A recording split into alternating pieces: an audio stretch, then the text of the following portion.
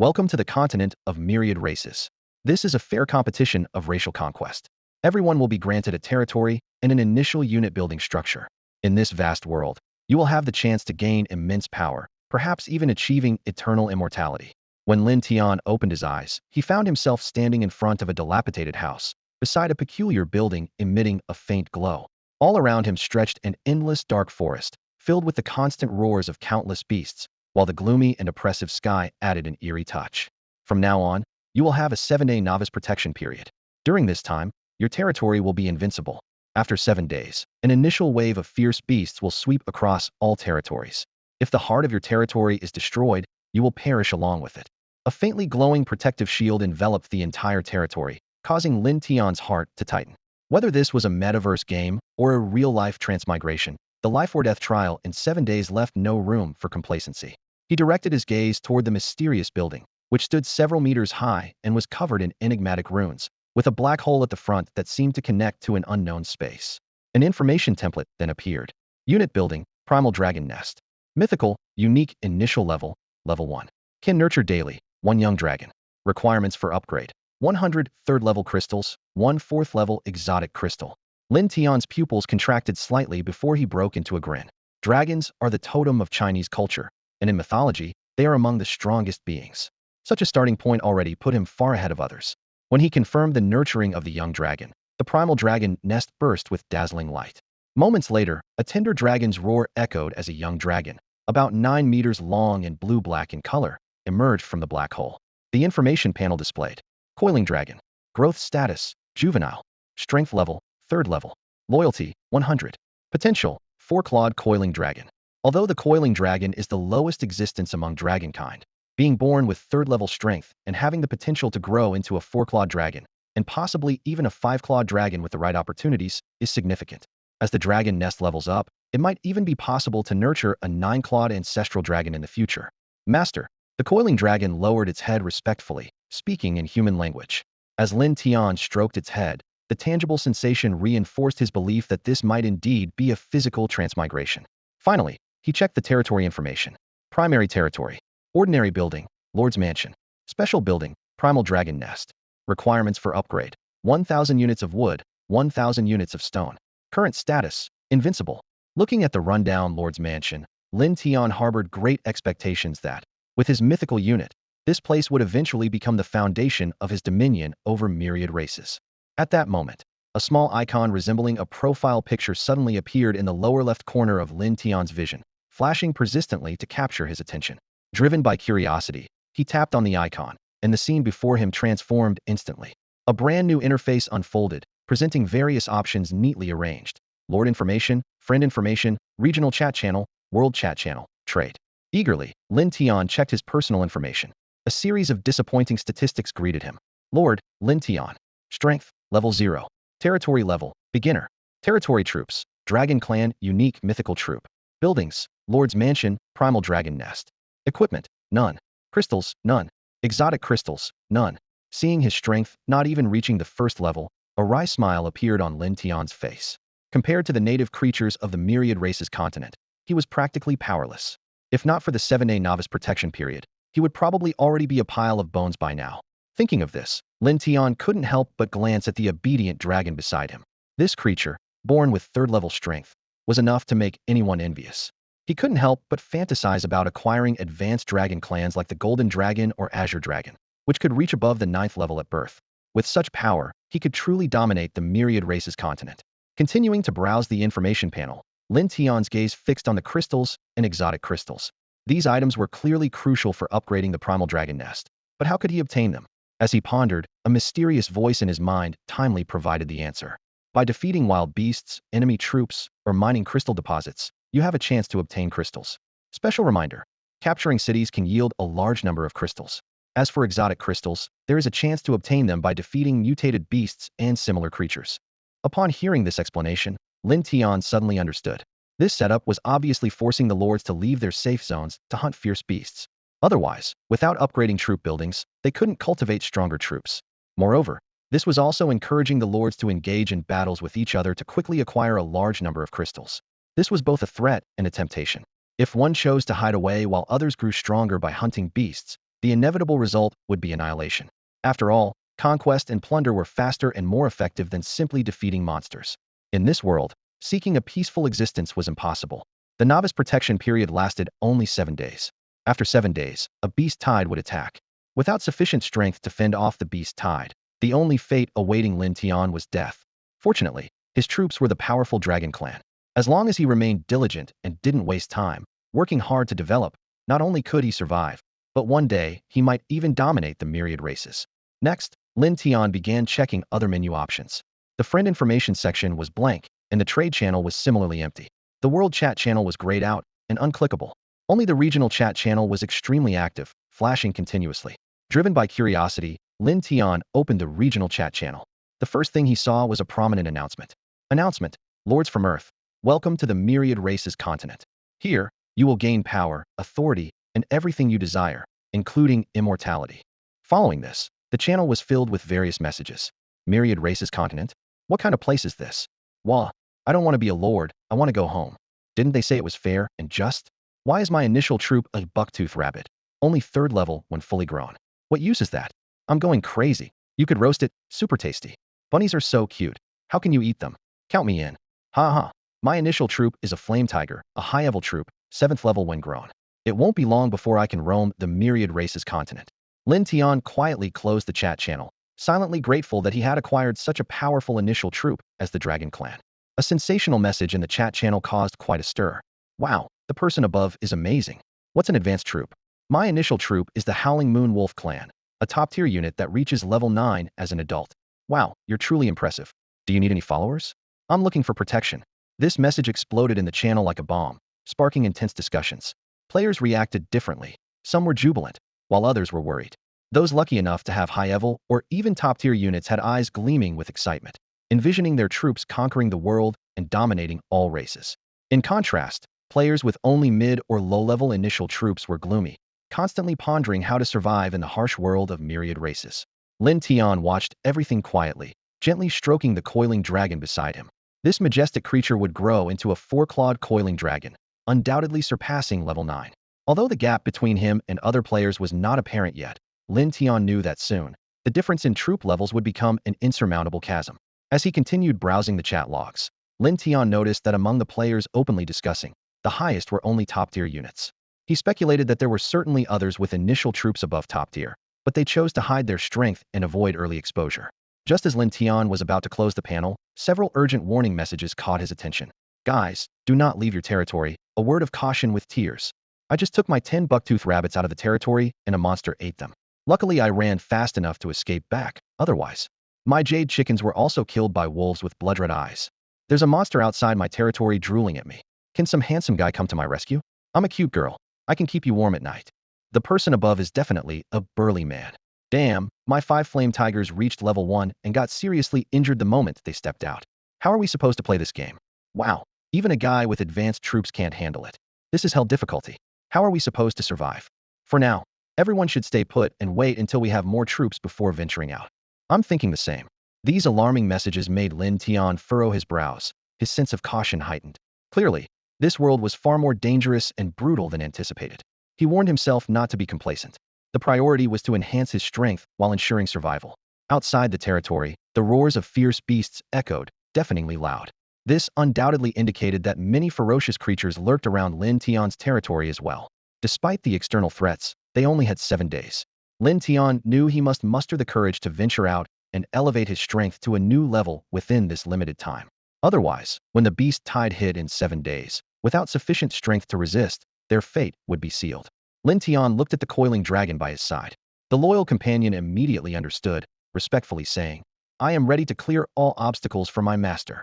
Despite being alone, the coiling dragon showed no fear, exuding a faint dragon aura, with a tone full of pride and confidence. After a brief consideration, Lin Tian issued a command. All right, go test the strength of the beasts outside. If you can't handle it, come back immediately. Based on other players' experiences, even the level 1 flame tigers, though injured, managed to escape back to their territory. Lin Tian deduced that a level 3 coiling dragon should not be instantly killed.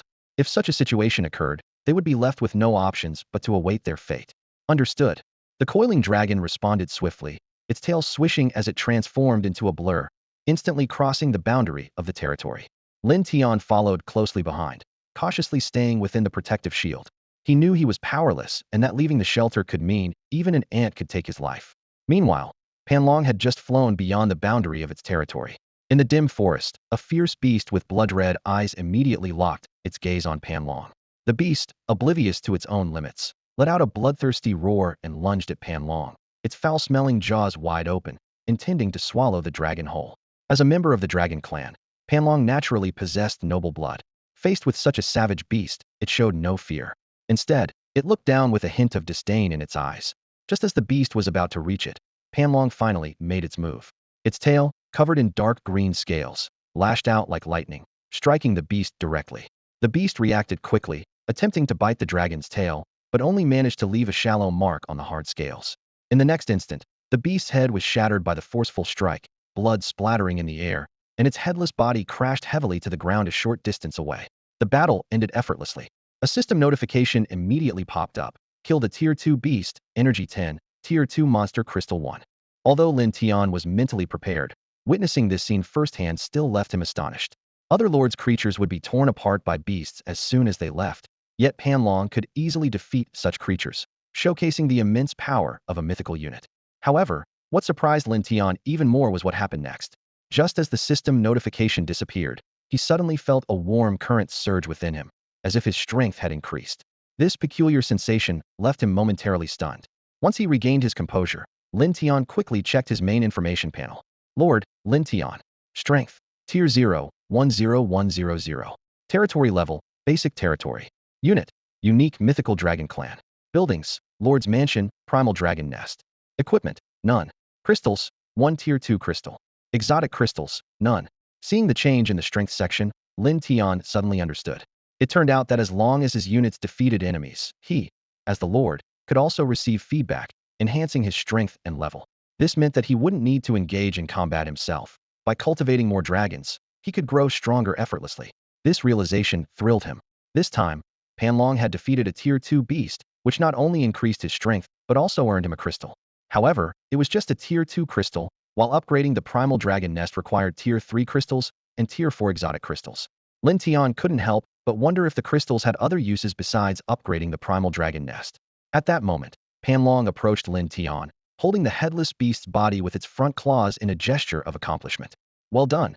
Lin Tian praised sincerely, reaching out to stroke Panlong. Delighted by its master's praise, Panlong playfully nudged Lin Tian, much like a happy child. Lin Tian then turned his attention to the beast's body on the ground. The carcass was about 2 meters long, and the pungent smell of blood made him frown slightly. As he pondered how to deal with the body, an option suddenly appeared before him. Beast carcass found. Proceed with disassembly? Without hesitation, Lin Tian chose yes. Disassembly successful. The system promptly notified. Lin Tian collected 10 units of second-tier beast meat and a piece of hide, as the beast's carcass vanished instantly. Stowing away his spoils, he turned to ask Panlong, "Did your strength increase after killing the beast?" Panlong nodded in confirmation. Satisfied, Lin Tian realized that defeating beasts not only enhanced their strength, but also provided crystals and food, which was undoubtedly a crucial way to quickly boost their power. Lin Tian then instructed Panlong to gather firewood, and soon a campfire was crackling. Before long, a large piece of beast meat was sizzling over the flames, its aroma filling the entire territory. The young Panlong stood by the fire, eyes fixed on the roasting meat, drooling. A few minutes later, Lin Tian handed the cooked meat to Panlong. Starving, Panlong didn't care about the heat and gulped it down in one bite. Delighted by the taste, Panlong's eyes lit up, and he eagerly volunteered. "Master, let me continue clearing out the beasts." Lin Tian nodded in agreement, cautioning, "Be careful, and don't take unnecessary risks if you encounter danger." With that, Panlong vanished from Lin Tian's sight in a blur. Soon, Lin Tian received a series of kill notifications, as waves of energy surged into his body, enhancing his strength. He noticed that not every beast dropped crystals, which seemed to be random. Within minutes, Lin Tian received over a dozen kill notifications, indicating a large number of beasts lurking around the territory.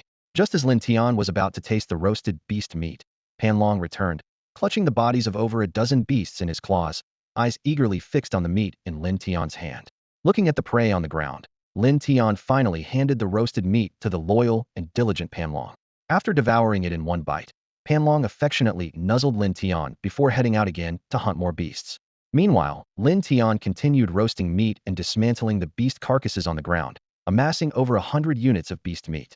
This time, he finally had the chance to taste the beast meat of this world. However, as time passed, no further kill notifications came, and Panlong hadn't returned as expected.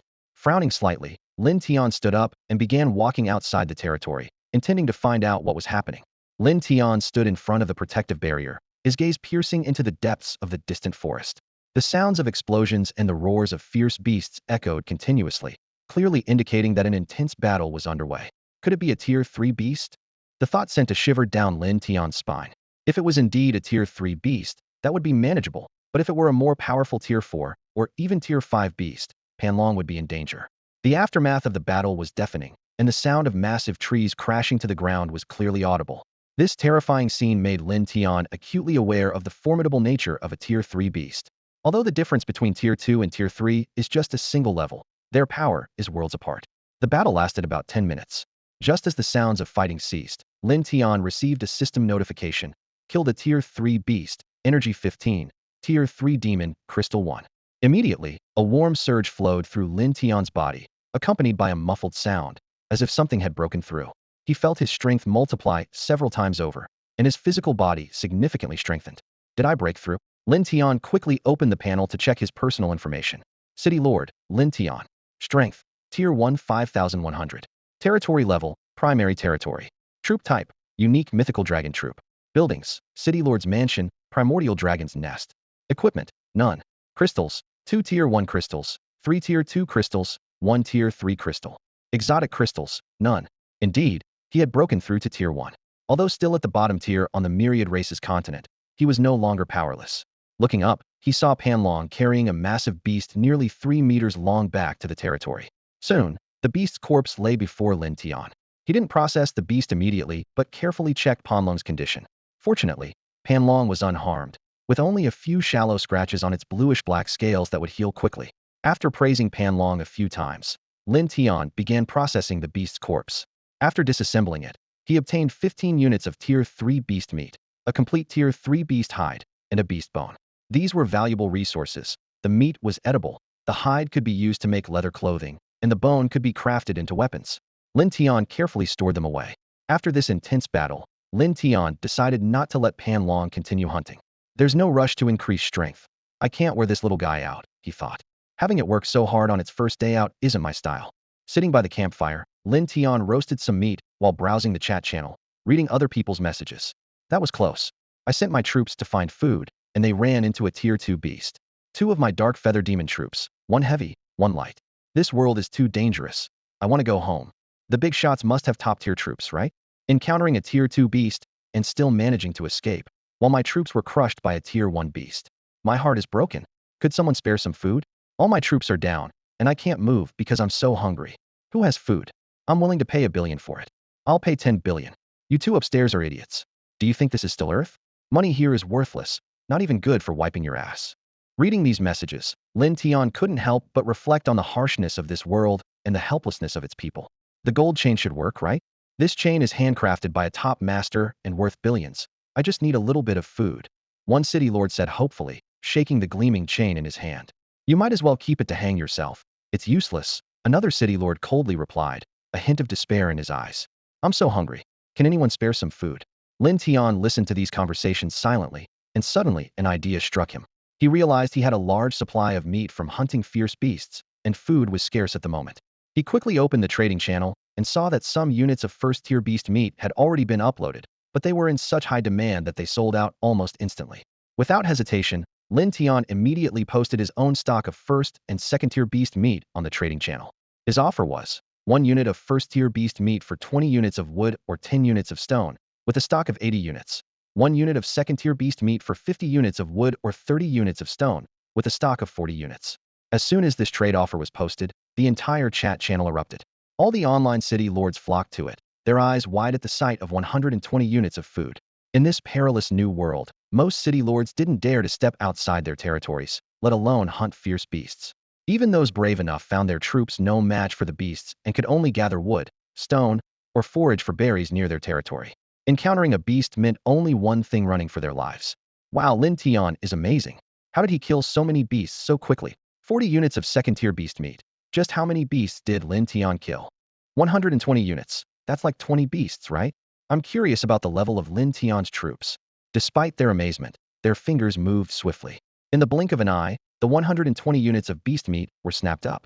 However, once the excitement subsided, someone realized that Lin Tian's prices were twice as high as those of the previous seller. Suddenly, the chat was filled with accusations against Lin Tian. Lin Tian is a profiteer. This is outrageous, exploiting his fellow humans. He's not worthy to be called a Chinese.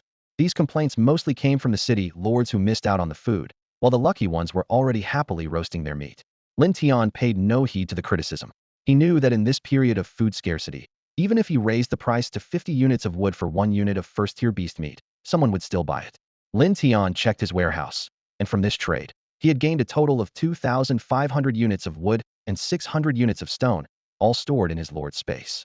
He now had enough wood for upgrading his territory, though he still needed 400 more units of stone. Lin Tian calculated that if everything went smoothly, he should be able to complete the upgrade today. Looking at the vast quantities, Lin Tian couldn't help but feel that trading was much faster than chopping trees or gathering stones himself. His eyes gleamed with intelligence, satisfied with his cleverness. Upgrading the territory is just as crucial as constructing initial troop buildings. As the territory level increases, the defense of the heart of the territory also strengthens, making it harder to destroy and allowing it to gradually upgrade into a town, city, dynasty, empire, and other higher forms. Lin Tian's recent trade achievements swept through the novice zone like a whirlwind. Within a short time, he had slain so many fierce beasts that his name became a hot topic among everyone. Countless city lords flocked to add him as a friend.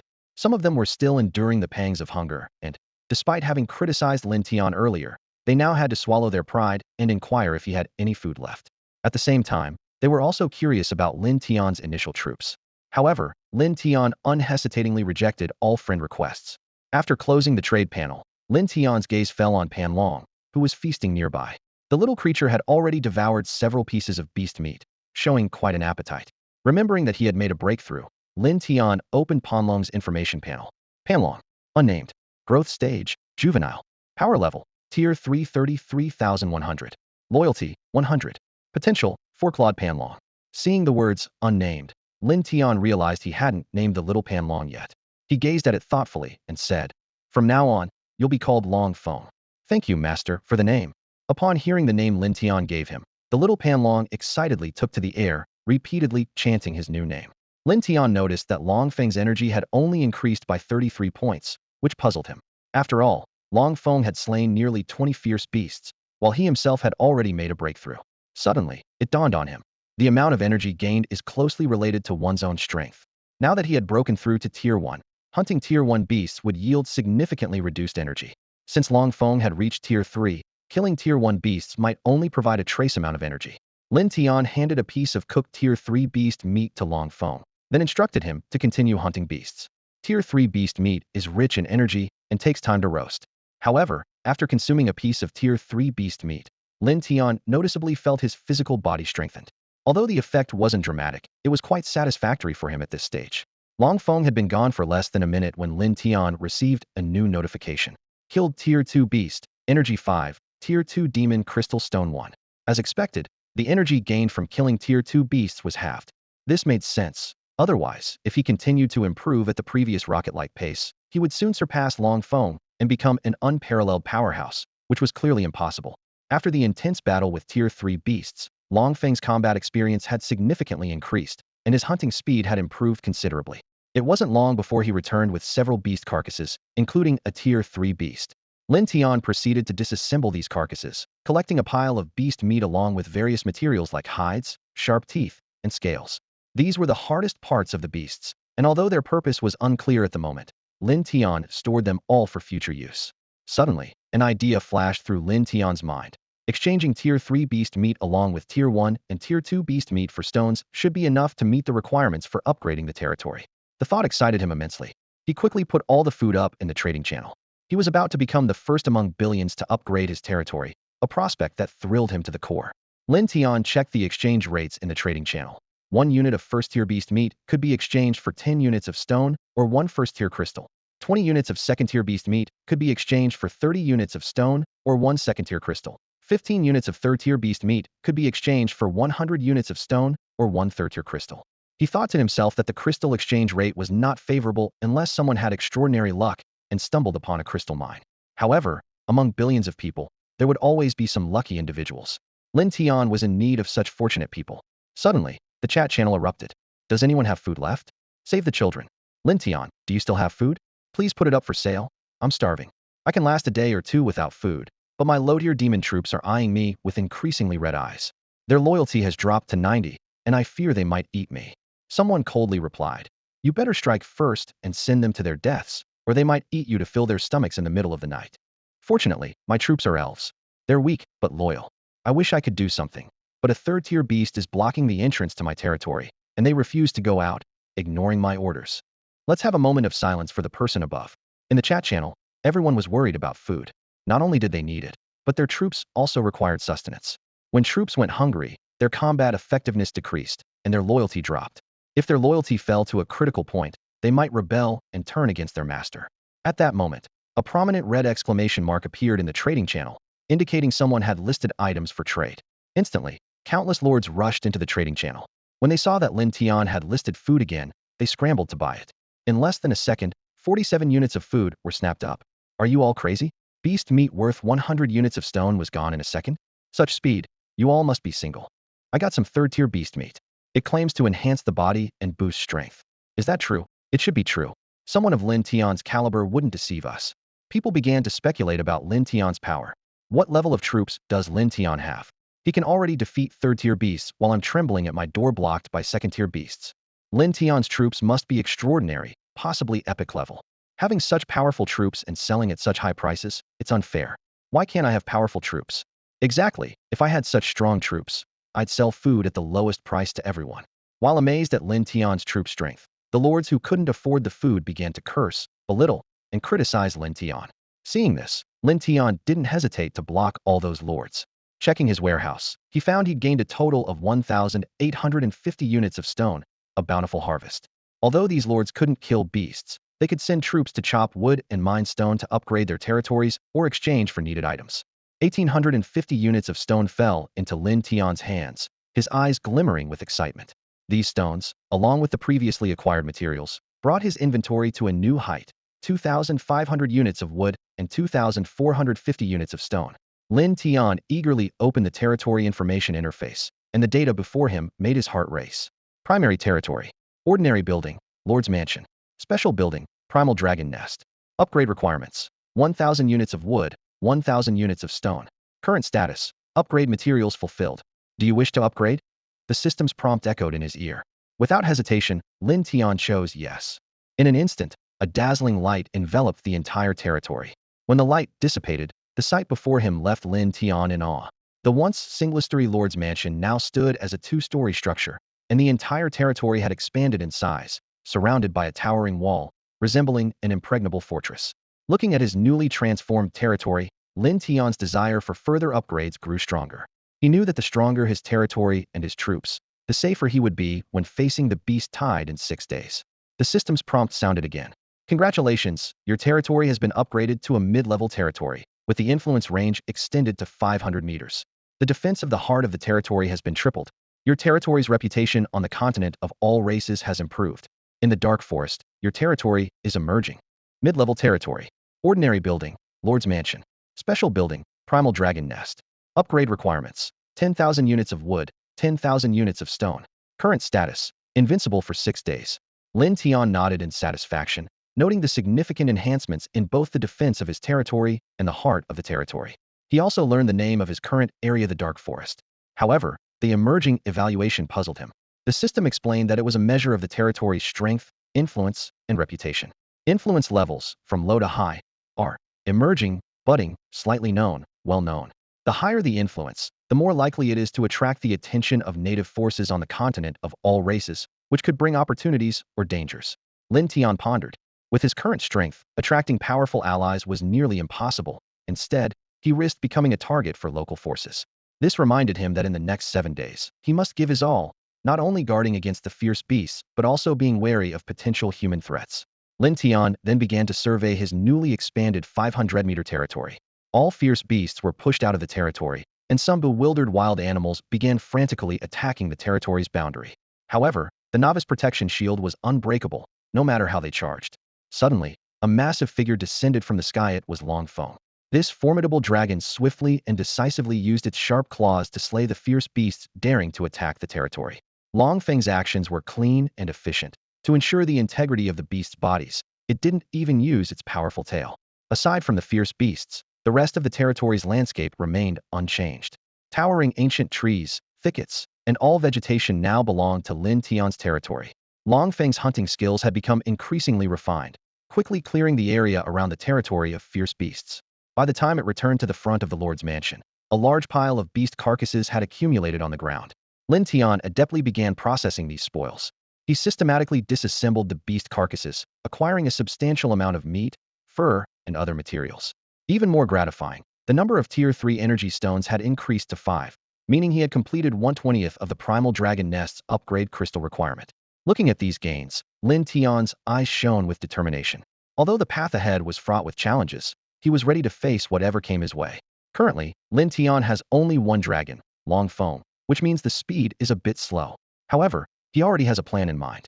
By tomorrow, he can nurture another dragon, which will double the speed. As time goes on, the efficiency will only increase. Lin Tian lightly tapped the screen and opened the trading channel. He quickly put up the food he had, leaving only a few units of third-tier beast meat for himself and Long Feng for dinner. Instantly, hundreds of thousands of city lords flooded the channel, eager to buy. Within seconds, all the food was sold out. In the trading channel, complaints from the city lords echoed. Lin Tian, can't you put up more at once? I never managed to get any. Exactly, the speed of these people must be honed from years of being single. I've been staring at the channel without blinking, but still couldn't get anything. Looks like I'll have to go to bed hungry tonight. Sleep? I'm afraid to sleep. My troops' eyes are getting redder by the minute. I'm scared I won't wake up. Bro, even if your troops want to eat you, being awake won't help you escape. Lin Tian shook his head helplessly as he read these messages. He also wanted to trade for more wood and stone to upgrade his territory, but with only one dragon, Long Feng, the output was limited.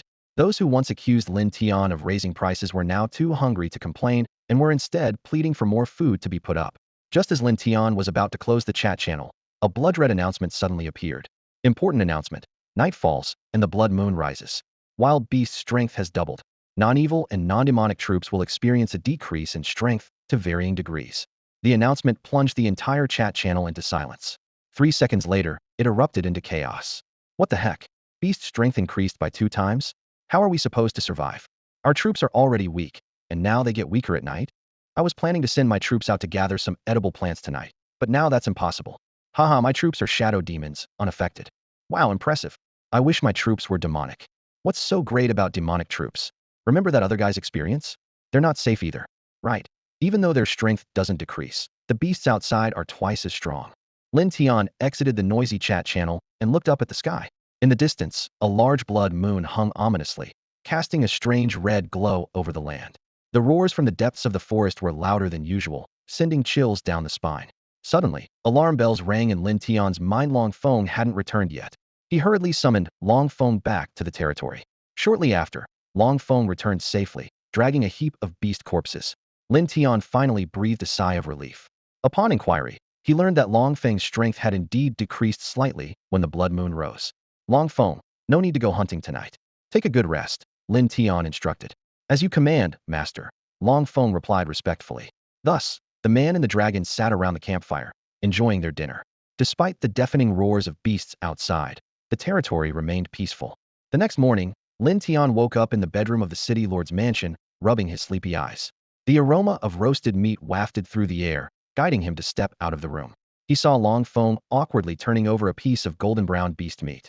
Master, breakfast is ready, Long Feng said respectfully, handing the roast meat to Lin Tian. Lin Tian took the meat and looked around. For now, they couldn't find any food other than the beast meat. Although constantly eating meat felt a bit greasy, compared to those city lords who were starving, Lin Tian was living like an immortal. After breakfast, Long Feng was about to head out to continue hunting fierce beasts, but Lin Tian stopped him. Wait, today I can nurture a new dragon hatchling. With 2 dragons working together, not only will our hunting efficiency increase, but it will also be safer. A hint of delight flashed in Long Feng's eyes as he followed Lin Tian to the primordial dragon nest. As soon as Lin Tian stood still, a prompt appeared before him. Do you want to nurture a dragon hatchling? Without hesitation, he selected yes. Immediately, a tender roar echoed from the black hole. A hatchling measuring 9 meters long, covered in dark green scales, flew out, circled in the air, and landed steadily. Witnessing this, Long Feng's eyes were filled with reverence, finally understanding that it was the master who had given them life. Lin Tian didn't notice Long Feng's reaction. His attention was entirely on the information panel of the newborn dragon. Panlong unnamed. Growth stage, juvenile. Strength level, tier 3. Loyalty, 100. Potential, 4-clawed Panlong. This newborn Panlong, like Long Feng, possessed formidable tier 3 strength.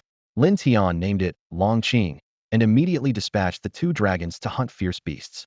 Reflecting on the resources after yesterday's territory upgrade, Lin Tian calculated 1,500 units of wood and 1,450 units of stone were left.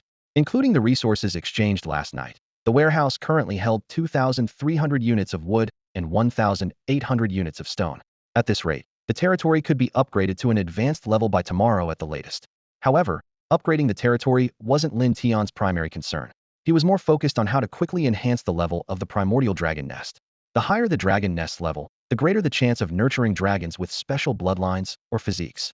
These special dragons not only had stronger initial strength, but also grew faster.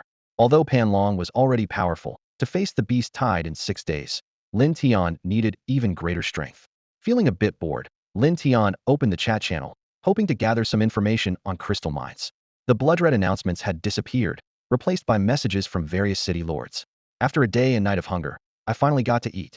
Eating roast meat and singing, life is sweet. When I exchanged the same amount of wood for twice the amount of food, I truly realized how cunning Lin Tian is. Lin Tian is a sly scoundrel, always taking advantage of others' misfortune. Such a person is not worth mentioning. Thank Goddess Romo. If it weren't for her, I might have fainted from hunger by now. Seeing these messages, Lin Tian was initially taken aback, but then understood. Someone had undercut his business, offering prices at half of his. This clever move not only made Lin Tian the target of criticism, but also allowed the other party to gain fame and profit. Lin Tian quickly opened the trading channel and soon identified the culprit. A player named Goddess Romo had just listed 100 units of food at half the price. Lin Tian frowned, contemplating how to deal with this sudden competition. The price was only half of what he expected. This change took Lin Tian by surprise. He initially thought that with his advantages, he could make a lot of money in a few days and quickly upgrade his territory. However, by the second day, someone else had already started competing with him. Lin Tian frowned and pondered, but soon came to terms with it. Among billions of people, there were bound to be others who had acquired powerful units like his. Even if they weren't as strong as him, the gap wouldn't be too significant. It wasn't surprising that someone caught up by the second day. As time passed, each lord was able to summon more units, generally boosting their strength by 2 to 3 times. Many began venturing out of their territories to hunt fierce beasts. This scene served as a warning to Lin Tian. He must not underestimate these people. Enhancing his strength was of utmost importance, and he couldn't afford any complacency, or he would quickly fall behind. Despite this, Lin Tian remained calm. Although there was competition, the food provided by others was far from meeting everyone's needs. Most people still lacked food, and he had a few more days to capitalize on this advantage. Being called a profiteer didn't bother Lin Tian at all. To him, strength was the foundation. Without strength, one would ultimately be trampled upon, with their life in the hands of others. With strength, one could control everything, and who would dare insult you then? People would only flatter and try to please you. There are no eternal friends in the world, only eternal interests. Time flew by, and in just a few hours, Long Feng and Long Qing made several trips back and forth, each time returning fully loaded. Among the pile of fierce beast corpses in front of the Lord's mansion, there were several third-tier beasts. The harvest was several times greater than the day before, all thanks to Long Qing's assistance. With the 2 dragons working together, even a third-tier beast couldn't last more than a minute, while those below the 3rd tier were killed with a single strike. Lin Tian was ecstatic. At this rate, he could upgrade his territory to a high level 1 today. He quickly disassembled the corpses, obtaining nearly 300 units of food and various hides and bone materials. He kept what he and the 2 dragons needed and put the rest up for trade, maintaining the same price. Although people like the Dream Goddess were also selling food, Lin Tian didn't lower his prices. He was confident that among so many lords, some would have units too weak to venture out and hunt fierce beasts. Even if the lords could withstand hunger, their units could not. Starving units would lead to a drop in loyalty and, in severe cases, might even turn against their masters. Sure enough, the 300 units of food were snatched up immediately after being listed. The lords who bought the food were both resentful and delighted, cursing Lin Tian as a profiteer while devouring the food eagerly. The chat channel was filled with complaints. Lin Tian's prices are so high, he's truly a profiteer. Let's unite, boycott the profiteer, and support the dream goddess. I wish I could, but life doesn't allow it.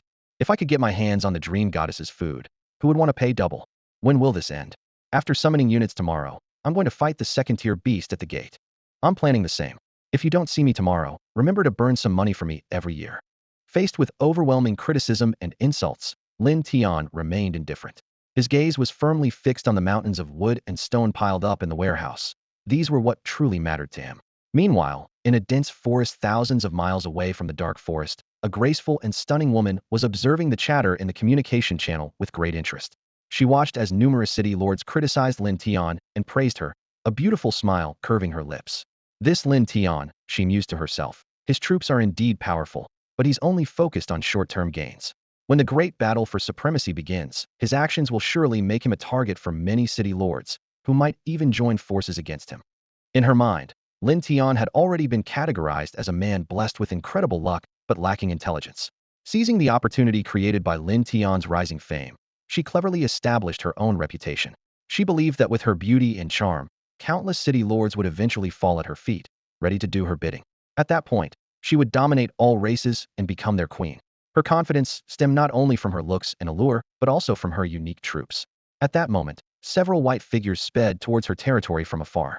In the blink of an eye, the corpses of several fierce beasts lay at her feet. Upon closer inspection, these white figures were covered in snow-white fur, with short, slightly rounded ears and crystal-clear eyes that invited touch. These were her troops, the Fox clan, a celestial-level unit. The white foxes she had nurtured were born with Tier 3 strength. Although they were powerful, their innate abilities were not combat-oriented but focused on illusions and charm techniques. Such attacks had little effect on mindless, bloodthirsty beasts. Thus, she had only hunted a few Tier 1 beasts for sustenance yesterday, but after summoning her troops again today, she dared to hunt the fierce beasts on a larger scale. Lin Tian may be simple-minded and somewhat arrogant, but his troops are indeed formidable, at least legendary, possibly even celestial level like mine. Moreover, his troops are combat-oriented. If I can recruit him, he would be a great asset. With this thought, she did not hesitate to send a friend request to Lin Tian. Meanwhile, Lin Tian was in his territory, busy preparing lunch for the two dragons. While the dragons hunted beasts tirelessly, he, as the city lord, found himself with little to do. With time on his hands, he took on the role of chef, grilling delicious meat for the dragons. The two dragons had a fruitful morning, collecting as many as 5 Tier 3 crystals, several times more than what Long Feng had achieved the entire previous day. Lin Tian also took this opportunity to successfully break through to Tier 2, further enhancing his strength and physique. Despite this, Lin Tian still dared not step outside his territory. He was concerned for his safety and did not want to become a burden to the dragons, potentially hindering their hunting progress. He chose to stay within the territory, focusing on dismantling the beast corpses and exchanging the resources for wood and stone to upgrade his territory. Additionally, he kept himself informed about the myriad happenings on the continent through the communication channel. The two dragons seemed to understand their master's intentions. After devouring the grilled meat, they once again plunged into the dark forest without a moment's rest. Witnessing this, Lin Tian felt gratified and thought to himself, with such loyal and diligent dragons by my side, dominating all races is only a matter of time. With this belief in mind, Lin Tian continued his dismantling work, converting all the food into wood and stone, making thorough preparations for upgrading his territory. Lin Tian's territory had ample reserves, with 5,200 units of wood and 3,500 units of stone. These resources were enough to upgrade his territory to an advanced level today. Unlike other lords, Lin Tian chose a risky yet efficient path, directly hunting beasts to exchange for resources instead of sending troops to chop wood and gather stone. Among billions of lords, only a few dared to act this way. This strategy allowed for rapid advancement, quickly surpassing many competitors, but it also carried significant risks. A single misstep could lead to the annihilation of his troops, leaving him far behind instead of ahead. As Lin Tian lay in his chair deep in thought, a thunderous roar echoed from the depths of the dark forest, its sound waves sweeping across miles. The sudden noise nearly knocked him off his chair. Lin Tian sprang up, his gaze fixed intently on the source of the sound. Soon after, 2 dragon roars, equally imposing and powerful, reverberated through the sky, exerting a dominating presence. Lin Tian's heart tightened as he realized this was likely a 4th-tier beast. He hadn't expected Long Feng and his team to encounter such a formidable opponent so quickly, highlighting the perilous nature of the dark forest.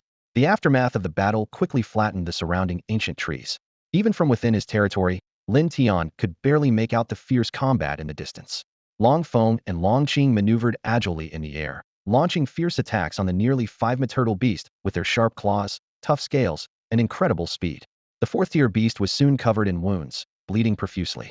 The intense pain fueled its rage, causing it to unleash deafening roars and attack wildly. Each blow created massive craters in the ground, sending dust and debris flying. The sheer destructive force made Lin Tian's heart race, knowing that a single hit could reduce him to nothing but a mist of blood. Lin Tian was on edge for Long Feng and his companions. Even a dragon could suffer severe injuries and lose scales if struck. Fortunately, the two dragons were swift and agile, skillfully evading the beast's attacks and exploiting openings for lethal strikes. The intense battle lasted for the time it takes an incense stick to burn. The beast was exhausted, its blood staining the ground a vivid red, attracting numerous 1st and 2nd-tier beasts that were easily dispatched. Finally, with a resounding dragon roar, Long Feng unleashed a final, powerful strike. After a tremendous crash, the massive 4th-tier beast fell heavily to the ground. Simultaneously, Lin Tian received a system notification. 4th-tier beast slain, energy 20, 4th-tier, demon, crystal 1. The dragons lived up to their reputation, overcoming a higher-tier opponent in just the time it takes an incense stick to burn. Suddenly, a loud noise came from afar, and Long Feng's aura surged, his dragon might becoming even more terrifying, his scales shining brilliantly. The system displayed. Panlong name, Long Feng. Growth status, juvenile. Power level, tier 4, 5100. Loyalty, 100. Potential, 4-clawed Panlong. Long Feng's breakthrough to the 4th tier significantly boosted the territory's strength. A joyful smile spread across Lin Tian's face, as the original dragon nest would soon be upgraded. Long Feng's breakthrough not only resulted in a significant power boost, but also brought Lin Tian a substantial bounty. Before him lay the corpse of a 4th-tier beast and a 4th-tier crystal, both shimmering with enticing allure. Lin Tian felt a surge of joy, though tinged with a hint of regret if only it were a variant crystal. One of the major hurdles in upgrading the original dragon's nest would be resolved. He quietly calculated the materials needed for the upgrade: 100 3rd-tier crystals and 1 4th-tier variant crystal. The former seemed within reach, especially since Long Feng and his team's increased strength made hunting 3rd-tier beasts a breeze. However, obtaining a 4th-tier variant crystal was much more challenging, requiring not only the rare find of a 4th-tier mutant beast, but also the hope that it would yield a crystal. Shaking his head, Lin Tian set aside this worry for the moment. He expertly began to dismantle the 4th-tier beast's corpse, quickly acquiring 15 units of tender beast meat, a slightly damaged hide, and an indestructible skeleton. Driven by curiosity, Lin Tian took out a 2nd-tier beast's fang, attempting to scratch the hide. Yet, the sharp tooth merely slid across the leather surface without leaving a mark. He imagined that if he could forge it into armor, 1st and 2nd-tier beasts would struggle to even scratch it. Unfortunately, lacking a blacksmith, he regretfully stored the hide away. Turning his attention to the 15 units of precious beast meat, Lin Tian made a mental note. According to market trends, 1 unit of 4th-tier beast meat could be exchanged for at least 500 to 1,000 units of wood. Selling the whole batch could easily provide all the materials needed to upgrade his advanced territory. However, ever cautious, Lin Tian didn't rush to list the meat on the trading channel. Instead, he took a piece and roasted it over a fire. As the aroma wafted through the air, he pondered. If the meat significantly boosted strength, wouldn't it be better to keep it for himself? If the effect was mediocre, he could always sell it later at a high price. A moment later, Lin Tian took a bite of the aromatic roast. Yet, as soon as he tasted it, his brow furrowed. The flavor was scarcely different from 3rd-tier beast meat. Could it be that his enhanced strength made it difficult to perceive the difference? Disappointed, Lin Tian decisively chose to keep 3 units to reward his 2 dragons, while listing the rest on the trading channel. 1 unit of 4th-tier beast meat for 500 units of wood or 300 units of stone, he wrote in the channel, not forgetting to mention the 4th-tier crystal he had. As soon as the message was sent, the chat channel buzzed with activity. Despite Lin Tian's reputation as a notorious profiteer, causing some to grit their teeth, his honest business practices had earned him respect. The appearance of 4th-tier beast meat was like a thunderbolt, sparking waves of excitement among the crowd. 4th-tier beast meat. Lin Tian's power is terrifying. On just the 2nd day, he can hunt 4th-tier beasts. How can anyone compete with that? My troops just broke through to the 1st tier, and compared to Lin Tian, I feel like hitting my head against a wall. Amidst the lively discussions, Lin Tian's name once again became the talk of the community. Meanwhile, he had already shifted his focus to the next target, preparing thoroughly for the challenges ahead. Although Lin Tian is known as a shrewd merchant, his capabilities are unmatched. The city lords were taken aback by the exorbitant price of 4th-tier beast meat, which was 5 times more expensive than 3rd-tier meat, making many hesitate. However, within just 10 minutes, all 12 units of the 4th-tier beast meat were sold out. Lin Tian had anticipated this. In a world where rarity dictates value, there are always those willing to pay for curiosity. Finding 12 buyers among billions was a breeze. This transaction brought him 3,500 units of wood and 1,500 units of stone. Adding his existing stock, he now had 8,700 units of wood and 5,000 units of stone. Upgrading his territory to an advanced level today was a certainty. Achieving a level a day was likely unprecedented. Soon, the city lords who tasted the fourth-tier beast meat shared their feedback in the chat channel. They marveled at the meat's extraordinary effects, feeling a noticeable improvement in their physical condition. Some confidently claimed they could now kill a first-tier beast with a single punch, while others regretted missing this opportunity. There were voices of skepticism in the discussion, with some suspecting that the positive reviews were orchestrated by Lin Tian. However, such speculation was quickly dismissed with ridicule by others. Lin Tian's prowess and reputation needed no such tricks. Through this feedback, Lin Tian realized that most city lords were still ordinary people, not even reaching the first tier. City lords like him who had broken through to the second tier were likely very few, perhaps not exceeding 10. Just as Lin Tian was about to close the chat channel and deal with the beasts hunted by Long Feng and Long Qingxin, a message caught his attention. Someone asked if anyone had ever found blueprints or similar treasures while killing beasts. This question sparked a wave of curiosity and inquiries. Finally, a city lord shared his extraordinary encounter. His troops had just killed a first-tier beast and unexpectedly discovered a formation map. This news was like a bombshell, causing a huge uproar in the chat channel. A formation map? What's that? Could it be like the formation diagrams in novels? Bro, your luck is out of this world. Are you selling it? I'll pay a high price. Everyone was eager to know the purpose of this mysterious formation map, hoping to uncover its secrets. This unexpected discovery added another layer of mystery to an already enigmatic world. Under the persistent urging of the crowd, the lucky individual who obtained the formation map finally spoke up. He began to explain, his voice betraying an undeniable excitement. As far as I know, formation maps are divided into 4 levels: Heaven, Earth, Mystic, and Yellow. This formation map of mine is of the yellow tier, lower grade, called the Spirit Gathering Array. When placed within a territory, it allows troops to enhance their cultivation in safety, without the need to risk hunting fierce beasts. This revelation was met with a chorus of astonished gasps from those around him. Someone couldn't help but exclaim, "Wow, that's incredible. I'm so envious. Why can't I have such luck?" Indeed, the ability to strengthen one's forces within their own territory is a treasure many city lords dream of. The constant, subtle increase in power is an irresistible temptation for any city lord. For most, unlike Lin Tian who has absolute confidence in his troops, there is a worry that sending their troops to hunt fierce beasts could result in losses. The Spirit Gathering Array perfectly addresses this concern. Soon, many city lords began to offer high prices to purchase the formation map. Even the usually composed Lin Tian found himself tempted, imagining that if he could set up this formation in his own territory, his troops' strength would continue to grow even as he slept at night. However, the person who obtained the map was no fool. He was well aware of the opportunity's value and had no intention of selling it for immediate profit. He thought to himself that by setting up this formation in his own territory, it wouldn't be long before he surpassed most city lords. He could survive the upcoming beast tide and might even have a chance to begin his path to dominance over all races. This was an opportunity granted by the heavens, one he couldn't afford to miss. This was precisely why Lin Tian, despite being tempted, didn't step forward to make an offer. He pondered quietly, thinking to himself, could killing a first-tier fierce beast really yield a map? Long Feng and his team have killed hundreds of beasts without obtaining any treasures. This made Lin Tian wonder if his luck had been exhausted upon drawing a dragon-type troop. Nevertheless, this news made Lin Tian realize an important point. Besides energy and crystals, killing fierce beasts might also yield other treasures. This was something he decided to pay close attention to in the future. Even the lowest grade treasure, such as the one revealed in the chat channel, was invaluable. Its powerful function was something even top-tier city lords like him coveted. Lin Tian exited the chat channel and turned to check his messages. A red exclamation mark kept flashing, indicating a large number of unread messages. Upon opening them, he found thousands upon thousands of people wanting to add him as a friend, with the number increasing every moment. The notes varied widely, with some wanting to inquire about his troops and others wanting to privately purchase food and resources. Among these requests, Lin Tian noticed the goddess Ru Meng, who had previously competed with him in business. However, he didn't accept any friend requests and chose to ignore them all. After closing the panel, Lin Tian's gaze fell on the pile of fierce beast corpses stacked like a small mountain in front of the city lord's mansion. Without a word, he began the disassembly process, preparing to convert these spoils into valuable resources.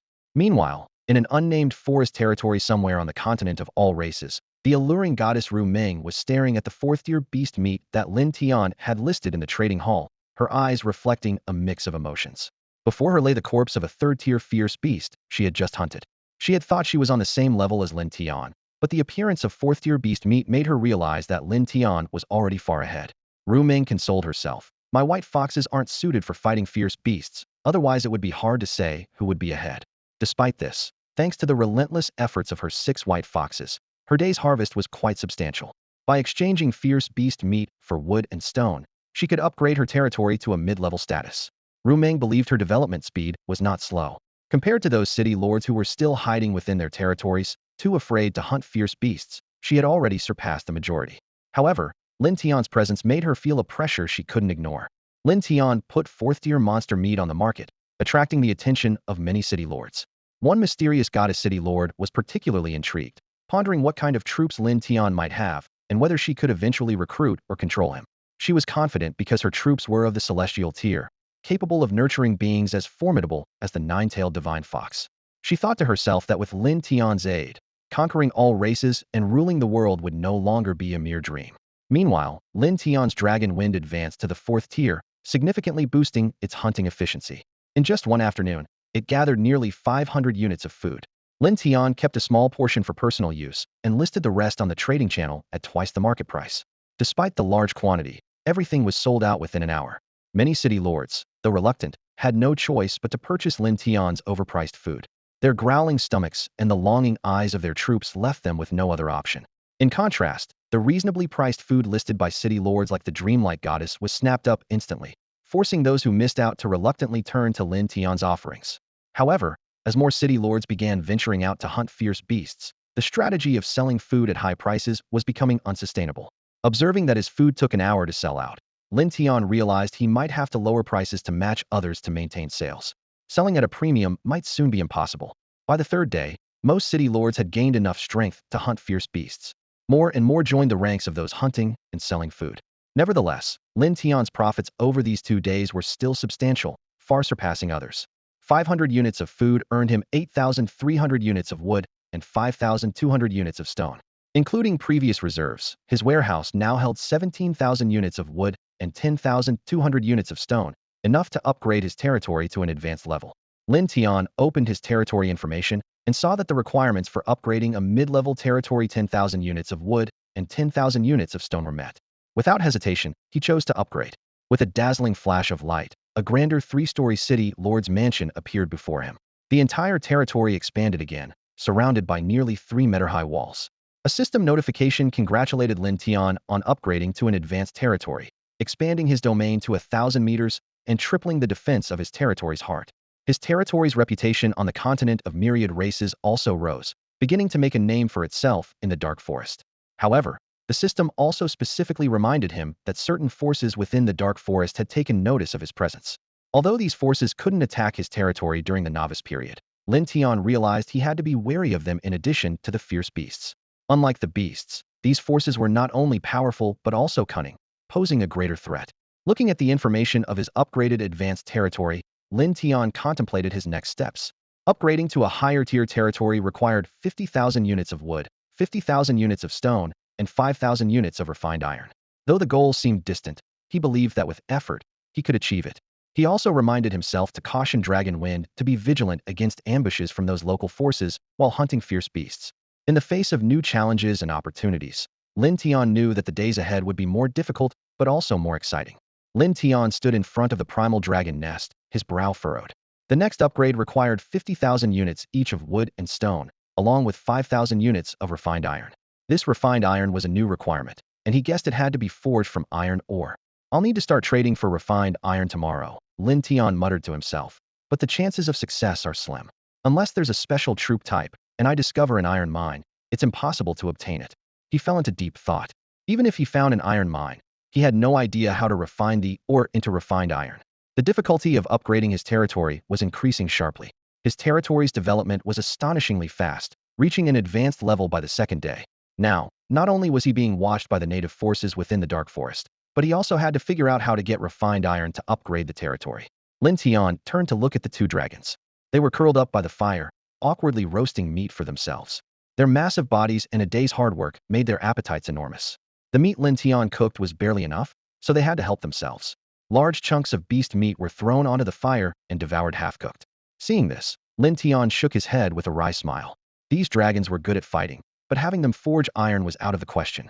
Unless they transformed into human form, which could take forever, he couldn't afford to wait. The day's harvest was considerable. Besides a large amount of food, they also gathered a significant number of crystals. In one afternoon, they collected 15 third-tier crystals, and with the 5 from the morning, they had 20 for the day. Now, with a total of 25 third-tier crystals in the warehouse, they had gathered a quarter of the materials needed to upgrade the primal dragon nest. At this rate, they could have all the materials by the day after tomorrow at the latest. As night fell, the blood moon hung high, and fierce beasts roamed outside, their roars striking fear into the hearts of many lords. The night on the myriad races continent was like a forbidden zone for them. No one dared to step outside their territory at this time. Even Lin Tian didn't dare let Long Feng and the others venture out at night. The next morning, as soon as Lin Tian woke up, he headed straight to the primal dragon nest, ready to nurture a new dragon. Soon, a youthful dragon roar echoed as a gigantic, fire dragon, about 10 meters long, flew out of the nest's dark entrance. Lin Tian was slightly taken aback. This newly nurtured red dragon was even larger than Long Feng, who had broken through to the 4th tier and exuded a stronger dragon aura and presence. Unlike Long Feng and the others with their blue-black scales, this dragon was entirely fired, occasionally spewing flames from its mouth and nostrils. Master, the red dragon lowered its proud head and respectfully greeted Lin Tian. Snapping out of his surprise, Lin Tian quickly checked the red dragon's information. Red dragon, unnamed. Growth stage, juvenile. Strength level, tier 500100. Loyalty, 100. Potential, 4-clawed red dragon. Seeing that the red dragon was born with tier 5 strength, Lin Tian was secretly delighted. Today was a stroke of luck, having nurtured a red dragon stronger than a pan-dragon, being 2 tiers stronger from birth. He had thought he would have to wait for the primal dragon nest to upgrade before having the chance to nurture a higher tier dragon, but he achieved it on the 3rd day. Also known as a fire dragon, as its strength grows, the flames within it will continue to evolve, becoming increasingly powerful. The appearance of the red dragon significantly boosted the strength of his territory several times over. Lin Tian named the red dragon Long Chong. Lin Tian solemnly instructed the 3 dragons, when you go hunting, be wary of not only the fierce beasts but also the other forces in the area. If you notice anything unusual, report back immediately. The 3 dragons respectfully accepted the order, turned, and entered the dark forest to begin their hunting mission for the day.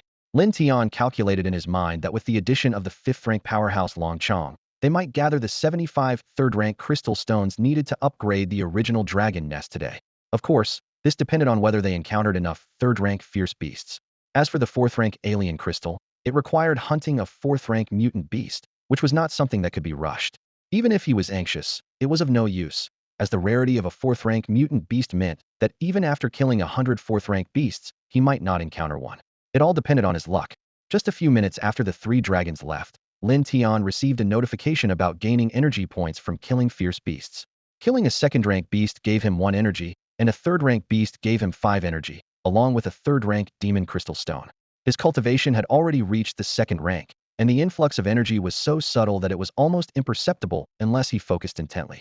Upon reviewing his information, Lin Tian found that thanks to Long Feng and the others' efforts, he was close to breaking through to the 3rd rank. He pondered that once he reached the 3rd or 4th rank, he might venture out to explore the world. However, this was contingent on not attracting the attention of powerful local forces. If he ventured out recklessly, he could be easily targeted.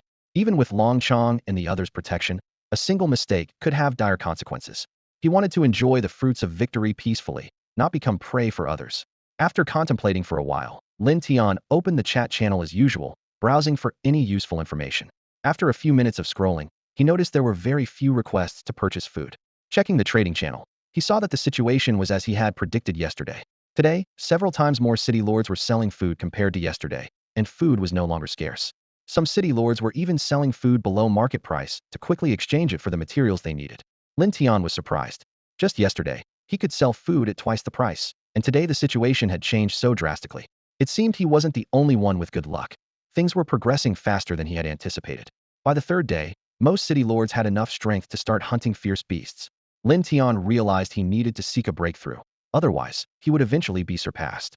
Relying on selling food to upgrade his territory was no longer viable. Now that everyone had sufficient food and was upgrading their territories, they wouldn't exchange their wood and stone for other items unless it was something significant. Could he chop wood and mine stones himself? That was out of the question. Expecting the mighty mythical dragon species to chop trees and mine stones was absurd. If anyone found out, they'd laugh their heads off. Besides, it was too inefficient, and he couldn't accept that.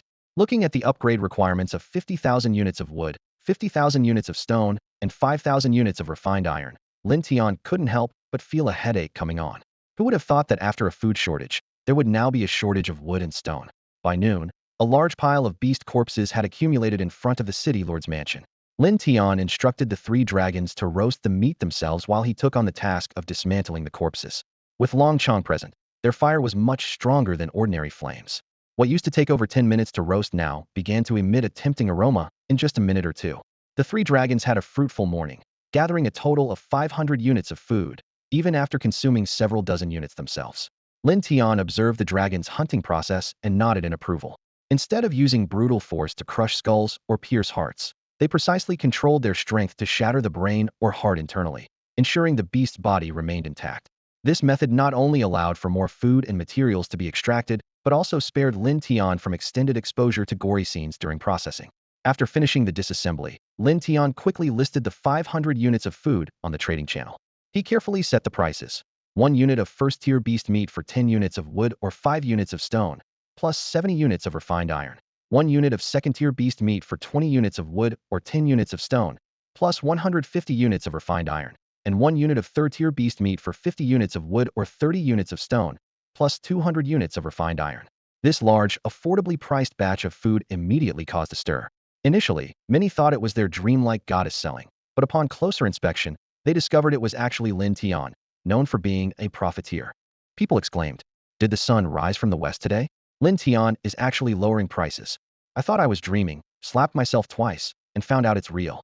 Is Lin Tian finally not being a profiteer?" However, more people noticed the mention of refined iron in the trades. Someone wondered, what is this refined iron? Can 1 unit really be traded for 1 unit of first-tier beast meat? Is it also a material for upgrading territories? Soon, someone speculated that refined iron might be essential for upgrading towns, indicating its rarity. Lin Tian, seeing these comments, contemplated maintaining high prices, but knew the market conditions wouldn't allow it. He understood that while being a profiteer could quickly boost his strength, strategic adjustments were also necessary. Meanwhile, deep underground in a forested mountain range on the continent of myriad races, a 16 or 17-year-old boy excitedly told a group of dwarves, each about a meter tall, "We're about to have meat." He quickly accessed Lin Tian's trade information and exchanged a large amount of refined iron from his warehouse for beast meat. The dwarves, actually earthlings, the boy's troops, cheered in delight. The earthlings, at their initial stage, only had first-tier strength and couldn't hunt beasts on their own, forcing them to risk venturing to the surface for plants or fruits to stave off hunger. Fortunately, they moved underground with remarkable speed, able to burrow quickly in the face of danger, resulting in minimal casualties. Though their vision on the surface was poor, the earthlings had acute hearing, moved swiftly underground, and could sense subterranean minerals. Just yesterday, they discovered an iron mine nearby. After collecting the ore, they used their unique abilities to forge it into refined iron. These exceptional traits destined the earthlings for an extraordinary future. Yesterday, no one was interested in refined iron. At that time, beast meat, wood, and stone were the real currency. Who would have thought that just a day later, thanks to the appearance of Lin Tian, refined iron would become a hot commodity? The boy finished his meal ravenously and immediately urged the earth spirits to speed up the collection of iron ore and the forging of refined iron. His eyes gleamed with shrewdness. "Once I stockpile enough refined iron, I'll go find Lin Tian." Although he, like everyone else, had repeatedly tried to add Lin Tian as a friend without success, the situation was different now had what Lin Tian needed. This young boy was astute, fully aware that aligning himself with someone like Lin Tian could only bring benefits. Meanwhile, Lin Tian was about to close the panel when he suddenly received a trade notification. Someone wanted to exchange refined iron for food. His eyes lit up. It was a whole 50 units of refined iron.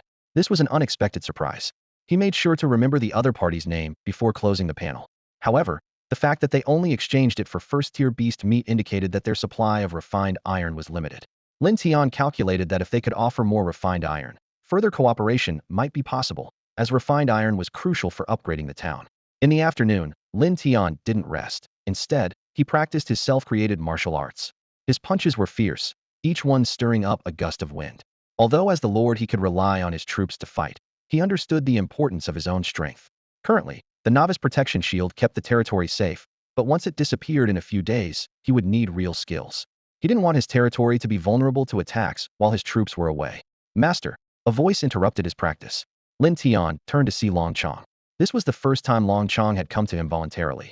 Usually, he just delivered the beast carcasses after hunts. Long Chong, what's the matter? Master, Long Chong replied respectfully. We discovered some creatures spying on us while hunting beasts. Lin Tian's eyes narrowed.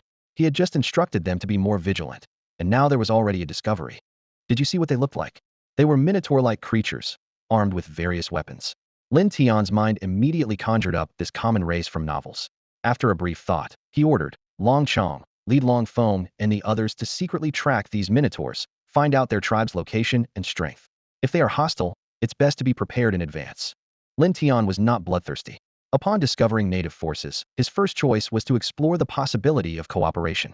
Establishing friendly relations could not only help learn about other forces in the Dark Forest, but also facilitate mutual benefits. Understood.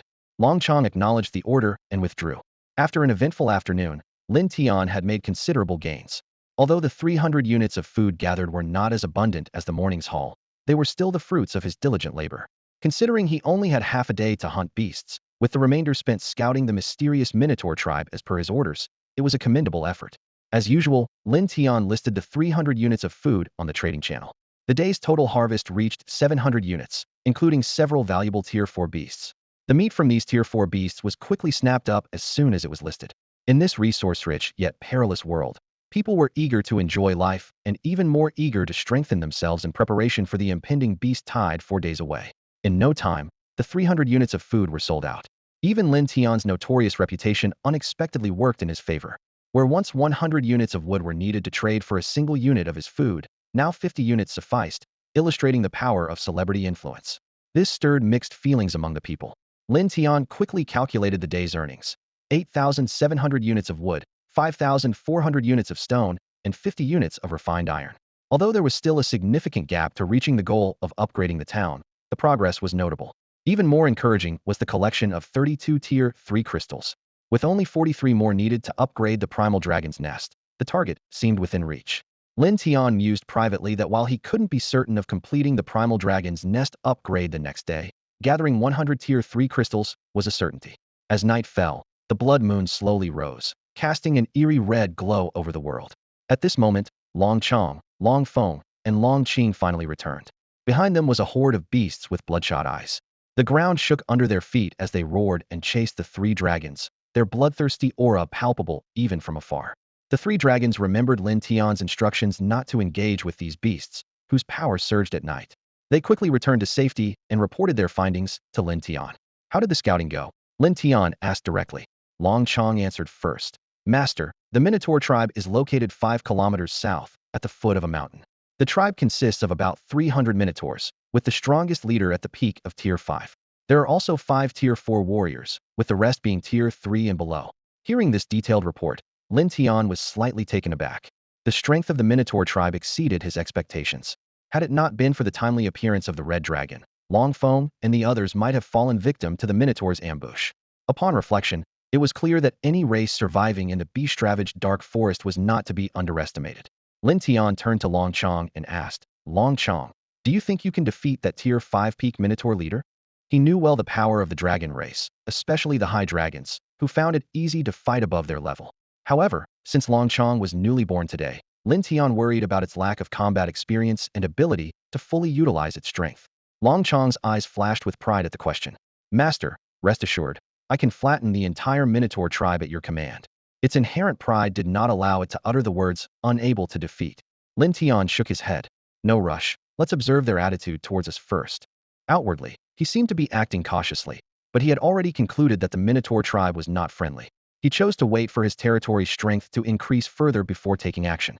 At present, under Lin Tian's command were only Long Feng and Long Qing, 2 Tier 4 dragons. The Minotaur tribe, however, had 5 Tier 4 warriors, along with lower-tier fighters, tipping the balance in their favor. Lin Tian decided to wait, holding off until the time was right to strike. As night enveloped the land, everything returned to silence. That night, Lin Tian's territory remained safe, gathering strength for the challenges ahead. With the protective barrier in place, The power of the beasts outside surged twofold at night, yet they still couldn't breach the territory's defenses. Lin Tian awoke from his sleep and immediately went to the primeval dragon nest to prepare for the day's troop cultivation. He thought to himself that if he could acquire another red dragon, the Minotaur tribe would be less of a concern. As Lin Tian gently tapped the dragon nest, a young dragon appeared before him. Unfortunately, today's luck wasn't as good as yesterday's, as it was just a coiling dragon. Lin Tian felt slightly disappointed, but still named the new little coiling dragon. Subsequently, the four dragons set out to hunt the fierce beasts, the only way to gather wood, stone, refined iron, and increase strength. Lin Tian opened his information panel. Lord, Lin Tian. Strength, Tier 2, 88100. Territory level, Advanced Territory. Troops, Dragon Clan. Unique Mythical Troop Buildings. Lord's Mansion, Primeval Dragon Nest. Equipment, none. Crystals, 130 Tier 1 crystals, 97 Tier 2 crystals, 57 Tier 3 crystals, 6 Tier 4 crystals. Exotic crystals, none. Excitedly, Lin Tian realized he could advance to Tier 3 today. He felt an indescribable thrill as the growing power surged within him. He couldn't help but wonder if he had the cultivation techniques from novels. Wouldn't his progress be even faster? Soon, Long Feng and the others returned with a large number of beast corpses. This was because when they trekked back from the Minotaur tribe last night, they attracted a horde of berserk beasts. Unable to break through the barrier, these beasts roamed nearby. Initially, Lin Tian found this method convenient, but then he shook his head. Although convenient, it was too risky. If it attracted Tier 6 or even stronger beasts, it would be troublesome. With such formidable foes at the doorstep, unable to go out to strengthen, once the barrier vanished, it would mean certain doom. Putting this thought aside, Lin Tian began to dismantle the corpses and list them on the trading channel. He had already instructed Long Feng and the others not to bring back Tier 1 beast corpses, as most lords were now seeking Tier 3 and Tier 4 beast meat to enhance their strength. Just after listing some food, Lin Tian received a notification. Spent 20 units of Tier 2 beast meat to gain 100 units of refined iron. Checking the trade information, he saw it was the same person from yesterday. What intrigued him even more was that the person sent a friend request. Meng Xiaofei has requested to add you as a friend. Despite hundreds of thousands of lords wanting to add him as a friend, Lin Tian had ignored them all. However, this Meng Xiaofei sparked a bit of his interest. In this transaction, the other party offered a full 100 units of refined iron for exchange, indicating that they had discovered an iron mine and mastered the technology to forge iron ore into refined iron. Since yesterday, several lords have been upgrading to advanced territories, actively purchasing refined iron in an attempt to outpace Lin Tian. Among them, the goddess Rumo is a typical example, always one step behind Lin Tian. When Rumo saw Lin Tian starting to trade refined iron early in the morning, she realized she was once again falling behind. Enraged, she boasted in the World Chat channel, declaring her intent to buy refined iron at high prices and vowing to surpass Lin Tian to become the first lord to upgrade to a town. As time progresses, more lords are certain to upgrade to advanced territories today, and the demand for refined iron will only increase. Lin Tian calculated that if he could establish a cooperative relationship with a lord capable of forging refined iron, he would surely make a substantial profit. With this in mind, he added his first friend on the 10,000 Races continent. Meanwhile, far underground, Meng Xiaofei was overjoyed when he saw that Lin Tian had accepted his friend request. He excitedly sent a flurry of messages. Lin Tian, I can't believe I'm really your friend. I'm so thrilled. Lin Tian, am I your first friend? Lin Tian, you must have many lords adding you, right? Lin Tian, why aren't you replying? Is it because there are too many messages to keep up with? Lin Tian, I don't mind waiting. When you get to the last friend's message, you'll surely see mine. Lin Tian. Lin Tian looked at the barrage of messages from Meng Xiaofei, a slight exasperation crossing his mind. Is this person a chatterbox? From his words, Lin Tian detected a hint of naivety and guessed that Meng Xiaofei was likely under 18. Thrust into such a harsh world with little communication and under immense pressure, the pent-up feelings finally found an outlet. With this understanding, Lin Tian felt more sympathetic towards Meng Xiaofei's behavior. Once Meng Xiaofei paused, Lin Tian replied briefly, You are my first friend. Wow, I'm actually Lin Tian's first friend. Haha, actually, Lin Tian is also my first friend, Meng Xiaofei responded. Although young, he knew not to trust strangers easily. Adding Lin Tian was a carefully considered decision. Despite Lin Tian's somewhat notorious reputation, his prominence made him trustworthy. Lin Tian got straight to the point, asking, Can you forge refined iron? Meng Xiaofei replied, Yes, my race is the Earth Spirit clan. We can find various mineral veins, and there's an iron vein near my territory. I've collected a lot, and am working hard to forge refined iron. Reading this, Lin Tian nodded. From what he knew, the Earth Spirit clan was a type of spirit race. Although their combat ability was weak, they could locate various underground mineral resources. Additionally, they had metallurgical skills, explaining why Meng Xiaofei had refined iron. I'll take all your refined iron. Let me know what you need, and we'll trade at the current market price. Lin Tian firmly established a deal for all of Meng Xiaofei's future refined iron. At market prices, this deal was quite fair. He could offer food, wood, or stone in exchange for refined iron. Lin Tian calculated that as more lords upgraded to advanced territories, the demand for refined iron would skyrocket, along with its price. This would be his opportunity. By seizing this moment, he was poised to make substantial profits once again. Meng Xiaofei was taken aback when he heard the price Lin Tian quoted. It was the market price, which completely surprised him. He initially thought Lin Tian was a shrewd businessman and planned to negotiate for a lower price to establish a long-term partnership. To his surprise, Lin Tian was straightforward. Little did he know, this so-called market price was actually set by Lin Tian himself. Sure, Lin Tian, as soon as I have refined iron, I'll bring it to you immediately. Meng Xiaofei quickly responded, secretly planning his next steps. With the refined iron issue resolved, Meng Xiaofei wasn't too worried about wood and stone for the time being. The urgent task was to upgrade the original dragon nest to nurture more powerful troops. The Minotaur tribe was eyeing them menacingly and could attack at any moment. Worse yet, a beast tide was expected in 3 days. Without sufficient strength to resist, they would be doomed. Lin Tian was contemplating how to deal with these threats when Long Chong and his group suddenly returned to the territory with a pile of corpses. This wasn't unusual, as they often brought back the bodies of fierce beasts they hunted. However, this time, the corpses under the dragon claws were different. The drooping heads were unmistakably those of minotaurs, but the bodies were humanoid, dressed in clothes made of animal hides. Lin Tian immediately recognized these as minotaur corpses, and scattered on the ground were a few crude weapons. Master, Long Chong stepped forward to report, explaining the situation in detail. It turned out the Minotaur tribe had launched a sneak attack, while Long Chong and his team were hunting beasts. This was just a test, and if not resolved quickly, the next attack would be far more serious. Lin Tian's expression darkened with concern. If anything happened to Long Feng or the others, it would be devastating for him. Master, the Minotaur tribe dares to challenge your authority. Please give the order, Long Chong requested, his fiery red dragon scales shimmering with battle intent. The other 3 dragons, including Long Feng, were similarly eager for battle. Seeing their fighting spirit, Lin Tian couldn't help but feel a surge of excitement, even contemplating taking on the entire Minotaur tribe himself. But he quickly dismissed the idea due to his own lack of strength. Examining the Minotaur corpses, Lin Tian discovered one was a 4th-tier warrior, indicating there were still 4 4th-tier experts left in the Minotaur tribe. All right, if they dare to provoke us, then we will fight, Lin Tian decisively ordered. Instead of defending passively, let's strike first and catch them off guard. Long Chong, before the Minotaur leader appears, try to eliminate the 4th-tier Minotaurs to ease the pressure on Long Feng and the others. Don't worry, Master, the Minotaur tribe will be destroyed. The 4 dragons responded in unison. Watching the 4 dragons depart, Lin Tian felt both a sense of grandeur and a touch of regret. He wished he could join the battlefield and fight fiercely. Unfortunately, with his current strength and lack of combat skills, even a 2nd-tier Minotaur could chase him down. His presence would only be a burden, distracting Long Chong and the others from the battle. Before long, Long Chong and the other 3 dragons arrived at the Minotaur tribe. Roar! A dragon's roar echoed through the sky, followed by a powerful flame descending from above, engulfing the entire Minotaur tribe in a sea of fire. In the Tauren tribe, young Minotaurs stood in neat rows, brandishing their weapons and intensely focused on learning the art of combat. Around them, the adult Minotaurs were busy with their tasks, creating a harmonious atmosphere within the tribe. Suddenly, the tranquility was shattered by a deafening dragon's roar that echoed for miles. With a thunderous crash, a fire dragon descended from the sky, spewing torrents of flames from its mouth. The fiery tongue swept through the area like a tide, instantly setting houses, walls, and fences ablaze. Screams of agony erupted as many Minotaurs struggled and cried out in the inferno, eventually turning to ashes. The dragon, Long Chong, did not pause. With a flick of its tail, it became a blur and charged at a 4th-rank Minotaur who was the first to rush out of a house. The Minotaur's face turned pale as he shouted for help towards the largest building in the center of the tribe and raised his weapon to fight back.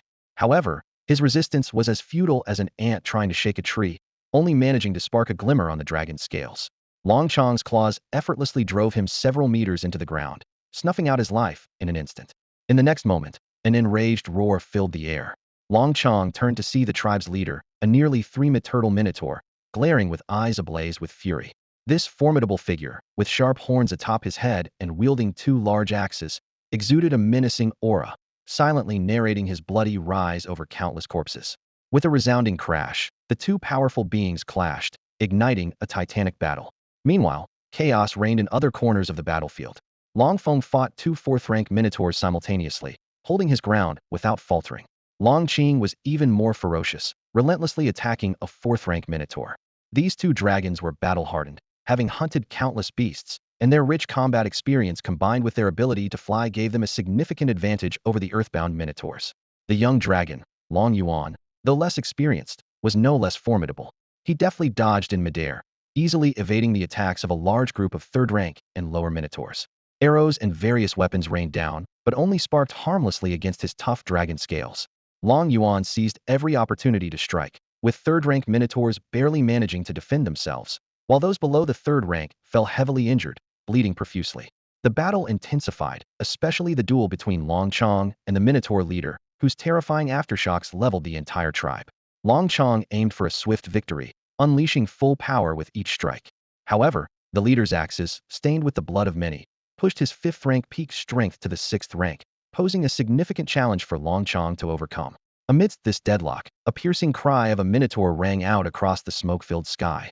Long Qing's sharp dragon claws tore through the body of the Tier 4 minotaur, sending blood splattering everywhere. In less than the time it takes for an incense stick to burn, the gap in strength between those of the same level became glaringly obvious. After resolving this battle, Long Qing immediately flew to support Long Feng in dealing with the remaining two Tier 4 minotaurs. On the battlefield, the bodies of minotaurs continued to fall. In the distance, the minotaur leader watched his kin being slaughtered and was driven to madness. He swung his battle axe wildly, determined to chop the flying serpent into pieces. However, this frenzy exposed a fatal flaw. Long Chong, quick as lightning, darted forward. His sharp dragon claws pierced deep into the minotaur leader's left arm, gripping tightly. With a ripping sound, blood gushed out as the leader's left arm was torn off. The leader let out a pained howl, his strength drastically diminished. At his peak, he could only fight Long Chong to a standstill, but now he was reduced to a lamb ready for slaughter. With the fall of the minotaur leader, the battle ended completely. A system notification popped up. Your units have successfully destroyed the Minotaur tribe, earning 30 Tier 4 crystals. You have eliminated the Minotaur tribe, increasing your territory's influence and reputation in the Dark Forest. You have eliminated the Minotaur tribe, and tribes allied with them in the Dark Forest now harbor hatred towards you. Lin Tian, within his territory, immediately received these messages. Seeing the Minotaur tribe completely destroyed, he smiled slightly, pleased that Long Chong and the others did not disappoint him. At that moment, Lin Tian suddenly felt a surge of power. A strong aura emanating from his body had successfully broken through to Tier 3. Lin Tian casually swung his fist, feeling his strength several times greater than before, and couldn't help but smile with satisfaction. As for the animosity from other tribes, he wasn't concerned. He would deal with whatever came his way. Soon after, Long Chong and the others packed up everything useful from the Minotaur tribe and brought it back. Lin Tian praised the 4 dragons before inspecting the spoils. Most were crude weapons made from the hard parts of Tier 3 and Tier 4 beast corpses, with some iron weapons among them. While these weapons didn't have any rank, they could still enhance combat power. Just as Lin Tian was shaking his head in disappointment, 2 pitch-black battle axes caught his attention. These axes were easy to overlook, but having just broken through to Tier 3, Lin Tian could faintly sense the ominous aura they emitted. He picked up an axe and immediately felt its weight. Observing the surface closely, he noticed several mysterious patterns. With a gentle swing, an attack hit the ground, creating a hole several times larger than a human head. Simultaneously, he felt his internal energy deplete significantly, startling him. Lin Tian realized these axes were treasures. Using brute force, it would take him several punches to create such a large pit. This attack resembled the sword energy in novels, yet he hadn't practiced any martial techniques and could still wield it. Unfortunately, the axes were too large and heavy for his current size, and using them a few times would drain his energy. Lin Tian began to speculate on the axe's grade. Yellow tier? Or perhaps black tier? If he could sell them, he could make a fortune. He recalled someone had once revealed a low-grade yellow tier array map, which had left him envious. The power of these axes seemed no weaker than that map. At that moment, detailed information about the axes suddenly appeared before Lin Tian's eyes. The ghost head axes are classified as high-grade yellow tier items, capable of increasing slashing damage by 15. Lin Tian held these treasures in his hands, yet his heart was filled with hesitation.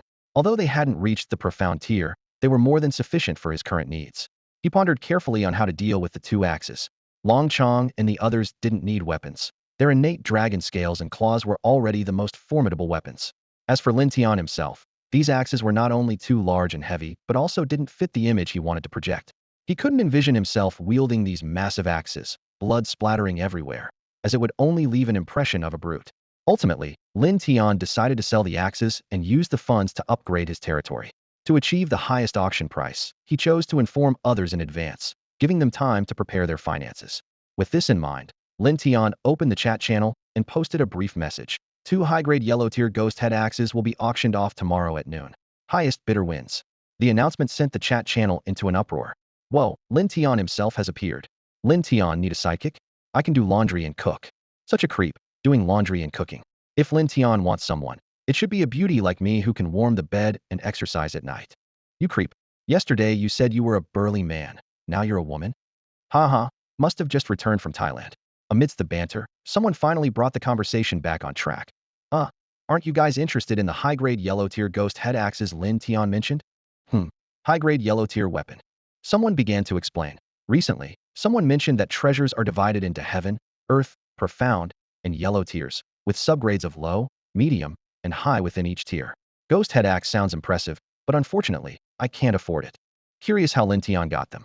Maybe it was like that guy before, killing a fierce beast and getting them. Who cares about that? My instinct tells me this ghost head axe is something special. I need to gather resources to secure it tomorrow. I was planning to upgrade my territory, but now it seems I should wait. Not sure if I'll have a chance. The emergence of high-grade yellow-tier treasures caused quite a stir in the chat channel. Many lords who were planning to upgrade their territories changed their plans to participate in the auction tomorrow. Lin Tian watched everyone's reactions with satisfaction. This was exactly the effect he wanted. With such a response, he could elevate the price of the ghost head axes to the highest possible level, maximizing his profit. Shifting his gaze from the weapons, Lin Tian noticed a mountain of crystals beside him. These shimmering crystals were years of accumulation by the Minotaur tribe, now seized in one fell swoop. Most were first and second-tier crystals, with third and fourth-tier crystals making up less than 1/10. Lin Tian calculated that he had gathered the 100 third-tier crystals needed to upgrade the primal dragon nest, only lacking one fourth-tier exotic crystal. Just then, his eyes were drawn to a crystal emitting an unusual glow. Carefully extracting it from the pile, he was thrilled to discover it was the fourth-tier exotic crystal he needed. Lin Tian was so excited he nearly fainted. Today was indeed a fortunate day, with treasures arriving one after another. Now, all conditions for upgrading the primal dragon nest were met. He couldn't help but muse that war truly was the fastest way to wealth.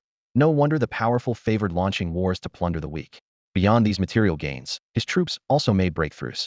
Long Yuan successfully advanced to the fourth tier, significantly boosting his strength. Lin Tian surveyed his surroundings, looking at these hard-won spoils, his heart filled with anticipation for the future. He knew this was just the beginning. Greater challenges and opportunities awaited him. Long Feng is just one step away from reaching the 5th level, and his breakthrough is imminent. Meanwhile, Long Chong and Long Qing have also made some progress in their abilities. Lin Tian, rather than rushing to upgrade the original dragon nest, decided to first deal with a batch of useless mortal-grade weapons. These pieces of equipment, which occupy space in his territory, could be better exchanged for resources needed for upgrading. He divided the weapons into 10 sets, each containing about 10 pieces, and then listed them on the trading channel.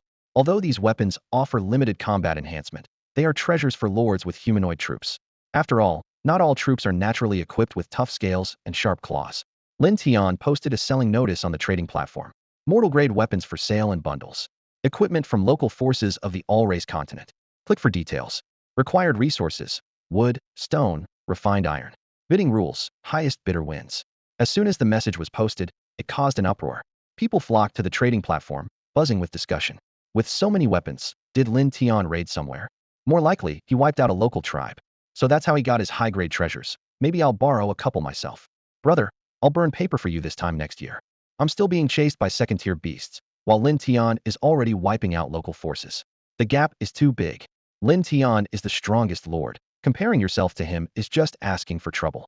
Amid the discussions, some began to speak disparagingly. What use are these weapons that don't even count as graded? Exactly. Unless it's that ghost-headed axe, these are junk I wouldn't take for free. How weak must you be to buy such trash weapons? However, lords with humanoid troops knew the true value of these weapons and began bidding fervently. They understood that compared to bare hands or wooden sticks, these weapons were like divine artifacts, significantly boosting their efficiency in hunting fierce beasts and increasing their chances of surviving the impending beast tide. For a while, supporters and detractors engaged in heated debate on the trading channel. Lin Tian quietly noted the names of those who spoke ill of him, planning to let them experience the fate of the Minotaur tribe someday. While the bidding was in full swing, Lin Tian headed toward the original dragon nest. He knew the bidding would take at least a few hours, and once no more bids were made, he would decide who to sell to. After all, despite the criticism, some people understood the true value of these weapons. Lin Tian stood before the primal dragon nest, feeling the mysterious aura emanating from the structure. The system notified him that the conditions for upgrading were met, and without hesitation, he clicked confirm. In an instant, a dazzling light enveloped the entire dragon nest, lasting for several minutes. When the light faded, Lin Tian was surprised to find that the changes to the dragon nest were not as dramatic as he had expected. It was slightly taller, and the central black hole had expanded. The most striking change was the new dragon carvings on the walls, with vivid dragons roaring towards the sky, as if proclaiming their power. Lin Tian reviewed the upgraded attributes. Unit building, primal dragon nest. Level, mythical, unique, initial level, level 2. Daily output, can nurture 3 dragon hatchlings. Upgrade cost, 500 6th level crystals, 5 7th level exotic crystals. Not bad. These 4 days of effort paid off, Lin Tian thought, feeling relieved. Now, he could summon 3 dragons daily, and the probability of summoning higher-level dragons with special bloodlines or physiques had greatly increased. He began to envision the potential awakening of dragon heritage memories, which would grant him powerful dragon skills and abilities. Suddenly, a thought crossed Lin Tian's mind. The speed of upgrading unit buildings directly affected power disparities with others. While expanding territory was important, upgrading unit buildings was key to a rapid increase in strength. It would drive the fast development of the entire territory and must be prioritized. Returning to the city lord's mansion, Lin Tian saw 4 dragons, well-fed and heading out again to hunt fierce beasts. Their diligence earned them a thumbs up from Lin Tian. Opening the trading channel, he noticed that 10 weapon orders still had people bidding higher, though at a slower pace. Lin Tian didn't expect much profit from these ordinary weapons and started the countdown immediately. After completing the trade, he acquired 6,500 units of wood and 3,200 units of stone. Although there was no refined iron, it was still a small profit. Lin Tian knew that the actual value of these weapons was far less than what he received in trade. However, in the current special period, these weapons could significantly enhance the military strength of other city lords, aiding in hunting fierce beasts. Hunting not only solved food problems, but also allowed for the exchange of upgrade materials and crystals. For everyone facing the impending beast tide, it was a worthwhile trade. Lin Tian's true target was the 2 ghost head axes. In the upcoming beast tide, these axes would far exceed the value of other ordinary grade weapons. Meanwhile, in another territory, Yu Ruming was curiously asking the white fox beside her about Lin Tian's troops. A top-grade yellow-rank treasure? Destroyed a native power tribe? How is his strength growing so fast? However, seeing the heaps of refined iron in her warehouse brought a smug smile to her face. She thought to herself, Lin Tian, this time, I will definitely upgrade to a town before you. Through her network, Yu Ruming had already acquired hundreds of units of refined iron at a high price, fully preparing for the upcoming competition. However, Lin Tian still faced a thorny problem. The price of refined iron remained unchanged, and no one was willing to sell him this precious resource. This predicament boosted Yu Ruming's confidence, as she was convinced she would be the first to upgrade her territory to a town. As Yu Ruming contemplated the importance of upgrading troop buildings, she also speculated on Lin Tian's progress. Suddenly, a bold idea flashed through her mind. Why not follow Lin Tian's example and attack local forces to seize their resources?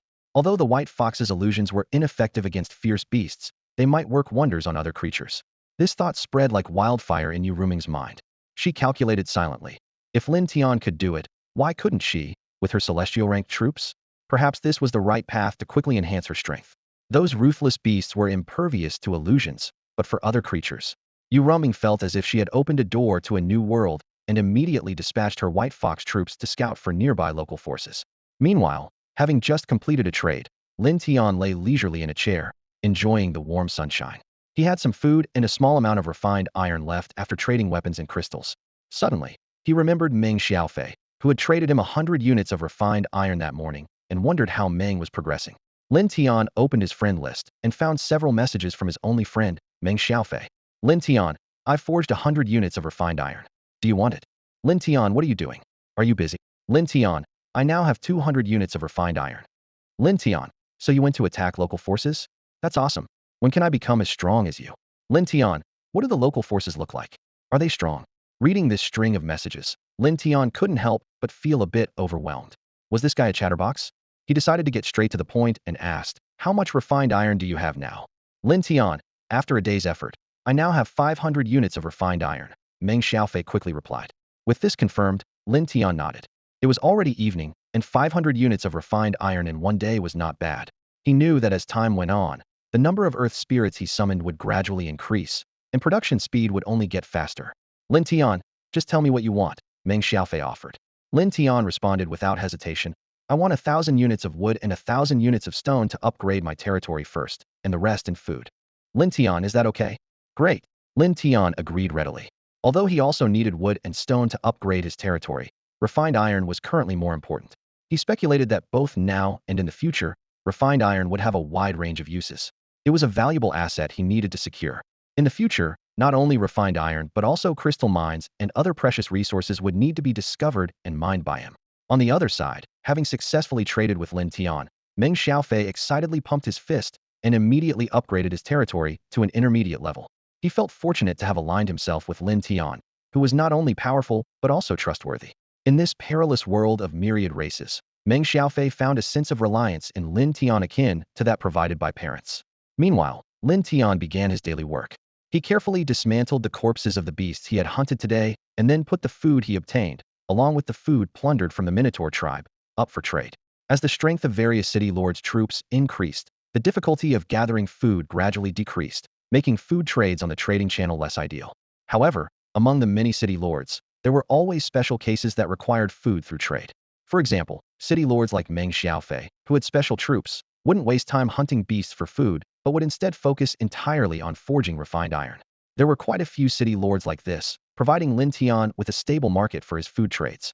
After a day of hard work and a fierce battle in the Tauran tribe, Longfeng finally broke through his bottleneck and successfully advanced to the 5th tier. Now, Lin Tian's forces had significantly strengthened, boasting 2 5th-tier and 2 4th-tier fighters. Although small in number, this elite team ranked among the top under the various city lords. As night fell again, a blood-red moon cast a thin veil over the continent of all races, painting the world in an eerie crimson. Outside the territory, the relentless roars of various fierce beasts echoed, as if they were in the depths of hell.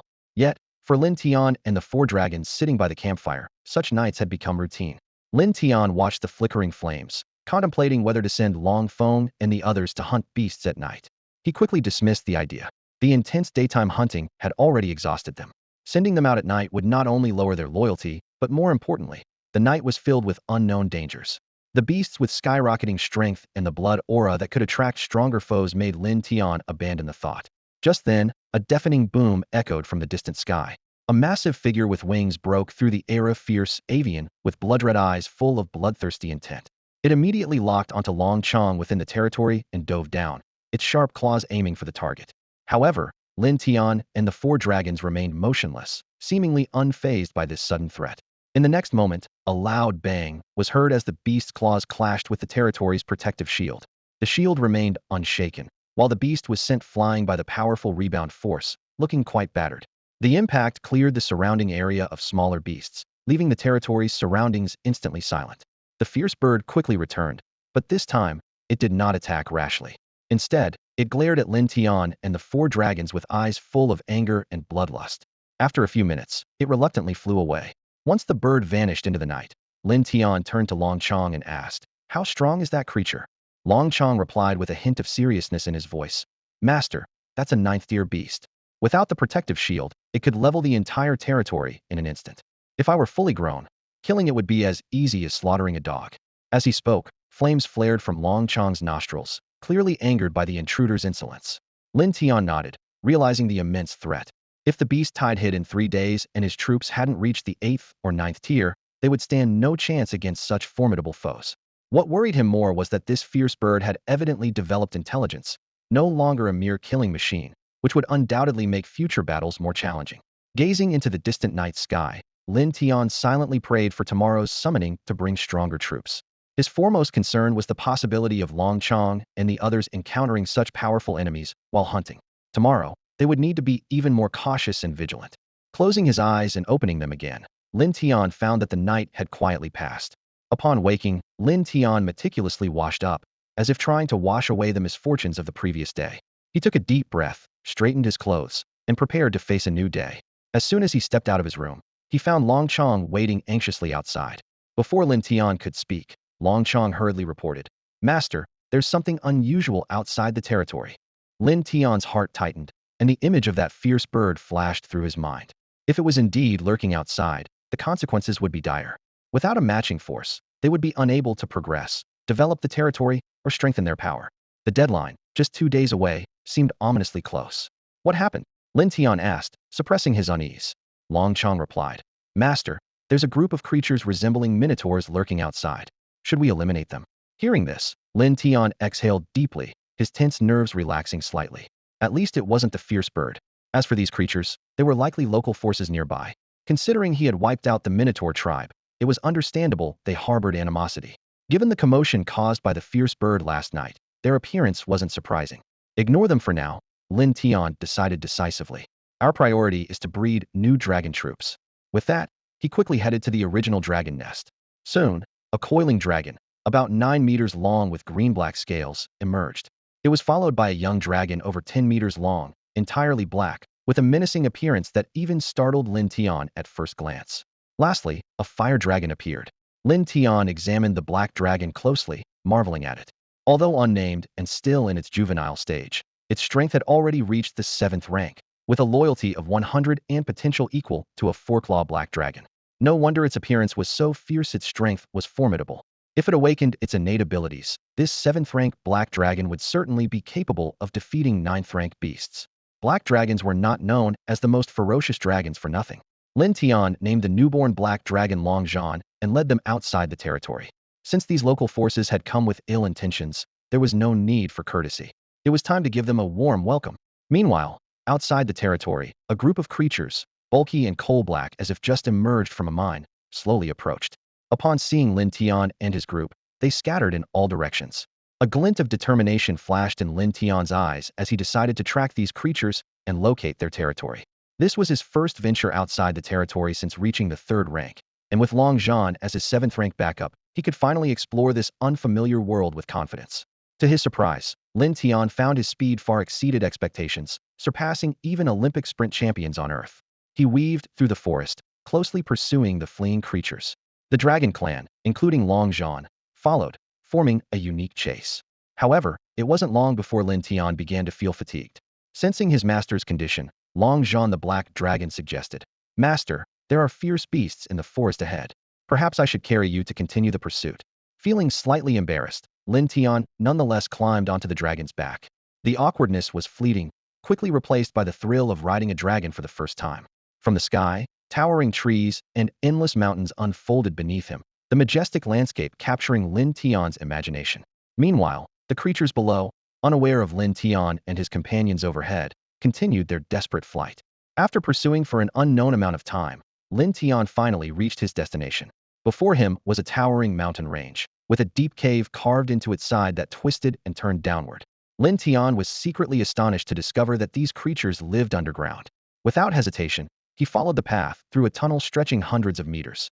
As the scene opened up before him, Lin Tian couldn't help but gasp. This was not a mere tribe. It was an underground city, though calling it a city might be a stretch. A small city lay nestled in the dim underground, with squads of creatures clad in armor and wielding sharp weapons patrolling in an orderly manner. Even from a distance, the constant clanging from within the city was clearly audible, as if countless craftsmen were tirelessly hammering away. However, it wasn't the orderliness that truly amazed Lin Tian, but the weapons and armor these creatures bore. The quality of these armaments was dozens of times better than those he had acquired from the Minotaur tribe. Just then, a voice echoed in Lin Tian's mind. Master, these creatures are known as the Earth Demon tribe. They have lived underground for years, usually settling near geothermal areas, earning their livelihood by forging weapons for other tribes. Long Chong continued to relay the intelligence he had obtained by interrogating a secretly captured Earth Demon.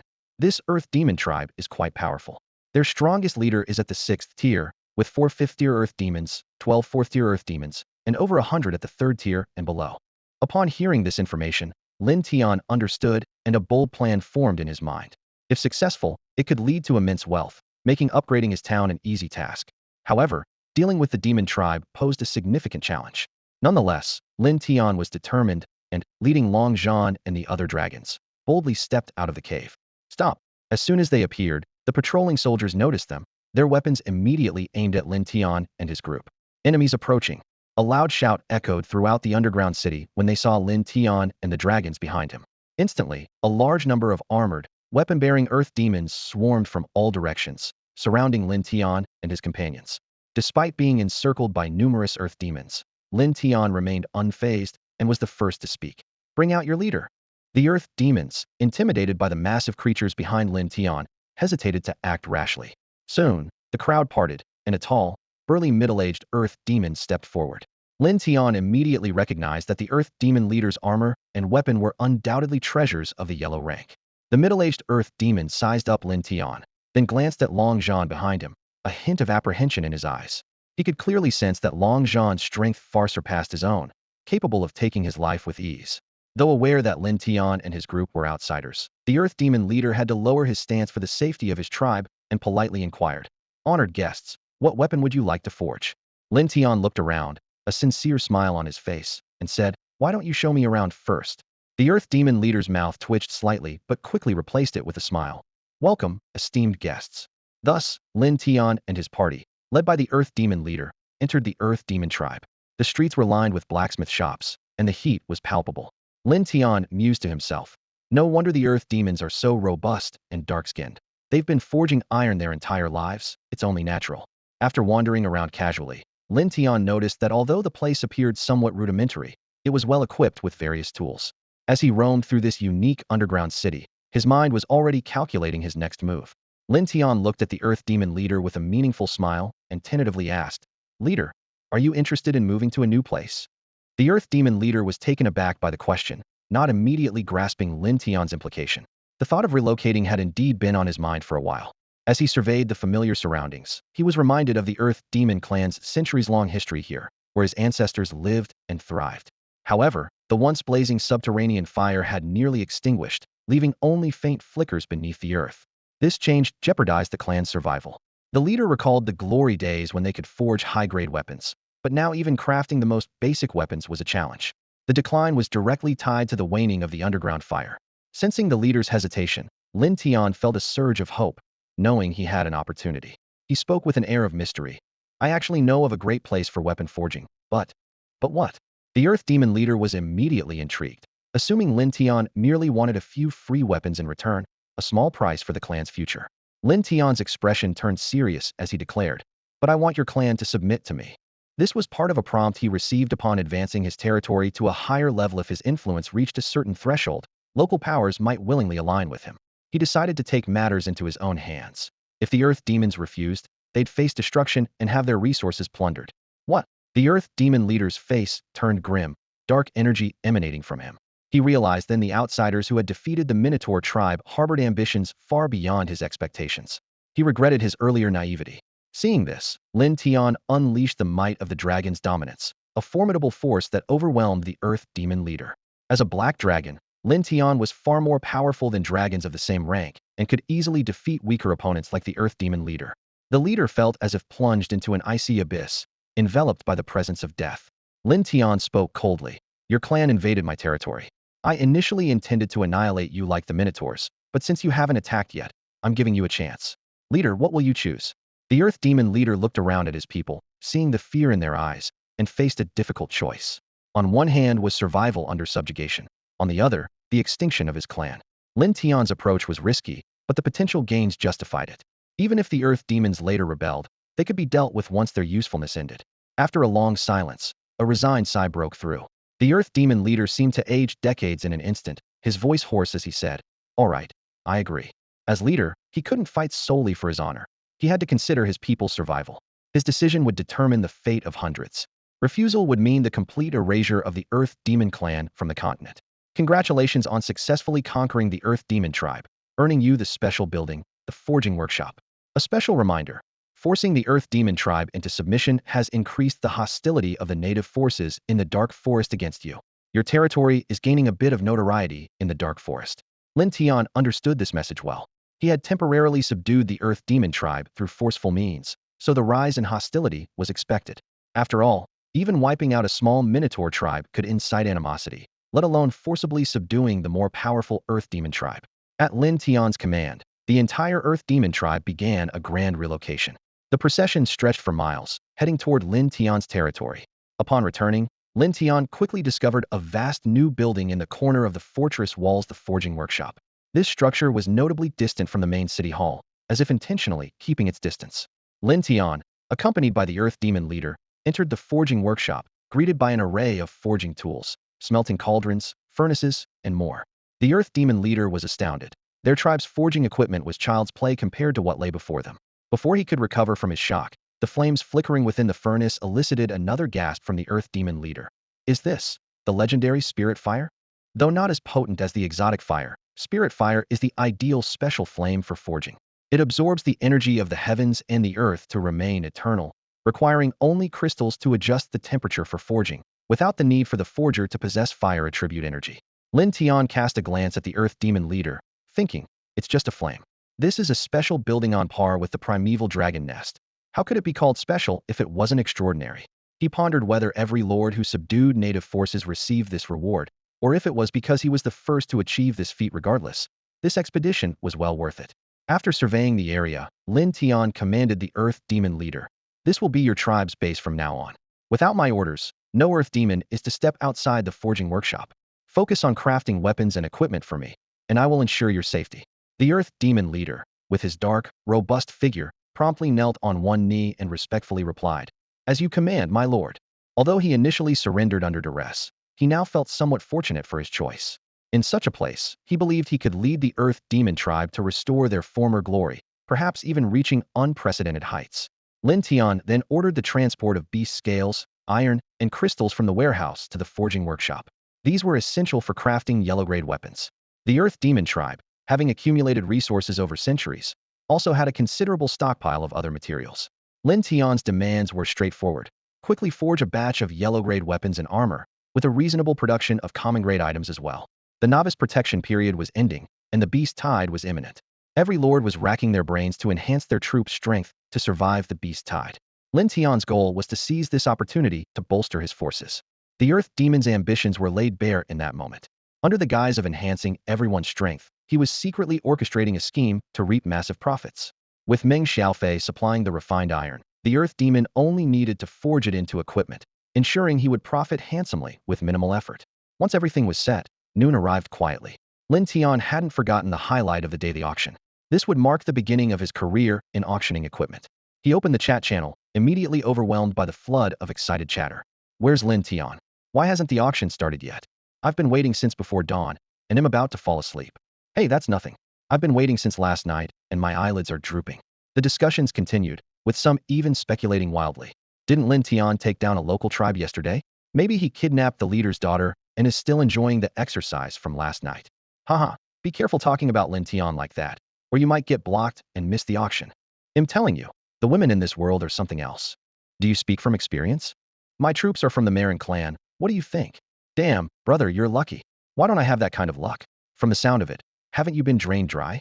Yeah, pretty much. I'm trying to pace myself now. Disgusted by the crude remarks, Lin Tian closed the chat channel. He switched to the trading channel and listed 2 ghost axes. The product description appeared. Ghost axe. Quantity 1. Effect. Increases combat power by 15. Special ability. Can attack without martial skill training. Capable of killing from a distance, but consumes a lot of energy. Use cautiously. Price. 10,000 units of wood, 10,000 units of stone, 100 units of refined iron. Bidding rule. Highest bidder wins. 2 axes auctioned separately. Lin Tian initially wanted to set a higher price for the refined iron, but knowing that most people had very little, he didn't want to limit potential buyers. When the price was announced, many gasped in shock. Wow, that's expensive. The starting price already leaves me out. Sigh, I don't even have a chance to bid. You guys should look at how powerful the Ghost Axe is, a 15 combat power increase, and it can kill from a distance. Killing from a distance must be like sword energy, right? Isn't sword energy supposed to require sword skill training? Didn't you read? Lin Tian said the Ghost Axe can be used without training. After some explanations, those who didn't understand started to realize the value. Looking at the Ghost Axe again, the price didn't seem so outrageous, yet they could only admire it from afar. While chatter continued in the chat channel, bidding had already begun in the trading channel. Prices soared like a wild horse. Why doesn't Lin Tian keep it for himself? Such a powerful item. Lin Tian's troops are strong enough. He doesn't need to fight personally. Maybe Lin Tian has even more powerful treasures. Well, I can only dream of such fortune. Watching the prices skyrocket, Lin Tian was overjoyed. This auction might just provide the resources needed to upgrade his town, or at least come very close. His eyes were glued to the fluctuating numbers, eagerly anticipating the auction's outcome. The appearance of the ghost head axe sparked an intense bidding war. Within moments of the auction starting, the price skyrocketed to a staggering 50,000. The city lords revealed their trump cards, trying to gain the upper hand in this fierce competition. "My troops are from the epic-level Bull Demon clan," declared one city lord loudly. "Show some respect. I must have the first ghost head axe. I will repay your kindness another day." This statement caused quite a stir. "Wow, an epic-level big shot is here," someone exclaimed. Does this mean that Lin Tian's troops are even stronger since he's also in the bidding? However, not everyone was impressed. "Huh, who do you think you are?" another city lord sneered. "This auction is about wealth, not some ridiculous notion of favors." "Wow, anyone who can say that must also be an epic-level big shot," someone chimed in. Soon, another city lord joined the fray. "Sorry, Bull brother, my troops are from the giant clan, and we need the ghost head axe too." With the heavyweights showing up, the situation grew increasingly tense. Some began to play smart, trying to ally themselves with the powerful. "Boo-hoo, which big shot needs a little brother? Take me in, just give me some food." City lords employed every tactic to fight for the ghost head axe. Some flaunted their powerful troops to intimidate rivals. Others tried to curry favor, hoping equally powerful opponents would back down. Some even offered compensation, trying to persuade others to withdraw from the competition. These strategies were effective, leading many city lords who knew they were outmatched to voluntarily withdraw. They figured it was better to gain some favor or compensation than to leave empty-handed. Lin Tian watched all this with a cold eye, secretly pleased. His piece of equipment had drawn out so many hidden big shots. Luckily, he had developed quickly enough. Otherwise, he would be the one scrambling for gear. He understood well that at this early stage, where gaps were not yet wide, any slack could lead to being overtaken. Meanwhile, during the heated auction, city lords who had purchased equipment from Lin Tian the previous day began sharing their success stories on the chat channel, showering him with praise. "Lin Tian, get us more equipment," one city lord exclaimed excitedly. "My troops equipped with what I bought from Lin Tian this morning have become much stronger. Our casualties were halved, and our gains have multiplied several times over." "Exactly," another city lord echoed. "I used to lose 2 or 3 troops daily when hunting 4 or 5 fierce beasts. But with Lin Tian's gear, I killed 20 beasts this morning without losing a single troop." These success stories made those who missed the opportunity regretful. "I feel like I missed out on a fortune," someone lamented. "I should have just gone for it. Damn, I foolishly believed those who said it was just a pile of junk. So frustrating," another city lord said irritably. A savvy observer pointed out sharply. "Fools, don't you know what period we're in? It's the newbie phase. Even a pile of scrap has its uses." Seeing how sought after Lin Tian's equipment was, some began to suggest bad ideas. "Lin Tian, go attack local forces and grab their gear to sell to us." Many others agreed enthusiastically. As these comments flooded in, those who failed to secure equipment were filled with regret, wishing they could slap themselves. They finally realized that in this fiercely competitive newbie phase, every opportunity is incredibly precious. The city lords who were lucky enough to acquire the equipment seemed to have their strength skyrocket overnight. Their rivals, who were on par with them just yesterday, are now left far behind. The tremendous advantage brought by the equipment snowballs, captivating countless city lords with envy and desire. Lin Tian observed this scene with indescribable joy. He knew that the Earth Demon was working full throttle to produce a new batch of equipment, which would be ready by tomorrow at the latest. Moreover, the quality of this batch would far surpass yesterday's, at least tens of times stronger. Lin Tian calculated in his mind that this business would surely bring him a fortune. He recalled the origin of the 2 ghost head axes, priceless treasures crafted by the Earth Demon leader's father at the behest of the Minotaur chief. Now that the Earth Demon tribe has submitted to him, as long as there are enough materials, yellow-grade equipment can be continuously manufactured. Thinking of this, Lin Tian couldn't help but smile with satisfaction. Meanwhile, in another territory, Ultraman was intently watching the trading channel. The price of the 2 ghost head axes was soaring, and a hint of envy and jealousy flashed in her eyes. Just then, she received news. The White Fox had located a local power tribe. Ultraman made a silent vow. "Lin Tian, I will be the first to upgrade my town."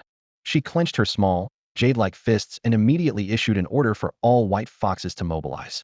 Although Lin Tian had the initial advantage, Ultraman was confident that with the White Fox's illusions, she could eliminate the local power tribe more easily and quickly than Lin Tian. Her swelling confidence led her to believe the gap between her and Lin Tian wasn't significant, and as long as she fully leveraged the White Fox's strengths, surpassing Lin Tian was within reach. Back in the trading channel, after a round of fierce bidding, the final ownership of the 2 ghost head axes was settled.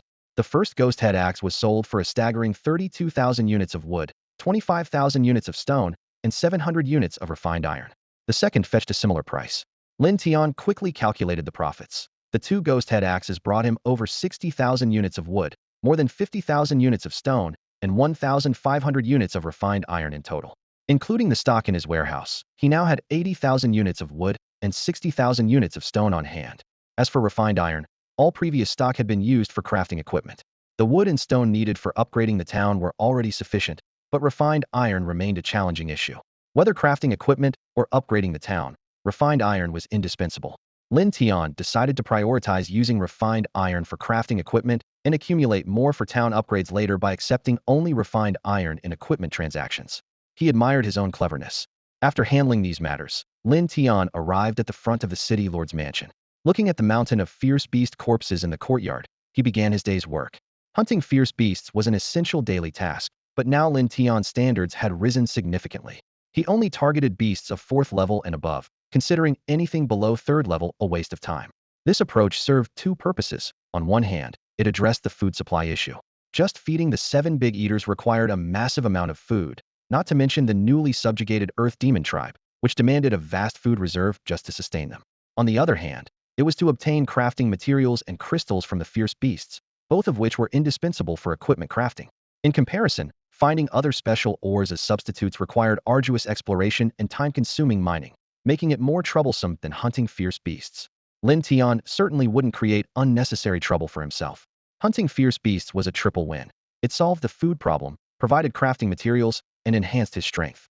Lin Tian continued his work with satisfaction, fully preparing for the opportunities ahead. On the vast continent, atop a certain mountain, a young boy stood with a faintly disdainful smile flickering across his face. Out of nowhere, an axe appeared in his hand, and he examined the weapon closely. Let's see if it's as powerful as Lin Tian claimed, he muttered to himself. Raising the axe, he swung it fiercely at a nearby boulder. Boom! With a deafening crash, shards of rock exploded in all directions, leaving 2 fist-sized craters on the boulder. The boy felt his energy suddenly drained, a wave of weakness washing over him to the point where he could barely hold the axe. Despite his weakened state, joy spread across his face. Lin Tian wasn't lying. This is indeed a remarkable treasure, he thought. He had nearly exhausted all his leveling materials for this axe. Reflecting on Lin Tian's decision to sell such a powerful weapon just before the beast tied, the boy couldn't help but wonder, was he foolish or simply fearless? He handed the axe to the bull demon warrior behind him, instructing it to test its power. The bull demon leapt down to the foot of the mountain, encountering a 4th-tier fierce beast. With a single swing, the bull demon cleaved the beast in half, blood splattering everywhere. Despite being of the same tier, the bull demon easily vanquished the beast, showcasing the might of the top-grade yellow-tier ghost head axe. Another city lord who acquired the ghost head axe also tested its power and was very pleased with the results. Both city lords felt they had made a great deal, unaware that the true winner was Lin Tian. Meanwhile, Lin Tian was focused on dissecting beasts, unaware that several kilometers away in the mountains, Long Zhan and other dragons had discovered a magical place. Long Zhan, following his master's orders to hunt fierce beasts, was drawn by a peculiar scent to a mysterious valley. Long Feng suggested reporting back to their master, but Long Zhan decided, time is tight. We must return before nightfall. If we don't act now, it might be too late tomorrow. That spiritual herb is very beneficial to our master. I'll deal with the mere 8th-tier ant, and you all gather the herb and deliver it to our master. Without waiting for a response, Long Zhan flew straight into the depths of the mountains. At the same time, the beast guarding the fragrant plant opened its lantern-sized eyes, fixing its gaze on the approaching Long Zhan. Roar! The massive 8th-tier beast let out a thunderous roar, warning Long Zhan to leave its territory. Yet Long Zhan was undeterred, responding with a defiant dragon's roar, unleashing a terrifying dragon's aura upon the beast. This act completely enraged the bloodthirsty beast. Dragging its massive body, the 8th-tier beast arrived at the valley's edge. Having only recently gained intelligence, it wasn't very smart and was easily provoked by Long Zhan's taunts. Completely forgetting the spiritual herb it had guarded for years, the beast leaped up, aiming to grab Long Zhan in midair and tear the provoking reptile to pieces. Facing the incoming behemoth, Long Zhan showed no fear. He opened his mouth and unleashed a searing dragon breath, blasting the beast into the ground. The beast got back up, letting out a deafening roar of anger, and launched a furious assault on Long Zhan. Unfazed, Long Zhan retaliated with a series of fierce attacks. A terrifying battle erupted, shaking the entire valley.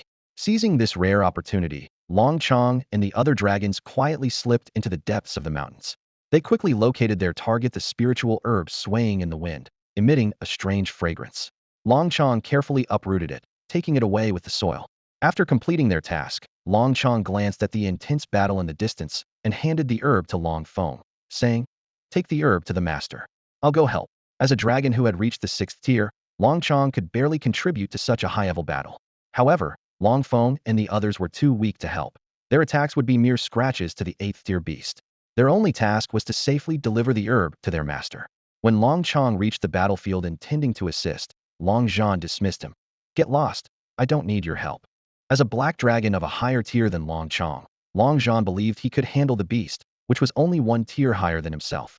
Known for their bad tempers, black dragons were proud, and Long Zhan was disdainful of Long Chong's offer to help. Long Chong wasn't offended by Long Zhan's words. Instead, he spewed a jet of flames, causing the beast to howl in pain. "Humph, who wants to help you? I'm just worried the master will blame us if we're late." At the mention of the master, Long Zhan dropped the matter. Seizing the moment, he lunged forward, his claws tearing through the beast's tough hide like lightning, ripping away chunks of flesh. Long Chong's flames mercilessly scorched the wounds.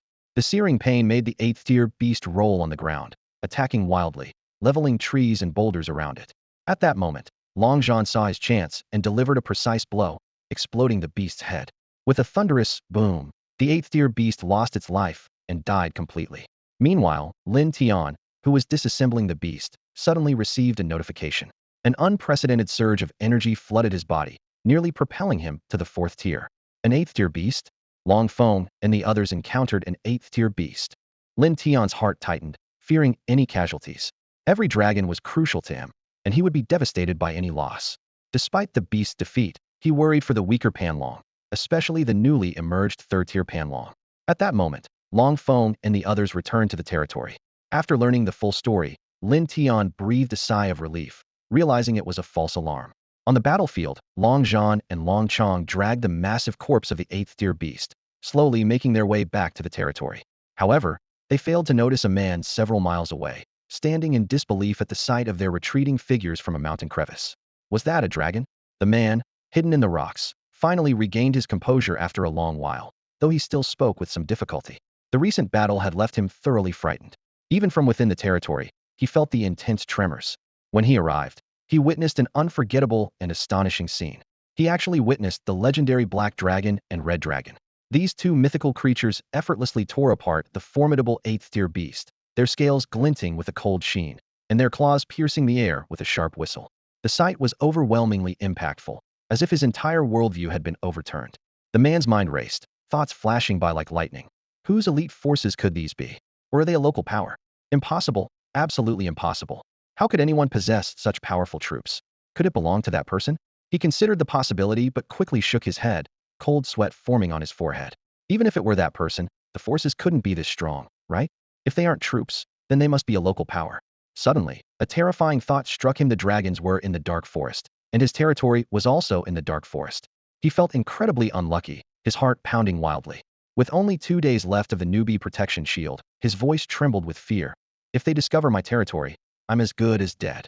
The man felt a wave of despair, his legs growing weak, barely able to stand. Just the beast tide was already overwhelming, and now the dragon race appeared. He felt like he should start preparing for the worst. Taking a deep breath, he forced himself to calm down. With trembling fingers, he opened the chat channel and sent out a carefully crafted message. Breaking news: dragons have appeared in the dark forest, just young ones, around 6th tier strength. Defeating them could yield a lot of experience and possibly drop treasures above the Xian level. Lords of the dark forest, act quickly, slay the divine dragons, and claim the artifacts. The message quickly turned the previously calm chat channel, which had settled after the auction, into a frenzy. It was like a bomb going off, causing a huge stir. Dragons? That's the totem of Huaxiao, the faith of countless Huaxiao people. Creatures only existing in legends appearing on the myriad races continent. This left many lords profoundly shocked, prompting them to express their opinions. Is this for real? Dragons on the myriad races continent. I feel this guy isn't sincere, he's lying. I agree. If there are young dragons, it means the dragon nest is nearby. Can we, as lords, withstand a strike from adult dragons? Good point. If it were that easy, why didn't the guy above go and instead leak the news? The man's scheme was quickly seen through by some sharp minds. Even if they could drop equipment above the Xian level, one would need to survive to claim it. Suddenly, someone in the chat channel brought up a shocking thought. Do you think these dragons could be someone's elite troops? Yeah, why didn't I think of that? The Minotaur and Giant races recently appeared, Dragons showing up isn't that surprising. They're all mythical races. Having dragons as troops would easily make someone the strongest lord among us. The discussion grew more intense, and everyone's thoughts turned to one person. That being said, I thought of someone. Is Lin Tian here? Can you give us a hint? All the lords speculated about Lin Tian. In their minds, the strongest lord could only be Lin Tian. Of course, this was just speculation. They weren't even sure if the dragons were local forces or troops. The lord who actually saw the dragons insisted they were local forces, while the idea of troops was just their guess. Meanwhile, the suspect of their speculation, Lin Tian, was too busy to pay attention to the chat channel. He was holding a spirit herb, enchanted by its alluring fragrance. The herb emitted a faint golden light, with wisps of spiritual energy swirling around it, captivating the senses. This was the first time Lin Tian had seen a spirit herb with his own eyes, having only heard about them on TV or in novels before. He carefully cradled the precious herb, afraid to damage it accidentally. According to Long Feng, this spirit herb could cleanse the body and enhance physical and spiritual cultivation. Most importantly, it could lay the foundation for cultivation. Given his age, he had long missed the optimal time for cultivation, with his meridians blocked and unable to absorb the world's energy. Unable to cultivate, he could only rely on fighting monsters to level up. As he looked at the spirit herb in his hands, hope flickered in Lin Tian's eyes. This could be the key to breaking through his limitations. Lin Tian knew that with his current situation, true growth and unleashing his full potential were impossible. Only by using the mystical herbs of the world to alter his constitution could he embark on the path of cultivation. When he learned that this precious herb was obtained by Long Zhan, who risked his life to snatch it from a ferocious 8th-level beast, a warm feeling surged in his heart. Remembering the method taught by Long Feng, Lin Tian went to his bedroom, sat cross-legged, and prepared to consume the herb. For him, swallowing it was the only feasible and simplest method, despite the excruciating process. Due to blocked meridians preventing him from mobilizing his internal energy, he had to rely on directly ingesting the herb, allowing its power to naturally disperse within him, flow through his meridians, forcibly alter his physical structure, and unblock his energy channels. As the herb entered his stomach, a wave of heat erupted inside him like a volcano. The intense pain felt as if it would tear his stomach apart. Lin Tian gritted his teeth, clenched his fists tightly, his nails digging into his palms. Just as he was about to collapse, the terrifying energy in his stomach began to surge toward his limbs like a tide, and the pain shifted with it. Every inch of his skin and every bone trembled violently, the agony like being pierced by thousands of needles. Lin Tian kept his eyes tightly shut, veins bulging on his forehead, sweat pouring down like rain, but he endured the pain. This moment of suffering was crucial to his future ability to cultivate and the chance to attain eternal strength. He could not give up. Time seemed to stand still, and Lin Tian lost track of how long had passed. Despite the unbearable pain, the benefits were evident.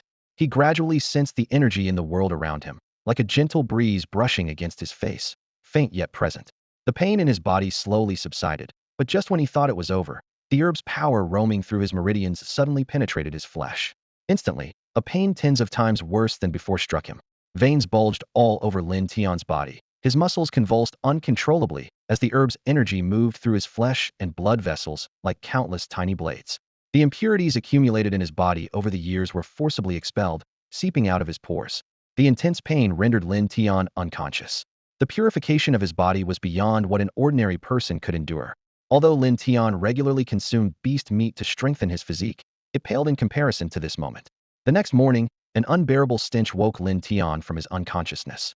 He struggled to open his eyes and found himself covered in a thin layer of black impurities emitting a nauseating odor.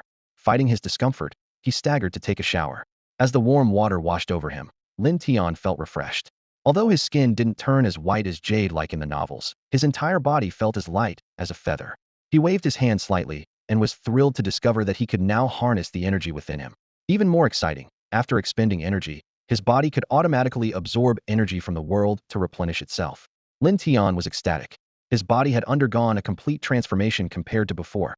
Additionally, he was delighted to realize he had broken through to the 4th level. Although this breakthrough seemed minor compared to his physical transformation, it was nevertheless exhilarating. Opening the door, Lin Tian found Long Zhan and others waiting in the courtyard for his instructions. He first sincerely praised Long Zhan's courage and loyalty, etching this bond deeply in his heart.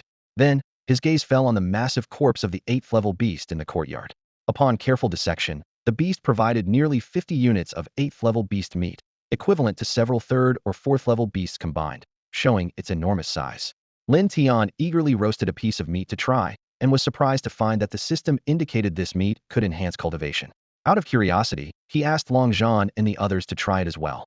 It turned out that Long Zhan and Long Feng, being too powerful, experienced no effect. However, weaker members of the Dragon Clan, like Long Yuan, experienced noticeable improvements in strength after consuming the 8th level beast meat, just like Lin Tian. This discovery opened a new path for rapidly increasing power, filling Lin Tian with anticipation for the future. Lin Tian stood in front of the primal dragon nest, holding a few pieces of 8th level beast meat he had just finished eating. This rare meat had extraordinary effects, and he decided to save it for the young dragons at the 3rd and 4th levels to enhance their strength, rather than auctioning it off. After all, Long Zhan and the others were busy hunting mid-level beasts, and low-level beasts were no longer worth their time, causing the newly hatched dragons to grow at a sluggish pace. Wiping his mouth, Lin Tian's gaze fell on the primal dragon nest. A system prompt sounded. Do you want to nurture young dragons? He was about to select yes, as usual, but a sudden flash of inspiration and curiosity led him to choose no. To his surprise, a new option popped up. Do you want to nurture an adult dragon? Lin Tian's eyes widened, not expecting the primal dragon nest to have such a feature. Images of powerful adult dragons immediately filled his mind. Even a matured Panlong was a being of the 9th level and above, not to mention the red dragons and black dragons. As Lin Tian pondered, the system provided a detailed explanation. Nurturing an adult Panlong would take a year, a red dragon 3 years, and a black dragon 5 years. During this time, no other dragons could be nurtured. Lin Tian was secretly relieved he hadn't made a hasty decision, as by the time a dragon was nurtured, he might have already become mere sustenance. After careful consideration, Lin Tian decided to stick to nurturing young dragons. Soon, 3 newly born dragons appeared before him, 2 red dragons and 1 Panlong. Lin Tian nodded in satisfaction, named them, and divided them into 2 teams to hunt fierce beasts. After dealing with the dragons, Lin Tian turned and headed to the weaponry shop. The Earth Demon leader greeted him respectfully, a contented smile on his face. Clearly, life here was comfortable and pleasant, with no need to hunt and plenty to eat and drink. Lin Tian looked around, ready to inspect the quantity and quality of the equipment crafted by the Earth Demons. Lin Tian stood in the weapon crafting workshop of the Earth Demon clan, looking around with a sense of belonging. This place had become a paradise for realizing his weapon crafting dreams. How many pieces of equipment have been made? Lin Tian asked, his gaze sweeping over the busy Earth Demon craftsmen. The Earth Demon leader respectfully replied, Master, we have crafted a total of 5 lower-grade yellow-tier weapons and 50 ordinary-tier weapons. As he spoke, he led Lin Tian to a shelf. The shelf was densely packed with various brand-new weapons, which at first glance seemed satisfactory. But upon closer inspection, Lin Tian's expression turned somewhat peculiar. These weapons had rather unique designs, vastly different from the weapons he remembered from Earth. Each weapon was as black as ink, with bizarre patterns covering the blades and handles. Lin Tian noticed that the handle of one sword was carved with a skull, and the blade bore various beast horns and other patterns, resembling barbs. Recalling his own 2 ghost-headed axes, Lin Tian suddenly understood. This must be the inherent nature of the Earth Demons as a demonic race. He decided not to interfere too much, as long as they were usable. After all, they were meant to be sold for profit. Lin Tian quickly took away all the crafted weapons, preparing to hold another auction. Just as he was about to leave, the Earth Demon leader called out to him, Master, we're running low on refined iron. Lin Tian slapped his forehead, realizing he had forgotten about this. He immediately brought over all the refined iron earned from yesterday's auction, and then opened his friend messages to check. Meng Xiaofei had sent over a dozen messages, full of information. Lin Tian, today I forged 700 units of refined iron. Lin Tian, are you busy? Let me know when you're free. I'm always around. Lin Tian, someone in the chat channel said they saw a dragon in the dark forest. Some say it's a local force, others say it's your unit. A dragon unit, riding on a dragon, soaring through the sky and roaming the land. That would be so cool and imposing. I heard some city lords in the dark forest have started looking for the dragon, wanting to kill it and loot its artifacts. Lin Tian, if your unit is a dragon, be careful. Dragons are powerful, but you never know what bad things these people might do. Lin Tian quickly browsed the chat channel to understand the situation. It turned out that yesterday afternoon, Long Zhan and his group caused a commotion while killing an 8th-tier beast, which was discovered by a city lord. This wasn't a major issue by itself, but that city lord incited other city lords to hunt down Long Zhan and his group. This is clearly a blatant challenge to me, Lin Tian thought coldly. I'll have to warn Long Zhan and the others to be extra cautious and kill any city lords searching for them, leaving no survivors. He calculated in his mind that as his territory continued to expand, he would eventually encounter these city lords. When that time came, the entire Dark Forest would have only one power left.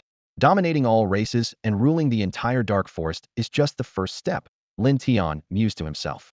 No one can stop my progress. How much refined iron do you have now?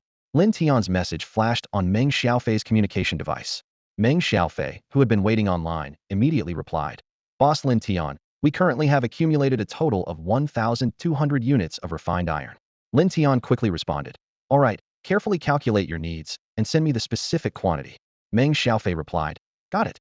He then busily calculated and soon sent over a detailed list, specifying the amount of wood, stone, and food that could be exchanged for 1,200 units of refined iron. Lin Tian carefully reviewed the list, confirmed its accuracy, and the two swiftly completed the transaction. Watching the newly acquired large quantities of wood and stone in the warehouse, Meng Xiaofei was so excited that he couldn't help but dance around. He silently encouraged himself. Keep pushing. I must gather enough materials to upgrade to a higher level territory by tomorrow, to prepare for the beast tide. Despite living underground, far from the colossal beasts on the surface, Meng Xiaofei was well aware of the dangers lurking in the underground world. He looked at the busy earth spirits, clenched his fists, and silently motivated himself. Facing the unknown threats of underground beasts, he knew he had to continually strengthen himself to survive in this uncertain world. Meanwhile, Lin Tian handed over all 1,200 units of refined iron to the earth demons and instructed their leader to craft a set of armor and weapons tailored for him. In addition, he ordered the earth demons to expedite the production of a batch of yellow-grade armor and weapons, even if it meant working through the night. Time was of the essence, with tomorrow being the final deadline. After midnight, the beast tide could strike at any moment. Lin Tian understood that successfully repelling the beast tide meant embarking on the path to supremacy among the races, while failure meant being buried in an alien world. Although his troops were among the best compared to other lords, Lin Tian dared not be complacent. The terrifying image of the ninth-tier ferocious bird from 2 days ago still lingered in his mind. While one might be manageable, several could make the situation uncontrollable. Lin Tian opened the trading channel and listed 50 ordinary-grade weapons in 5 sets, each containing 10 weapons, along with 5 rare lower yellow-grade weapons. This move immediately sparked discussions among other lords. Wow, did Boss Lin Tian wipe out a few more tribes? 5 yellow-grade weapons. Did he take down 5 local powers? The local powers near Lin Tian's territory are really unlucky. A moment of silence for those local powers. Can Boss Lin Tian share his territory's location? I don't want to be wiped out as a local power one day. Lord Lin Tian, please spare the ant troops city. Haha, maybe watch your step would be better? One step could crush the ant troops. Don't underestimate these troops. Since they're troops, they're definitely not ordinary ants. You might be in trouble before your foot even lands. Aren't we discussing Boss Lin Tian's equipment? How did the topic shift? Hey, why remind them? Last time I missed out on Boss Lin Tian's equipment. This time no one better try to compete with me. Boss Lin Tian, could you notify us before selling equipment? I missed out on the ghost axe yesterday and spent all my resources upgrading my territory. Same here, I could only watch as the equipment was bought. It broke my heart. Lin Tian silently observed these reactions. This time, he hadn't announced the auction in advance, leaving some lords frustrated because they had used up their materials the day before. Seeing them so upset, Lin Tian chuckled to himself. For him, this batch of equipment wasn't about making huge profits, but just an appetizer. The real show was yet to come. In the trading channel, the auction prices surged like boiling water. The city lords scrambled to outbid each other, fearing they might miss this rare opportunity. Their eyes shone with desire, as if they could already envision themselves wielding powerful weapons, cutting through the beast hordes with ease. These are just a few low-grade yellow weapons. Why are so many people fighting over them? The prices have gone crazy. One city lord murmured in confusion. Ridiculous. That fool still thinks only city lords with humanoid troops need weapons. Another city lord scoffed. When the beast tide arrives and the beasts invade your territory, you'll realize the value of weapons when you're defenseless. Even if all your troops are wiped out, as long as the city lord and the heart of the territory remain, there's still hope.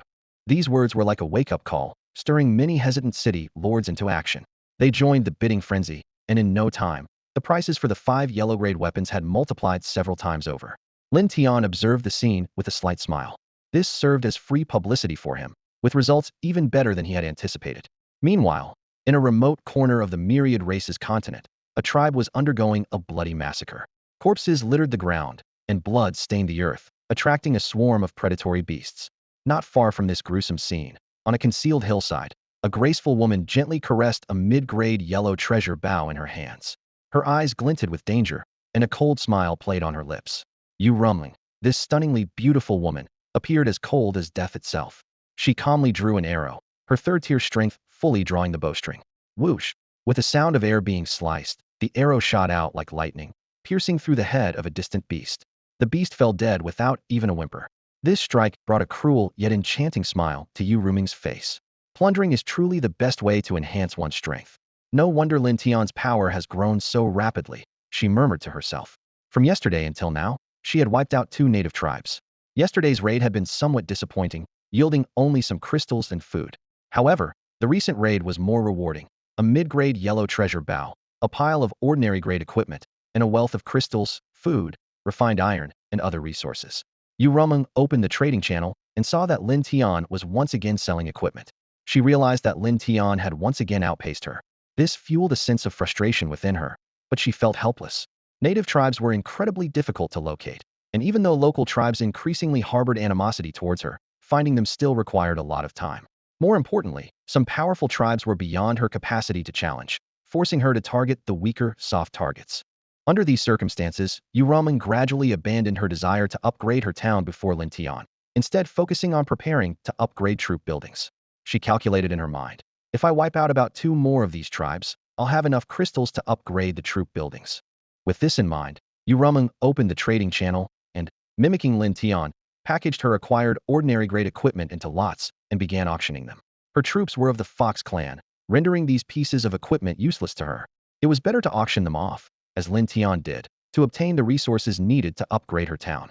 The auction held by the goddess Ryua suddenly caused a stir. A batch of seemingly ordinary mortal-grade equipment attracted numerous city lords. After all, even the most basic mortal-grade weapons were hundreds of times better than fighting barehanded. The chat channels were buzzing with excitement, with Ryua's equipment as the main topic. City lords who missed out on Lin Tian's high-tier equipment flocked to Ryua's auction, hoping to snag a bargain. Lin Tian watched coldly, a slight smile on his lips. He had anticipated that these people would imitate his strategy of attacking local forces and seizing resources. Lin Tian was well aware that mortal-grade equipment would only be profitable during the brief period before the beast tide arrived. Once the beast tide passed, weaker city lords would be mercilessly eliminated, and the survivors would become stronger, making mortal-grade equipment lose its appeal. Thinking about the impending beast tide, with countless fierce beasts swarming in, surviving it would mean a qualitative leap in both troops and personal strength. As time passed, the auction prices gradually stabilized, reaching their peak. Lin Tian did not want to waste time waiting any longer, knowing that any further rise in prices would be minimal. He decisively ended the auction, allocating the equipment to the highest bidders. Haha, finally got it this time. Ah, so close, just missed it. Alright, I'm off to equip my troops and see how it works. It won't disappoint you. Both parties in the transaction got what they needed and were quite satisfied with the auction. After this round of auctions, Lin Tian's warehouse had accumulated an astounding 100,000 units of wood and 70,000 units of stone. Afterward, Lin Tian didn't forget to promote the next evening's auction, mainly to encourage city lords to prepare their resources in advance. He announced an auction preview. Tomorrow night, several sets of armor and weapons will be up for sale, all of yellow-grade quality, guaranteed quality, and exclusively for iron trade. This announcement once again ignited the chat channels. All hail the great Lin Tian. Armor and weapons? Where does Lin Tian get so much gear? The equipment Lin Tian just sold was all brand new, like it was freshly forged, and it looked a bit unusual, almost like demon weapons. I suspect these are crafted by Lin Tian himself. Not only are Lin Tian's troops powerful, but they can also forge weapons. How are we supposed to compete with that? Some astute city lords began speculating that Lin Tian's troops might be some kind of top-tier demon race.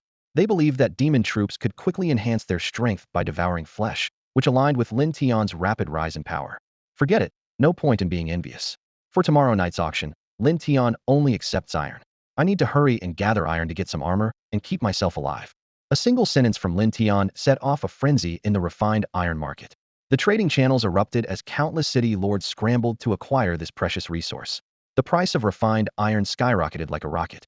City lords with special troops smelled opportunity and fired up their iron furnaces, forging refined iron day and night.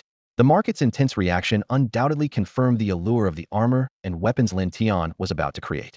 In the impending beast tide, these pieces of equipment would be the best life-saving charms. Even city lords with epic or legendary troops couldn't help but be tempted. While weapons were relatively easy to obtain by destroying a few local forces tribes, armor was much harder to come by. Even leveling 10 tribes might not yield a single piece. Crafting it oneself required not only refined iron but also a forge or its blueprint, both of which were indispensable.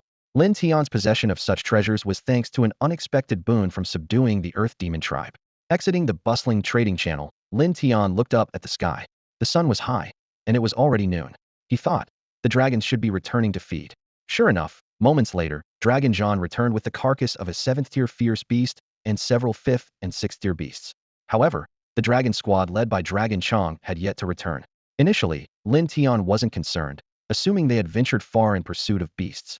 After all, the fierce beasts around the territory had long been cleared, and finding prey above the 3rd tier inevitably required delving into dangerous areas. But as time passed and Dragon John and his group had finished eating, Dragon Chong's squad was still nowhere to be seen.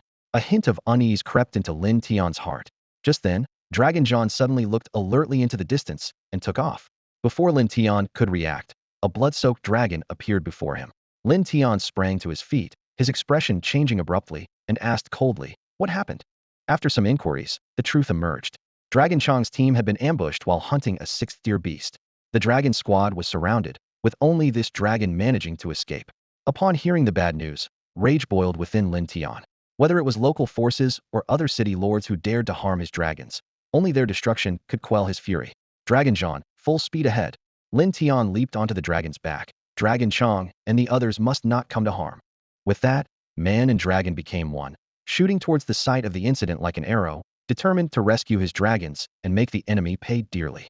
In a dim forest nestled among the mountains, the sound of explosions echoed as a fierce battle unfolded. Over a dozen monsters surrounded 4 dragons, trying to trap them. These creatures had the bodies of lions with wings on their backs and sharp, eagle-like beaks. 3 red dragons breathed terrifying flames, forming a wall of fire that kept the monsters at bay. Long Feng, who had reached the 5th tier, leaned against an ancient, sturdy tree, struggling to recover from his injuries. At his feet lay the corpses of several monsters, their crimson blood snaking across the ground. Deep gashes that exposed bone marked Long Feng's body, with a few dragon scales scattered on the ground, glinting faintly. These monsters matched the dragons in speed, circling in the air and constantly searching for openings. Occasionally, 1 or 2 would dive in an attempt to attack, but the fear of the red dragon's flames, which could turn them into plucked chickens, made them hesitate. Long Chong kept a wary eye on the largest of the 6th-tier monsters opposite him, not daring to act rashly. He knew he could take down that monster, but with Long Feng injured and the other 2 red dragons struggling, they might not withstand the assault from the rest of the creatures. Not far from the battlefield, in the sky, a figure stood on the back of a monster, watching the intense fight with cold detachment. In his hand, he clutched 2 dragon scales he had picked up from the ground, his eyes burning with intensity as he watched the 4 dragons. He recalled hearing yesterday that there were dragons in the dark forest, with the strongest being only at the 6th tier. He had come to try his luck, and to his surprise, he found his targets in just one morning. His incredible luck made him feel like the protagonist of a novel, favored by destiny. He began to imagine the future. Once he killed these dragons, legendary artifacts would surely appear. Then, the beast tide would be nothing to him. He would conquer all races, become the king of all, with countless city lords and races bowing before him. Lin Tian, that guy, would be nothing more than a shoe shiner, and the goddess-like Rumen would be part of his harem, basking in his favor. Thinking of this, a sly smile crept onto his lips, his excitement barely contained. He had long been annoyed by Lin Tian, who leveraged his strong troops to profit and grow his power. Worse yet, Lin Tian was constantly praised by many, and the goddess-like Rumen was adored by admirers. Meanwhile, he remained unnoticed. He had tried multiple times to befriend them, but was always ignored. He believed his weakness was the reason for being overlooked. But this morning, his luck soared, producing a 6th-tier troop. He was convinced it was destiny's gift, a coincidence too perfect to ignore. If he killed the dragons, he was sure to find legendary artifacts under destiny's protection. Then he would rise to power and dominate the continent of all races. Growing impatient as his troops struggled to defeat the dragons, he shouted, "Hurry up and kill them." With their masters urging, the monsters circling Long Chong and his companions increased their attack frequency. The 6th-tier monster paused, its wings vibrating intensely. The other monsters, as if receiving a silent command, hovered in the air and began to vibrate their wings as well. Whoosh, whoosh, whoosh. As Long Chong and the others pondered in confusion, hundreds of sharp feathers shot towards them like arrows. Long Chong quickly reacted, unleashing a more powerful wall of fire to fend off the sudden attack. However, this was precisely what the 6th-tier monster had schemed. The 6th-level creature flapped its wings simultaneously, transforming into a blur as it shot forward, its sharp claws aimed directly at the injured Long Feng. Sensing the imminent danger, Long Feng looked up to see the beast that had previously wounded him. Ignoring his injuries, he let out a thunderous dragon roar and opened his gaping maw to counterattack. The sixth-level creature hesitated, intimidated by Long Feng's desperate defiance. It knew well the dragon's strength and was aware that a bite could be devastating. Weighing its options, it feigned retreat, flying off in another direction. Long Feng halted his pursuit, aware that his injuries made it difficult to catch up. However, just as he relaxed his guard, an unexpected turn of events occurred. The sixth-level creature abruptly changed course, diving down like lightning. Its sharp claws aimed for Long Feng's vital spots, and its beak targeted his head. This strike was cunning and treacherous, showcasing its vicious nature. Faced with such a swift assault, Long Feng found himself at a disadvantage. Not far away, Long Chong attempted to rush to his aid, but it was already too late. As Long Feng teetered on the brink of death, a man in the distance smiled smugly, proud of his creature's prowess. Just when Long Feng thought he was doomed, a strange phenomenon appeared in the sky. A swirling black energy orb, charged with terrifying power, came hurtling toward them. As the creature's claws were about to strike Long Feng, it suddenly sensed a life-threatening danger. It twisted its head sharply, only to see the energy orb almost upon it. Boom! A deafening explosion erupted, accompanied by a shrill scream. The sixth-level creature was blasted several hundred meters away, crashing heavily into a distant hillside. This sudden turn of events froze the smile on the man's face in the sky. Long Feng and Long Chong turned to see a majestic black dragon approaching. With a commanding figure standing on its back, their master had come to their rescue.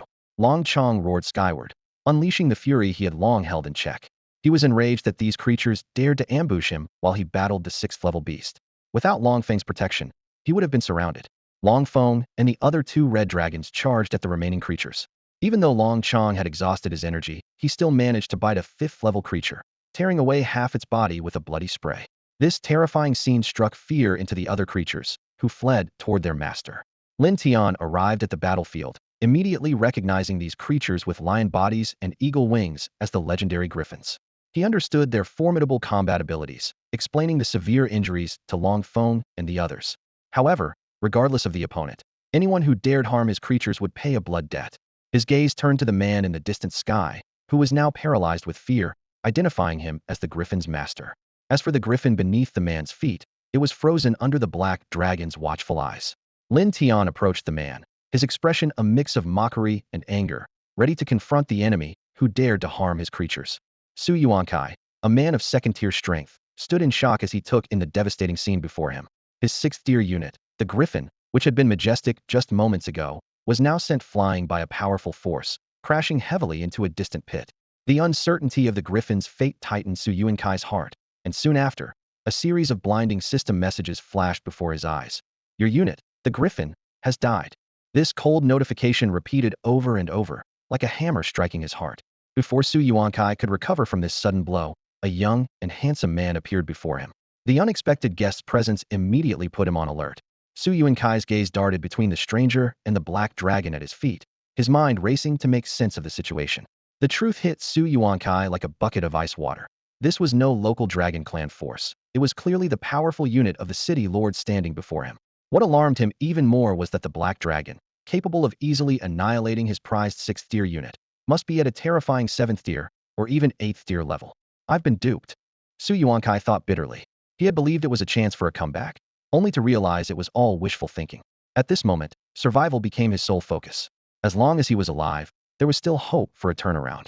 Su Yuankai quickly assessed the situation, speculating that the man before him was likely the renowned Lin Tian. Although he had only injured Lin Tian's unit, while Lin Tian had killed his griffin, both were city lords, so there might still be a slim chance. Lin Tian, sir. Su Yuankai cautiously began, his tone filled with obvious respect and fear. Lin Tian raised an eyebrow, clearly surprised that Su Yuankai recognized him so quickly. Since you know who I am, how dare you harm my unit? Lin Tian's tone carried a clear note of reproach. Hearing this, Su Yuankai became even more certain that this was indeed the powerful Lin Tian. He hurriedly explained, it's a misunderstanding, brother Lin Tian. It's all a misunderstanding. It's all because of that jerk spreading false information in the chat channel. He said these dragons were a local force, so I thought I'd try my luck.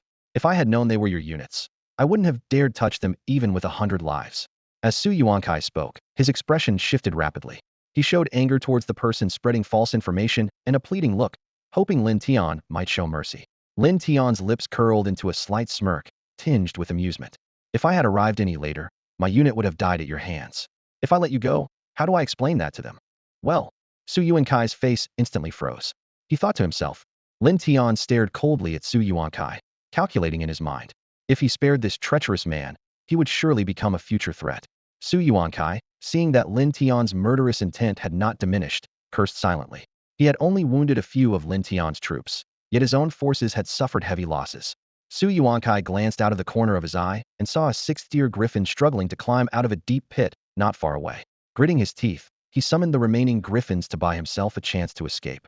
In an instant, the injured sixth-tier griffin and others charged at Lin Tian recklessly. At that moment, the griffin beneath Su Yuankai suddenly turned and flew swiftly toward their territory. In the blink of an eye, it became a black dot on the horizon. Su Yuankai was anxious, uncertain if he could escape, but he knew he had to try. He understood that once he reached the territory, the novice protection shield would keep him safe. Lin Tian watched Su Yuankai flee in panic, a cold smile forming on his lips. After so much nonsense, the guy finally ran. He then ordered Long Zhan to follow, maintaining a certain distance. As they engaged in the chase, Lin Tian was at ease. He suddenly had the whimsical idea to shout at Su Yuankai in a villainous tone, like in a movie. "Don't waste your energy, you can't escape."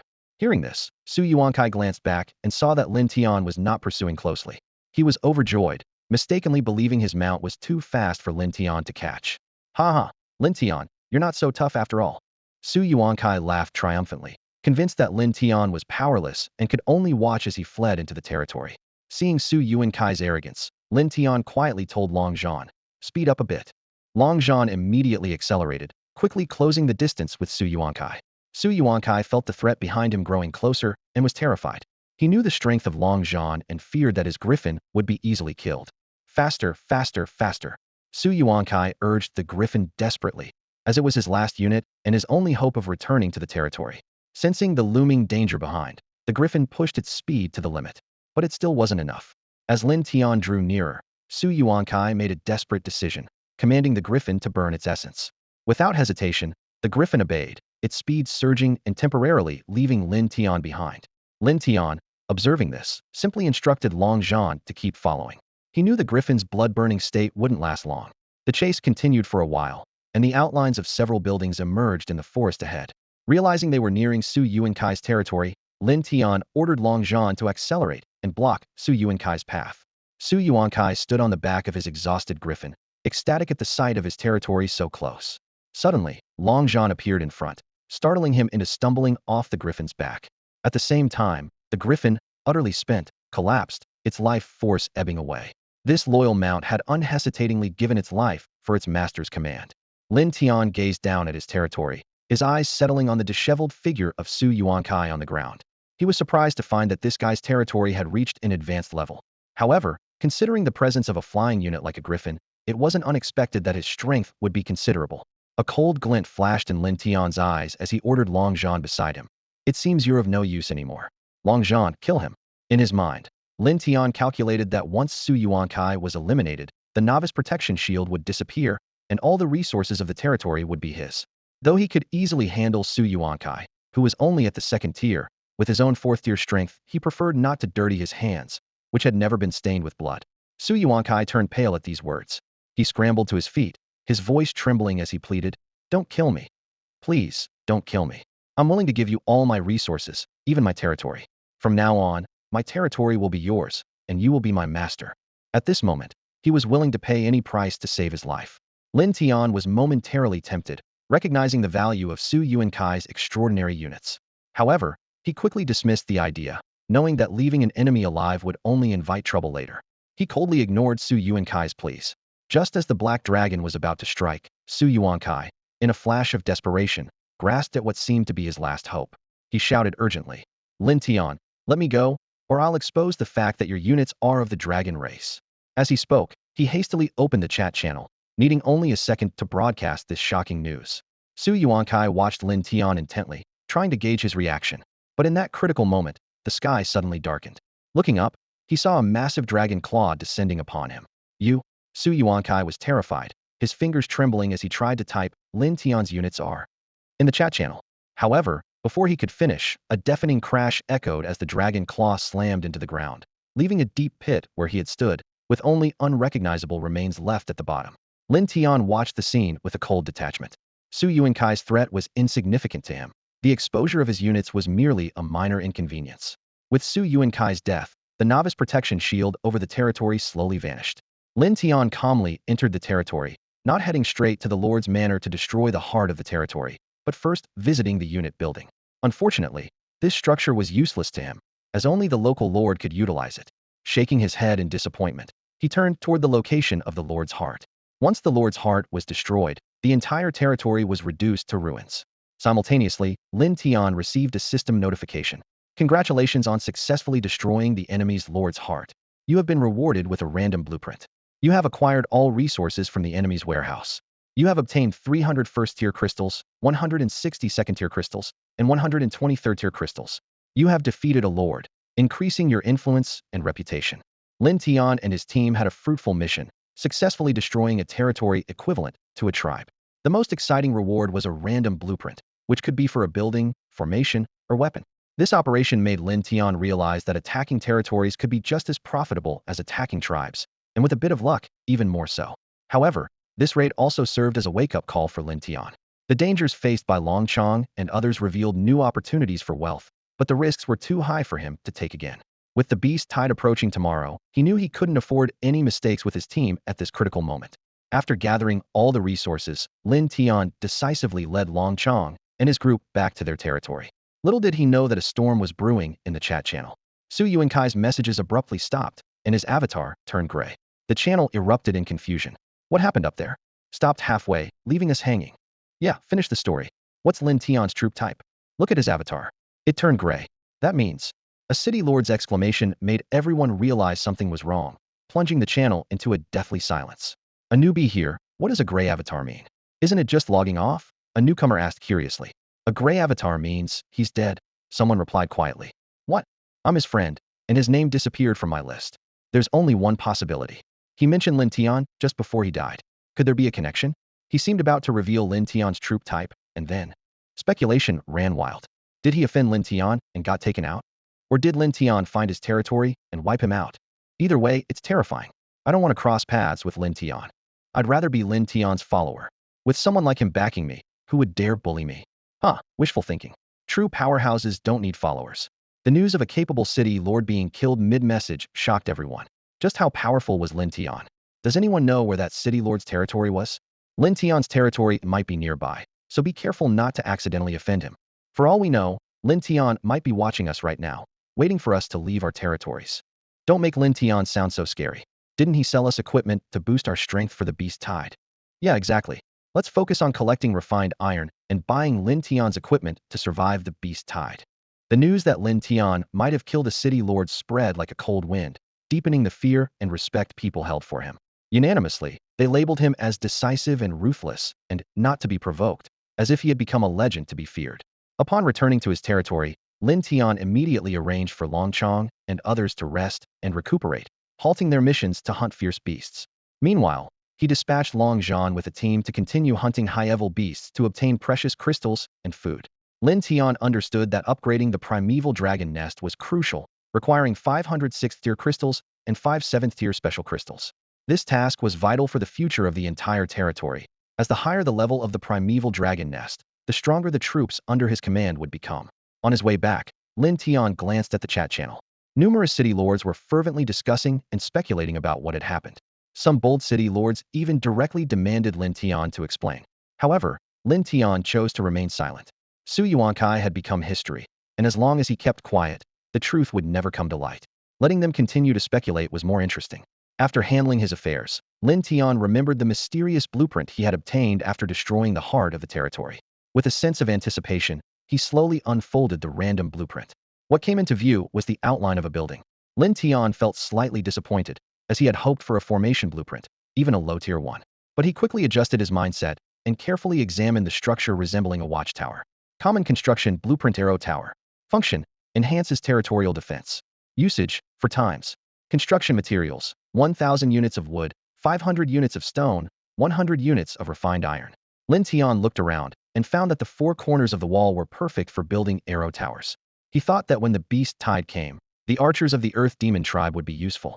Although these arrow towers might become somewhat redundant later, they would undoubtedly significantly enhance the territory's defense capabilities at this stage. Soon, 4 arrow towers, about 5 to 6 meters high, stood tall at the 4 corners of the wall, becoming the most prominent structures in the territory. Lin Tian climbed one of the towers and looked around, finding the view remarkably open, allowing easy observation of movements within a few dozen meters outside the wall. He patted the tower's wall with satisfaction, confident that unless attacked by large flying beasts, these towers would withstand considerable impact. Back at the mansion, Lin Tian looked at the piles of 5th, 6th, and 7th tier beast corpses and began the routine disassembly work. He kept enough meat for consumption and put the rest up for trade. Although he had enough wood and stone to upgrade the town, the beast meat could still be exchanged for more building materials for future upgrades. The materials from the beasts were sent to the forge to create equipment. Besides the 6th tier and higher crystals, other crystals were also sent to the forge. Lin Tian knew that only by using these materials to craft equipment could their maximum value be realized. Time passed like flowing water, and before long, darkness enveloped the entire land. Lin Tian stood atop an arrow tower, gazing into the distance, his mind full of thoughts as he prepared for the challenges ahead. Long Zhan led his team safely back to their territory, filled with a sense of accomplishment. After days of relentless effort, they finally surpassed the milestone of collecting 106th tier crystals, completing 1/5 of the requirement for upgrading the 3rd level primal dragon nest. However, the elusive 7th tier crystals remained scarce, even rarer than the formidable 8th and 9th tier beasts. Due to the team's vigorous hunting of beasts, everyone's strength saw significant improvement. Long Zhan successfully advanced to the 8th tier, becoming a pillar of the team. Long Chong and another red dragon reached the 6th tier, greatly enhancing their abilities. Long Feng, Long Qing, Long Yuan, and 2 other red dragons all broke through to the 5th tier, while 2 coiled dragons kept pace, reaching the 4th tier. If not for an injury, Long Feng might have reached the 6th tier today. Lin Tian himself experienced a leap in strength. Last night, he broke through to the 4th tier after taking a spiritual medicine, and now he was on the verge of reaching the 5th tier. This series of advancements gave him some confidence in facing the impending beast tide, though he still felt a bit anxious, hoping nothing unexpected would occur. As the blood moon gradually rose, the deafening roars of beasts echoed outside the territory. Countless lords gazed at the blood moon, overwhelmed by a profound sense of homesickness.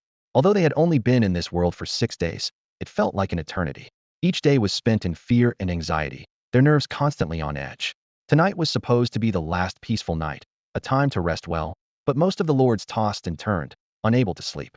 The chat channel was unusually quiet, as if everyone was reminiscing about Earth, their hometowns, and the faces of their loved ones. The night quickly passed. The first ray of sunlight pierced through the forest, heralding a new day. The dragon team, as usual, waited at the entrance for Lin Tian's instructions. Upon waking, Lin Tian headed straight to the primal dragon nest, preparing to nurture today's troops. Suddenly, a resounding dragon roar echoed across the sky, and a dragon slowly emerged from a black void. At first glance, Lin Tian thought it was a black dragon, but upon closer inspection, he realized this dragon was more ferocious than Long Zhan, exuding traces of black aura, with power clearly surpassing the current 8th tier Long Zhan. A system prompt appeared. Black Magic Dragon. Unnamed. Growth state. Juvenile. Strength level. 9th tier 00100. Loyalty. 100. Potential. 5-clawed Black Dragon. Lin Tian was puzzled. Shouldn't a Black Magic Dragon belong to the Magic Dragon category? But then he realized that this world seemed to lack such classifications, only having coiled dragons, red dragons, black dragons, etc. Regardless of the type, as long as it was one of his troops, it was fine. This Black Magic Dragon not only exceeded Long Zhan in strength, but also had potential reaching the level of a 5-clawed Black Dragon, indicating a future development potential even higher than Long Zhan's. Lin Tian's face lit up with joy, surprised by his good fortune in spawning a special 9th tier Black Dragon today. This was undeniably great news, boosting his confidence in facing the upcoming beast tide. Even if that 9th tier fierce bird attacked again, it would likely just be delivering more experience. Lin Tian named this Black Magic Dragon Long Mo, feeling it was a fitting name. As for the other 2 newly spawned dragons, a red dragon and a coiled dragon, although not as powerful as Long Mo, they were still valuable assets. Lin Tian was in high spirits as the last day brought an unexpected surprise. The arrival of the dragon demon instantly multiplied the strength of the entire territory. After giving a few simple instructions, Lin Tian dispatched the dragon demon and the other dragons to hunt fierce beasts. Considering it was the final day, he decided not to split them into 2 groups, but rather had Dragon Demon and Long Zhan go together to ensure the team's safety, even if they encountered beings above the 9th tier. Although Dragon Demon and Long Zhan were already powerful, Lin Tian knew that Pan Long and Qi Long still needed to improve. Facing the upcoming beast tide, their chances of survival were worrisome. Lin Tian's goal was to enhance the overall strength, not just rely on a few strong individuals. After all, victory in a beast tide isn't determined by one or two strong fighters. After arranging the dragon team, Lin Tian went to the forging shop. The Earth Demon had worked tirelessly for a day and night, crafting 5 pieces of armor and 5 weapons, all reaching the yellow tier quality. Lin Tian was pleased with the results. However, with the depletion of special forging materials, creating yellow tier equipment was becoming increasingly difficult. This was when the Earth Demon leader needed to demonstrate exceptional forging skills, making full use of beast materials and finding alternative resources. Though Lin Tian didn't understand forging, he appreciated the effort involved. He promised the Earth Demon leader, "Everyone has worked hard. There will be great rewards after this battle." The Earth Demon leader, having learned to be flattering, replied, "It's our honor to forge weapons for the master." Leaving the forging shop, Lin Tian went to check on Long Feng and the other dragons who were injured the previous day. The most seriously injured, Pan Long, was clearly improving, and Long Feng, with his 5th tier strength, was nearly healed. Lin Tian told Long Feng, "Join Dragon Demon and the others this afternoon and see if you can advance to the 6th tier. But don't push yourself too hard, and be mindful of your injuries." He advised the other 3 dragons, "Take good care of your injuries." The dragons all responded in unison, "Yes, master." Lin Tian calculated that with each dragon advancing a tier in strength, their chances of success increased. He was doing everything he could to enhance the dragon team's combat power in preparation for the impending battle. Meanwhile, the chat channel was buzzing with activity, with messages about buying refined iron flooding in as everyone prepared for the evening's auction. Some city lords, unable to participate, became middlemen instead, seizing the opportunity to profit and upgrade their territories. Other powerful city lords took the chance to sweep through nearby native tribes, resulting in an abundance of commandeer equipment in the trade channel. The Goddess of Dreams sold equipment multiple times in just one day, clearly reaping significant rewards. However, not every city lord profited smoothly. Some encountered unexpected setbacks, such as ancestral beings emerging from underground just as they were about to conquer a tribe, leading to heavy losses. Lin Tian quietly noted this information for future reference. He couldn't let history repeat itself. That was something he couldn't accept. Lin Tian's gaze fell on his phone screen, where a new message notification blinked in his friend list. Upon opening it, he saw that Meng Xiaofei had forged another batch of refined iron. "Lin Tian, I forged 1,300 units of refined iron yesterday." Meng Xiaofei's message popped up, quickly followed by another. "Lin Tian, you're skilled at crafting equipment. Could I ask a favor? I want to trade this refined iron for a piece of armor. If it's not enough, I'll have the Earth's spirits forge more. By tonight, I should be able to gather 2,000 units." Before Lin Tian could reply, another message appeared. "The Earth's spirits are exhausted. I'd like to let them rest. If it's still not enough, can I owe you? If I survive the beast tide, I'll pay you back double." Reading these heartfelt words, Lin Tian was momentarily at a loss for words. He understood Meng Xiaofei's situation. His troops weren't combat-oriented, and their chances of survival in the upcoming beast tide were slim. But then he thought about how Meng Xiaofei's territory was underground, which might mean the threat from the beast tide wasn't as severe. This thought brought Lin Tian some comfort. "It's enough," Lin Tian replied succinctly. On the other side, Meng Xiaofei waited anxiously for a response, fearing rejection. At his young age, he hadn't yet experienced the challenges of adult life, but the shadow of death loomed over him. He was doing everything he could to improve his chances of survival. Suddenly, Lin Tian's reply came. Just 2 words, but they filled Meng Xiaofei with joy. "Thank you, brother Lin Tian, thank you so much. If I survive, you'll be my big brother, and I'll follow your lead." Meng Xiaofei expressed his heartfelt gratitude. Lin Tian read these words and couldn't help but smile and shake his head. He knew that a yellow tier armor's value in normal auctions was only 1 to 2,000, up to 2 or 3,000 units of refined iron. But in these extraordinary times, the price might soar to 5 or 6,000, depending on each city lord's reserves. Lin Tian quickly prepared a yellow tier armor and several mortal tier weapons, completing the transaction with Meng Xiaofei. The mortal tier weapons were a bonus, not worth much, but for Meng Xiaofei, they were life-saving tools. After all, his troops were already weak in combat, and without weapons, how could they fight off fierce beasts? Lin Tian knew he had done all he could. Whether Meng Xiaofei survived depended on his own fate. Although his troops knew the art of forging, it was a pity there was no smithy. Otherwise, they could at least craft some basic equipment. After receiving the equipment, Meng Xiaofei repeatedly thanked Lin Tian. To him, these pieces of equipment were lifelines. Reflecting on his past decision, he was grateful he had made the right choice, successfully relying on Lin Tian. The refined iron could perhaps be traded for 2 or 3 times the resources elsewhere, but what good were more resources? At most, they could buy 1 or 2 mortal tier weapons, and even then, there was no guarantee of obtaining them. Excitedly, Meng Xiaofei equipped his strongest Earth Spirit troops with the weapons. To prepare for the impending beast tide, all the Earth Spirits were taking the opportunity to rest. Lin Tian hadn't thought too deeply about it. If Meng Xiaofei survived, he could help mine crystals and other minerals in the future. Helping him this time was mutually beneficial to some extent. After all, this batch of equipment was crafted thanks to the refined iron Meng Xiaofei provided. Lin Tian walked into the courtyard, his gaze sweeping over the mountain of beast corpses. Members of the Dragon Squad were working hard. He couldn't help but think, if only there were specialized decomposition troops or some other alternatives. Staring at the pile of corpses before him, Lin Tian fell into deep thought. As the esteemed leader of the Dragon Clan, a man with a high-ranking territory, Lin Tian found it quite embarrassing to personally handle the task of dissecting corpses every day. He sighed, ready to begin his work, when a crimson dragon flew in from afar, respectfully reporting, "Master, we've discovered a Minotaur tribe 10 miles outside our territory." Lin Tian frowned slightly, recalling the Minotaur tribe he had recently wiped out. He wondered just how many such tribes were hidden within the dark forest. If there were many, the Minotaur's power might be far more formidable than it appeared. What is their strength? Lin Tian continued to inquire. The Crimson Dragon detailed, "Master, the tribe consists of approximately 500 Minotaurs.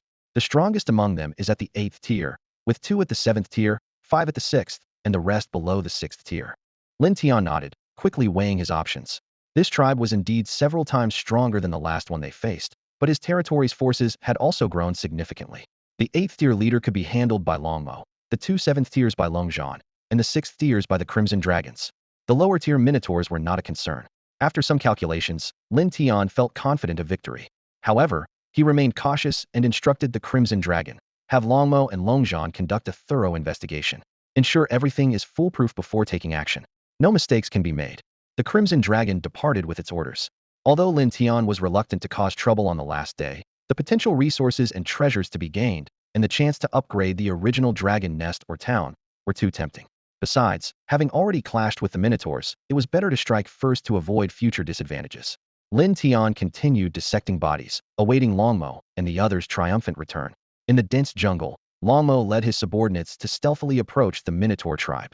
From a distance, they saw hundreds of stone and wooden huts, with a 2-story building at the center, clearly the leader's residence. At Longmo's command, he unleashed a devastating dragon's breath. With a thunderous roar, the leader's building was reduced to rubble, and the surrounding huts collapsed in the shockwave.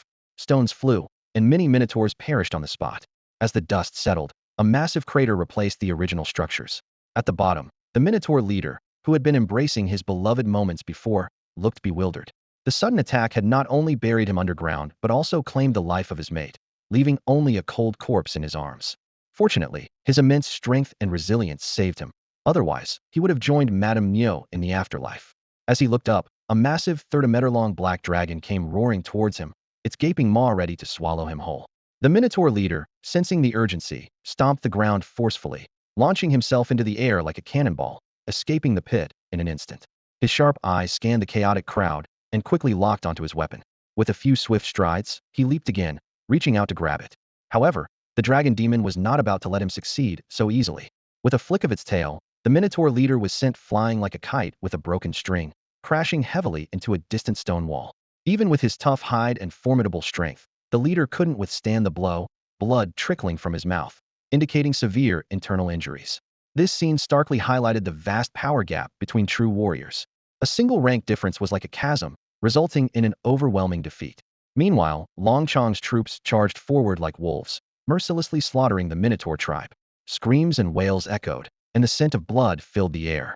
Struggling to rise from the stone wall, the Minotaur leader watched his tribe being massacred, hatred burning in his eyes as he glared at the dragon demon. "Who are you?" "I am from the Minotaur dynasty, and you dare to slaughter my people? Our king will not let you go unpunished," he shouted fiercely. The dragon demon snorted disdainfully, a hint of contempt in its eyes. Fearless as always, it had no regard for such threats. Raising its massive claw, it struck again, sending the Minotaur leader back into the ground. This blow was too much for his body, which shattered and rapidly lost life. The dragon demon picked up the dying leader with its left claw and easily tore off his right arm with its right. Blood splattered, and the Minotaur leader took his final breath. The dragon demon carefully removed a ring from the leader's right index finger, cautious not to crush it. With the leader's fall, the remaining Minotaurs were quickly annihilated by Long Chong and his men. The victors began to scour the battlefield, collecting all valuable items.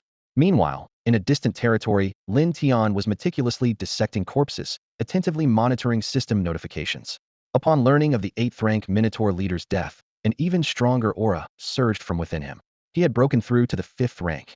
In just 7 days, Lin Tian had transformed from a powerless mortal into a 5th rank powerhouse, a feat that even those with epic or legendary troops could only achieve up to the 3rd or 4th rank. System notifications continued. Your troops have successfully destroyed the Minotaur tribe, earning 99 6th rank crystals.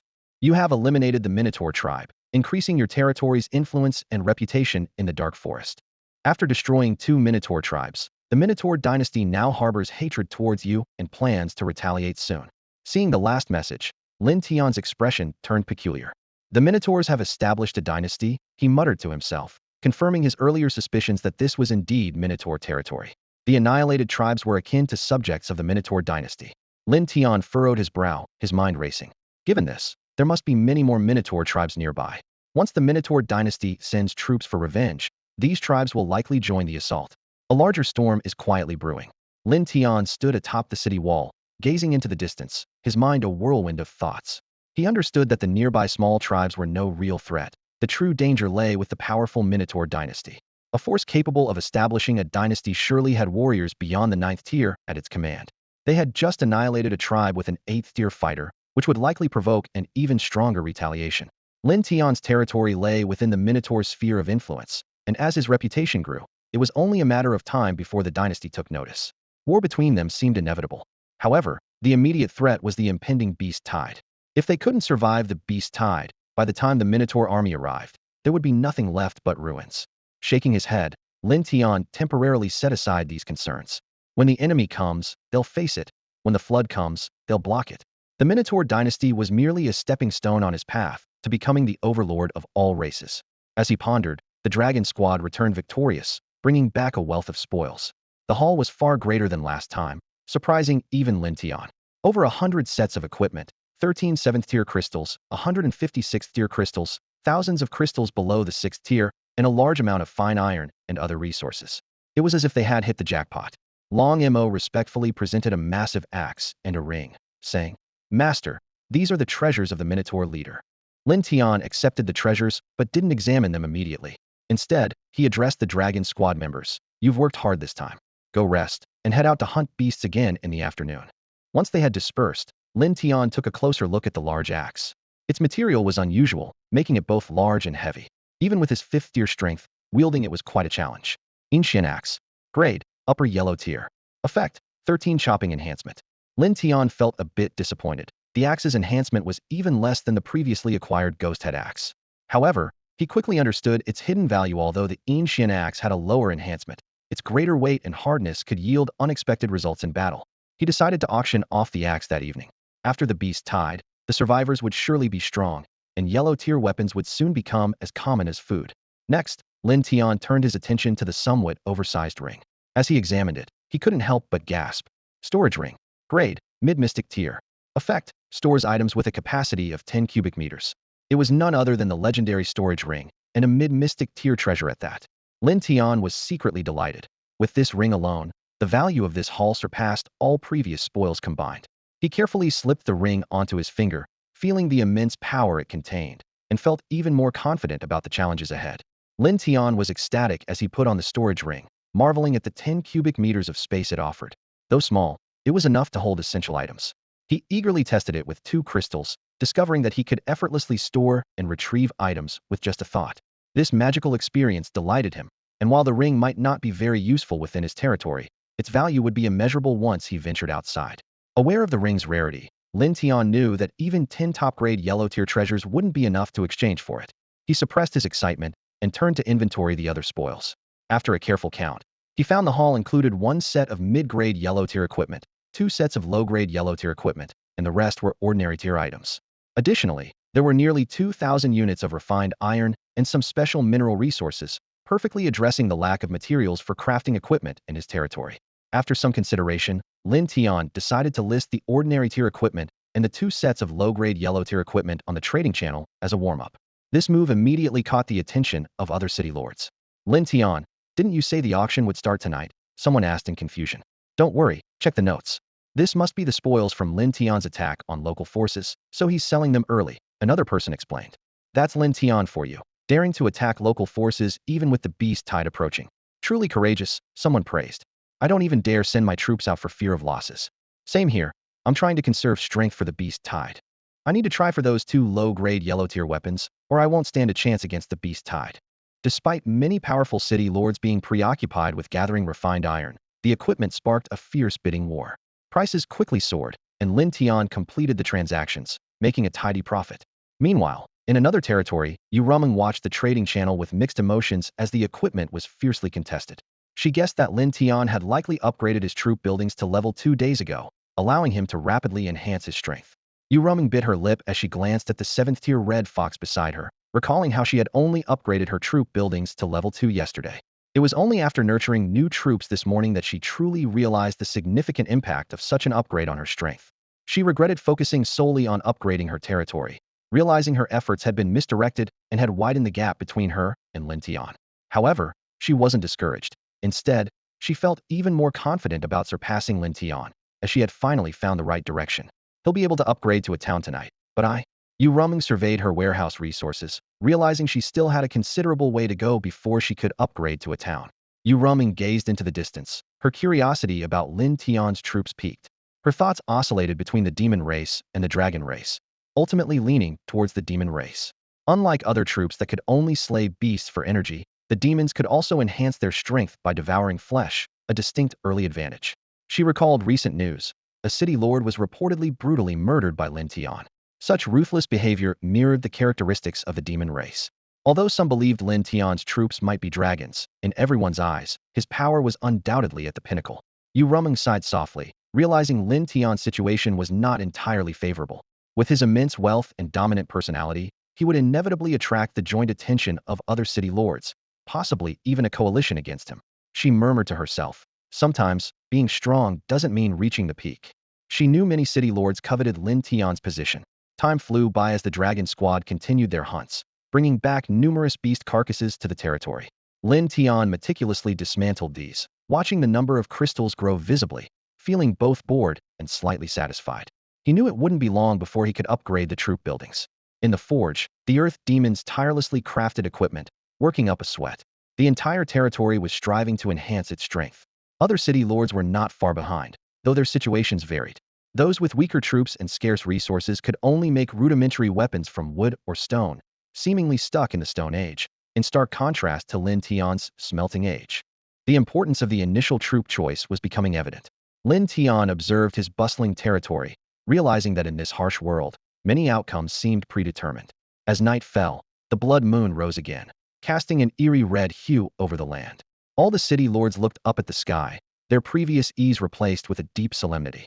They knew that after tonight, the protective barrier would vanish, and they would face their first true test in this harsh world.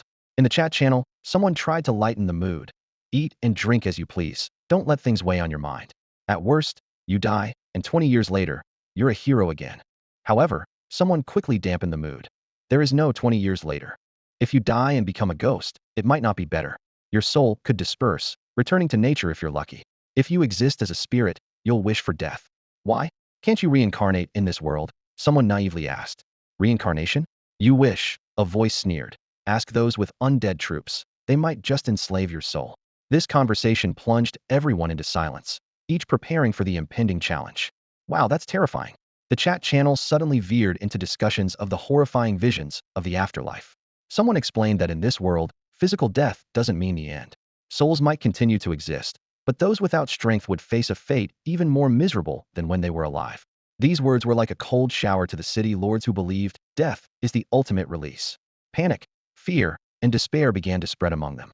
The idea of death as liberation was utterly shattered, replaced by a deep fear of the unknown fate. Meanwhile, Lin Tian's territory was peaceful. Longmo and others were enjoying dinner, making final preparations for the impending battle. The earth demons had completed crafting their equipment and were resting and dining, ready to join the fight at any moment. Although their strength wasn't formidable, in the face of a massive beast wave, every bit of power was invaluable. Lin Tian's dragon team was formidable, with a lineup that was astonishing. At the 9th tier was Longmo, the 8th had Longzhan, the 7th had Longxiang, the 6th had Longfeng and 3 red dragons. The fifth had 4 coiling dragons and a red dragon, and even a newly born 4th-tier coiling dragon joined the battle ranks. Such a powerful lineup was unmatched among the billions of city lords. Lin Tian himself was not to be underestimated, possessing 5th-tier strength. Even without martial skills, he could wield a yellow-tier weapon to unleash 4th-tier combat power. The physical strength, speed, and power brought by the 5th tier were enough to leave ordinary people in awe. When Lin Tian ran at full speed, he was merely a blur to the eyes of ordinary people, making Olympic champions look dull by comparison. Therefore, Lin Tian was confident when facing beasts below the 5th tier. Time flew by, and it was already 8 p.m. The chat channel was buzzing with people urging Lin Tian to list the equipment. The city lords were eager to don the armor they had been longing for. Although their combat abilities were lacking, they needed maximum defense. In just 2 days, they paid a high price and gathered a large amount of refined iron, all to survive the upcoming beast wave. Lin Tian snapped back to reality, checked the time, and decided it was time to begin. He went to the forge and listed the 10 sets of armor crafted by the Earth Demons, who had worked tirelessly for 2 days and nights, on the trading channel. With Lin Tian sparing no expense and providing all necessary materials, the quality of this armor reached the middle tier of the yellow grade. Such high-quality armor could only be crafted by the Earth Demon leader. The armor was engraved with simple yet effective array patterns and combined with various high-tier beast materials and precious ores, achieving the yellow mid-grade standard. The Earth Demon clan's centuries of savings were completely exhausted for this. Fortunately, today's attack on the Minotaur tribe brought them a large amount of precious ore, slightly compensating for the loss. Tonight's auction featured no common-grade equipment, only yellow-grade gear. In addition to the 10 sets of yellow mid-grade armor, there were over 10 yellow lower and mid-grade weapons. As these items were listed, they dazzled countless eyes. The chat channel erupted with excitement and shock. For most people, it was their first time seeing so many yellow-grade items at once. Over 20 pieces of yellow-tier equipment were laid out in front of Lin Tian, gleaming with an irresistible allure. Ultraman, a top-tier city lord with strength comparable to Lin Tian, stood speechless beside him, utterly shocked. She recalled the struggle of destroying several tribes just to barely acquire 2 yellow-tier weapons, and couldn't help but gasp. Most top-tier city lords shared similar experiences, having to fight hard against 5 or 6 native forces only to end up with 1 or 2 yellow-tier weapons, often at the cost of losing many troops. The wealth Lin Tian displayed now was simply unbelievable. More than 20 sets of yellow-tier equipment. Even if each set sells for only 1,000 refined iron, that's over 20,000 refined iron total, someone whispered in the crowd. With this move, Lin Tian can corner most of the refined iron market. The chat channel erupted instantly, with countless city lords expressing their opinions. Wow, Lin Tian's really something. What city lord can match this? All brand new yellow-tier weapons and armor. I dream of having just one piece. Don't even think about it. You can't afford it. It's refined iron only. Do you have any? Shut up, I can't afford it. But I can still look, can't I? It's still a sight to behold. Only refined iron trades. I don't even have the chance to bid. And you have the nerve to say that? You sell your refined iron at a higher price than anyone. Exactly. Even Lin Tian isn't as greedy as you. The trading channel was even more heated, with the prices of over 20 pieces of equipment soaring simultaneously. Within minutes, prices skyrocketed from a few hundred units of refined iron to over 1,000. The onlooking city lords were dumbfounded by what they witnessed. Refined iron, a crucial material for upgrading towns, had always been scarce. Only certain special units could mine and forge iron, unlike the more easily obtainable wood and stone. Lin Tian's actions sent the price of refined iron through the roof. Yet, despite the high prices, many city lords continued to bid furiously, each increase no less than 100 units. Lin Tian watched the scene unfold with a knowing smile. Amid this frenzy, some weaker but shrewd city lords acted as middlemen, amassing significant resources and quickly upgrading their territories. However, Lin Tian understood that these small tricks were no match for the impending beast tide. The city lords scrambling for refined iron and equipment were not simply acting on impulse. They knew that while territories could be upgraded later, life only comes once. In the face of life and death, what good are resources? Suddenly, a mix-up occurred during the bidding process. Dozens of city lords simultaneously targeted the same piece of equipment, driving its price far higher than the others. Come on, go for the other ones. Why fight me over this one? The others are just over 1,000, but this one's over 2,000 now, and you're still competing with me, a city lord complained. Sorry, man, you should have said something earlier. I've been focused on this one, afraid I'd miss it, another city lord replied awkwardly. This is a bit embarrassing. I'll let you have this one, and I'll go for the others. A third city lord sensibly backed out. No wonder the price was climbing so fast, an observer realized. The fierce bidding continued, with everyone striving desperately for their chance at survival. They initially thought the competition would be fierce, and even considered giving up. However, unexpectedly, Everyone focused on the same piece of equipment. Inside the auction house, the bids were flying, and the atmosphere was almost frenzied. This is insane. The price of refined iron is already high, and they're still raising it, exclaimed one city lord. Refined iron is essential for upgrading towns, another person agreed. Someone chimed in. Upgrading isn't as important as staying alive. With the beast tide approaching, survival is the priority. Exactly. Once the beast tide is over, the price of refined iron will definitely drop. Lin Tian is just trying to be the first to upgrade his town. Amidst the discussions, someone suddenly realized. It almost feels like Lin Tian is helping us defend against the beast tide. That swindler helping us. You're dreaming, someone scoffed. With this move, Lin Tian has probably gathered enough refined iron to upgrade to a mid-level town and is making a fortune. Seeing everyone bid so crazily, some city lords were envious. At this moment, Lin Tian had become the wealthiest among billions of city lords. Some harbored ill intentions, viewing Lin Tian as a fat sheep and secretly plotting to seize his wealth. Lin Tian was oblivious to these undercurrents, and even if he knew, he wouldn't be afraid. In his mind, anyone daring to obstruct his path to conquering the myriad races would be dealt with mercilessly. The discussion in the auction house continued. My unit is a top-tier one. As long as I get a piece of armor, surviving the beast tide should be no problem. Mine is an extraordinary unit, definitely capable of withstanding the beast tide, but just to be safe, it's better to buy some protection. It's wise to be cautious. It would be a huge loss if your unit could withstand the beast tide, but you got ambushed and killed. Upgrading the territory isn't urgent. Protecting yourself is the most important. Those who can afford yellow-grade equipment usually have strong units, but if their personal strength is lacking, it's best to get some armor or weapons for protection. As time passed, the prices in the trading channel gradually stabilized, no longer fluctuating wildly. The big shots began to show up and interact, while the city lords who couldn't compete for the equipment could only watch enviously. They were the ones who needed the equipment the most, but were powerless against the big players. Such is the harsh reality of this world. From the moment they arrived and completed the extraction of unit buildings, their potential in this world was set. After 2 hours of intense competition, all the equipment had been claimed. The highest price was fetched by a top-quality yellow-grade ancient axe, followed by 10 pieces of mid-quality yellow-grade armor. The armor's high price was due to its critical role in survival during the impending beast tide. Lin Tian silently calculated. The auction had brought in a total of 38,000 units of refined iron. This number was almost exactly what he had estimated, as if everything was under his control. Now, with the addition of the previous 3,000 units, his warehouse held over 41,000 units of refined iron. He also had nearly 120,000 units of wood and almost 80,000 units of stone. All the materials needed to upgrade the town were ready. A slight smile played on Lin Tian's lips, and a look of satisfaction flashed in his eyes. He could now begin upgrading his town. Having met the conditions for upgrading his advanced territory, Lin Tian decisively chose to upgrade to a town. In an instant, the territory, bathed in the crimson moonlight, underwent a dramatic transformation. Thick fog surged in like a tide, engulfing the entire area.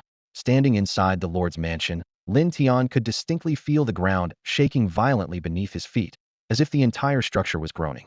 The transformation of the territory was like a spectacular magic show. The walls, instead of expanding outward, shot up to 6 meters in an instant, with their thickness increasing, significantly enhancing their defensive capabilities. Simultaneously, the territory's boundaries began to expand wildly, with the protective shield extending like a giant net in all directions. The beasts, whose strength had surged due to the blood moon, swarmed in, only to be forcefully repelled by this invisible barrier. They crashed against the shield in droves, but like moths to a flame, they couldn't break through and were instead left battered and bruised. Within the territory, apart from fixed objects like trees, stones, and mountains, all other creatures were mercilessly pushed outside. A few minutes later, the upheaval subsided. Lin Tian stepped out of the Lord's mansion, and the sight before him left him in awe. The mansion had more than doubled in area, its 2 stories now rising to 4, reaching over 10 meters in height. This magnificent and imposing building had become the centerpiece of the entire territory. Looking around, Lin Tian observed that the entire territory had transformed into a perfect square with a side length of 1,000 meters, with the Lord's mansion standing proudly at the center. Apart from the original dragon nest and the lone forge, the rest was a vast expanse of flat land, awaiting future development. A timely system notification announced the significant changes to the territory. Congratulations, your territory has been upgraded to a junior town, expanding your influence to 5,000 meters. The defense of the heart of the territory has increased 5-fold. Your territory's reputation on the continent of myriad races has greatly increased. The Minotaur dynasty's animosity towards you has intensified. With a 5,000-meter range of influence, it was nearly bordering some native forces. Lin Tian couldn't help but imagine that if the protective shield could persist, once his influence enveloped some native forces, those pushed out of the territory would be filled with anger and helplessness. Shaking his head with a smile, Lin Tian checked the latest information on the territory. The resources required for upgrading to a mid-level town made him gasp. 500,000 units of wood, 500,000 units of stone, and 100,000 units of refined iron. These figures were 10 times higher than before, causing Lin Tian to feel a headache. Faced with this massive resource demand, Lin Tian began calculating ways to acquire materials. Firstly, selling high-tier beast meat, but this opportunity window was small, only lucrative while other lords' troops hadn't reached this stage. Secondly, collecting crystals and other ores to forge weapons for auction, but over time, the price of yellow-grade weapons would inevitably plummet, unless he could forge weapons of a higher grade. However, the current limit of the Earth Demon Leader was only high-grade yellow equipment, and breaking through this bottleneck would take time. The last option was to attack other forces, but this was undoubtedly a double-edged sword, with rewards and risks. Lin Tian understood well that as his territory expanded, he had already encroached on parts of the Minotaur dynasty's land, and their animosity was bound to rise again. This impending storm would be yet another severe challenge he had to face. As a dynasty, resources are certainly abundant. A glint flashed in Lin Tian's eyes as he realized that the Minotaur dynasty was the key to upgrading his intermediate town. He thought to himself that he couldn't provoke such a powerful adversary yet, but once his troop buildings were upgraded and stronger units were bred, he could confront them head-on. If he wanted territory and resources, war was undoubtedly the quickest route. While Lin Tian was immersed in his plans for the future, a notification suddenly appeared before him. Congratulations on successfully upgrading to a town lord, receiving the special reward of the I sword technique. Lin Tian was momentarily stunned, then a smile spread across his face. He hadn't expected an unexpected surprise with the upgrade, and a sword technique at that it was a timely reward. He had been worried about how to maximize his strength in the impending beast tide, and this sword technique was just what he needed. Lin Tian immediately realized that with this sword technique, he could harness his internal energy and unleash his full potential. Without further ado, he decided to devote the last few hours entirely to practicing the sword technique. The yellow rank high-grade armor and sword crafted meticulously for him by the Earth Demon Leader were now put to good use. However, as Lin Tian focused on practicing his sword skills, he didn't notice the changes in the chat channel announcements. A brief, yet information-packed announcement flashed in the channel. Congratulations to Town Lord Lin Tian for being the first to upgrade a town, receiving a mysterious grand prize. Though the announcement was brief, it caused quite a stir. Other players were quickly drawn to the news, sparking discussions. Wow, Lin Tian upgraded his town and even made the system announce it. I wonder what reward he got. The announcement mentioned a mysterious grand prize. It could be an artifact or a divine level skill. Damn, I'm insanely jealous. Stop it, or I might lose control and go after Lin Tian recklessly. Seriously? You should know your limits. Lin Tian could crush you with just one troop. Fortune favors the bold. Anyone want to team up? Shouldn't this kind of thing be kept under wraps? Remember what happened to that player a few days ago, who didn't even have time to send a message. Lin Tian's ability to upgrade to a town didn't surprise other players, given that he had recently acquired a wealth of resources. However, what caught everyone off guard was that Lin Tian's upgrade triggered a system announcement and earned him a mysterious grand prize. This was the first time such an event occurred in the 7 days since the game began, sparking envy, shock, and jealousy among all town lords. Yet, the mysterious grand prize also made Lin Tian a target once more. The immense wealth and mysterious prize were enough to make many town lords envious, even willing to take risks. This storm of discussion triggered by the announcement came suddenly and dissipated just as quickly. Within just a few minutes, the conversation began to die down. With barely over an hour left before the protective shield vanished, everyone's attention shifted to the situation outside their territories. The artifact reward Lin Tian received seemed irrelevant to them at the moment. Now, the most pressing issue was how to deal with the growing number of fierce beasts gathering outside their territories. How could they fend off the looming beast tide? How could they survive until tomorrow? These were the urgent questions at hand. The shadow of death loomed over everyone's hearts, and tonight, many might not survive. No one wanted to die, and fear gripped each person like an invisible claw, holding their hearts tightly. As time passed, the energy of the protective shield gradually dissipated, and a wave of unease surged in everyone's hearts. In the chat channel, the atmosphere of despair grew heavier. It's over, the shield is about to disappear, said a city lord named Qi Jiming, his voice trembling. If anyone makes it back to Earth, please visit my parents who have no one to care for them. Is the guy upstairs ready to meet his end?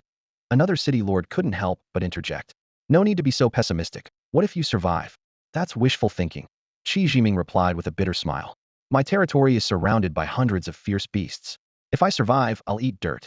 3 seconds of silence for the brother above, said a city lord who considered himself in a better situation. I just went out to count, and there are just over 100 beasts around my territory. There's a 50% chance of making it. This hasn't even started yet. The longer it goes on, the more beasts there will be, someone reminded. What you see is just the appetizer. The real beast tide hasn't come yet. Not listening. Not listening. Like a turtle reciting scriptures, the optimistic city lord retorted stubbornly. Stop it. I'm about to wet myself, a voice said, trembling. At that moment, fierce beasts began to gather around all the city lord's territories. The terrifying part was that these beasts had doubled in strength compared to the daytime, making it even harder for everyone to resist the beast tide. Many city lords, with the shield not yet gone, looked at the beasts outside their territories and already felt like giving up resistance, prepared to face death. Some were even contemplating ending their own lives. The chat channel was filled with sorrow, despair, and complaints. At this moment, no one could help anyone else. It was every person for themselves. Whether to wait for death or fight the beasts to the end was a choice everyone had to make on their own. Meanwhile, Lin Tian was in his courtyard, using the last bit of time to practice his sword techniques. The dazzling sword moves danced in the courtyard, each strike containing lethal intent. He channeled energy within him, slashing forward with his sword. A sword energy shot out, leaving a shallow scar on the ground. After more than an hour of relentless effort, he finally managed to barely get the hang of it. Although he had only mastered the simplest sword moves, they were much better than ordinary chops and strikes, significantly boosting his combat capability. Calculating the time, Lin Tian stopped to rest and recover his strength, preparing for the upcoming battle. Opening the chat channel, he discovered that the announcement had leaked the fact that he had upgraded his town and received rewards. Lin Tian was a bit speechless. No wonder this upgrade came with rewards. It had dug a big pit for him. This mysterious prize was sure to attract a lot of envy. Look, the shield is starting to dim. Its energy is fading, someone exclaimed. Just a few minutes left. Take a few more breaths while you can. In a few minutes, you won't be able to, another despairing voice said. Struggled for 7 days, and still facing death, someone sighed. I envy Lin Tian and Goddess Rum. Their troops are so strong, they can easily withstand the beast tide. What's the use of envy? A pessimistic voice said. I hope in my next life I can return to Earth. This cruel world isn't for me. Thinking back to the 95 days, it doesn't seem so bad now. At least I didn't have to worry about losing my life. Just then, a voice full of anger suddenly erupted in the channel. You useless fools upstairs, coming to this world was heaven giving us a chance to rise above. Even if I die, I don't want to go back to being a slave to capital. Think about your troops. Even in death, they follow your orders and stand before you. What right do you have to give up? These words left everyone speechless. For a moment, the entire chat channel fell silent. After hearing these words, Lin Tian felt deeply moved, and his spirit was instantly lifted. He realized that they represented not only themselves, but also bore the responsibility for the troops they had created. Even if the road ahead was fraught with danger, they had to stand shoulder to shoulder with their troops until the very last moment. This realization was like a wake-up call, restoring Lin Tian's confidence. The surrounding lords were also affected, looking at their own troops with renewed hope in their eyes. They silently resolved that even if they were to die in battle, they would face it together with their loyal troops. At that moment, all the lords received a system notification simultaneously. The beginner's protection was about to end, and a beast tide was approaching. Lords who successfully resisted the beast tide and ranked in the top 100 in terms of the number of beasts slain would receive generous rewards, with a special reward for the first place. The event would last for 3 days, and different levels of beasts would yield corresponding points. Tier 1 beasts would give 1 point, Tier 2 beasts 5 points, Tier 3 beasts 10 points, and so on, up to Tier 9 beasts, which would give 10,000 points. The sudden announcement of rewards surprised everyone. Some secretly assessed their strength and deemed a top 100 ranking unattainable, while others believed that the first place would undoubtedly go to Lin Tian. Discussions erupted among them, with some merely hoping to survive and others expressing concern about whether they would see each other again the next day. After exchanging good wishes, the lords returned to their territories, weapons in hand, leading their troops in preparation for the imminent beast tide. Lin Tian stood atop the arrow tower, gazing at the horde of beasts outside his territory, feeling a chill run down his spine. Under the blood-red moonlight, countless pairs of eyes glowed ominously, resembling malevolent spirits, creating a terrifying scene. The protective shield gradually became transparent under the relentless assault of the beasts. Fully armed, Lin Tian gripped his sword tightly, cold sweat seeping from his palms. Facing the overwhelming pressure of the approaching enemy, he felt an unprecedented sense of threat. However, thinking of the potential Tier 9 beasts and the rich rewards, Lin Tian resolved to give his all in this beast tide, no matter the cost. Boom. As the faint sound of the protective barrier disappearing echoed, the defensive shields of billions of city lords simultaneously collapsed. Instantly, hordes of fierce beasts bared their fangs and surged toward the territory from all directions. Attack! Lin Tian roared, his sword pointing directly at the beasts, his voice resonating across the sky. In an instant, majestic dragons flew out from the walls like arrows, charging into the swarm of beasts. The walls, being the last line of defense for the territory, must not be breached. The earth demons responded swiftly, filing out from the blacksmith shop. Archers quickly took their positions, climbing the arrow towers to aim at the beasts. Warriors armed themselves and engaged in fierce combat with the beasts. They were loyal to Lin Tian and had to follow his orders strictly. Any sign of disobedience would be met with ruthless elimination by Lin Tian. The heart of the territory within the city lord's mansion was critical. If it were destroyed, Lin Tian would be doomed.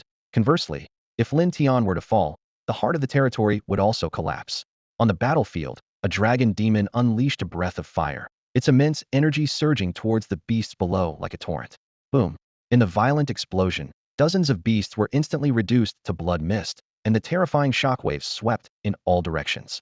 A massive crater was left on the ground, stained red with blood. A 30-meter-long dragon tail swept across, sending dozens more beasts flying into the air, where they burst into clouds of blood mist. Long Zhan was equally fierce, his dragon claws crushing the head of a 7th-tier beast, which fell lifelessly to the ground as blood quickly stained the earth. Long Chong exhaled a burst of flames, setting a large part of the battlefield ablaze. The beasts screamed in agony as they were burned alive. Having advanced to the 6th tier, Long Foam, with a body nearly 20 meters long, moved effortlessly among the beasts. His dragon claws and tail swung relentlessly, soon covered in blood. Every dragon fought fiercely, determined to annihilate the beasts daring to attack their master's territory. These mindless beasts knew nothing but slaughter and showed no fear. Despite the ground being soaked with their blood and littered with corpses, they continued to charge toward the territory relentlessly. The Earth Demon clan also engaged in a fierce struggle against the beasts, but they soon suffered casualties due to the overwhelming numbers. The dragons, with their ability to fly, held a significant advantage over the ground-bound beasts. Even if severely injured, they could escape as long as they weren't killed instantly. Lin Tian stood atop the arrow tower, surveying the battlefield with a furrowed brow. The thick scent of blood had quickly enveloped the battlefield and was spreading outward, only likely to attract more beasts. While killing beasts earned points and more beasts meant more points, the energy and stamina of the dragon squad were finite, and they couldn't fight endlessly. This worried him deeply, yet he was powerless to stop it. Meanwhile, in an underground world, Meng Xiaofei also faced a beast-tide attack. Clad in armor and wielding a weapon, he led the Earth spirits in a courageous fight. He wasn't aiming for the top 100 to win rewards. He just wanted to survive. The Earth spirits, being low-tier and special units, were weak in combat, and the situation was becoming increasingly dire against the onslaught of beasts. They were not suited for battle at all. Yet, with life and death hanging in the balance, they had no choice. Fighting for their lives might offer a slim chance of survival. Giving up meant certain death. The beasts in the underworld were generally not very powerful, mostly ranging from the 1st to the 4th tier. Meng Xiaofei led the Earth spirits in a fierce battle against hundreds of these beasts. On the battlefield, the beasts' claws tore through the air, while the Earth spirits' weapons glinted coldly. Soon, an Earth spirit was shredded to pieces by the beasts, blood splattering everywhere. Witnessing this, a flash of fear crossed Meng Xiaofei's eyes, but it was quickly replaced by a resolute will to survive. Clenching his teeth, he swung his weapon and continued to command the fight. Inspired by their leader, the Earth spirits fought fearlessly, determined to take a beast down with them even if they fell. The battle spread to a certain mountain territory. Hundreds of beasts attacked, their roars shaking the earth. White foxes and red foxes moved like phantoms among the beasts, their claws striking at vital points. On the wall, a graceful woman named Urumo drew her bow. The twang of the arrow was followed by a beast falling dead. Against these beasts, illusions and enchantments were useless. Urumo could only let her troops confront the beast's heathen. Despite many white foxes lying in pools of blood, she remained expressionless, her hands never ceasing as she continued to shoot down the beasts below. Meanwhile, the situation on a certain plain was even more dire. Beasts were frantically crashing against the gates and walls, the sound of their impacts echoing without end. At their feet lay the broken bodies of fallen troops. Inside the city lord's mansion, a figure huddled in a corner, trembling and tear-streaked. All his troops had perished. He was the only one left, barely clinging to life. Fear paralyzed him, preventing him from meeting the beast's heathen like his troops. He could only hide in the corner, terrified, waiting for the beasts to break in and tear him apart. Suddenly, a loud crash sounded as the city wall collapsed. Roaring beasts swarmed in, charging toward the mansion. With a piercing scream, The hiding figure was torn to pieces by the beasts. The heart of the territory was shattered, and the entire domain turned to ruin. In the center of the battlefield, Lin Tian watched the worsening carnage, gripping his sharp sword. Although as the city lord, his troops were powerful enough that he need not personally fight. He knew he couldn't just be a sheltered flower if he wanted to lead the Dragon Clan to dominate all races. As the Dragon Clan's ruler, he needed to possess the commanding presence and formidable strength to stand unrivaled. The beast tide of thousands was the perfect opportunity to temper his resolve and enhance his power. Lin Tian leaped down from the arrow tower, landing steadily in the middle of the battlefield. As soon as he touched the ground, a third-tier beast lunged at him. Lin Tian dodged swiftly, executing a sword move. The sharp blade slashed through the air, killing the beast instantly, its blood staining his sword. Having killed a beast for the first time, Lin Tian felt neither fear nor discomfort, as if it was the most ordinary thing.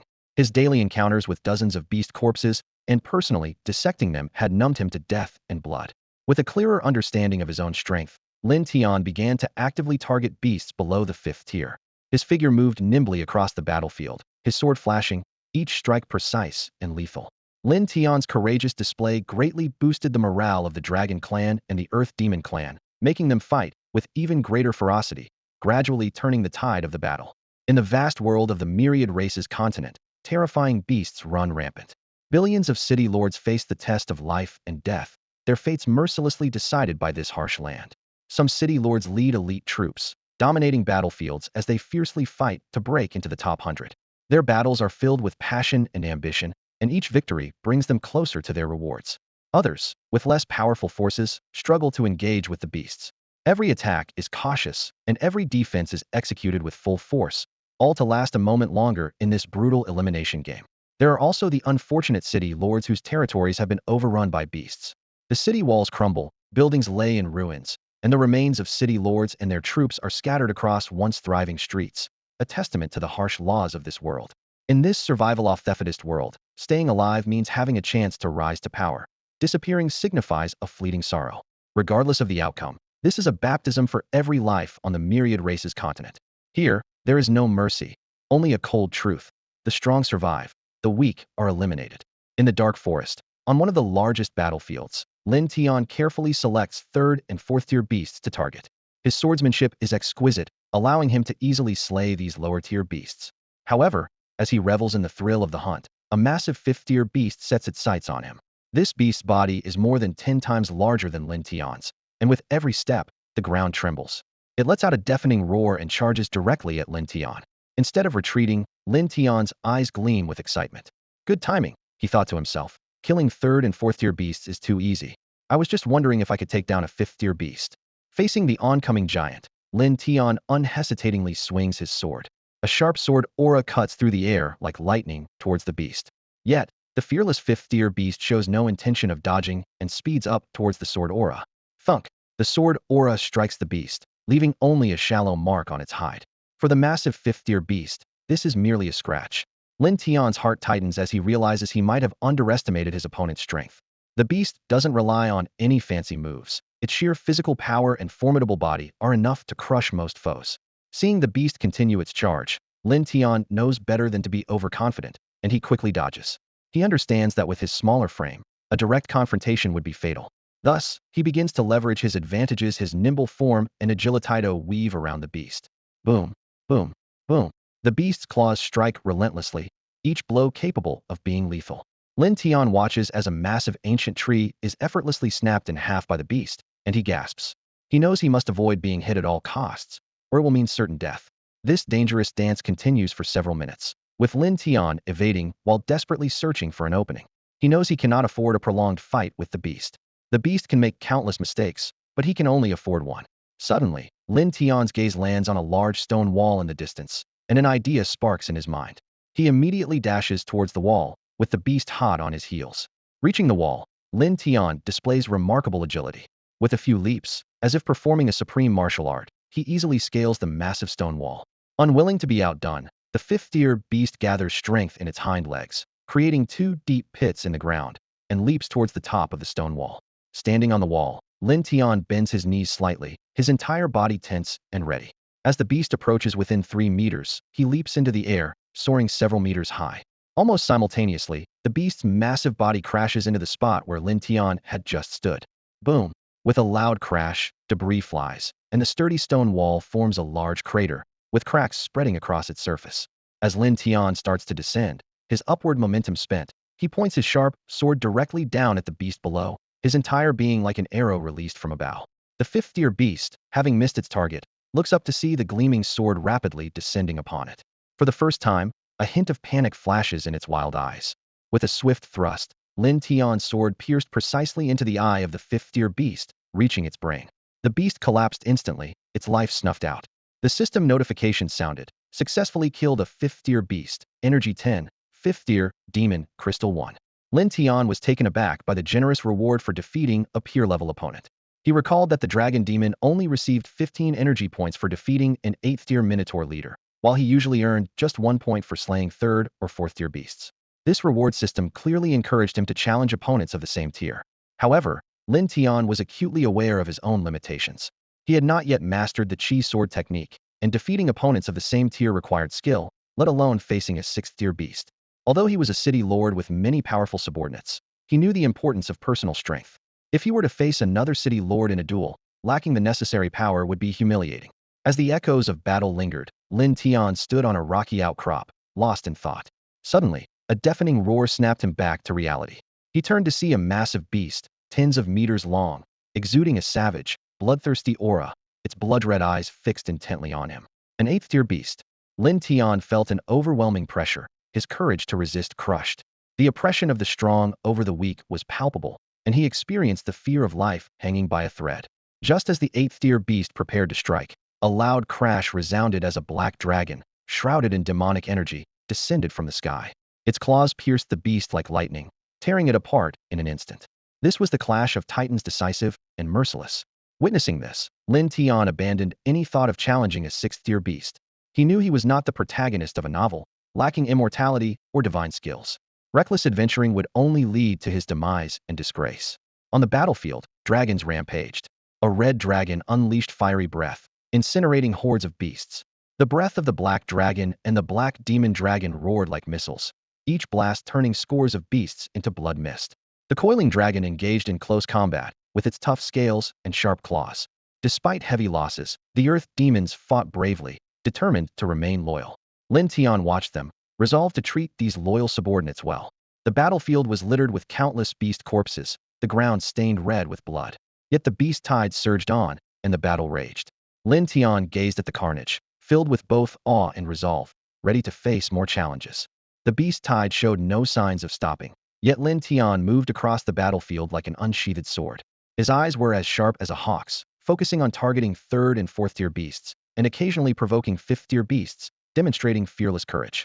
Suddenly, a tremendous surge of energy flooded into Lin Tian. He felt his aura soar, his power multiplying instantly. Lin Tian realized he had broken through, reaching the 6th tier. The nearly exhausted energy within him quickly replenished, filling his entire body. A smile tugged at the corners of Lin Tian's mouth, his eyes gleaming with excitement. Now he could confidently challenge the 5th-tier beasts. In just a few hours, he had advanced a whole tier, prompting him to wonder, could he possibly reach the 8th or even 9th tier during the entire 3-day beast tide? Surveying the battlefield, Lin Tian was delighted to see that he wasn't the only one to have broken through. Many members of the Dragon Squad had also experienced significant power boosts, which was undoubtedly encouraging news. Earlier, he had worried that his team might become exhausted and unable to withstand the onslaught of beasts. Now, it seemed his concerns were unnecessary. Charge! Lin Tian roared, diving back into battle like a bolt of lightning. The sword in his hand was stained crimson with beast blood, and his armor was covered in blood and gore. At that moment, Lin Tian resembled a demon god emerging from the depths of hell, felling beasts wherever he went. The mastery of his sword technique grew more refined and powerful in Lin Tian's hands. Beasts that once required his utmost effort to defeat now fell within 3 strikes. This success sparked a desire in Lin Tian to challenge 6th-tier beasts. Just then, Lin Tian noticed the leader of the Earth Demons being relentlessly pursued by a 6th-tier beast. Ordinarily, the Earth Demon leader, also at the 6th tier, should have been a match for it. However, after slaying over a dozen beasts, the leader was covered in wounds and clearly no match for this beast. These beasts felt no pain, feared no death, acting as merciless killing machines. Even with superior strength, facing so many beasts made it inevitable to suffer injuries. Without hesitation, Lin Tian dashed towards the sixth-tier beast chasing the Earth Demon leader. The leader had led his warriors to fiercely resist the beast tide under Lin Tian's command. With many demon warriors already fallen, Lin Tian couldn't stand by and watch the leader fall too. The sixth-tier beast, sensing Lin Tian's approach, immediately shifted its focus and charged at him. This gave the Earth Demon leader a moment to catch his breath. Seeing Lin Tian step in to save him filled the leader with warmth. He looked around at Lin Tian's powerful dragon warriors and then at his own weary troops, feeling a pang of shame. Their equipment, of only yellow-tier quality, required Lin Tian's intervention against the beasts, making the leader feel like a burden. After a prolonged battle, Lin Tian finally slew the sixth-tier beast, though at a cost. His chest armor bore a deep claw mark. Without this high-quality yellow-tier armor, he might have been disemboweled. Lin Tian approached the Earth Demon leader, examining his severe injuries, and said in a serious tone, "Take them back to rest." The Earth Demon leader lowered his head, thinking they had disappointed Lin Tian. However, Lin Tian's next words warmed his heart. "You did well this time, brave and unyielding. Once the beast tide ends, you'll receive your due rewards. For now, take them back to recover. You wouldn't want them all to perish, would you?" Lin Tian looked at the Earth Demon leader with a relieved smile and said, "This beast tide will last for 3 days, and this is just the beginning. Take care of your injuries. There are more battles ahead for you." The Earth Demon leader realized that their master was not disappointed in them, but rather didn't want to see them perish in battle. Their bravery had not gone unnoticed. The leader led the remaining tribe members back to their territory to recuperate, while Lin Tian continued to fight alongside the dragon squad. Time flew by as the pile of beast corpses on the battlefield grew larger. Blood stained the earth, trees, and rocks, creating a scene reminiscent of a hellish landscape. Exhausted, Lin Tian sat on a large boulder, surveying the surroundings. The distant forest no longer produced new beasts. Only a few dozen remained, still resisting. The end of this beast tide was near. After hours of relentless fighting, Lin Tian and the dragon squad had depleted their energy reserves and were forced to engage the beasts with sheer physical strength. Their stamina was nearly exhausted, and another wave of beasts could very well breach their defenses. With the last of the beasts defeated, the brutal battle finally came to an end. Lin Tian led the weary dragon squad back to their territory. Upon returning home, the team members collapsed to the ground. Lin Tian lay down, unwilling to move, and soon fell into a deep sleep. That night, similar battles unfolded across the entire 10,000 tribes continent, leaving all city lords with a profound understanding of the world's harshness. The blood moon in the sky appeared even more eerily crimson. The next morning, warm sunlight once again bathed the continent. Lin Tian awoke from his sleep, feeling refreshed and free from the previous day's fatigue. He found that the dragon squad and earth demons were already outside, clearing the battlefield and collecting valuable beast crystals and materials for crafting. During this beast tide, there were several 8th-tier beasts and countless others below the 7th tier. The mountains of beast meat, crystals, and crafting materials were impressive. Curiously, Lin Tian checked the points leaderboard and found himself at the top with 390,000 points, far surpassing the second-place holder with 250,000 points. Among the top 10 on the leaderboard, apart from Lin Tian, the names were unfamiliar. They were likely city lords hidden in the shadows or those he had previously overshadowed. The only familiar name, the Dream Goddess, had dropped out of the top 10. Lin Tian furrowed his brow as he looked at the points for the Dream Goddess unit, puzzled at how such an epic-level unit could have such a low score. He pondered whether the scale of the beast tide was influenced by factors beyond just the strength of the beasts. His gaze swept over the thousands of beast corpses outside his territory, and he couldn't help but gasp. How could an ordinary city lord withstand such a terrifying beast tide? He speculated that, besides personal strength, the level of the territory and the method of combat were also crucial factors. The thick scent of blood lingered in the air, likely to attract even more beasts. When Lin Tian opened the trading channel, he was stunned by what he saw. The screen was filled with an unprecedented quantity of beast meat and materials. As he quickly browsed, he noticed many city lords had even listed tens of thousands of units of beast meat. Lin Tian shook his head in dismay, realizing that such a massive amount of food would likely spoil before it could all be sold. The surviving city lords had already slaughtered a large number of beasts, and food was more than sufficient, leaving these goods untouched. Lin Tian glanced at the mountains of beast corpses outside his territory. Aside from a few high-tier beasts and valuable materials, most would have to be burned or buried. If not handled promptly, the rotting corpses would create an unbearable stench, making it impossible to maintain his territory. Despite the devastation many city lords faced in the battle last night, the survivors reaped substantial rewards. Beast corpses, crystals, and materials were abundant. Lin Tian speculated that many city lords would upgrade their unit buildings to level 2 today to cultivate stronger units in preparation for the upcoming beast tides. The chat channel, silent through the night, came back to life with city lords recounting their harrowing experiences. I survived. I can hardly believe it. Mom, I want to go home. It's too scary here. When dozens of beasts broke through the walls, I was so frightened I wet my pants. I almost didn't make it either, but thank goodness for my units. Of my 100+ units, fewer than 10 are left, and they're all severely injured. You're lucky. My units were wiped out. I had to take down the last beast myself with all my strength. The channel was filled with a sense of despair as city lords lamented their heavy losses. Some noticed many names had disappeared from their friends list, including a friend with high-level units. Last night's battle saw at least hundreds of thousands of city lords perish. And it's only the first day? What are we going to do next? Only top-tier units like Lin Tian's can handle this easily. I just checked the leaderboard. Lin Tian already has 390,000 points. It's terrifying. The discussion in the chat channel continued, as survivors felt both relieved to be alive and anxious about the challenges ahead. Lin Tian faced an unprecedented beast tide, and astonishingly, he managed to hold it off. As people delved deeper into the battle, a disquieting fact emerged. The scale of the beast tide seemed directly related to the strength of the troops. The more powerful the troops, the more terrifying the beast tide. This discovery made everyone worry about the predicament of Lin Tian and his companions. Surviving this life-and-death battle meant stepping onto the path of a war among all races.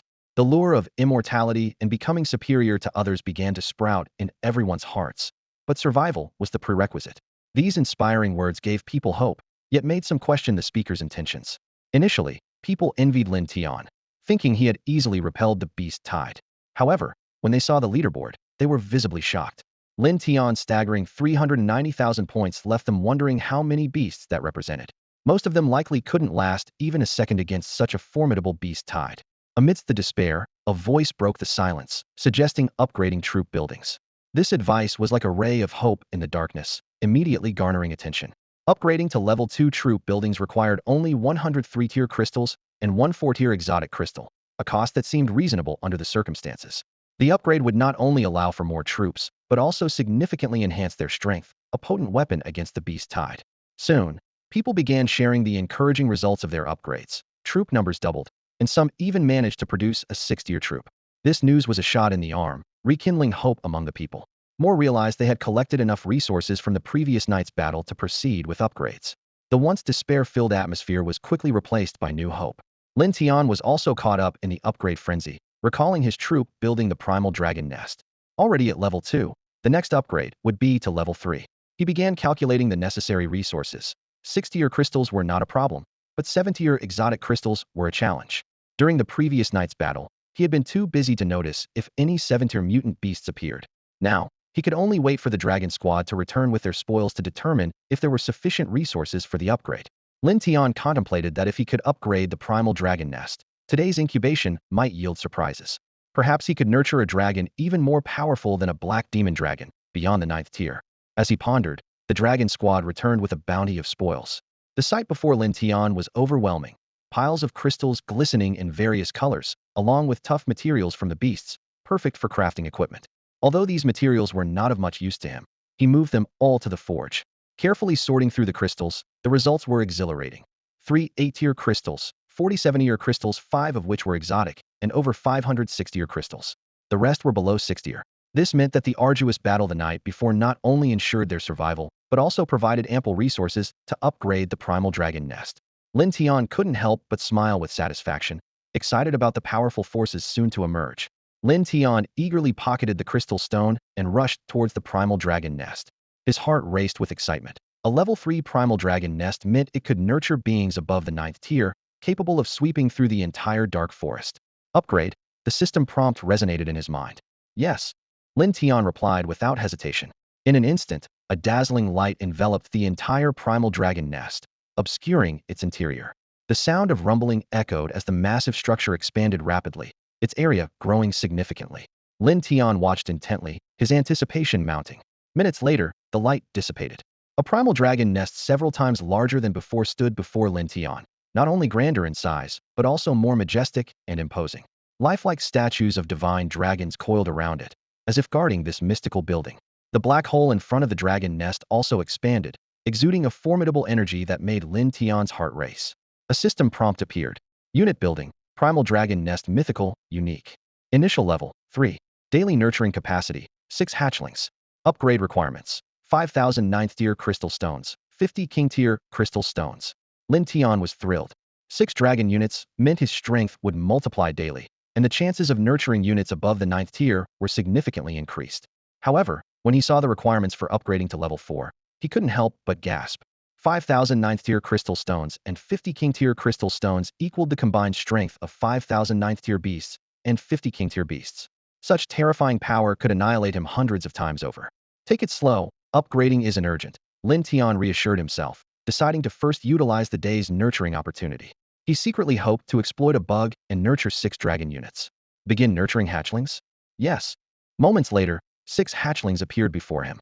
A smile spread across Lin Tian's face. Not only had he successfully nurtured 6 hatchlings, but he was also fortunate enough to get 4 black dragons and 2 red dragons. With 4 black dragons of 7th tier strength, his luck was astounding, instantly multiplying the territory's strength several times over. Master. The 6 hatchlings greeted Lin Tian respectfully. Lin Tian nodded slightly and gave each of them a name.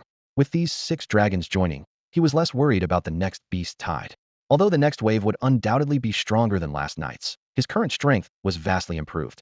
Next, Lin Tian began dealing with the beast corpses scattered across the wilderness outside his territory. He only salvaged the corpses of beasts above the 6th tier for consumption, disposing of the rest. Considering at least 2 more beast tides were on the horizon, food wasn't scarce. He couldn't be bothered to salvage beasts below the 6th tier, nor did he want them taking up storage space. Not wanting these corpses to affect future battles or litter his territory, Lin Tian instructed the dragon squad to pile up all the corpses and burn them to ashes. After handling everything, Lin Tian finally took a moment to rest. He took a deep breath, readying himself for the challenges that might arise. After the protective shield vanished, Lin Tian's territory found itself in a perilous situation. The threat of ferocious beasts and local forces loomed like a sword hanging overhead, ready to strike at any moment. Assessing the situation, Lin Tian decided to prohibit the dragon squad from venturing out for the next 3 days. Besides the impending beast tide, the Minotaur dynasty, with its king-level warriors, was also eyeing his territory covetously. Taking advantage of the dragon squad's break, Lin Tian immersed himself in practicing the I Chi sword technique. He didn't expect to defeat enemies in a single move like the heroes in novels. He just hoped to handle beasts of the same level with ease and finish the fight within 10 moves. Such strength was sufficient for him. Meanwhile, in a gloomy subterranean realm, Meng Xiaofei led the surviving Earth spirits in a simple funeral for their fallen comrades. Although they narrowly survived last night's bloody battle, the loss of the Earth spirits was heartbreaking. The bloodstained walls and battle scars silently narrated the tale of that brutal clash. Facing the potential beast tide in the coming 3 days, Meng Xiaofei was in deep despair. He opened the chat channel and saw messages suggesting that upgrading troop buildings could quickly enhance strength, sparking a glimmer of hope. However, after taking stock of resources, he realized that although he had enough Tier 3 crystals, he was missing a crucial Tier 4 exotic crystal. Tier 4 exotic crystals could only be obtained by killing Tier 4 mutated beasts, which seemed as impossible as reaching the sky for Meng Xiaofei. He opened the trading channel with a sliver of hope, only to find that the few available Tier 4 exotic crystals were priced astronomically. In the past, he could easily buy one by crafting a piece of refined iron, but now, the severely depleted Earth spirits couldn't risk venturing out to mine iron ore. In this moment of despair, Meng Xiaofei thought of Lin Tian, who topped the leaderboard. The staggering 390,000 points seemed like an unattainable figure to him. After much hesitation, Meng Xiaofei decided to seek Lin Tian's help. He carefully composed a message. Brother Lin Tian, thank you for the equipment that helped me survive the beast tide. I'm sorry to bother you, but I have a request. Do you happen to have any spare Tier 4 exotic crystals? Could you lend me one to upgrade my troop building? After the beast tide, I promise to repay you at double the current price. On the other side, Lin Tian, having just finished his sword technique practice, opened the chat channel to check the latest updates on the beast tide. He noticed a message from someone on his friend list, and was secretly pleased to see that Meng Xiaofei had survived the tide. After reading Meng Xiaofei's request, Lin Tian was taken aback. He quickly opened the trading channel and saw that the price of Tier 4 exotic crystals had soared to an astonishing level. Lin Tian couldn't help but chuckle at himself. So expensive? Why didn't I think of this? Unexpectedly, one day, Lin Tian, a mogul known for being a shrewd businessman, found himself forgetting about making money. Standing in the center of the town, he reviewed the inventory of resources after yesterday's upgrade: 70,000 units of wood, 30,000 units of stone, and 36,000 units of refined iron. He was still 108,000 units short of upgrading to a mid-level town. Frowning slightly, Lin Tian realized he needed to accumulate resources as quickly as possible. His gaze fell upon over 100 tier 4 exotic crystals in the warehouse, and a smile crept onto his lips. These crystals are useless to me, but they are treasures to others, he thought to himself. Now is the perfect time to sell them. With this thought, Lin Tian had a sudden inspiration. He quickly sent a message to Meng Xiaofei, generously gifting him 1 tier 4 exotic crystal. No worries, hey race 1 for you. I have plenty, he said. Touched by the gift, Meng Xiaofei was moved to tears and repeatedly thanked Lin Tian, his goodwill towards him soaring. With a light smile, Lin Tian then listed the remaining tier 4 exotic crystals on the trading channel. He set a fair price, 1 tier 4 exotic crystal in exchange for 2,000 units of wood or stone, plus 100 units of refined iron. While not cheap, the price was consistent with other sellers on the market. Lin Tian's move was like a bombshell, causing a stir in the trading channel. Check out the trading channel. Lin Tian has listed over 100 tier 4 exotic crystals. Really? I've been looking everywhere to buy one. Me too. I just need one more to upgrade my troop building. Everyone, act fast, they'll be gone soon. The chatter was relentless, with some praising Lin Tian's perfect timing and others complaining about the high price. However, most people thought the price was fair, especially since some lords had already raised prices to 3,000 units per crystal. Lin Tian's actions naturally attracted some criticism, particularly from sellers who were charging higher prices for crystals, as their business was significantly affected. However, Lin Tian paid no mind to the gossip, focusing instead on his profits. This small trade brought him 120,000 units of wood, 80,000 units of stone, and 1,000 units of refined iron. Under normal circumstances, even at 500 units per crystal, there might not be any takers, Lin Tian thought, grateful for seizing the opportunity. Lin Tian's actions triggered a chain reaction, with other top players following suit, starting to sell their tier 4 exotic crystals. They had also gained a lot the previous night and had accumulated many crystals. As the supply increased, the market price quickly dropped. Watching this unfold, Lin Tian shook his head with a smile. These people might still be busy cleaning up the battlefield, unaware of the changes in the trading channel. Without Meng Xiaofei's reminder, I might have missed this chance too, he mused. Now, everyone is focused on the impending beast tide, not on earning resources. They're worried about staying alive to spend what they earn. After making a small profit, Lin Tian didn't relax, but continued to focus on practicing his sword techniques. In the next 3 days, improving his strength was the top priority. Meanwhile, the members of the Dragon Squad weren't idle either.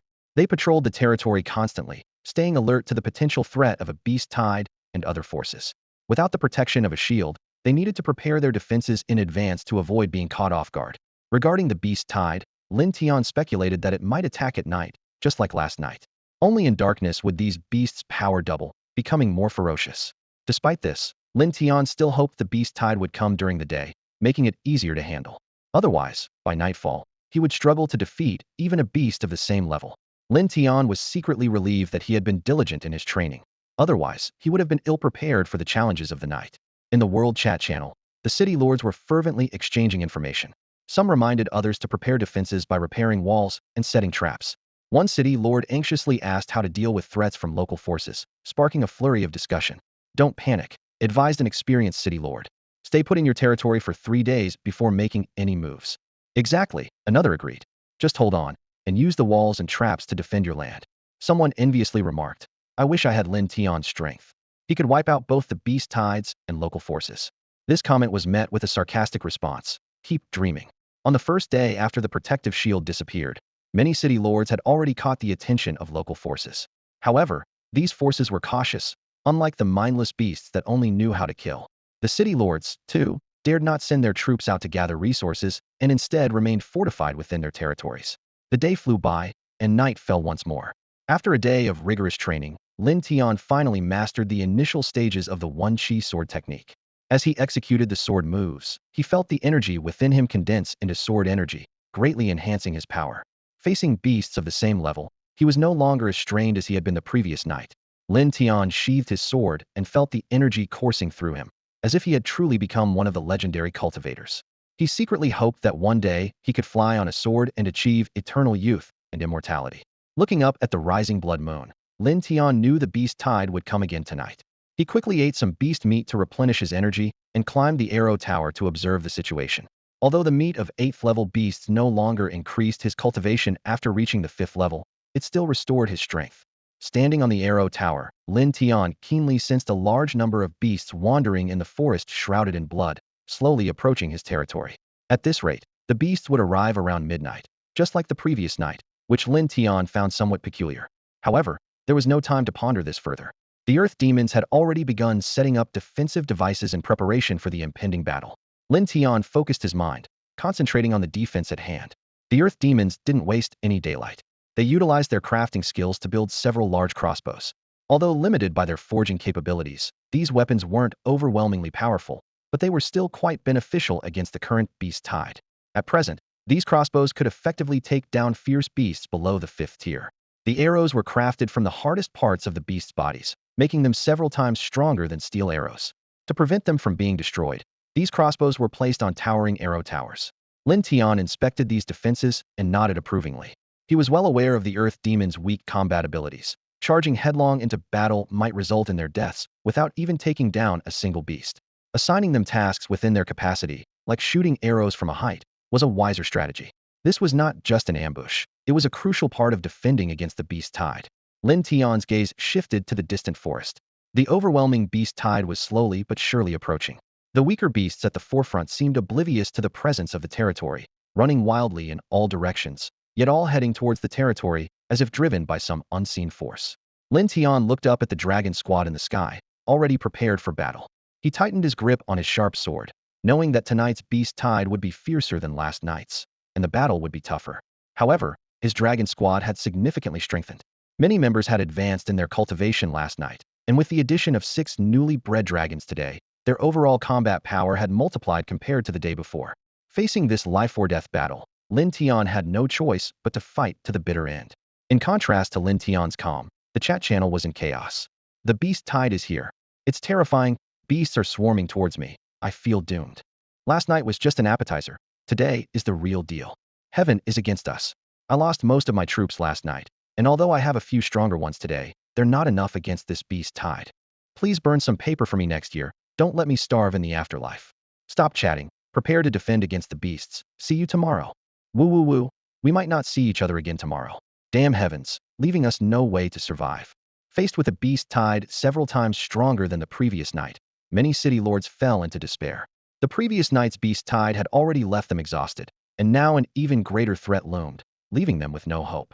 In the face of this overwhelming beast tide, they saw no possibility of survival. Some city lords broke down, losing the will to resist, choosing instead to quietly await death, ready for the beasts to tear them apart and release them from this harsh world. However, there were those who called for perseverance in the face of despair. Everyone, don't give up until the last moment.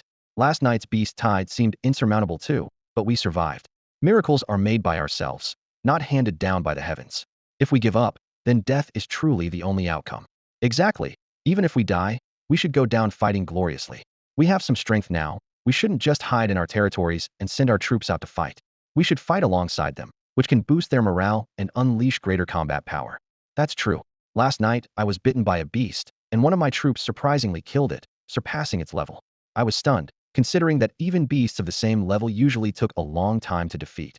As this impending life-or-death battle approached, fear and hope intertwined in everyone's hearts, but only by rising up to resist could there be a chance of survival. The group, initially ready to give up, found a glimmer of hope after seeing the messages in the chat channel.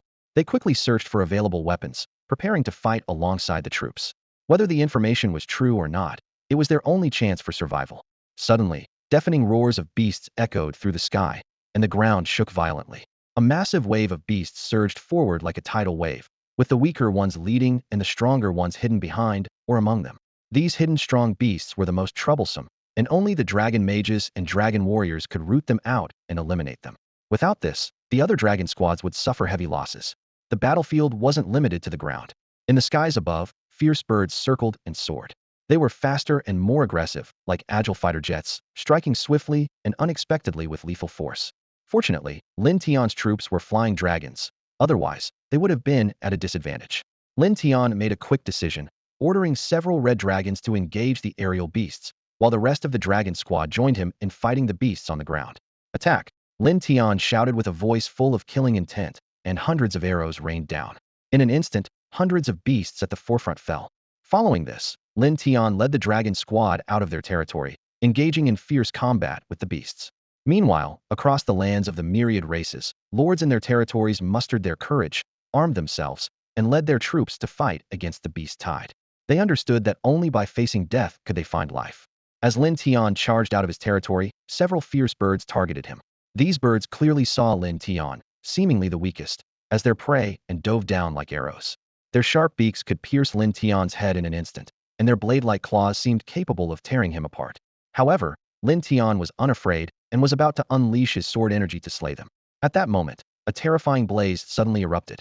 The birds that dared to attack Lin Tian instantly turned into blackened, fragrant roast chicken, crashing heavily to the ground. The one who unleashed this deadly flame was none other than Long Chong, who had advanced to the 7th tier. Now, his fire was incredibly powerful, capable of turning dozens or even hundreds of beasts into charred remains with a single breath. As waves of terrifying energy rippled across the battlefield, the great battle commenced. The dragon squads displayed their talents, clearing the surging beast tide. Each attack carved out a vacuum in the beast horde, with some beasts exploding into blood mist and others being flung dozens of meters away, becoming lifeless corpses. 7 dragons of the 7th tier and above were like devastating weapons on the battlefield, easily overwhelming opponents of the same tier. Lin Tian was not to be outdone. With his strength nearing the 7th tier and having just practiced the I Chi sword technique today, he seized the opportunity to showcase his skills. He gathered killing intent, wielding dazzling sword moves with dominance, almost cutting down beasts below the 6th tier with each strike. However, these were merely the weaker beasts at the front. Despite the seemingly overwhelming battle, it seemed they were merely consuming their energy and strength. Once these weaker beasts were dealt with, the real boss would soon appear. Roar, roar, roar. On the battlefield, an astonishing beast tide suddenly erupted. Dozens, even hundreds of 6th, 7th, and 8th tier ferocious beasts surged forward like a tidal wave, intent on delivering a fatal blow to the dragon squad. However, they underestimated the strength of the dragon squad. Lin Tian and his team hovered high in the air, overlooking the entire battlefield. Every move of the beasts was clearly visible, revealing their so-called surprise attack. But then, Lin Tian keenly sensed something unusual. The beast tide today was too orderly, able to conceal its presence, something not typical of ordinary beasts. Could it be a 9th tier beast? This thought flashed through Lin Tian's mind, becoming more plausible the more he considered it. Tonight's beast tide was several times stronger than the previous night's, making the appearance of a 9th tier beast not impossible. 8th tier beasts had a rudimentary intelligence, while 9th tier beasts could possess the intelligence of a child. Lin Tian cautiously surveyed his surroundings, remaining vigilant. If a 9th tier beast of prey were to launch a surprise attack, even Long Mo might not be able to respond in time. At that moment, Long Mo was wreaking havoc on the battlefield. Each of his strikes was precise and lethal, with an 8th tier beast unable to withstand even 3 moves from him. To ensure the integrity of the corpses, Long Mo held back his full strength, aiming to keep the meat as perfect as possible. After all, he and his master intended to enjoy these spoils. The battle grew increasingly intense. The battlefield soon covered with bodies, the ground stained a glaring red with blood. The dragon squad's fierce attacks and Demo's sharp arrows continually harvested the lives of the beasts. In the air, the blazing flames spewed by the red dragon turned the sky a fiery red. The birds of prey were singed before they could approach, some even roasted alive and plummeting to the ground. However, the flames within the red dragon were not infinite, and some had begun engaging in close combat. Their speed rivaled that of the beasts, their sharp claws tearing through enemy after enemy. The carcasses of the birds of prey fell continuously, creating a spectacular rain of blood from the sky. Lin Tian was long accustomed to such brutal scenes. He knew that if these beasts didn't die, it would be his troops and himself who would. Tonight's battle was much easier than the previous night. Standing in the center of the battlefield, Lin Tian looked around, unable to find a worthy opponent. Most of the beasts had been hunted down by the Black Dragon, and Long Mo beasts below the 7th tier were no match for him, leaving him somewhat bored. When would that mysterious 9th tier beast appear? It was the greatest threat on the battlefield, and only Long Mo could easily kill it. Long Zhan was on the verge of breaking through to the 9th tier, capable of battling a 9th tier beast, but he needed more time. As for the other members of the Dragon Squad, they would likely only face instant defeat or retreat against a 9th tier beast. Lin Tian continued to roam the battlefield, hunting beasts to relieve the pressure on the Dragon Squad. Although the current situation seemed manageable, ferocious beasts continued to pour in from the depths of the distant forest. As time went on, the battle would become increasingly difficult. They needed to end the fight quickly to avoid being overwhelmed by these beasts. Just as Lin Tian's sharp sword pierced through the body of a 5th tier beast, his attention was suddenly drawn to a 7th tier beast. This powerful creature was rampaging through the battlefield, leaving chaos in its wake. Lin Tian locked eyes with the 7th tier beast, their gazes interwoven with a red glow. Having just advanced to the 7th tier, Lin Tian was eager to find a worthy opponent for practice. and this behemoth appeared at just the right moment. Not far away, Longfeng instinctively wanted to rush to his master's aid upon sensing danger. However, he quickly realized that Lin Tian was poised and ready to face the beast heathen. The members of Dragon Squad knew well that their master's strength was extraordinary, and they need not intervene unless a more formidable adversary appeared. The beast's massive body loomed like a small mountain in front of Lin Tian, who seemed as insignificant as an ant. Yet, as the beast raised its colossal paw to crush him, Lin Tian nimbly dodged, as if he were a wisp of smoke. Clang, clang, clang. Lin Tian's sharp sword struck the beast, only to produce a shower of sparks.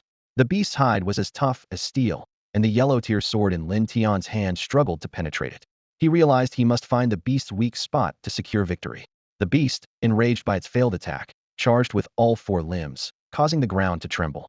Lin Tian found himself in several near-death situations amidst the powerful shockwaves, but his agile form allowed him to leap away, his eyes scanning for the beast's vulnerabilities.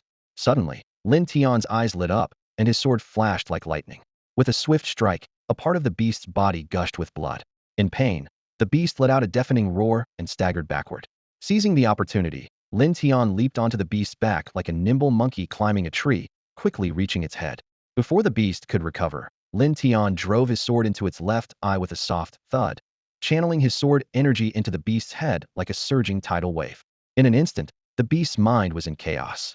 With a thunderous crash, the once formidable 7th-tier beast fell to the ground, defeated. A system notification sounded. Congratulations on successfully slaying a 7th-tier beast. Energy 10, Basic House Blueprint 1. Lin Tian was momentarily stunned. Although he had slain countless beasts the previous day without a single blueprint drop, today's unexpected reward, even if just a basic house blueprint with limited use, was a good omen. After examining the blueprint's details, Lin Tian felt slightly disappointed but quickly reassured himself that having something was better than nothing. It seemed his luck might be improving, with a higher chance of obtaining blueprints. This discovery invigorated Lin Tian, and he decided to continue his hunt for more 7th-tier beasts, hoping to acquire more valuable blueprints like formation or weapon blueprints. He knew such fortune was rare, considering he had killed thousands of beasts yesterday without a single drop, and today's basic house blueprint might just be a stroke of luck. Nonetheless, Lin Tian held on to a sliver of hope. After all, who could say for sure? Today might just be his lucky day. With this thought in mind, Lin Tian continued his hunting journey, anticipating more surprises. The battle intensified as the scent of blood filled the air, agitating the beasts and driving them into a frenzy. A horde of ferocious creatures surged towards the territory like a tidal wave. Faced with such a daunting scene, an ordinary city lord might have been paralyzed with fear, but Lin Tian remained fearless, fighting alongside his troops with ease and confidence. Suddenly, the dragon demon, in the midst of combat, turned its gaze towards the depths of the distant forest, sensing something amiss. Lin Tian's keen senses also detected a massive, terrifying presence approaching. Moments later, a colossal beast, towering dozens of meters high, came into view, reminiscent of Godzilla from the movies. As the behemoth advanced, ancient trees toppled and the ground was leveled in its wake. A 9th-tier beast had finally revealed itself. Lin Tian had anticipated this powerful adversary, who had been biding its time until now. At that moment, a deafening dragon roar pierced the sky, and a fearsome dragon aura enveloped the battlefield. This single roar was enough to halt the 9th-tier beast in its tracks. The dragon demon soared into the air, hovering above the 9th-tier beast, looking down with disdain. Its eyes seemed to say, "How dare you trespass on my master's territory? Only death can atone for your transgression." Even the intelligent 9th-tier beast involuntarily stepped back under the dragon demon's imposing presence and piercing gaze. Seeing this, Lin Tian felt a surge of optimism, believing the battle was as good as won. With the dragon demon's strength, dealing with a 9th-tier beast of the same level should be no challenge. However, just as Lin Tian let his guard down, an unexpected turn of events occurred. A sharp cry sliced through the air, followed by a blurred figure speeding towards the battlefield. Lin Tian looked up to see a familiar figure rapidly approaching. Wasn't that the 9th-tier beast from a few days ago? A massive flying creature, so large it blotted out the sun, arrived above the battlefield in an instant, joining forces with the ground-based 9th-tier beast to confront the dragon demon. The beast's timely arrival suggested it had been watching the territory for some time, deterred only by the dragon demon's presence. Today, the appearance of the 9th-tier ground beast provided the perfect opportunity.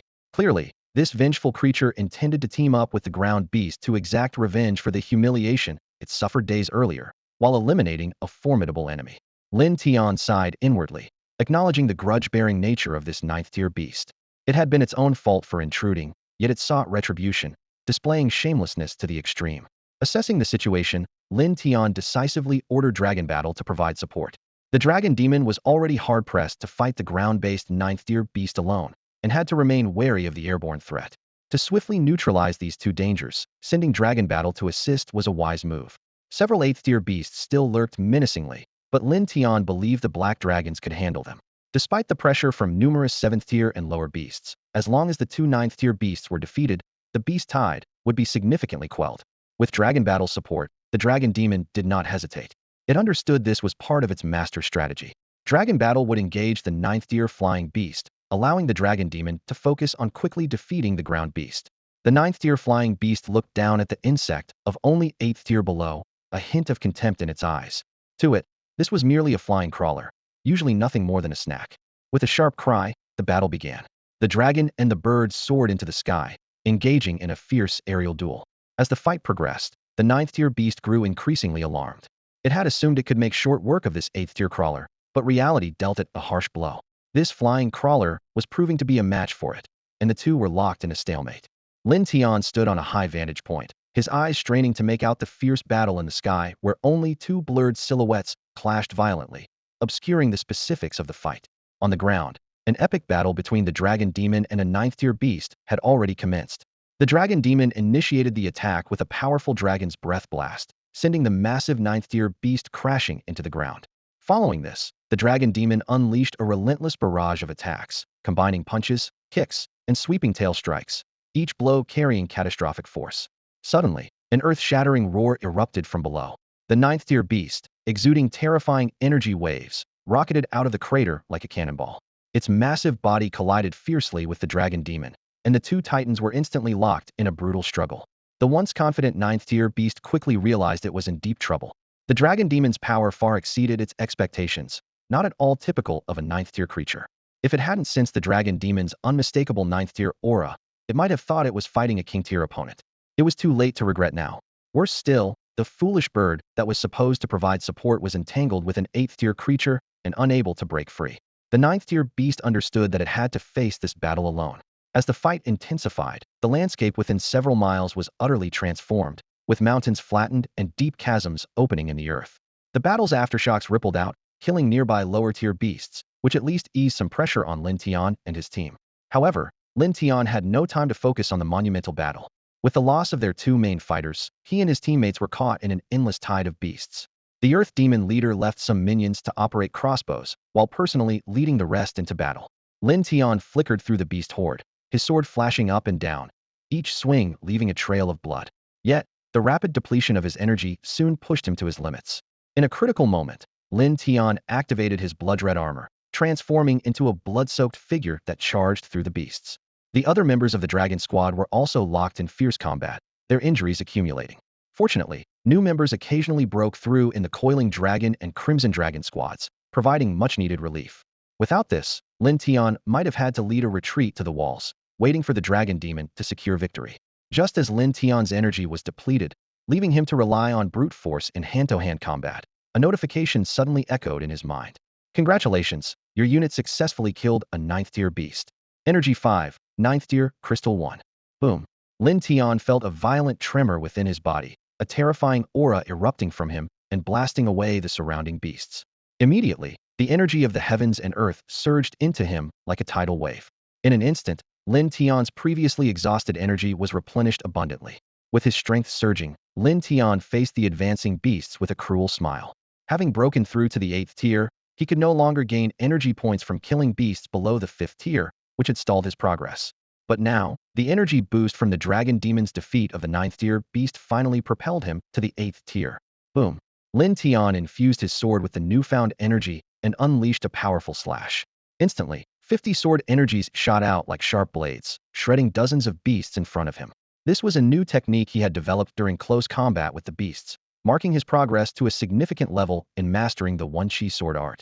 Reaching this level in just 2 days was thanks to Lin Tian's relentless practice in real combat.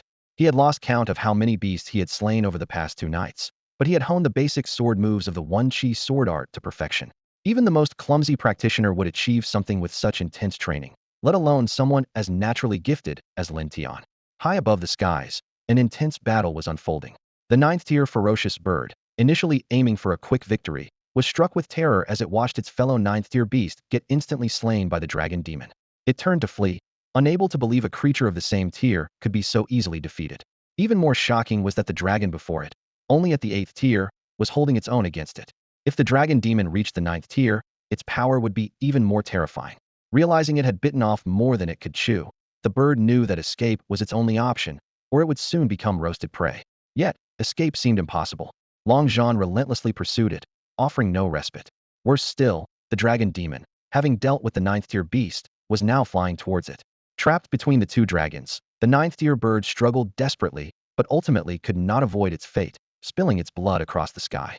At that moment, Lin Tian received a system notification. Congratulations, your unit has successfully killed a 9th tier beast. Energy 2, 9th tier Crystal 1, and a mysterious tier weapon crafting blueprint 1.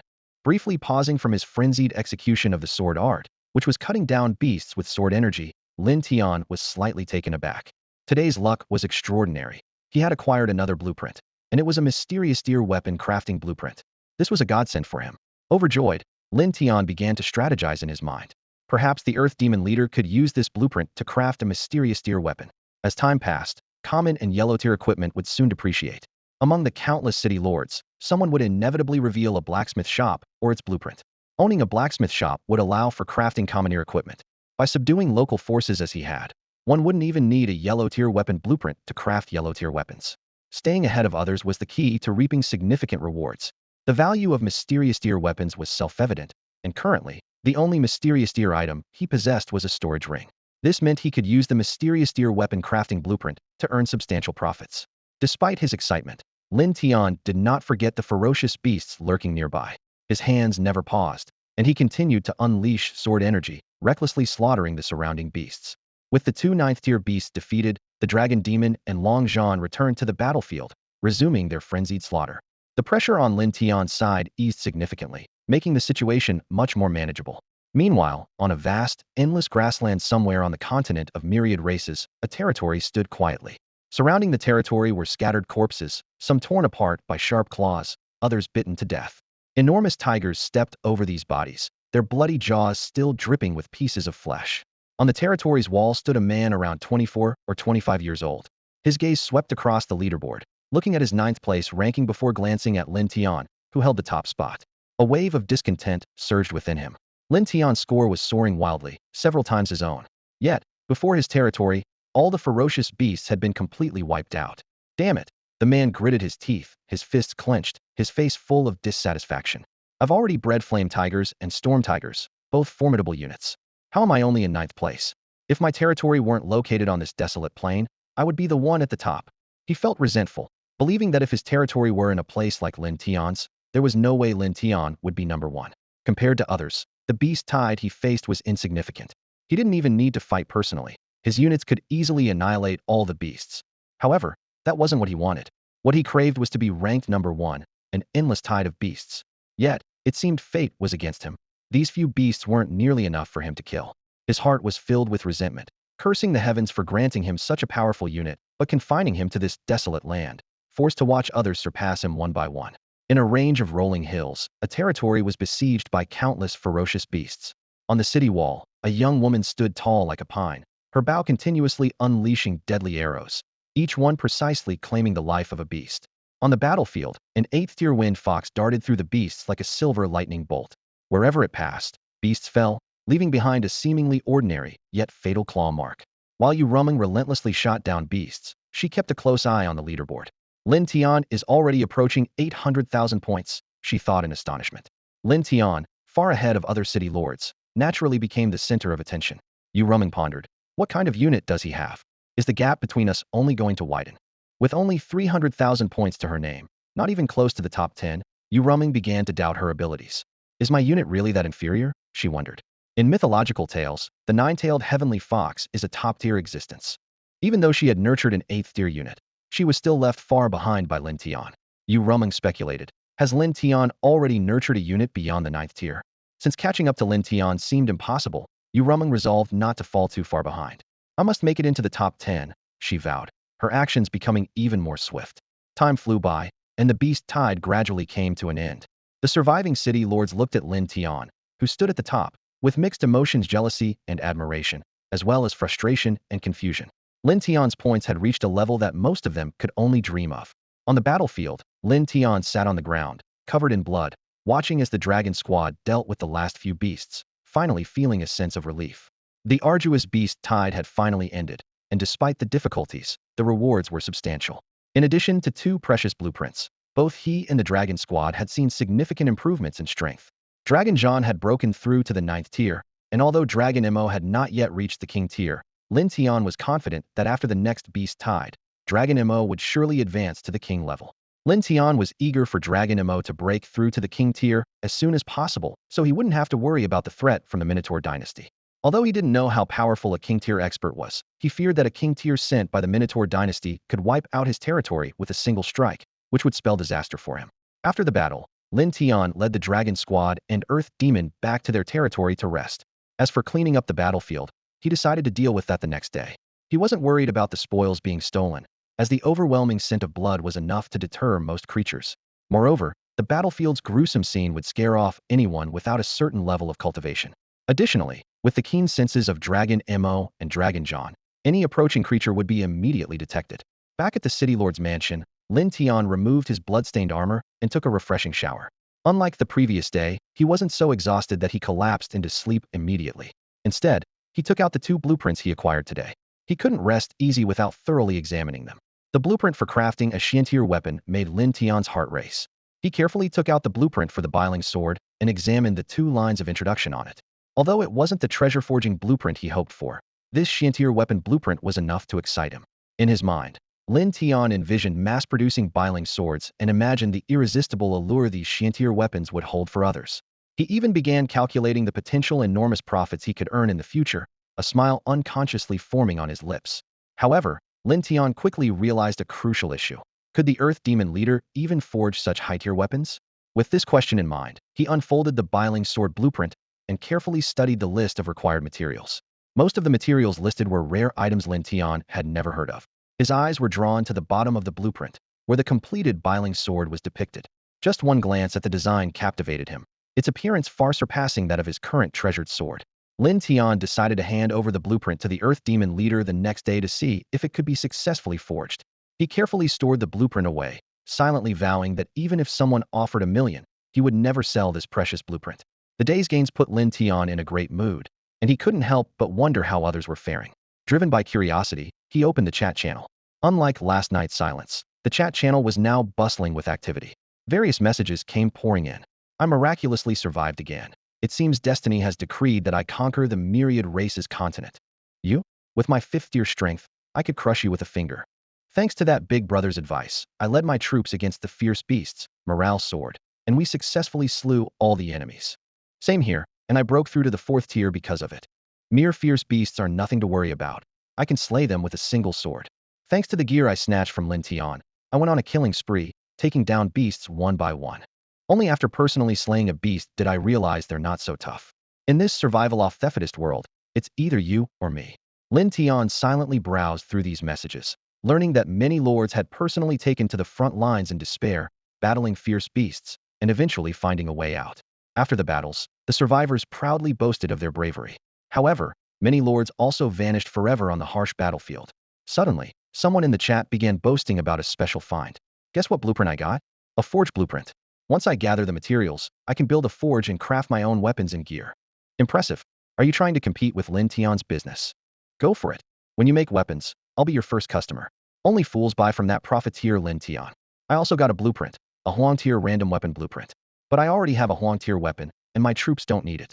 Hey, sell it to me. I'll pay a high price. Lin Tian watched these boasts and trades unfold with a meaningful smile. He knew that the Xiantier weapon blueprint he held was far more valuable than these. Sell it to me, sell it to me. I want one too. Lin Tian watched the trading channel as it suddenly burst into activity, a shrewd glint flashing in his eyes. He realized this could be a rare opportunity to make a fortune. Just moments ago, he had been lucky enough to acquire a blueprint. Though it wasn't particularly useful to him, it could fetch a good price in the auction area. The trading channel was instantly buzzing, as if everyone had discovered a new world. The city lords were all putting up their surplus blueprints for auction, hoping to trade them for much-needed resources. Meanwhile, many others were scouring the channel, eager to find treasures they needed. Lin Tian was drawn in by the frenzy and decided to try his luck. He carefully browsed through the blueprints being listed, hoping to find something useful for himself. However, as time passed, his brow furrowed deeper. Most were ordinary items, and even the most expensive golden random weapon blueprint seemed unimpressive to him. These city lords aren't fools, Lin Tian thought. There's no way they'd sell truly precious items. Even the most basic formation or weapon blueprint is a treasure to them. Disappointed, Lin Tian closed the trading panel and decided to get a good night's sleep. The next day, nearing noon, Lin Tian woke up slowly. His first thought was to fill his stomach, so he devoured a large piece of roasted bird meat. It was the meat of a 9th-level fierce beast, tender and aromatic, each bite leaving a lingering taste. Satisfied, Lin Tian opened the trading channel again, finding it even more bustling than the previous night. Yesterday, fierce beast meat dominated, but today, it was a dazzling array of blueprints. It seemed last night was indeed a good time for blueprints to drop, and it was no wonder he had been lucky enough to get two. Lin Tian turned his attention to last night's spoils, a mountain of crystals that had doubled since the day before, and various beast materials sufficient to craft plenty of fine equipment. He methodically stored the crystals in the warehouse, moved the beast materials to the forge, and then went to the primordial dragon nest to prepare for the day's troop breeding. The level 3 primordial dragon nest had given him a big surprise yesterday, producing 5 black dragons that helped him successfully fend off and kill all attacking beasts. Today, he was full of anticipation for the new troops that would appear. Before long, 6 figures appeared before Lin Tian. The most striking was a 4-clawed white dragon, its size comparable to a dragon demon, with white scales glistening in the sunlight. Lin Tian's eyes lit up, and he immediately imagined riding the white dragon. However, a clear, pleasant voice interrupted his fantasy. "Master!" Lin Tian was stunned, unable to believe his ears for a moment. Was he hearing things? The white dragon tilted its head and called out again. "Master!" Lin Tian finally snapped back to reality, realizing that the white dragon in front of him was a female dragon. He felt secretly awkward, and his initial fantasy of riding the dragon vanished instantly. Lin Tian responded softly, trying to hide his inner embarrassment. The power of the white dragon surpassing that of the black dragon, Long Zhan, and being on par with Long Mo at the 9th tier was a surprise to Lin Tian. He thought to himself that the stronger they are, the better. Although both the white dragon and Long Mo were at the 9th tier, Lin Tian speculated that Long Mo might have a slight edge, considering the white dragon was female. Comparatively, the black dragon was more ferocious, willing to do anything to kill its enemies. Lin Tian had witnessed their bloody and brutal battles firsthand. Lin Tian named the young white dragon Long Yan. "Thank you, master." The young white dragon expressed its gratitude joyfully. He then proceeded to name the other 5 dragons, 2 black dragons, 3 red dragons, and 1 Panlong, and assigned them to assist Long Mo. Next, Lin Tian approached the Earth Demon leader, handing him the blueprint for crafting the Biling sword. He instructed, "Study this first, gather the necessary materials as soon as possible, and aim to forge it quickly." Lin Tian was aware of the urgency. If someone else obtained a Xiantier weapon or blueprint, the sword's value would greatly diminish. Only by taking the initiative could he secure the maximum benefit. While continuing to craft Fantier or Huangtier equipment could still yield resources, the profit would be relatively low. In the current resource-scarce situation, maximizing profits was crucial. After handling these matters, Lin Tian took out the ordinary house construction blueprint obtained the previous night. The blueprint could be used 5 times, meaning 5 houses could be built. After consuming certain materials, 5 houses rose around the city lord's mansion, finally giving the place a semblance of territory. After a moment of thought, Lin Tian concluded that everything had been dealt with and planned to return to practicing his sword skills. He anticipated that tonight's beast tide would be fiercer than the previous night, possibly even featuring king-tier beasts. Thus, enhancing his strength was imperative. Just then, intense battle vibrations suddenly came from outside. Lin Tian's heart tightened as he looked in the direction of the disturbance, wondering if the Minotaur dynasty was attacking. Just as he was about to go out and investigate, Long Mo and others arrived, escorting several figures to him. Lin Tian immediately recognized these Minotaurs. Despite it being his first encounter with Minotaurs, their distinctive bull heads and horns were unmistakable. Judging by their armor, they seemed to be soldiers from the Minotaur dynasty rather than members of an ordinary tribe. Long Mo reported, "Master, these Minotaurs were sneaking close to our territory with ill intentions." "Well done." Lin Tian nodded approvingly. These might be scouts sent by the Minotaur dynasty. Despite having their powers stripped, the Minotaurs kneeling on the ground showed no remorse, continuously shouting, "Cursed outsiders, daring to kill the chieftains and people of our Minotaur dynasty. You will soon pay for your actions. General Nyo Tai is leading an army of 100,000, and it won't be long before you're utterly crushed. You're doomed." Hearing this, Lin Tian chuckled inwardly. These minotaurs had already revealed quite a bit of useful information without interrogation. The enemy had an army of 100,000, and with other minotaur tribes in the Dark Forest, their total forces likely exceeded 100,000. Meanwhile, he only had 26 dragons under his command, making the situation dire. The disparity in strength was overwhelming, and Lin Tian's situation was akin to a mantis trying to stop a chariot. Faced with an army of 100,000, their power seemed insignificant. Lin Tian turned to the captured minotaurs and curiously asked, "What is the cultivation level of your General Niu Tai?" One of the minotaurs, disregarding his status as a captive, burst into arrogant laughter. "Ha! General Niu Tai is a king-level powerhouse. Afraid now, aren't you? You ignorant outsiders dare to invade our territory and slaughter our people without understanding the might of the Minotaur dynasty. It's too late for regrets now. By offending the Minotaur dynasty, you're doomed." Lin Tian waved his hand, indicating he had obtained enough information. Long Mo understood and dragged the struggling Minotaurs away from the territory. While the army of 100,000 was troublesome, what truly concerned Lin Tian was the king-level powerhouse. He furrowed his brow, feeling a headache coming on. Although Long Mo and Long Yin might join forces to battle him, the greater threat lay in the possibility of facing an even stronger beast tide after repelling the Minotaur army today, which would be hard to handle. Lin Tian had initially thought the Minotaur dynasty would arrive after the beast tide, not expecting them to come so quickly, catching him completely off guard. But now there was no choice but to fight to the death. Unlike dealing with fierce beasts, the Minotaur army would not only attack them, but could also damage the walls, the territory, and even the city lord's mansion. The heart of the territory within the city lord's mansion was Lin Tian's lifeline and must not be compromised. Protecting the heart of the territory depended on holding the walls. Lin Tian immediately ordered the Earth Demon leader to speed up the production of crossbows and arrows. Meanwhile, he opened the trade channel, gathering all useful blueprints, fences, arrow towers, reinforced walls, making the most thorough preparations for the impending battle. Looking at his storage ring, which was almost emptied, Lin Tian sighed inwardly. If he hadn't ordered the attack on the Minotaur tribe, perhaps they wouldn't have provoked the Minotaur dynasty. But then he thought, with their growing strength and reputation, the Minotaur dynasty would eventually discover their existence even without taking the initiative. Lin Tian quickly put the purchased blueprints into action. The arrow towers were equipped with large crossbows, and the walls were reinforced to a level that even he, an 8th-level powerhouse, would struggle to punch through. Around the walls were iron fences extending several meters underground. Approaching the walls required breaching this line of defense first. Lin Tian had transformed the territory into an impregnable fortress. Unless the enemy could fly, breaking through here would be incredibly challenging. Standing on the city wall, Lin Tian looked resolutely into the distance, ready to face the imminent life-and-death battle. Lin Tian completed a series of defensive installations, secretly wishing for a protective array shield. However, such rare treasures are not easily traded, even among the millions of city lords who might be lucky enough to possess them. With a calm demeanor, he gazed into the distance, awaiting the arrival of the 100,000-strong Minotaur army. Having faced tens of thousands of fierce beasts without flinching, he certainly wasn't afraid of these Minotaurs. Unbeknownst to Lin Tian, his frantic purchases of defensive blueprints in the trading channel had caused quite a stir in the chat channel. "Guys, huge news," an excited city lord exclaimed. "Someone bought the iron fence blueprint I put up for sale this morning." "That's it," someone scoffed. "Did a donkey kick your head? It's just a regular blueprint. What's there to be so thrilled about?" The city lord grinned mysteriously. You'll never guess who bought it." Lin Tian himself. The chat channel erupted in disbelief, with many mocking responses. "Yeah, right. Why would Lin Tian need something like that?"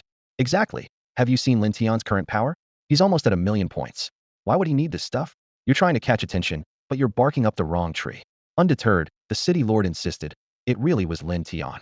I'd be a dog if I'm lying." Gradually, more city lords came forward to confirm. "Lin Tian actually bought my arrow tower blueprint. Am I dreaming? I just verified it. Lin Tian also bought the blueprint for thickening city walls that I got last night." As more evidence surfaced, people finally accepted this seemingly absurd truth. But new questions arose. Why would someone as powerful as Lin Tian need these blueprints? Could it be another city lord using the same name? Don't be silly. Impersonating Lin Tian would be a death wish. It has to be Lin Tian. I added him as a friend before, and the request is still there. Speculation ran wild as everyone tried to guess Lin Tian's motive. Could he be trying to monopolize the market and sell to us at a high price? The crafty businessman? It's not impossible. As the discussion grew more outlandish, one city lord suddenly had a revelation. What if Lin Tian bought them for his own use? The thought seemed absurd even to him. Everyone knew that with Lin Tian's strength, these defensive structures were practically useless. No way. Someone shook their head. Lin Tian's troops might already be at the king level. Why would he need this stuff?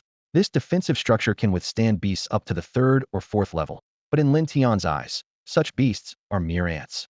People speculated about Lin Tian's intentions. Some believed that the stronger the unit, the fewer its numbers, as evidenced by the large scale of the beast tide he encountered.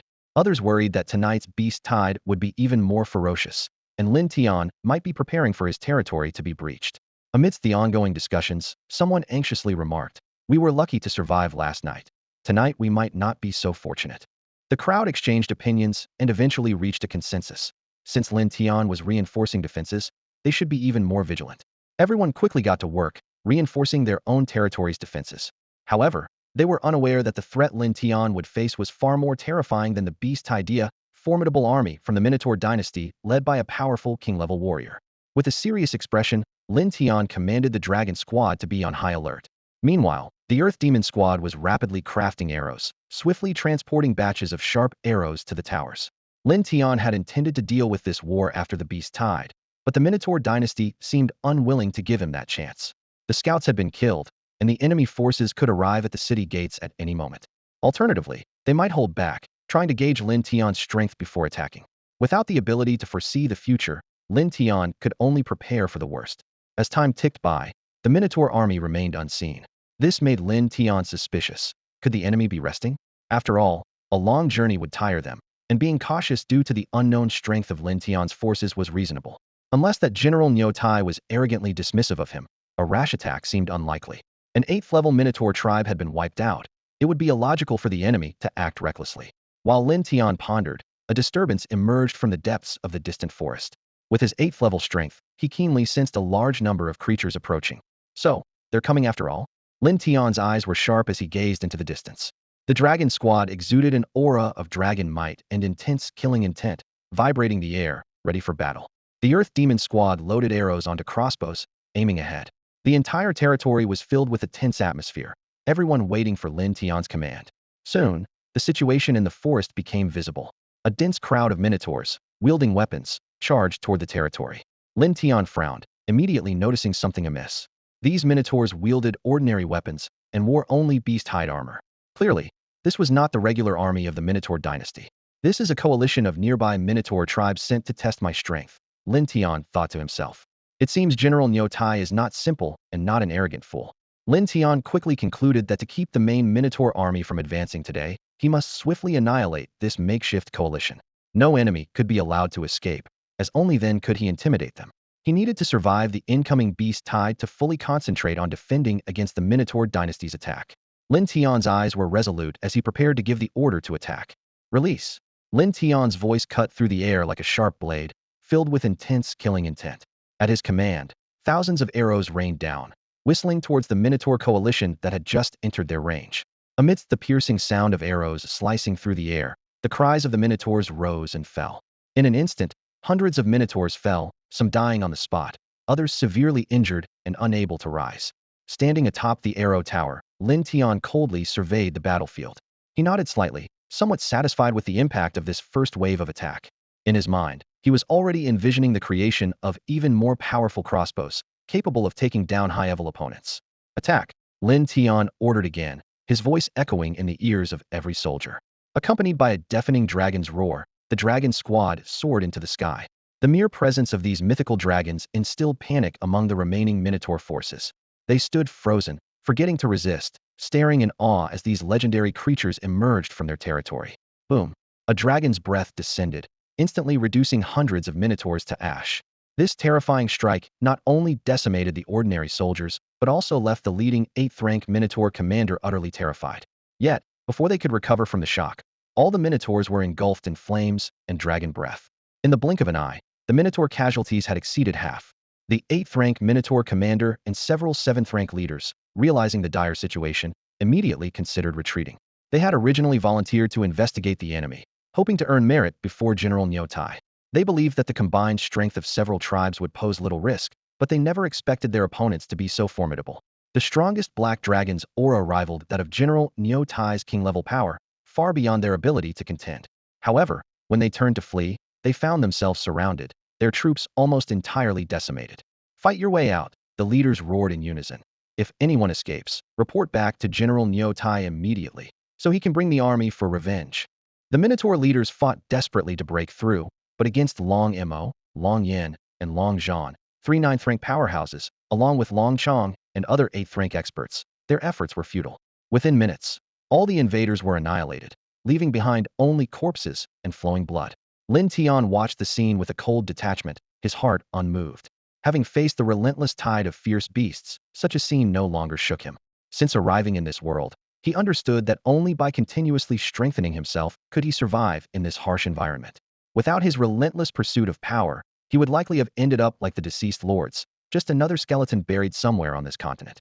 Even with powerful troops at his disposal, Lin Tian knew that the stronger he became, the greater the threats he faced. A moment of complacency could lead to disaster. Just like last night's beast tide, even with his 8th-rank strength, it was a close call. Had he been a timid, unambitious lord, his territory would have been reduced to ruins last night. After this battle, the Minotaur Empire's army was unlikely to attack again today.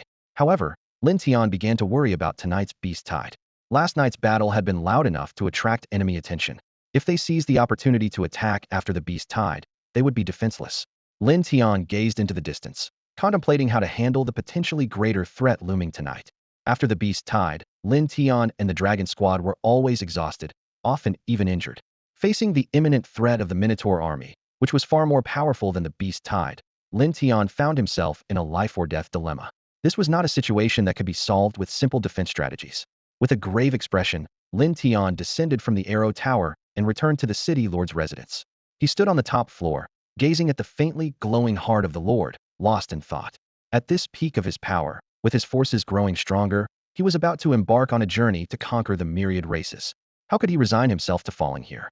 If he could just survive tonight's beast tide, he could truly begin his path to domination. Driven by his unwillingness to fail, he knew he had to quickly devise a strategy to break the deadlock. Meanwhile, the chat channel was buzzing with activity. After other city lords finished cleaning up the battlefield, repairing walls, and setting traps, they flocked to the channel. Upon hearing about Lin Tian's frantic purchases of defensive blueprints, some began to gloat and gossip. The size of the beast tide is related to one's strength. It seems Lin Tian is in the same boat as us, with heavy losses among his troops. Tonight's beast tide is stronger, and he knows he can't withstand it, so he's resorted to desperate measures. Lin Tian is not that impressive after all. After tonight, he might disappear from the leaderboard, and we won't have to endure his exploitation anymore. Good riddance to such a profiteer. Lin Tian's forces are so strong, and yet if he dies, we still won't know what his troops are. What good would it do to know? In the end, it's just a fleeting moment of brilliance. No matter what, he had his moment of glory. It's a pity about the resources he squeezed from us and that mysterious grand prize. If someone knew the location of his territory, they might be able to pick up the pieces. These city lords mistakenly believed that Lin Tian, like them, was suffering heavy losses among his troops and would struggle to survive the beast tide. They voiced their mockery and ridicule. Watching Lin Tian sell food and auction equipment, amassing vast resources, and being the first to upgrade to a town, and when the mysterious grand prize had long driven them mad with jealousy. They couldn't wait for Lin Tian to meet his end to relieve their resentment. Even the top 100 city lords on the leaderboard, whose strength was comparable to Lin Tian's, secretly hoped for his demise in the beast tide, despite not saying it outright. Lin Tian held the top position on the leaderboard, his strength undeniable. As they were about to embark on the path of competing among the myriad races, they were inherently adversaries. Lin Tian's death in the beast tide would be a great fortune for them. Lin Tian was like a giant mountain pressing down on them. The gap between the second-ranked city lord and Lin Tian, with Lin Tian having over 1,000,000 points while the second had less than half that, highlighted the chasm between them. Other city lords' point differences were at most tens of thousands, but the gap between Lin Tian and the others was something they could only look up to. Now, hearing of Lin Tian's plight, they wished they could personally step on him. Lin Tian's rich resources and mysterious grand prize were incredibly tempting. If they could obtain them, they would surely soar to new heights, becoming the next Lin Tian. Brother Lin Tian is in danger. Deep within an underground territory, Meng Xiaofei, who had narrowly escaped once again, stared at the chat channel, feeling a wave of worry for Lin Tian. If it hadn't been for Lin Tian's help last night, he would have perished in the beast tide. Meng Xiaofei was not someone who forgot kindness. Upon learning about Lin Tian's perilous situation, he was filled with anxiety. He took out a blueprint for a defensive array, his fingers gently stroking the paper as a hint of hesitation flashed in his eyes. This blueprint was his hope to survive tonight's beast tide. But now, he resolutely opened his friend list, found Lin Tian, and quickly sent a message. Brother Lin Tian, I heard you're in danger. Last night, I got a blueprint for a defensive array. It should help you, and I'm sending it your way. Meng Xiaofei recalled how every time he sought help from Lin Tian, the latter would always lend a hand without hesitation. Now that Lin Tian was in danger, how could he stand by and do nothing? Even if it might endanger himself, he was determined to do everything he could to assist Lin Tian. Meanwhile, in a territory within the dark forest, Lin Tian was intently focused on the heart of the territory, lost in thought. Half an hour later, he suddenly snapped out of it, a meaningful smile appearing on his face. The army of the Minotaur dynasty might actually be coming to help me deal with tonight's beast tide, he murmured to himself. Previously, Lin Tian had been racking his brain on how to simultaneously handle the threat of the beast tide and the Minotaur dynasty's army, feeling trapped. But just now, a brilliant idea had flashed into his mind. He carefully analyzed the situation. The beast tide was certain to strike at midnight, while the movements of the Minotaur dynasty's army were unpredictable. Both forces aimed to destroy him. But what if they collided with each other? A picture unfolded in Lin Tian's mind. On one side, the Minotaur dynasty's army was attacking his territory, while on the other, the ferocious and mindless beast tide surged forward. If these two forces could meet, it would undoubtedly result in a spectacular battle. Meanwhile, he could sit back in his territory and watch them fight it out. However, executing this plan was no easy feat. Lin Tian realized that he needed to lure the Minotaur dynasty's army before nightfall. After the blood moon rose, the beasts would become more active, making it nearly impossible to draw the Minotaur army in. The shrewd General Niu Tai would not fall for a simple trick. Lin Tian quickly devised a plan. Before nightfall, he would trace back along the path the Minotaur tribal coalition had taken to find the Minotaur dynasty army's camp. By setting fire to their supplies and attacking with boulders, he could provoke them into attacking his territory. But the real challenge was how to engage the Minotaur army until midnight. Lin Tian understood that he couldn't inflict too much damage, nor could he allow them to breach his territory or retreat. He needed to hold out for at least 3 to 4 hours to wait for the beast tide to arrive. If the damage was too great, not only would his dragon squad be heavily depleted, but the Minotaur army might also be unable to withstand the beast tide. The worst-case scenario would be that both forces were wiped out by the subsequent beast onslaught. To prevent this, Lin Tian decided to guide the battle between the two sides with minimal casualties. He nodded in satisfaction, confident that this was the best strategy under the circumstances. Lin Tian stepped out of the room and glanced up at the sky. Dusk had not yet fallen, and he calculated that he still had plenty of time. Deciding to set out later, he opened the trading channel to search for more blueprints. His goal was clear: to further reinforce the walls and enhance the territory's defenses.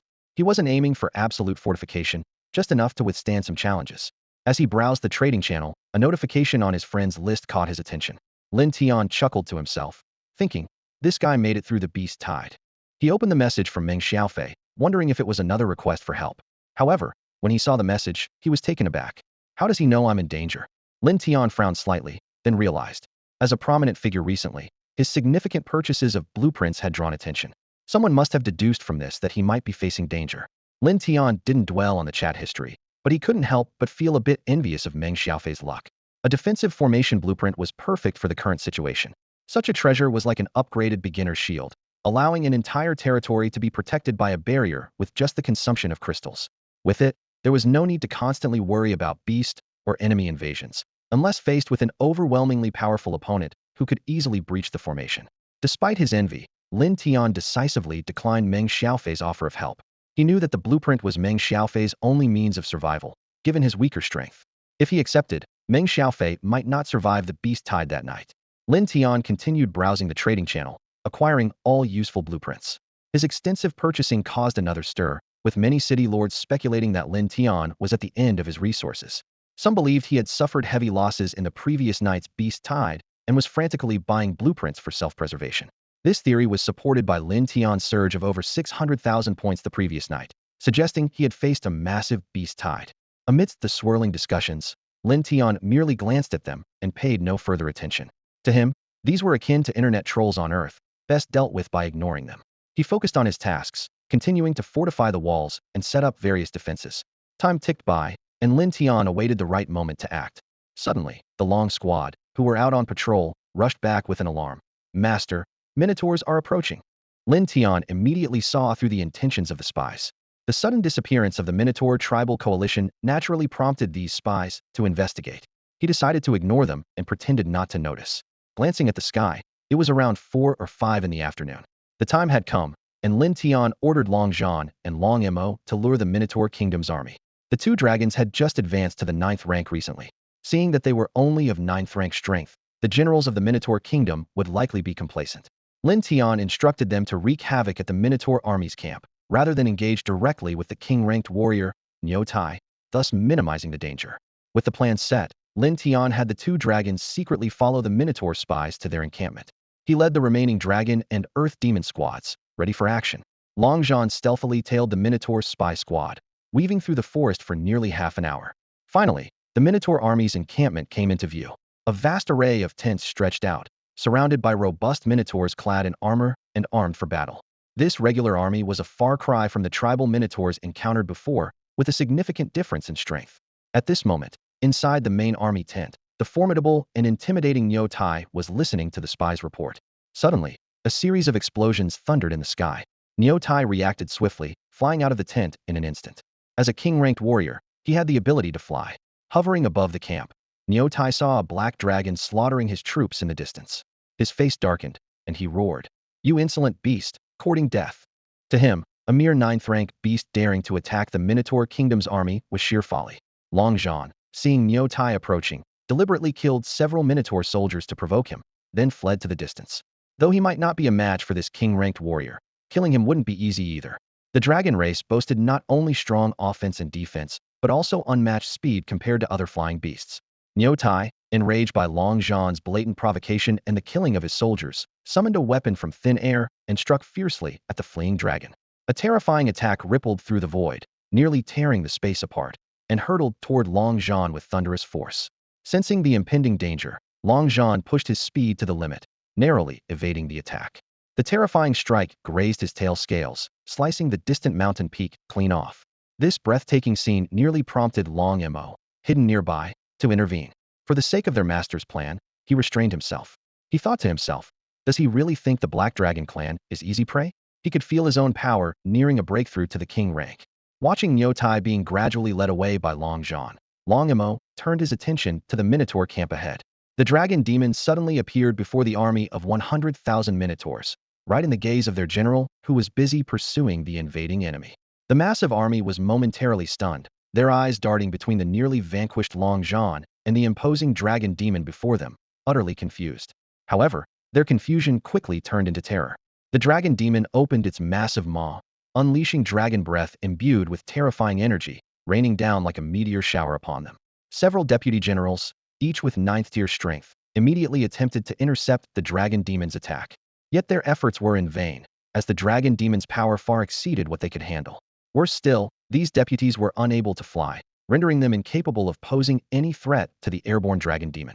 The dragon demon didn't waste time engaging with these deputies, but instead focused on destroying the supplies and tents within the camp.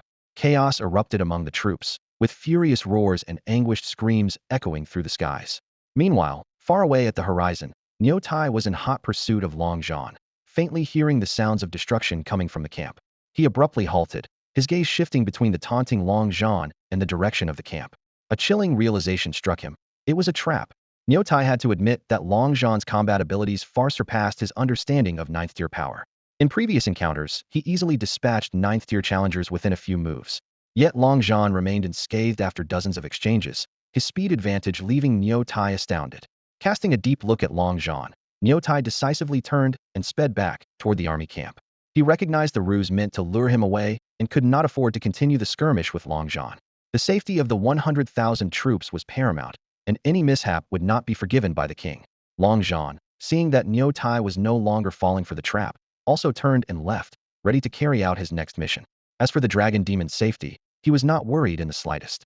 If he could escape from Niu Tai, then the dragon demon would have no trouble at all. Meanwhile, the supplies of the 100,000 troops had been completely destroyed, and over half of the tents were in ruins. The dragon demon intended to continue its rampage, but, sensing Niu Tai's furious return from afar, abandoned its plan and swiftly flew off in the opposite direction. By the time Niu Tai returned to the camp, the dragon demon was long gone without a trace. The entire camp was in shambles, a scene of utter devastation. Fortunately, the troop casualties were not too severe, with only a few thousand lost. Witnessing the destruction, Niu Tai was filled with rage and frustration, having been played for a fool without even knowing the enemy's identity. At that moment, a scout who had narrowly survived rushed over to report. "General, they belong to that faction. They've wiped out several tribes. They must have learned of your plans to attack them and came specifically to thwart you." Niu Tai surveyed the devastation, realizing it was solely the supplies that were destroyed, and suddenly understood. Destroying my supplies to force a retreat? Never. He clenched his fists tightly, gritting his teeth. Having been toyed with, he was not about to retreat so easily. If word got out, he would become a laughingstock among other generals and ministers. A king-tier warrior being mocked by two ninth-tier opponents and returning empty-handed was simply unacceptable to him. Troops, assemble. Follow me to crush these invaders. With a commanding shout, Tai quickly rallied the troops and marched toward Lin Tian's territory. The enemy's desire for him to retreat indicated their inferior strength and fear of being attacked, hence their attempts to force a withdrawal. But there was no way he would oblige them.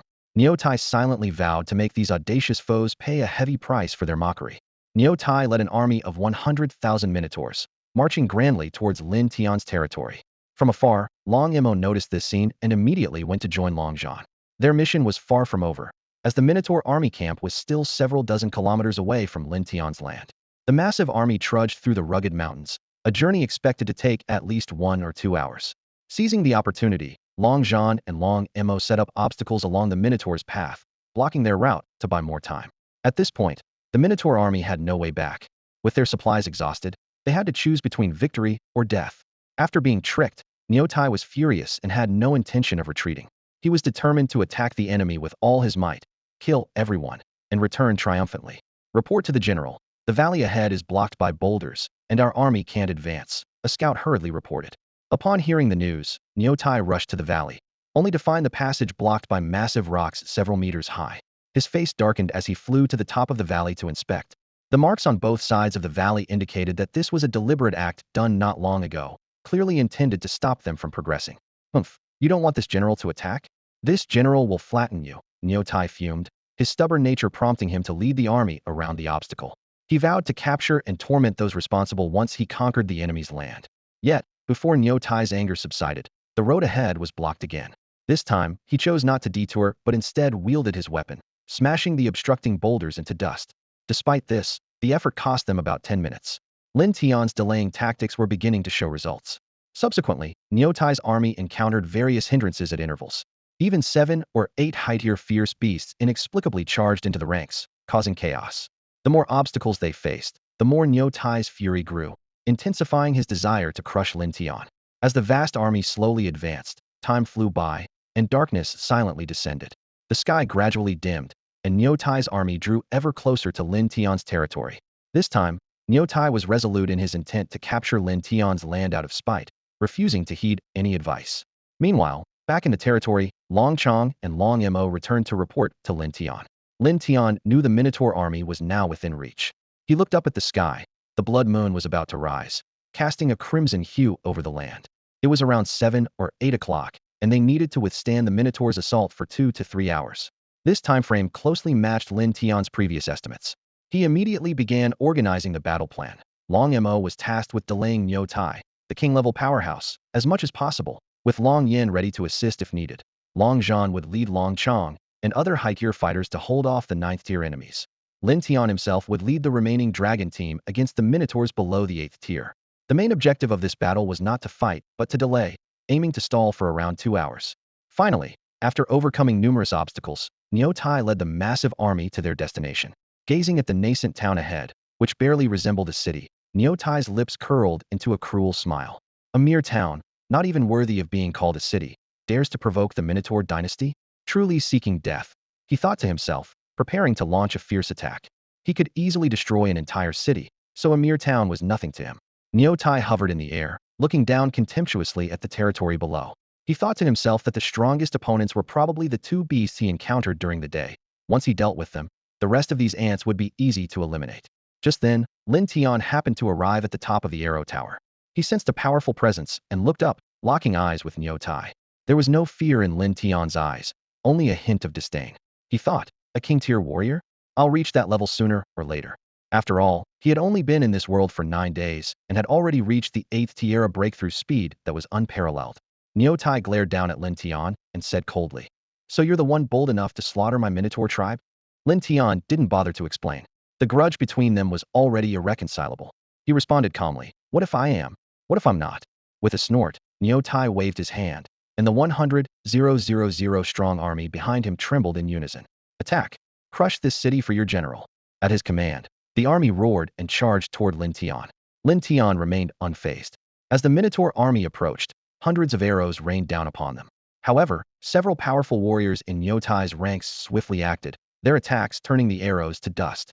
Lin Tian frowned slightly, thinking to himself, no wonder they're a royal army. These lieutenants and commanders have trained in martial arts, far surpassing the Minotaur tribe or any beasts I've faced before. With a commanding shout, Lin Tian drew his sword, and a powerful, murderous kill echoed through the air. Instantly, dozens of majestic dragons flew out from his territory, charging toward the army below. This dragon squad was formidable. Even the weakest among them, the Panlong, was at the 5th tier, while several black dragons had reached the 8th tier. Such an impressive lineup even left Niu Tai, a king-tier warrior, momentarily stunned. How could a faction that hadn't even completed building a city possess such strength? The appearance of the dragon squad shifted the focus of the stronger warriors to a different battlefield, leaving the rest to be handled by the Earth Demon squad. The tall, sturdy walls, combined with the traps Lin Tian had meticulously set up, were enough to hold off the enemy's assault for a time. The battle was on the verge of erupting, with Lin Tian facing off against Niu Tai and the dragon squad clashing with the enemy's elite forces. An epic fight was about to unfold in this land. The battle was on the verge of erupting. The dragon demon hovered in midair, facing off against Niu Tai from a distance. The pressure from these two formidable beings clashed intensely in the air, forming an invisible barrier that deterred anyone from approaching. Niu Tai furrowed his brows, deeply shocked. He could clearly sense that the opponent before him, despite only being at the 9th rank, could contend with him, a king-level warrior. What kind of creature are you? How can you possess such formidable strength at the 9th rank? Niu Tai asked, with a hint of unease in his voice. As the Grand General of the Minotaur Kingdom, he had never heard of the existence of dragons. The dragon demon looked down at Niu Tai coldly, a trace of disdain flashing in his eyes. A mere lower race is not worthy of knowing about the dragon clan. His voice boomed like thunder, full of dominance, making Niu Tai involuntarily feel the urge to kneel in reverence. This statement was like a fuse, instantly igniting Niu Tai's fury. You're courting death. How dare a mere ant call us Minotaurs a lower race? He roared, his face flushed with anger. A massive battle axe appeared in his hand out of thin air. Prepare to die. Niu Tai swung the axe towards the dragon demon. The dragon demon, remembering Lin Tian's orders, avoided direct confrontation and instead maneuvered deftly, engaging in a tactical dance with Niu Tai. On the battlefield, other members of the dragon squad employed similar strategies. With lightning-fast speed, a single black dragon could keep several 8th-rank Minotaur commanders preoccupied, leaving them struggling to cope. Meanwhile, Lin Tian targeted an 8th-rank Minotaur commander on the battlefield, using it to practice his one-chi sword technique. He fought while keeping a close eye on the overall situation. Events unfolded just as he had anticipated. The territory was under fierce attack by tens of thousands of Minotaurs. From the arrow towers, defenders continuously fired arrows downward. Without the protection of strong warriors, ordinary Minotaurs could only rely on their own strength to resist. Those who couldn't withstand the assault fell, quickly piling up into mounds of bodies beneath the walls. Yet, despite this, the Minotaurs had not reached the base of the walls. They had to clear obstacles while avoiding attacks from the arrow towers, trapped in a difficult struggle. Meanwhile, in the chat channel, numerous city lords were fervently discussing the impending final beast tide of the night. The last beast tide is coming. I'm so excited. Once we get through it, we can start the path to dominance among the races, one city lord said excitedly. Why are you so excited? You might not even see tomorrow's sunrise, another city lord replied coldly. Exactly, don't celebrate too soon. Even Lin Tian is approaching this beast tide with caution, and we must be even more vigilant, or else. A city lord with poor luck sighed. Alas, all my troops have been wiped out. The few I've bred today are the weakest. It's almost impossible to withstand the beast tide. Isn't there any other way out besides resisting the beast tide? Someone questioned. This sparked further discussion. Now that you mention it, maybe there is. Let's all think about it. Even if I have to give up my city lord status, as long as I survive, I'm willing. Me too.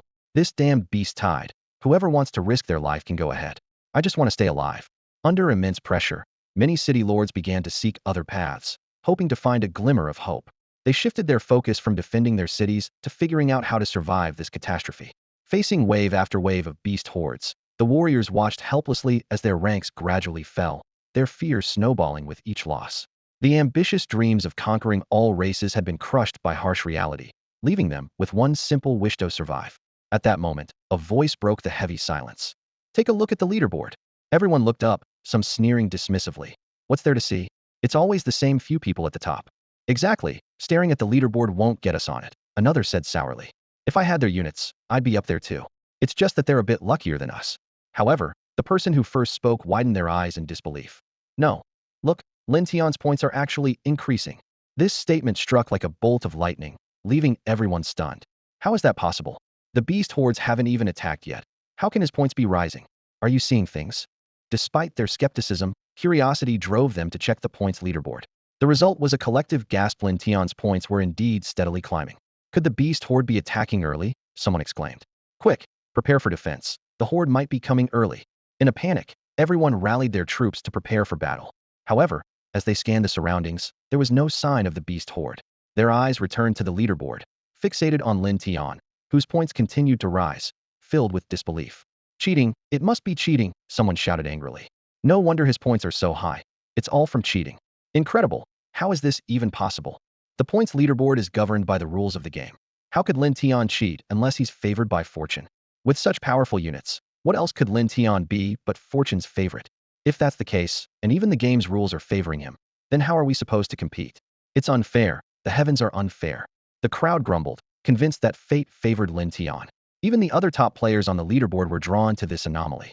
However, their reactions differed from those of the ordinary players. Suddenly, a calm voice broke through. Lin Tian's points are too high. Tonight's beast horde will likely be exceptionally strong and might attack early. We need to prepare in advance as well. These words silenced those accusing Lin Tian of cheating. The speaker was none other than the 15th ranked player on the leaderboard, lending authority to his statement. Wow, the 15th ranked player has spoken. Impressive, the 15th ranked player immediately saw the key issue. No wonder Lin Tian has been buying blueprints all day. He must have sensed the danger and is bolstering his defenses. Some began to worry. I wonder if Lin Tian can withstand it. If he can't, I might move up a rank. The beast horde is coming 4 or 5 hours earlier than usual, which means Lin Tian will have to fight for 4 or 5 hours longer than us. The chances of survival are slim. With a clearer understanding of the situation, everyone's attention returned to Lin Tian, whose points continued their slow ascent. Some hoped he would hold out, while others secretly wished for his downfall. In this impending battle for survival, everyone was concerned about their own fate, while also keeping an eye on this potential game-changer. In a shadowy part of the forest, the battle raged on.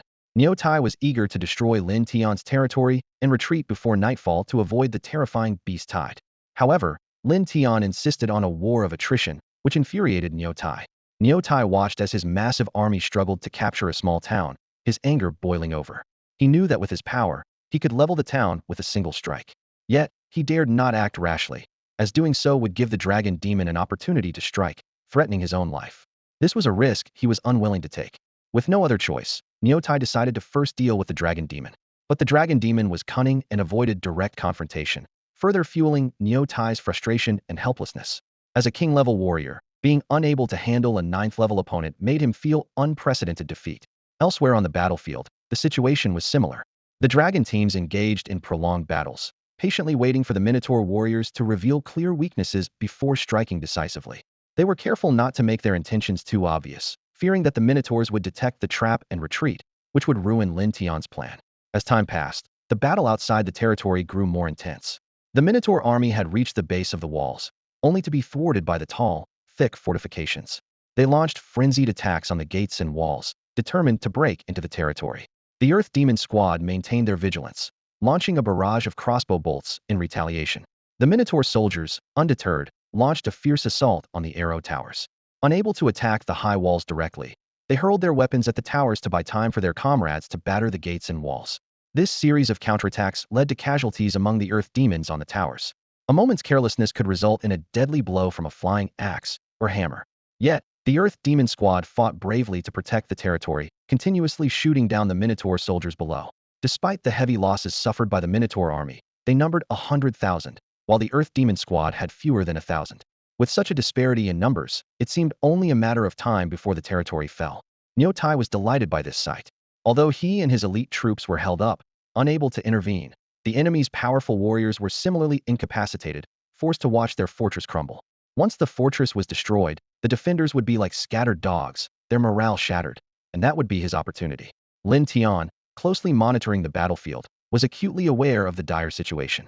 He glanced at the blood moon rising and calculated the time. They needed to hold on for a few more hours. While they could manage, the Earth Demons faced immense pressure. Silently, Lin Tian prayed. Just another hour or two, they must endure. Once the beast tide arrived, everything would change. The Earth Demon Squad had been instrumental in previous beast tides, and Lin Tian had rewarded them generously with crystals to enhance their power. Many Earth Demons had made breakthroughs, including their leader, who advanced to the 7th level after refining several high-grade crystals. This boost in strength allowed them to withstand the assault of the massive Minotaur army, along with Lin Tian's various defensive measures. As each moment passed, the battle intensified. The stone walls were riddled with cracks, and the iron gate was battered and barely holding. The Earth Demons had already lost hundreds of fighters, struggling to fend off the fierce assault from the Minotaur army. They knew all too well that if their territory fell, they would face ruthless slaughter. Lin Tian was anxious, his gaze constantly darting to the depths of the distant forest. If not for the fear of a beast tide, he would have already ordered a full-scale counterattack, confident in his ability to defeat the 100,000 Minotaurs one by one. Yet, at this moment, he hoped for the beast tide to come quickly. High above, Tai was pursuing the dragon demon, sensing victory within reach and finally feeling some relief from his frustration. Suddenly, his attention was drawn to an anomaly in the distant forest, and his expression turned grave. A dense wave of ferocious beasts was surging like a tide, and even more terrifying, beast tides were approaching from all directions, encircling him and his army. Tai realized he had been tricked. Looking back, Lin Tian and his group's fighting stance was clearly a tactic to buy time. His heart sank, and he was seething with anger. From the start, it had been a carefully orchestrated plot. He couldn't fathom why such a massive beast tide would occur at this time. It seemed his opponent had foreseen it and deliberately lured him into this trap. Tai's fierce gaze locked onto Lin Tian, the detestable ant who dared to scheme against him, making him a scapegoat. But his fury was futile now. The immediate concern was how to deal with the crisis at hand. Lin Tian also sensed the overwhelming beast tide, a sly smile playing on his lips. He immediately led the dragon squad in a tactical retreat back to their territory. Feeling Tai's angry gaze, he met it without fear, a slight smirk on his face. The deafening roars of the beasts halted the Minotaur army's attack, leaving them in fear as they looked around. Tai made a quick decision, rallying his forces to break through before the beast tide completely surrounded them. Otherwise, the entire army of 100,000 might be annihilated. The beasts charged fearlessly at the Minotaur army, forcing them to fight desperately. In an instant, a brutal battle erupted. Lin Tian led the dragon squad back to their territory, ready to watch the chaos unfold. But first, they had an important task, to guide the beast tides from other directions toward the Minotaur army, ensuring their own territory's safety. Despite the reinforced walls, they couldn't withstand the impact of these massive, powerful beasts. Under the guidance of the dragon squad, nearly all the beast tides surged toward the Minotaur army. The few beasts that lost their way were easily dealt with by the dragon squad. This scene, witnessed by the retreating Tai, only fueled his rage further, almost making him explode with fury. At this moment, Tai was filled with regret, but it was too late. Once a formidable warrior king, feared on the battlefield for decades, he unexpectedly fell into Lin Tian's hands. Now, he and his army of 100,000 were trapped on this battlefield, becoming scapegoats. Lin Tian stood on high ground, overlooking the brutal scene before him. The Minotaur army was surrounded by tens of thousands of fierce beasts, their battle cries shaking the earth. To him, this was a magnificent spectacle.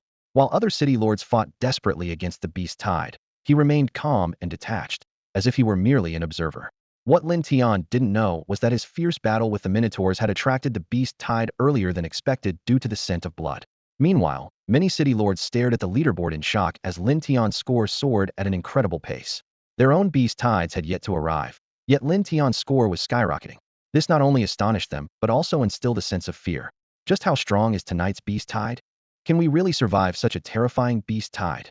These questions lingered in the minds of every city lord, with no one able to provide an answer. With the arrival of the blood moon, Lin Tian discovered an unexpected surprise. He could gain points not only by defeating Minotaurs, but also when Minotaurs defeated beasts from his own beast tide. This was something he hadn't anticipated at all. At the time, he was too focused on surviving the onslaught from both the Minotaurs and the beast tide to consider the issue of points. In the center of the battlefield, Tai led the Minotaur army in forming a tight military formation, desperately attempting to break through and carve a path to safety. However, the beasts, like madmen, charged relentlessly at the Minotaur army, forcing them into a life-or-death struggle. Meanwhile, other beasts began to attack Lin Tian. The dragon squad quickly mobilized to clear the incoming beasts. However, compared to the beast tides of the previous 2 nights, these beasts were hardly a challenge. In the chat channel, the city lords were alarmed by Lin Tian's skyrocketing score and speculated on the strength of tonight's beast tide. Desperation permeated the channel. In the past 2 days, millions had perished, and the survivors were desperately searching for a way out. unwilling to share the same fate. This is terrifying. What kind of beast tide did Lin Tian encounter? Sometimes, being too strong isn't a blessing. The scale of the beast tide is closely tied to one's strength. With such a massive beast tide, Lin Tian's chances of survival are slim. Even if he survives by some miracle, his troops will likely suffer heavy losses. Stop worrying about Lin Tian. We should focus on ourselves first. Based on the beast tide Lin Tian faced, tonight's tide could be several times more terrifying than last night's. I can't accept this. My troops are weaker than last night. How can we withstand the beast tide? I don't want to die. Is there really no other way out besides successfully resisting the beast tide? Is fate so cruel?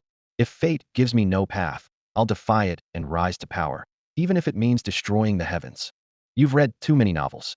Do you think you can defy fate? Focus on surviving the beast tide first. Do you think this is a novel? Even in novels, only the protagonist defies fate. You're more like a side character. Amidst the despair, a city lord suddenly spoke up. Brothers, major discovery.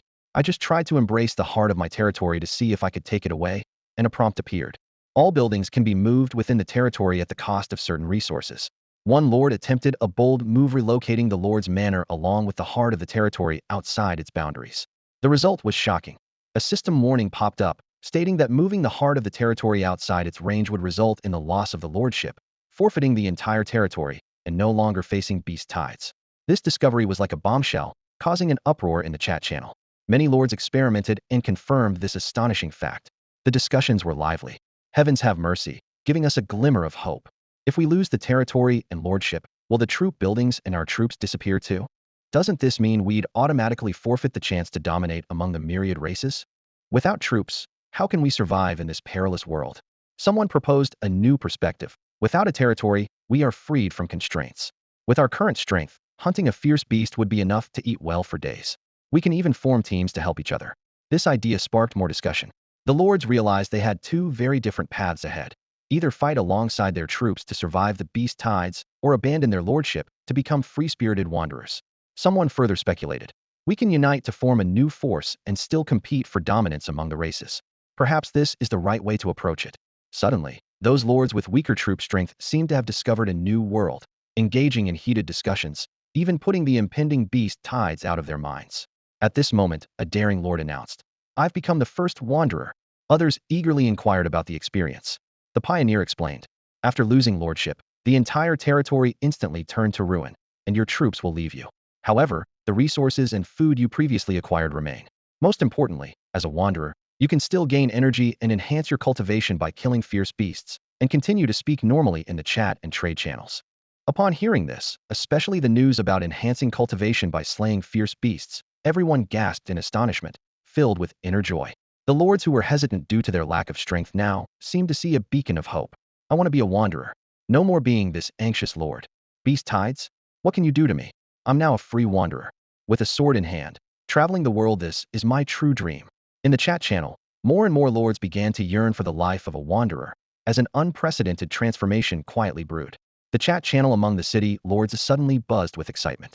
One after another, city lords eagerly announced their decision to abandon their positions and embrace the free-spirited life of wanderers. They dreamed of a romantic life, traveling the world with a sword in hand. Soon, the channel was filled with new faces bearing the title of wanderer. This scene left the city lords with top-tier and even extraordinary troops utterly stunned. They had merely prepared to face the impending beast tide and logged in to check the news, only to find that the situation had dramatically changed. Former city lords were now choosing to become wanderers. Upon closer inspection, it was evident that most of those choosing to give up were city lords with less than top-tier troops. Although a few with top-tier troops joined them, the proportion was not high. These individuals had survived the first two beast tides by luck, but in the face of the upcoming final wave, fear had gripped their hearts, leading them to abandon their positions even before the beast tide truly arrived. However, not all city lords with mid to high-level troops were willing to surrender so easily. Some were determined to fight on. To them, becoming a wanderer meant failure. They believed that surviving this beast tide would give them the chance to upgrade their troop buildings and strengthen their forces. In contrast, the life of a wanderer was filled with uncertainty, requiring them to face fierce beasts and arduous training alone. Without a significant stroke of luck, rising up seemed nearly impossible. While these city lords were still undecided, the chat channel was already bustling with activity. The newly minted wanderers enthusiastically discussed, "Ha ha ha, it's great to be a wanderer. Is there anyone nearby? Let's team up. It's good to have company when we encounter fierce beasts." Without the troops, I feel a bit out of place. Sounds like someone used to humanoid troops. It's my first time realizing how eerie the world is at night. With beast roars all around. If a strong beast comes, I'm probably done for. I'm starting to regret it. Without troops, I'm as fragile as an ant in this world, not knowing when I might meet my end. Clinging to life is better than death. Once you're dead, there's nothing left. Exactly. I think being a wanderer is pretty good now. At least it's carefree. As the wanderers engaged in lively discussions, the city lords who remained faced the terrifying beast tide. The numbers on the leaderboard began to fluctuate wildly, with some rising, others falling, and some disappearing altogether. Watching those city lords who refused to become wanderers perish on the battlefield, the wanderers felt relieved that they had made the right choice. The beast tide did not reach the wanderers. They hid within the ruins of their former territories, quietly waiting for dawn. Some wanderers, confident in their skills, couldn't wait to travel the continent, seeking out other wanderers to form teams. In the future, the whole continent will be ours, someone declared with great ambition. What nonsense about multiracial troops. Humans are the true rulers. They are bound to one place, while we can roam the entire world. However, some began to ponder practical issues. I wonder, besides hunting fierce beasts, can we improve our skills through training? No, unless you have a training method, you can't cultivate. You can only increase your strength by hunting fierce beasts, an experienced wanderer replied. I miss the days when troops could gain strength by hunting fierce beasts, someone lamented. What's there to miss? Killing fierce beasts yourself gives you more energy, another wanderer countered. Now that we're wanderers, stop thinking about troops. Do it yourself, and you'll have everything you need. In the chat channel, the freelance cultivators were enthusiastically exchanging various pieces of information, contrasting sharply with the tense atmosphere of city lords struggling to fend off the beast tide. In this crisis, they seemed leisurely and carefree. Meanwhile, in a dark underground world, Meng Xiaofei was deep in thought. Becoming a freelance cultivator meant freedom, no longer having to face the terrifying beast tide, and being able to explore the continent at will. This enticing idea was very appealing to him. As a city lord with the advanced Earth Spirit tribe, his strength was not particularly strong. For a moment, he entertained the thought of giving up his city lord status and joining Lin Tian. In Meng Xiaofei's heart, Lin Tian was the most trustworthy person in the world. As long as he could find Lin Tian, he would no longer have to worry about his safety. However, just as he was about to decide to become a freelance cultivator, a question suddenly arose. Without his troops, would he still be valuable to Lin Tian? Without troops, he was just a powerless child. Even if Lin Tian was willing to take him in, he could only survive under Lin Tian's protection. Meng Xiaofei, young and ambitious, questioned if this was the life he wanted. His gaze fell on the rapidly climbing leaderboard. Lin Tian's points were increasing rapidly. Meng Xiaofei hesitated. Even such a powerful Lin Tian did not retreat in the face of the fierce beast tide. So what reason did he have to give up? In the end, Meng Xiaofei abandoned the idea of becoming a freelance cultivator and decided to fight with all his might. He led his Earth Spirit tribe in a desperate battle against the fierce beasts. Even in dire circumstances, he had a trump card: the formation blueprint. At worst, he could retreat into his territory and rely on the formation's power to exhaust the beasts. The battle spread to the dark forest battlefield. Niu Tai, as a king-level warrior, led his army courageously through the encirclement of the beasts, quickly carving a bloody path. However, Lin Tian would not let him escape easily. He immediately ordered Long Mo, Long Yin, and Long Zhan, 3 ninth-level powerhouses, to encircle Niu Tai. If Long Mo could kill Niu Tai, he would break through to the king level, completely turning the tide of the battle. Lin Tian's gaze was fixed on the distance, where beasts continued to pour out from the depths of the forest. This beast tide was far from over. Last night, 9th-level beasts had already appeared. Tonight, there might be multiple 9th-level beasts, or even king-level beasts. With this thought, Lin Tian frowned. He only hoped that Long Mo and his team's battle would not prematurely attract those terrifying beasts. Otherwise, the consequences would be dire. The key now was to wait for Long Mo to kill Niu Tai and break through to the king level, at which point everything would be settled. In the center of the battlefield, Niu Tai led his army, fighting and retreating, filled with frustration and anger. Being tricked and manipulated this time made him feel unprecedented humiliation. But right now, he was helpless against Lin Tian and could only flee in disgrace. Niu Tai secretly vowed that once he returned, he would lead his army back and raze this place to the ground to wash away today's shame. At that moment, 3 figures exuding powerful dragon auras suddenly blocked his path. Before Niu Tai could react, a powerful attack was already upon him. Forced into battle, Niu Tai and the 3 dragon powerhouses engaged in a fierce aerial combat. On the ground, without the protection of the king-level Niu Tai, the Minotaur army was once again engulfed by the beast tide. Although the 9th-level Minotaur warriors were formidable, They could not fly and could only lead their troops in a desperate stand against the ferocious beast tide. Fools! You ants! Today I will slaughter you all! Tai roared, his eyes red with fury. He understood Lin Tian's intentions. The opponent had no intention of giving him any opportunity to retreat. Already burning with rage, Tai was now even more furious, swearing to personally kill these ants who repeatedly provoked him. The battle was on the verge of erupting, with Longmo clashing head-on with Nyotia, relying on his formidable strength. Meanwhile, Long Yin and Long Zhan launched an attack from the flanks, aiming to distract Nyotia and create opportunities for Longmo. The combined efforts of these three powerful warriors put immense pressure on Nyotia, making it difficult for him to defend himself despite his king-level prowess. The aftermath of the battle rippled across the surroundings, causing the void to tremble. Although the confrontation of these king-level beings took place in the void, it created a vacuum area below. Creatures, filled with fear, dared not approach. A few reckless beasts that ventured too close were instantly reduced to blood mist or corpses. The terrifying roar of the conflict echoed for miles, sending intelligent creatures fleeing in panic. Lin Tian closely monitored the battle from within his territory. The number of ferocious beasts surged, and the armies of minotaurs, dragon squads, and earth demon teams were all locked in fierce combat. Lin Tian's territory was also under attack by a large number of beasts, too many to divert as he had done before. Fortunately, the Minotaur army helped alleviate some of the pressure, making the situation slightly more manageable for Lin Tian. Unlike the previous two beast tides, Lin Tian did not personally join the battle outside the city this time. As a commander, he needed to keep an eye on the overall situation and adjust strategies as needed. Other city lords and wandering cultivators could only imagine the challenges he faced as they watched his points soar, unaware that he was calmly observing the battle. As time passed, the land around the territory became littered with the bodies of beasts and minotaurs, the ground stained red with blood flowing like small streams. The battle had reached a fever pitch. Witnessing the heavy losses of the Minotaur army, Nyotia went into a frenzy, relentlessly wielding his profound-grade weapon to unleash devastating attacks. The three dragons, Longmo, Long Yin, and Long Zhan, dared not confront him directly and instead evaded, waiting for an opportunity as Nyotia exhausted himself. On the battlefield below, the Minotaur army, now without Nyotia's command, was scattered.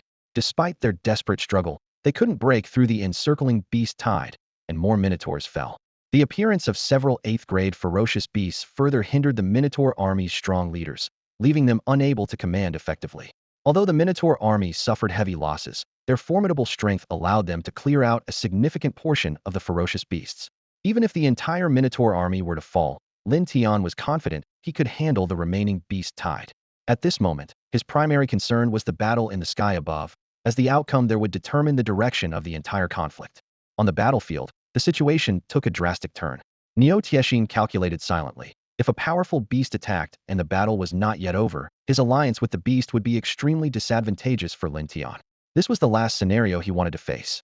At this moment, Niu Tai's internal energy was nearly depleted, and Long Mo and his companions shifted from defense to a fierce offensive. However, Niu Tai's physical strength was formidable, especially with the incredibly sharp Xian-grade battle axe in his hand. Even if Long Mo took a strike with all his might, he would lose several dragon scales. The battlefield below was riddled with deep craters, all created by Niu Tai, showcasing the sheer power of his attacks. With his internal energy exhausted, Niu Tai was left with only his physical strength, which was comparable to Long Mo's. The three dragons unleashed their full abilities, attacking Niu Tai relentlessly, determined to fulfill their master's command for a swift victory. Suppressed, Niu Tai finally snapped out of his rage, surveying his surroundings to see only a handful of defeated soldiers remaining.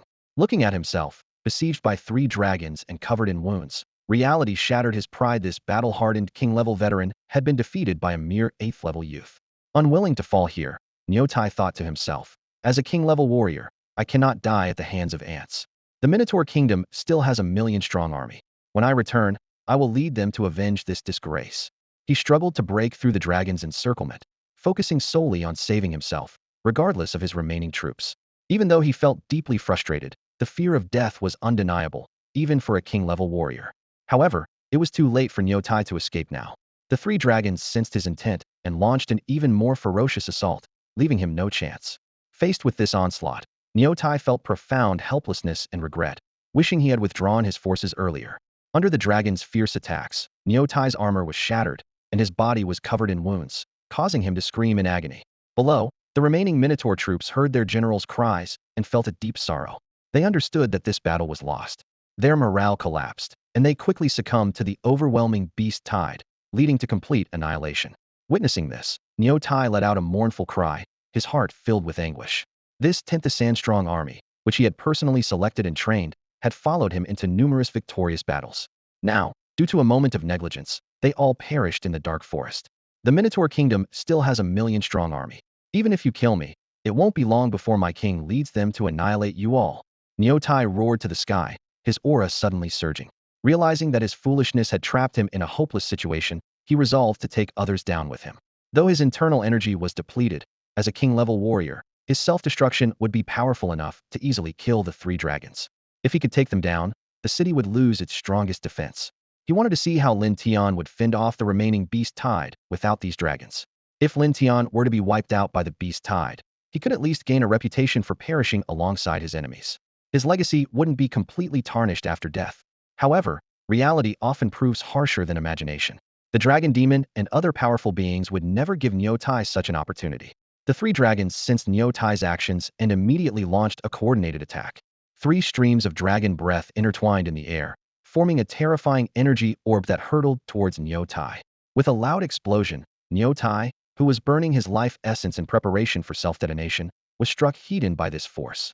His body was sent flying like a cannonball, embedding deeply into the mountain's depths. The dragon demon swiftly approached the crater, looking down at the gravely injured, blood-soaked Tai. Without a moment's hesitation, the dragon demon ended his life with a single blow. At that moment, Lin Tian received a system notification. Your unit has successfully killed a King-tier beast. Energy 10, King-tier Demon, Crystal 1. Upon seeing this message, Lin Tian couldn't help but feel a bit disappointed.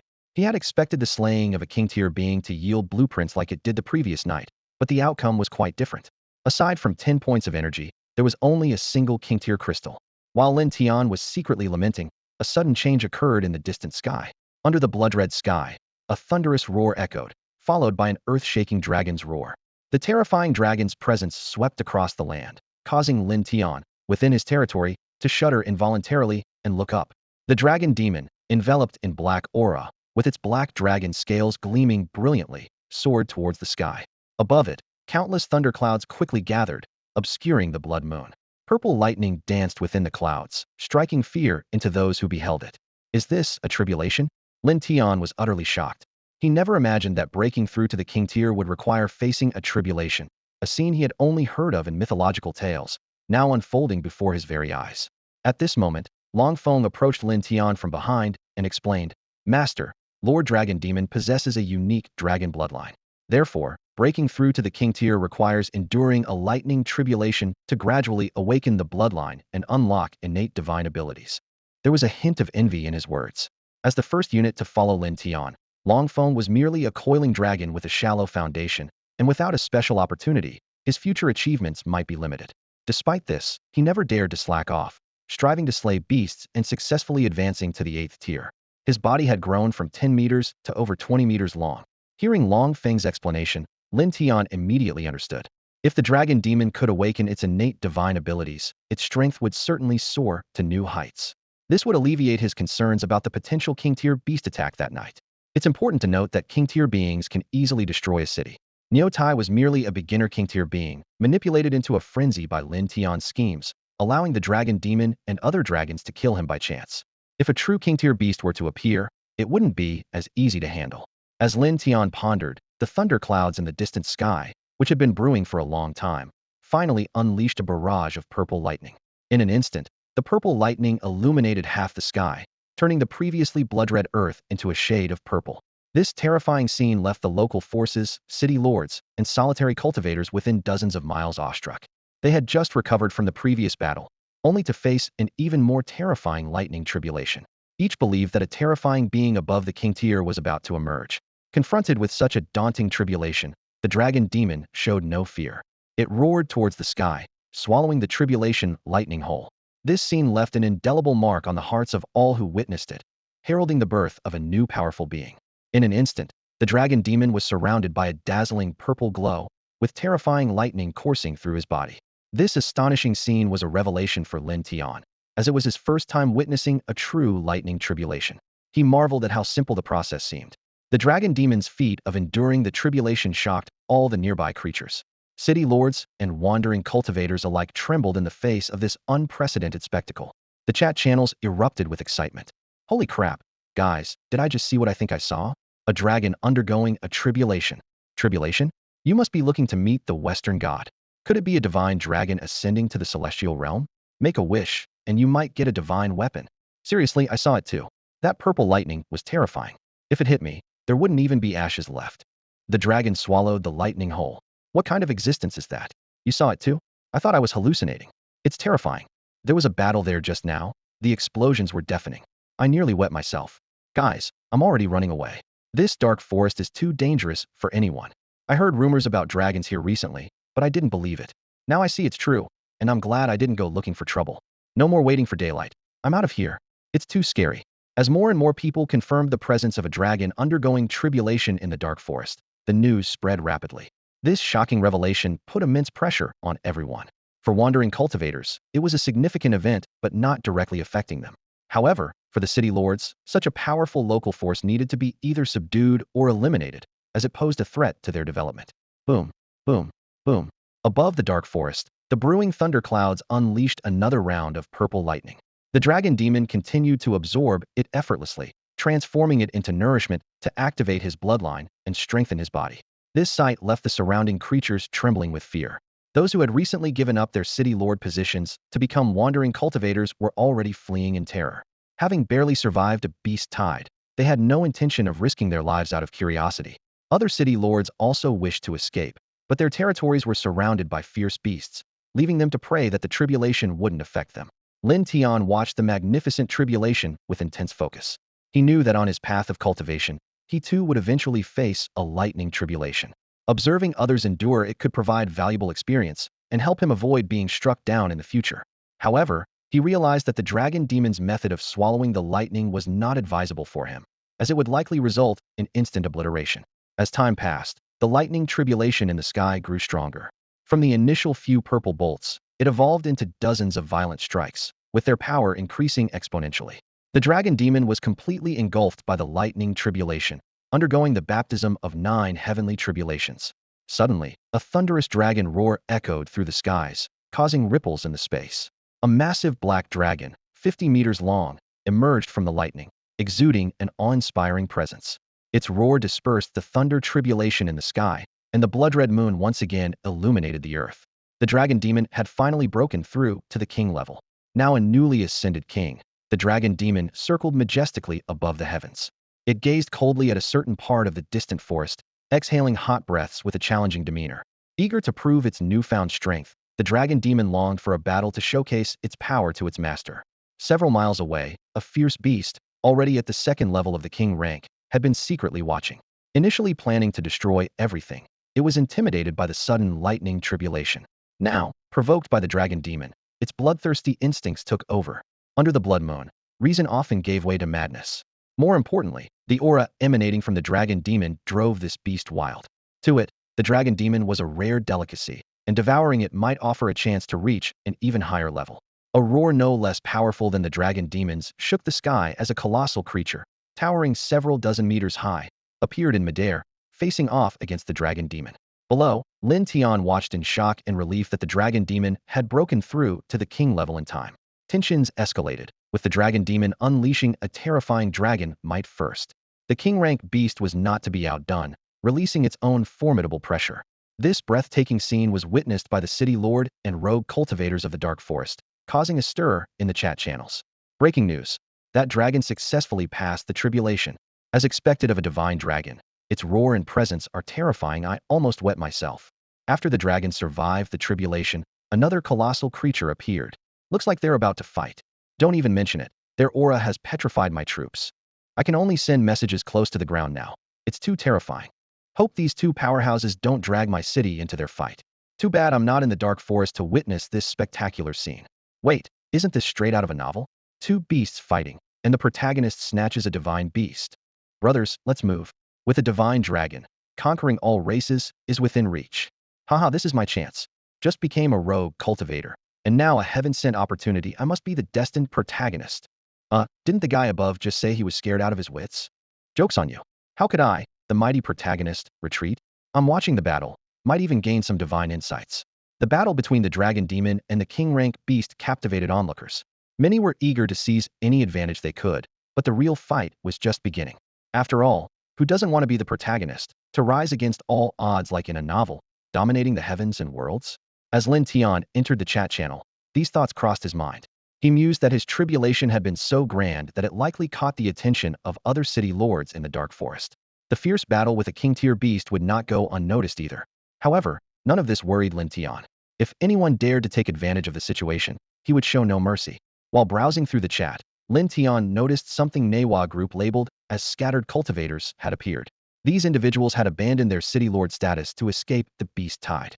Without troops, they lost the ability to compete for supremacy among the myriad races and could only struggle to survive.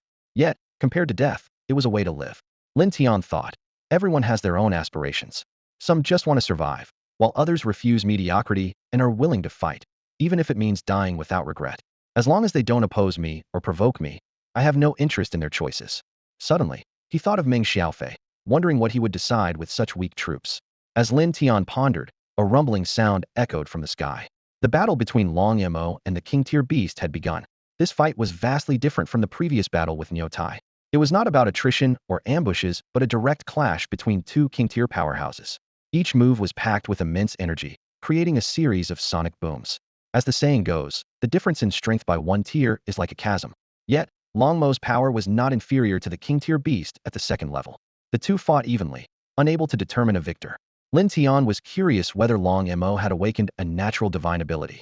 He speculated that the dragon race's innate abilities must be extraordinary, possibly allowing them to easily defeat peers or even stronger opponents.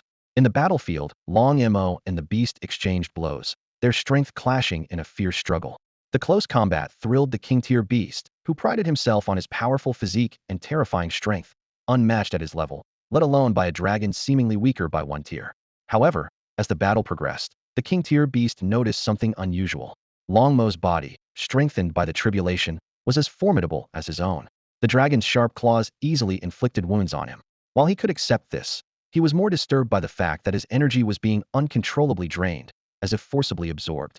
Worse still, as the fight dragged on, he realized his blood energy was also depleting.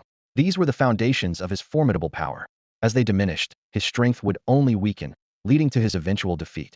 Realizing this, the king-tier beast's heart was gripped by growing unease and madness. The terrifying and ferocious attacks of the king-tier beast were as relentless as a raging river.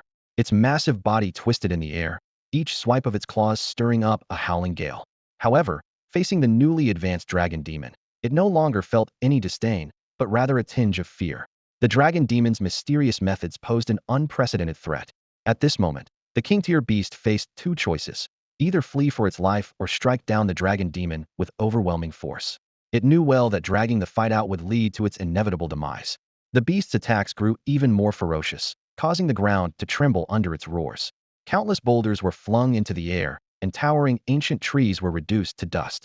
The beast's malevolent aura swept across the land like a tidal wave, surging towards the dragon demon. Yet the dragon demon was unafraid.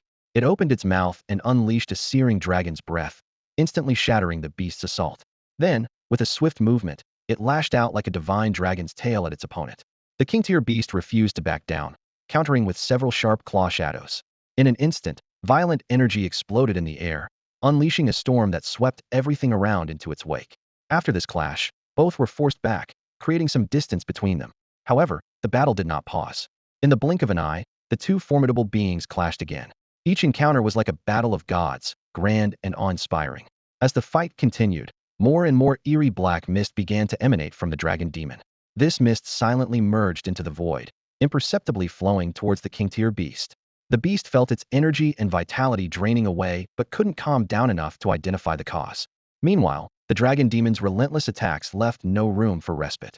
This unseen-a-century terrifying battle captured the attention of local powers and even city lords and wandering cultivators, all watching intently, afraid to miss any detail. Meanwhile, the battle around the territory was also in full swing. With the defeat of the Minotaur army, the remaining beast hordes surged towards the territory once more. The dragon squad and the earth demon squad continued their slaughter as usual. With the beast numbers reduced by more than half, Long Yin and the others found the cleanup much easier. Soon, the beasts were nearly wiped out. Once the dragon demons battle concluded, the beast horde would be completely over. As this epic battle unfolded, in a shadowy forest over 10 kilometers away from Lin Tian, a lord named Su Feiyong watched the sky in shock. A few days ago, he witnessed 2 dragons fighting a beast, and now he saw a divine dragon overcoming tribulation and battling a massive flying beast. These extraordinary encounters made Su Feiyong wonder if he was destined for greatness. He thought that with one beast dying and the other injured, he might seize a chance for fortune if he arrived in time. With this thought, Su Feiyong's resolve strengthened. He decided to take a risk, believing that opportunities must be fought for, not handed out. Looking at his few remaining troops, Su Feiyong felt grateful for surviving the beast horde and stepping onto the path of the myriad races' struggle for dominance. Now, he was just one opportunity away from soaring to great heights. With this in mind, Su Feiyong quickly took his 2 strongest units and rushed towards the distant battlefield. Time passed, and the battle in the sky was nearing its end. The thick-skinned king-tier beast was being overpowered by the dragon demon, unable to counterattack. At this point, escape was impossible. The dragon demon's relentless dragon tail attack allowed no chance to flee. Its claws, sharp as divine weapons, left deep, bloody gashes on the beast's flesh. The main reason for the beast's plight was the dragon demon's terrifying and mysterious ability to absorb energy and vitality from a distance, gradually weakening the beast without it realizing. This eerie ability was what truly drove the king-tier beast to despair. Every minute, his strength was being diminished. Soon, the king-level beast was no match for the dragon demon and couldn't even attempt to flee. With a thunderous crash, the severely injured beast slammed to the ground. The dragon demon followed closely, delivering a fatal blow to end the mighty creature's life. The once mighty king-level beast, originally tasked with destroying a territory, was drawn by the bloodline of the dragon demon, driven to madness, and ultimately met its demise here. A system notification promptly appeared. Your unit successfully defeated the king-level beast. Energy 10, King-level Monster Crystal 1, Unit Evolution Blueprint 1. Lin Tian was slightly surprised that the beast had dropped a blueprint. He quickly checked the system's description. Unit Evolution Blueprint function can enhance the potential of subordinate units, allowing them to reach higher levels. Note, the higher the potential of the unit, the less potential is gained from using the evolution blueprint. Lin Tian was pleased. This was a valuable item. However, upon reflection, he realized that his units were far from reaching their potential limits, especially Panlong Longfeng, whose potential was at least above the king level. After some thought, Lin Tian decided to use the blueprint on Longfeng. As his first unit, Longfeng had contributed the most and deserved this reward. Looking around, Lin Tian saw a battlefield more devastating than the night before. Countless beast corpses were piled high, and blood flowed in streams, trickling away in the distance. Deep craters were scattered everywhere, remnants of the fierce battle. Despite the devastation, Lin Tian felt a sense of relief. The beast tide had finally passed, and the Minotaur dynasty's 100,000-strong army had been completely dealt with. He could finally catch his breath. Reflecting on recent experiences, Lin Tian couldn't help but marvel at the world's harshness. But it was all worth it. Both he and his units, like the dragon demon, had achieved significant strength advancements. Not to mention the acquisition of numerous crystals, beast materials, and the mysterious grand prize soon to come. Lin Tian handed the evolution blueprint to Longfeng, secretly hopeful. Although the chances of Longfeng evolving into a 5-clawed coiling dragon were slim, he still held onto a glimmer of hope. After all, even a single claw's difference could mean a potential leap across several major realms. Lin Tian then turned his attention to the newly returned Long Mo, a majestic beast that had just landed in the center of the territory, clutching the corpse of a king-tier fierce beast. As he recalled the fierce battle between the dragon and the beast, Lin Tian began to speculate about Long Mo's innate abilities. Long Mo, is your innate ability the devouring power? Lin Tian asked, his voice tinged with curiosity. Long Mo nodded its massive head slightly and respectfully replied, "Yes, master." Hearing this, Lin Tian smiled with satisfaction. The devouring power was a legendary ability, capable of absorbing all things in heaven and earth for one's own use, with limitless potential. Although Long Mo's innate ability had just awakened and was still developing in line with its bloodline, its potential for growth far exceeded the offensive abilities that Lin Tian had initially expected. He pondered that in the future, Long Mo might break through its potential limits with this ability, reaching the realm of a 6-clawed or even 7-clawed black dragon. After gathering the necessary information, Lin Tian instructed both the Dragon Squad and the Earth Demon Squad to rest. He then returned alone to the City Lord's mansion and opened the leaderboard. The Beast Tide Points leaderboard appeared before him. First place, Lin Tian, Beast Tide Points, 2,783,500. Second place, Wu Lianjun, Beast Tide Points, 1,348,000. Third place, Li Xinghe, Beast Tide Points, 1,025,900. Fourth place, Li Kaiga, Beast Tide points, 951,700. Fifth place, Wang Xingyuan, Beast Tide points, 914,870. Eighth place, Yu Rumeng, Beast Tide points, 795,300. As expected, Lin Tian remained firmly at the top. Reflecting on tonight's bloody battle, with corpses strewn everywhere, he couldn't believe he wouldn't rank first with such achievements. The annihilation of the 100,000-strong Minotaur army and the two king-tier powerhouses, as well as the fierce beasts they killed, all contributed to his points. After all, orchestrating this chaos to pit the Minotaur army against the Beast Tide was a testament to his strategic prowess. Lin Tian was puzzled as to why the Minotaur army's points were counted. It seemed that during the Beast Tide, points were awarded for defeating both fierce beasts and local forces. This resulted in an astonishing increase of over 1.7 million points for him tonight. Without the Minotaur army's involvement, the Beast Tide would have yielded perhaps only around 1 million points at most. Upon further reflection, Lin Tian realized that not only had his strength increased significantly, but the other surviving city lords must have also gained considerably. He deduced that Wu Lianjun, who ranked second, must have troops that had reached the 9th tier, though the specific type remained unknown. However, it was clear they could now rival the Dragon Clan. Nonetheless, with Long Mo's breakthrough to the King tier, the gap was still evident. Lin Tian recalled Long Mo's journey of growth. It had survived 3 Beast Tides, slain countless fierce beasts, and ultimately defeated a King tier powerhouse to finally break through. Without these experiences, Long Mo might have needed much more time to ascend to the King tier. Finally, Lin Tian's gaze fell on the other names on the leaderboard. He couldn't help but be surprised by Rumeng, who had previously not been in the top 10 but had now risen to 8th place, proving to be quite formidable. The only woman among the top 10 on the leaderboard stared at the chat channel, her eyes sparkling with excitement. On the screen, messages poured in like a tide. "Wow, the Beast Tide is finally over," a city lord exclaimed. 3 days, a whole 3 days. Do you know how I got through it? It felt like years. Another chimed in. It's all behind us now. What follows is our time to soar. If I can survive the Beast Tide, what else is there to fear? Watch as I lead my troops to conquer the lands and establish a supreme empire, declared a third with great enthusiasm. The city lords who had successfully weathered the Beast Tide expressed their exuberance, releasing the pent-up tension of the past 3 days. In their minds, they could already envision themselves as regional overlords, with harems of beauties and powerful warriors under their command. Meanwhile, those who had abandoned their city lord status to become wanderers watched silently, feeling a mix of emotions. Now homeless, they were forced to roam the world, constantly facing the threat of being killed by fierce beasts or local forces. Suddenly, a message caught everyone's attention. Check the leaderboard. Lin Tian's score has reached over 2.7 million. That's terrifying. An increase of over 1.7 million points in just one night. It's unreal. I can't imagine what kind of beast tide Lin Tian encountered or how many beasts he must have slain. Is Lin Tian still alive? If so, say something. He must be alive. Otherwise, his name would have disappeared from the leaderboard. Over 1.7 million points worth of beasts. I can't even fathom how many that must be. Someone suggested a worrying possibility. Do you think there's a chance that Lin Tian's troops suffered heavy losses and he's gravely injured, barely hanging on? It's not impossible. Too bad we don't know where Lin Tian is. Otherwise, we'd definitely visit to pay our respects. Are you sure it's to pay respects and not with ulterior motives? How could you think so poorly of me? The discussion continued, with some indifferent, some worried about Lin Tian's safety, and others harboring hidden intentions. I'm curious about the special prize for first place. If it's not a divine weapon, it's a divine skill. Even if you knew, it wouldn't matter. Can't I just satisfy my curiosity? Hopefully, it's an elixir that makes you immortal, so you can ascend to the heavens, and we won't have to worry about Lin Tian coming after us. You're dreaming. Becoming immortal isn't that easy. The beast tide is over. When do we get the rewards? What's the point of knowing? Just go to sleep. I'm ranked 98th. Wow, my apologies. I didn't realize it was the big brother ranked 98th. Ha!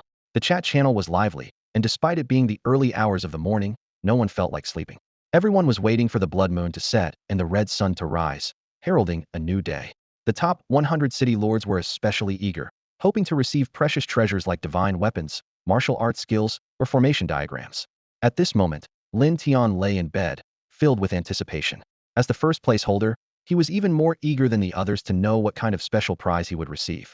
A figure cautiously approached Lin Tian's territory from a few miles away, eyes alert and scanning the surroundings, ears tuned for any suspicious sounds.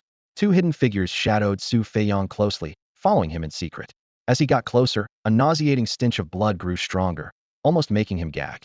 Su Feiyang frowned, his instincts on high alert. This unusual scent suggested that more than just a simple skirmish between a dragon and a beast had occurred here. Could it be that the entire dragon clan had engaged in a large-scale battle with a powerful race? The thought flashed through his mind, accompanied by excitement over the potential for substantial gain. The prospect of finding something valuable quickened Su Feiyang's pace. However, he soon felt a sticky sensation underfoot. In the blood-red moonlight filtering through the forest, he looked down to see a pool of viscous, crimson liquid. Su Feiyang drew in a sharp breath and quickly stepped back. Despite having been through the baptism of beast tides, his hands stained with blood, the unknown situation before him induced fear. After weighing his options, he chose to take a detour. Yet, it wasn't long before bodies began to appear in his path. Corpses lay scattered in various gruesome poses. Upon closer inspection, Su Feiyang noticed not only the carcasses of fierce beasts but also those of minotaurs. Recalling the minotaur tribe he had encountered earlier, his puzzlement deepened. As he ventured further, the scene became increasingly horrific. Countless bodies covered the ground, resembling a hellish landscape. Su Feiyang felt the hairs on his neck stand up, and a desire to retreat grew within him. However, his thirst for opportunity drove him to press on. Just as he was about to give up, a structure emerged in the distance, partially visible under the blood-red moonlight. It was a tall building encircled by a dilapidated wall, more magnificent than his own lord's mansion. Su Feiyang realized this might be the domain of another lord. The area around the territory was littered with corpses, evidence of a recent fierce battle. The beast bodies mostly bore marks of minotaur weapons, while the minotaurs themselves were covered in bite wounds from the beasts. Su Feiyang was baffled. The minotaurs were a local power, so how had they become so formidable? Could they have been aiding the lord in repelling the beast tide? Faced with the desolate territory ahead, Su Feiyang found himself in a dilemma. If the territory had been destroyed, he might gain rich resources, but if the lord was still present, intruding could lead to a deadly pursuit. After much hesitation, he decided to retreat for now, planning to return the next day to observe more closely before making a decision.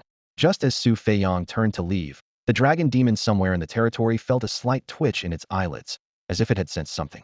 Meanwhile, in the city lord's mansion, Lin Tian lay anxiously on his bed, eagerly awaiting his special rewards, completely unaware of the uninvited guests stealthily approaching from outside the territory. Suddenly, a series of system notifications flashed before Lin Tian's eyes. Congratulations to the wise and brave you for commanding your troops to take first place. Congratulations on receiving a skill reward, Han Yuan Ichi Ju. Congratulations on receiving a weapon reward, Qian Yuan Sword. Congratulations on receiving a pill reward, Wang Ling Dan. Congratulations on receiving a special reward, Building Movement Scroll. Lin Tian's heart raced as he eagerly checked the first reward. The Han Yuan Ichi Ju, a top-tier celestial skill, offered the chance to cultivate a special physique at its peak. This far exceeded his expectations and was truly worthy of the special reward for ranking first in the beast tide points. He calculated that with this skill, combined with his I Chi sword technique, not only would his cultivation speed increase significantly, but the power of the I Chi sword technique would likely multiply several times over. However, when he saw the next treasure, he realized that his combat power would increase even more. The Qian Yuan sword, a mid-tier earth weapon, filled him with awe as he gripped its hilt and felt the immense power within, as if in a dream. Just moments ago, he was using a yellow-tier weapon, and now he had acquired an earth-tier treasure, a leap that felt like winning a $1 million lottery. He remembered how ecstatic he was 2 days ago after obtaining the blueprint for a profound-tier weapon, the Bai Ling sword. Now, having directly received an earth-tier weapon, the stark contrast left him incredulous. Suppressing his excitement, Lin Tian continued to examine the next reward. When he read the description of the Wang Ling Dan, he almost leapt out of bed. This mid-tier earth elixir could be used during a breakthrough to the king level, increasing the success rate by 50%. For Lin Tian, it was nothing short of a legendary divine pill. As an otherworldly visitor, Lin Tian and his companions were born with blocked meridians, unable to cultivate. Although they had finally been able to absorb the world's energy after obtaining a cleansing elixir through Dragon War adventures, their lack of talent and special physique meant their cultivation speed remained slow, with limited achievements. They could only enhance their cultivation by hunting fierce beasts for energy, yet faced the bottleneck of not being able to break through their current level. Accumulating too much energy could eventually lead to bodily collapse. The emergence of the Wang Ling Dan undoubtedly opened a door to a higher realm for Lin Tian. It not only helped overcome physical limitations, but also compensated for a lack of aptitude. Lin Tian understood that this pill was crucial for his future cultivation journey. Lin Tian gazed at the pill in his palm, which emitted an unusual fragrance. Resisting the urge to swallow it immediately, he carefully put it away. His attention then shifted to the last reward, a building relocation scroll. This treasure, akin to a great shift of heaven and earth, could instantly move all buildings to a designated location. Initially, Lin Tian thought the scroll might not be very useful. But on second thought, as his territory expanded in the future, the entire city couldn't remain confined to the dark forest forever. This scroll might prove invaluable one day. It was a worthy reward for his special experiences, matching the value of the other treasures he'd received. Lin Tian secretly planned in his heart that this place, as his main city, would eventually upgrade to a royal city, an imperial city, or even a mighty empire. Such grand ambitions couldn't be confined to this small area. Once he dominated the dark forest, he would lead his forces to conquer the vast world beyond. As Lin Tian received his rewards, other city lords who ranked in the top 100 also received various rewards. The chat channel exploded with activity as many city lords showed up to boast about their gains. Not bad. I ranked 82nd and got a mid-grade Xian level cultivation technique. I can start training now. I ranked 75th and only got a high-grade Xian level martial skill. The lowest are Xian level treasures. I'm so envious I could cry. I haven't even touched a Huang level treasure. With these treasures, the gap between the big shots and us will only get bigger. Yeah, how are we supposed to survive? Those who received rewards were smug, while those who didn't were envious and jealous. This was the inevitable reality. The strong get stronger, and the gap between the weak and the strong only widens. I know a friend who's super impressive, ranked 16th, and got a low-grade D-level treasure. Don't even mention it. I'm almost crying with envy. I'm dying of envy. Why are you guys crying and dying? If ranking 16th gets you a D-level treasure, then the top 10 must get Tian level treasures, right? Can't imagine what the first rank Lin Tian received as a reward. Lin Tian might have gotten an elixir to ascend to immortality. Probably not ascension, maybe just an immortal level treasure. It doesn't seem that exaggerated. Even if it's a special reward, it shouldn't be at the immortal level, otherwise it would be too unfair and no one could be his match. True, if it were an immortal artifact, he'd destroy us and our cities with a single stroke. Everyone analyzed and discussed, concluding that Lin Tian obtaining an immortal artifact was highly unlikely. At this moment, Lin Tian was like a mystery, with many eager to know what his special reward was. However, Lin Tian usually kept to himself and rarely appeared unless it concerned his interests, like holding auctions. Despite knowing that the question would likely remain unanswered, people couldn't suppress their curiosity and continued discussing it eagerly. Meanwhile, Lin Tian, after a thorough reading, was sitting cross-legged on his bed, channeling the energy within him. Following the cultivation path, he guided it through his meridians, feeling the energy of the heavens and earth being absorbed into his body and transforming into his own strength. As his cultivation deepened, Lin Tian became increasingly immersed in the process. The sense of comfort and bliss from cultivation was unparalleled. No wonder it was often said that strong cultivators could train for months, years, decades, or even centuries. This feeling was more wonderful than sleep, enhancing his cultivation while being more comfortable than resting. Lin Tian couldn't help but indulge in it. In the underground world, Meng Xiaofei used the formation diagrams in his possession to set up a defensive array, successfully exhausting all the fierce beasts.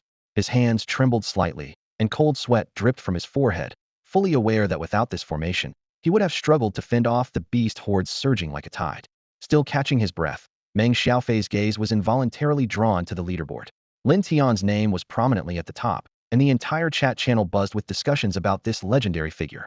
Meng Xiaofei's eyes sparkled with admiration and envy as he glanced at his hard-earned tens of thousands of points, then thought of Lin Tian's astonishing 2.7 million points, feeling a wave of dizziness.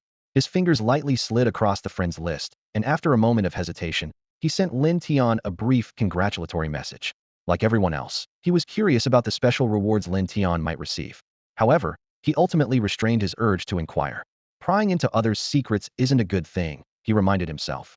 It would be a shame to damage our relationship over something like that.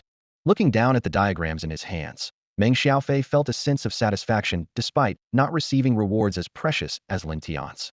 Surviving the 3 days of beast onslaught was a significant victory. He gently stroked the diagrams, feeling contentment rise within him.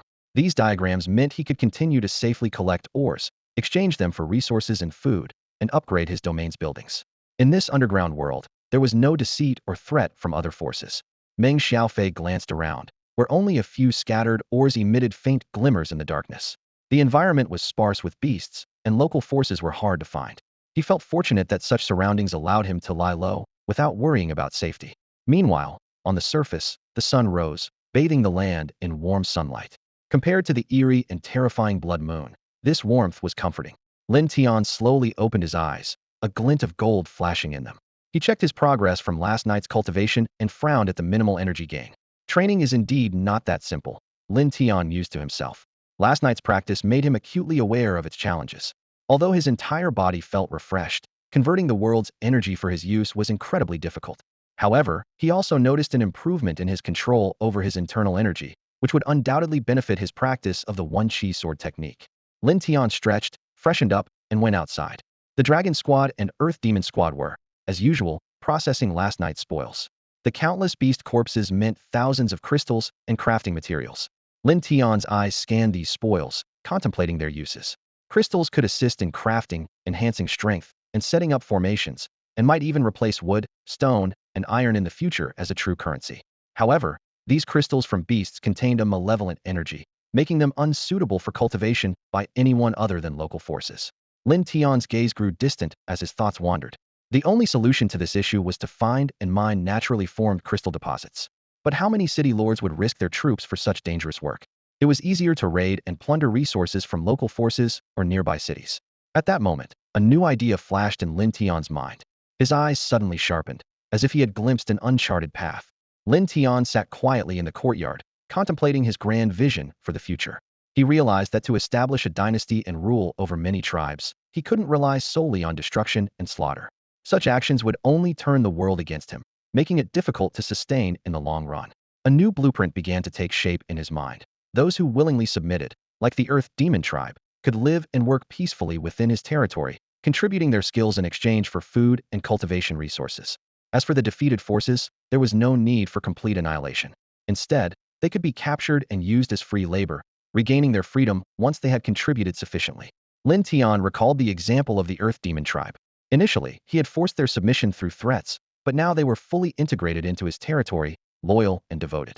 During the beast-tied defenses, the Earth Demon Squad had made significant contributions, proving the effectiveness of this strategy. His gaze became resolute as he silently made a decision. Anyone daring to harbor rebellious thoughts would be ruthlessly suppressed. Suddenly, the image of a crystal mine flashed through Lin Tian's mind. Extracting crystals required a large workforce, which inspired a brilliant idea. In future conflicts between forces, the defeated side would become free labor. By providing minimal food, he could amass vast resources. Even without crystal mines, they could gather other crafting materials or basic resources like stone and wood. For the long-term development of his territory, this step was essential. Lin Tian's thoughts drifted to the Minotaurs. Their immense strength made them ideal laborers. Unfortunately, the enmity between them was irreconcilable, promising countless fierce battles ahead. It would either be the downfall of the Minotaur dynasty or Lin Tian's defeat. Thus, this free labor force was something Lin Tian was determined to secure. However, before implementing this plan, Lin Tian needed to nurture more troops. He stood up and walked toward the primordial dragon's nest, hoping that today he might breed a few white dragons, or even better, a black demon dragon like Long Mo. Yesterday, a white dragon was born with 9th level strength right from the start, impressing everyone. Except for the always proud Long Mo, the rest of the dragon clan showed admiration for the little white dragon. However, Long Yan ignored them all, frequently casting her gaze toward Lin Tian. Of course, Lin Tian wasn't hoping for more white dragons like Long Yan. He desired powerful white dragons that could quickly enhance the territory's strength, allowing him to seize resources and upgrade his territory faster. Moments later, 6 dragons appeared before Lin Tian. 1 white dragon, 2 black dragons, 1 red dragon, and 2 coiled dragons. This combination was not much different from yesterday's. Master. The 6 dragons greeted Lin Tian in unison. Yes, Lin Tian nodded, as usual, naming each one. When he saw the white dragon, he initially thought it was another female dragon like yesterday, but this time it was a male. However, to Lin Tian, it didn't matter whether they were male or female, as long as they were his troops. He then sent them off to help. Returning to the courtyard, Lin Tian opened the chat channel and saw a message. The 9-Star Alliance is recruiting. Brothers in the Nile Mountains, gather up. The recruitment ad for the Bayun gang flickered in the chat channel, catching Lin Tian's attention. He squinted and carefully read through the scrolling information on the screen. Led by a Tier 5 expert, resources distributed fairly, and locations clearly marked. Following closely, an ad from the Invincible Alliance also popped up, urging solo adventurers to team up and level up. For a moment, Lin Tian felt as if he had returned to the game world he once played. However, this sense of familiarity was quickly interrupted by a barrage of angry rebukes. The city lord's fury erupted like a volcano, roaring to drive these losers and degenerates out of their chat territory. Get lost, one city lord shouted angrily. This is our turf, not a place for you stray dogs to bark. Another city lord threatened. If you dare spam the chat again, I'll bring my troops to teach you a lesson. The solo adventurers didn't back down. They retorted, the chat channel isn't your private property. You can't dictate what we post. You're just relying on your troops. What's there to be proud of? If you're so brave, face us, Onion. One solo adventurer taunted. The city lord sneered. I have troops. Why should I fight you, Onion? If you're so brave, reveal your location. The verbal sparring continued, with both sides exchanging sharp words. What started as a minor dispute quickly spread like wildfire. More city lords and solo adventurers joined the fray, and the chat channel turned into a battlefield of insults. Lin Tian watched the endless war of words and shook his head. Silently, he exited the chat channel, thinking that instead of wasting time on such pointless arguments, he might as well gather more resources. He then noticed a message from Meng Xiaofei and replied with a few words of congratulations and encouragement. Soon after, Lin Tian opened the trading channel. As usual, the trading information for various foods was overwhelming. But this time, Lin Tian noticed many new blueprints appearing in the trade listings. Clearly, last night's beast tide had brought unexpected gains for many people. Suddenly, a weapon of low yellow grade caught Lin Tian's eye. It wasn't because of its outstanding quality after all. Compared to his degrade divine weapon, the Qianyuan sword, it seemed insignificant. What truly surprised Lin Tian was that this weapon was crafted by a player's subordinate troops. Staring at the weapon description that read, crafted by subordinate troops, Lin Tian couldn't help but ponder. Was this just a publicity stunt, or was it real? This question lingered in his mind, sparking his curiosity about the deeper mysteries of this world. Lin Tian calmly contemplated the situation, concluding that the likelihood of someone trying to grab attention was very low. He understood well that the most crucial aspect of doing business was credibility. If someone discovered they had purchased a second-hand item, it would not only damage his reputation but also cut off future business opportunities. After the recent beast tide, it was clear that someone had acquired the equipment shop and crafting blueprints, which was within Lin Tian's expectations and did not cause him much surprise. He continued browsing the trading channel and noticed that a few city lords capable of crafting had emerged. Although Lin Tian possessed the Xiantier crafting blueprints, the crafting skills of the Earth Demon leader would take time to develop. In the crafting industry, he could only allow the Earth Demon to do its best and could not demand more. Those units naturally skilled in crafting, with their inherited forging techniques, could produce finished products with just a blueprint, something Lin Tian found difficult to match. Just as Lin Tian was about to close the panel, a message in the chat channel caught his attention. Someone announced that a pill auction would be held every 3 days, with the first auction featuring a pill called the Blood Spirit pill. This announcement immediately sparked a heated discussion, with some questioning the safety of the pills and others expressing curiosity about the legendary elixirs.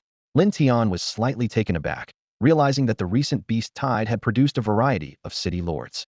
When the image of the blood red pill appeared in the trading channel, many couldn't help but feel a sense of dread. In this world, blood red was always associated with the threat of fierce beasts. Some questioned the pill's appearance as being too blatant, while others argued that since it was called the Blood Spirit pill, red was indeed appropriate. The discussion continued to intensify, and Lin Tian silently observed it all, pondering the changes taking place in this world. Which one of you is brave enough to try it? If you disappear tomorrow, we'll definitely avenge you. A cultivator joked, though a hint of apprehension flickered in his eyes. On the auction stage, the mysterious pill emitted a faint glow, capturing everyone's attention. Lin Tian stood among the crowd, his gaze fixed on the pill. As someone who possessed the King Spirit pill, he was well acquainted with genuine elixirs. Although this item was of unknown origin, its shape and sheen bore a striking resemblance to the real deal. This product with no guarantees. I think I'll pass, another person muttered softly, though his eyes betrayed a longing. But what if it's real? Isn't anyone willing to take a gamble? Someone couldn't help but ask, a hint of eagerness in their voice. Everyone was doing the math in their heads. Who wouldn't want a pill to boost their strength? But no one dared to try it rashly. If something went wrong, it could cost them their life. You only live once, and once it's gone for good. As everyone hesitated, Lin Tian's eyes landed on the starting bid, only 100 units of wood. For an auction starting price, this wasn't high. Lin Tian felt the urge to seize this opportunity. Even if it only boosted his energy slightly, it would be worth it. Seeing the crowd still wavering, Lin Tian decisively raised the bid to 101 units of wood. This move was like a bomb going off in the crowd. Wow, which brave soul made the bid? Show yourself, brother. If you don't show up tomorrow, we'll know you're gone and we'll avenge you. This guy's got guts. I'll definitely remember to burn incense for you this time next year. That's harsh, predicting his death already. But if it's really a genuine pill, wouldn't that be a steal? Then why don't you go for it? Nah, I'm still young, haven't even held a girl's hand yet. I want to live a little longer. Do you think it's possible he raised the bid himself to bait us? Unlikely. If he did, why only raise it by 1? The chatter was endless as everyone speculated about who had placed the bid. Naturally, Lin Tian didn't reveal himself, He couldn't let his plan to snag a bargain go to waste. If he showed himself, many would likely compete with him. After all, if he was interested, others would assume it was something valuable. Time ticked by, and no one else dared to increase the bid. They all waited to see the outcome for Lin Tian, the guinea pig. Meanwhile, atop a mountain range in the 10,000 Races continent, within a lord's manor, a man was glaring at the chat channel messages, cursing under his breath. A bunch of fools, he muttered through gritted teeth. This was a treasure painstakingly crafted by one of his units. His troops were of the Danling clan, too timid to even leave the protective barrier in the early stages. After barely surviving a beast tide, they acquired an alchemy furnace and a pill recipe. Though the herbs needed for the pill were extremely rare, he devised a method using the corpses of fierce beasts to create blood spirit pills. The process was simple enough to execute without a recipe. Place the beast's body in the furnace, refine it with intense flames, extract the essence, and finally condense it into a pill. He personally took one, instantly breaking through to the 4th tier. Confident in the pill's efficacy, he decided to auction it. Seeing Lin Tian's weapons garnering immense attention and already upgraded to a town, yet his alchemist troops' territory remained only mid-level, made him feel a bit embarrassed. He never expected that while Lin Tian's weapon auctions were a frenzy, his pill auction would go unnoticed, met with skepticism. This infuriated him. Just then, he noticed someone had placed a bid. His eyes lit up, and a look of anticipation spread across his face. When Sun Yuanzhong realized the auction price had only increased by a single unit, he felt insulted. His anger surged, his face flushed, and veins bulged on his forehead, making him want to cancel the auction immediately. However, reason quickly prevailed. He took a deep breath and forced himself to calm down. This is my first auction, Sun Yuanzhong thought to himself. The most important thing now is to build a reputation. Once someone buys and verifies the effectiveness of the elixir, many others will rush to buy it in the future. He looked around and noticed the cautious attitudes of others. After all, elixirs are different from weapons. They are meant to be ingested, so it's understandable that everyone is being careful. This thought gave him a bit of comfort. Time passed by slowly, and the auction hall remained silent, with no one daring to bid higher. In the chat channel, people were eagerly discussing, trying to find the brave soul who would first purchase the elixir. Ultimately, the elixir was sold for 101 units of wood. After the transaction was completed, Sun Yuanzhong glanced at the buyer's name and was momentarily stunned, his expression filled with confusion. Lin Tian, even someone of his stature is here to pick up bargains. Sun Yuanzhong shook his head and chuckled bitterly to himself. It looks like this elixir might go unnoticed. He was well aware that if someone else had bought it, they would likely promote it in the chat channel. But Lin Tian was different. He hadn't spoken more than 3 times in the chat channel over the past 10 days. This meant the elixir's news could disappear without a trace, leaving others without any information and possibly suspecting the elixir to be toxic. The more Sun Yuanzhong thought about it, the more serious the situation seemed. If the news couldn't spread, selling future elixirs would become even more challenging, and Lin Tian might continue to scoop them up at low prices. If this continues, I might end up losing everything, he thought with frustration. Meanwhile, Lin Tian carefully examined the elixir in his hand. The blood-red elixir had a dull surface and didn't emit any medicinal fragrance, resembling an ordinary blood bead. However, when he held it in his palm, Lin Tian, who practiced a celestial-level cultivation technique, could clearly sense the pure energy contained within. It does have some value, Lin Tian analyzed, but for my 8th level strength, its effect is negligible. The energy in this elixir is roughly equivalent to an 8th level crystal, just easier to absorb and refine. Lin Tian detected no ferocious aura from the elixir, confirming that the alchemist had effectively removed the negative energy from the beast used in its creation. Despite this, he didn't consume it recklessly but instead went to the artifact shop and rewarded the elixir to the Earth Demon leader. The Earth Demon leader was ecstatic, thanking him repeatedly. He had only heard of elixirs before, never seen one, let alone had the chance to consume one. To be cautious, Lin Tian personally supervised the Earth Demon leader as he ingested and refined the elixir. As expected, there were no issues, and it was easily absorbed and refined. Once confirmed, Lin Tian opened the trading channel to see if he could continue finding bargains. While these elixirs weren't particularly useful to him, they were beneficial to his subordinates. The Earth Demon Squad's strength increased slowly, relying solely on self-cultivation, unlike the Dragon Squad and himself, who could quickly enhance their power by hunting fierce beasts. These elixirs could help improve the Earth Demon Squad's capabilities, making them more effective under his command. As Lin Tian browsed the trading channel, he noticed that the owner of the auctioned elixir had sent a friend request. Lin Tian received a note with 10 pills, furrowing his brows before opening the chat channel. The scrolling messages quickly helped him understand the situation. How's the guy who bought the pills? Is he still alive? Doesn't look good. We asked you to say something back then. Now if anything happens, we can't even avenge you. And now, he died without knowing why. Good thing I didn't make a move on that deal. For a scammer worse than Lin Tian, just block them. Everyone, be cautious. Don't trade your life just to blindly boost your strength. The chat channel was filled with skepticism and curses. Lin Tian remained silent, realizing that his silence had put Sun Yuanzhong in a tough spot.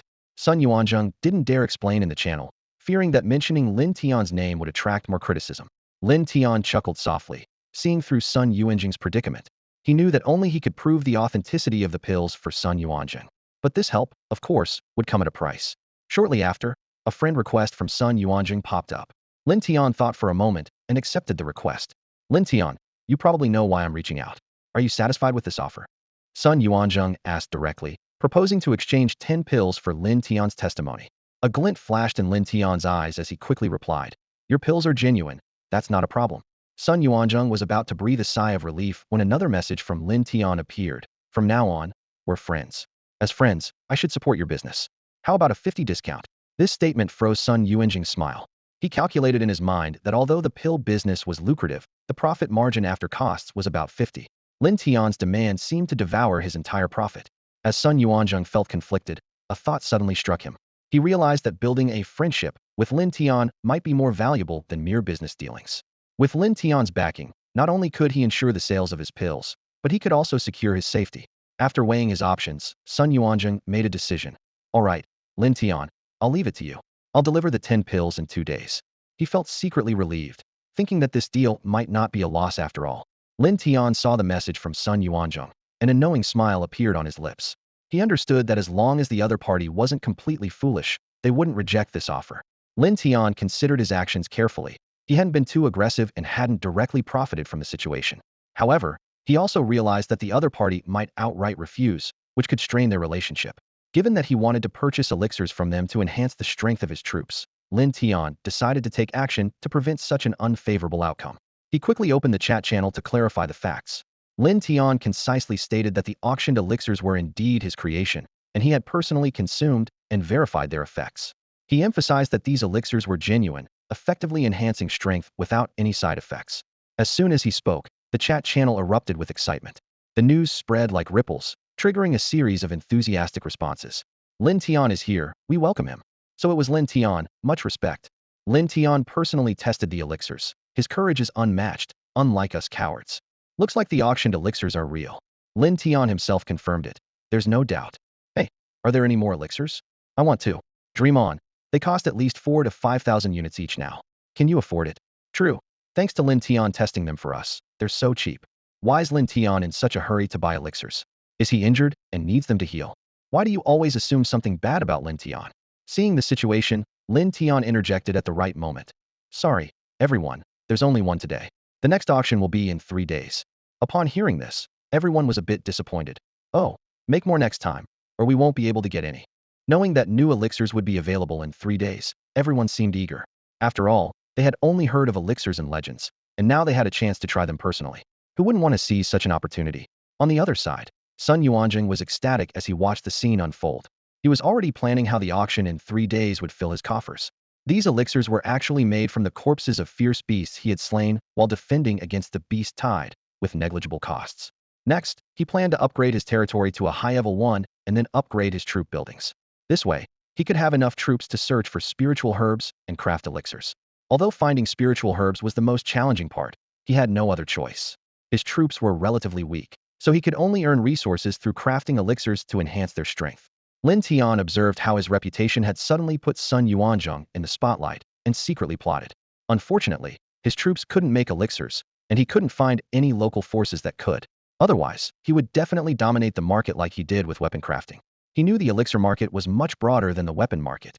Elixirs were consumables with huge demand, while weapons could last their owners for years, if not decades, unless better ones appeared. Faced with such a lucrative opportunity, Lin Tian was unwilling to let it slip by. But for now, he had no choice but to wait until his strength increased further and he could recruit more local forces. As for the 10 elixirs in 2 days, he believed Sun Yuanzhong wouldn't dare deceive him. If the other party tried any tricks, even if he couldn't find their exact location now, it wouldn't be long before he made them pay. After handling these matters, Lin Tian closed the panel and stepped outside the city lord's mansion. The sight before him was dazzling. A mountain of supplies piled high in front of the mansion, including not only a vast number of crystals, but also the weapons and equipment of the Minotaur army. Most striking was the profound grade weapon of the Minotaur general, Tai. The Minotaurs, known for their immense strength, wielded axes that suited their burly physique perfectly. However, for Lin Tian, these weapons were only valuable for auctioning in exchange for other resources. The value of a profound grade weapon far surpassed that of a yellow grade weapon, and even though some city lords could now craft yellow grade weapons, profound grade weapons still fetched high prices in the current market. Additionally, there were the armor and weapons of tens of thousands of Minotaurs. Although most of the armor and weapons were badly damaged or destroyed by the fierce beasts, a portion remained intact. Even a small part of this was highly valuable. Tens of thousands of mortal-grade equipment and over 100 yellow-grade pieces represented a significant fortune. Aside from equipment, Lin Tian's territory also boasted tens of thousands of crystals of various grades. He was well aware that the most valuable parts of beasts were not just the crystals, but also certain special parts of their bodies. Now, the task of dissecting beast carcasses had fallen to the Earth Demon Squad. With their extensive experience, they knew which parts of the beasts were the hardest and most suitable for crafting. Meanwhile, they also ensured that the best beast meat was properly stored for future consumption. Unlike before, Lin Tian was no longer busy all day with dissecting beasts. This time, after slaying a king-tier beast, he acquired a wealth of rare materials that allowed the Earth Demon leader to begin crafting profound-tier weapons. As Lin Tian carefully assessed these resources, contemplating how best to utilize them, Long Yen flew over. "Master, this was found on the Minotaur king-tier warrior," Long Yen said with a smile, handing over a ring. As Lin Tian took the ring, he felt a strange sensation but couldn't resist the urge to inspect it. After all, it was a storage ring from a king-tier warrior, containing a lifetime's accumulation of wealth. Upon opening it, Lin Tian discovered that the space within Tai's storage ring was much larger than his own. This was understandable, given that one was merely the leader of a Minotaur tribe, while the other was a general of the Minotaur dynasty, a world of difference in status. Inside the ring, alongside a large number of crystals, were several herbs Lin Tian couldn't name, and some precious ores. Among the crystals were several ninth-tier crystals, which were rare resources needed for upgrading troop buildings, their value self-evident. As for the herbs and precious ores, they were priceless commodities in the current climate. Especially the herbs, which could be made into elixirs or consumed directly for their coveted effects. Additionally, the ring contained some ordinary clothing and other daily items. Lin Tian took everything out, planning to keep the ring for himself. As for the ring he currently had, he decided to give it to whoever might need it. At that moment, Lin Tian's attention was drawn to something among the pile of clothing. What's this? He found a scroll made of a special material that looked somewhat aged. In this world, martial arts techniques were usually recorded and preserved on beast hide scrolls, making them resistant to water and fire. Excited, Lin Tian wondered if he had stumbled upon a martial arts technique. It was known that only a handful of the top 100 city lords had obtained martial arts rewards during the beast tide. Others hadn't even seen a trace of such techniques, highlighting their rarity. With a mix of anticipation, Lin Tian carefully took out the scroll. The words "Mountain Splitter" came into view, and he immediately realized it was a martial technique. A quick glance at the description revealed it to be a mid-grade yellow-tier technique. However, he was a bit disappointed to find that it was only suitable for warriors who used axes.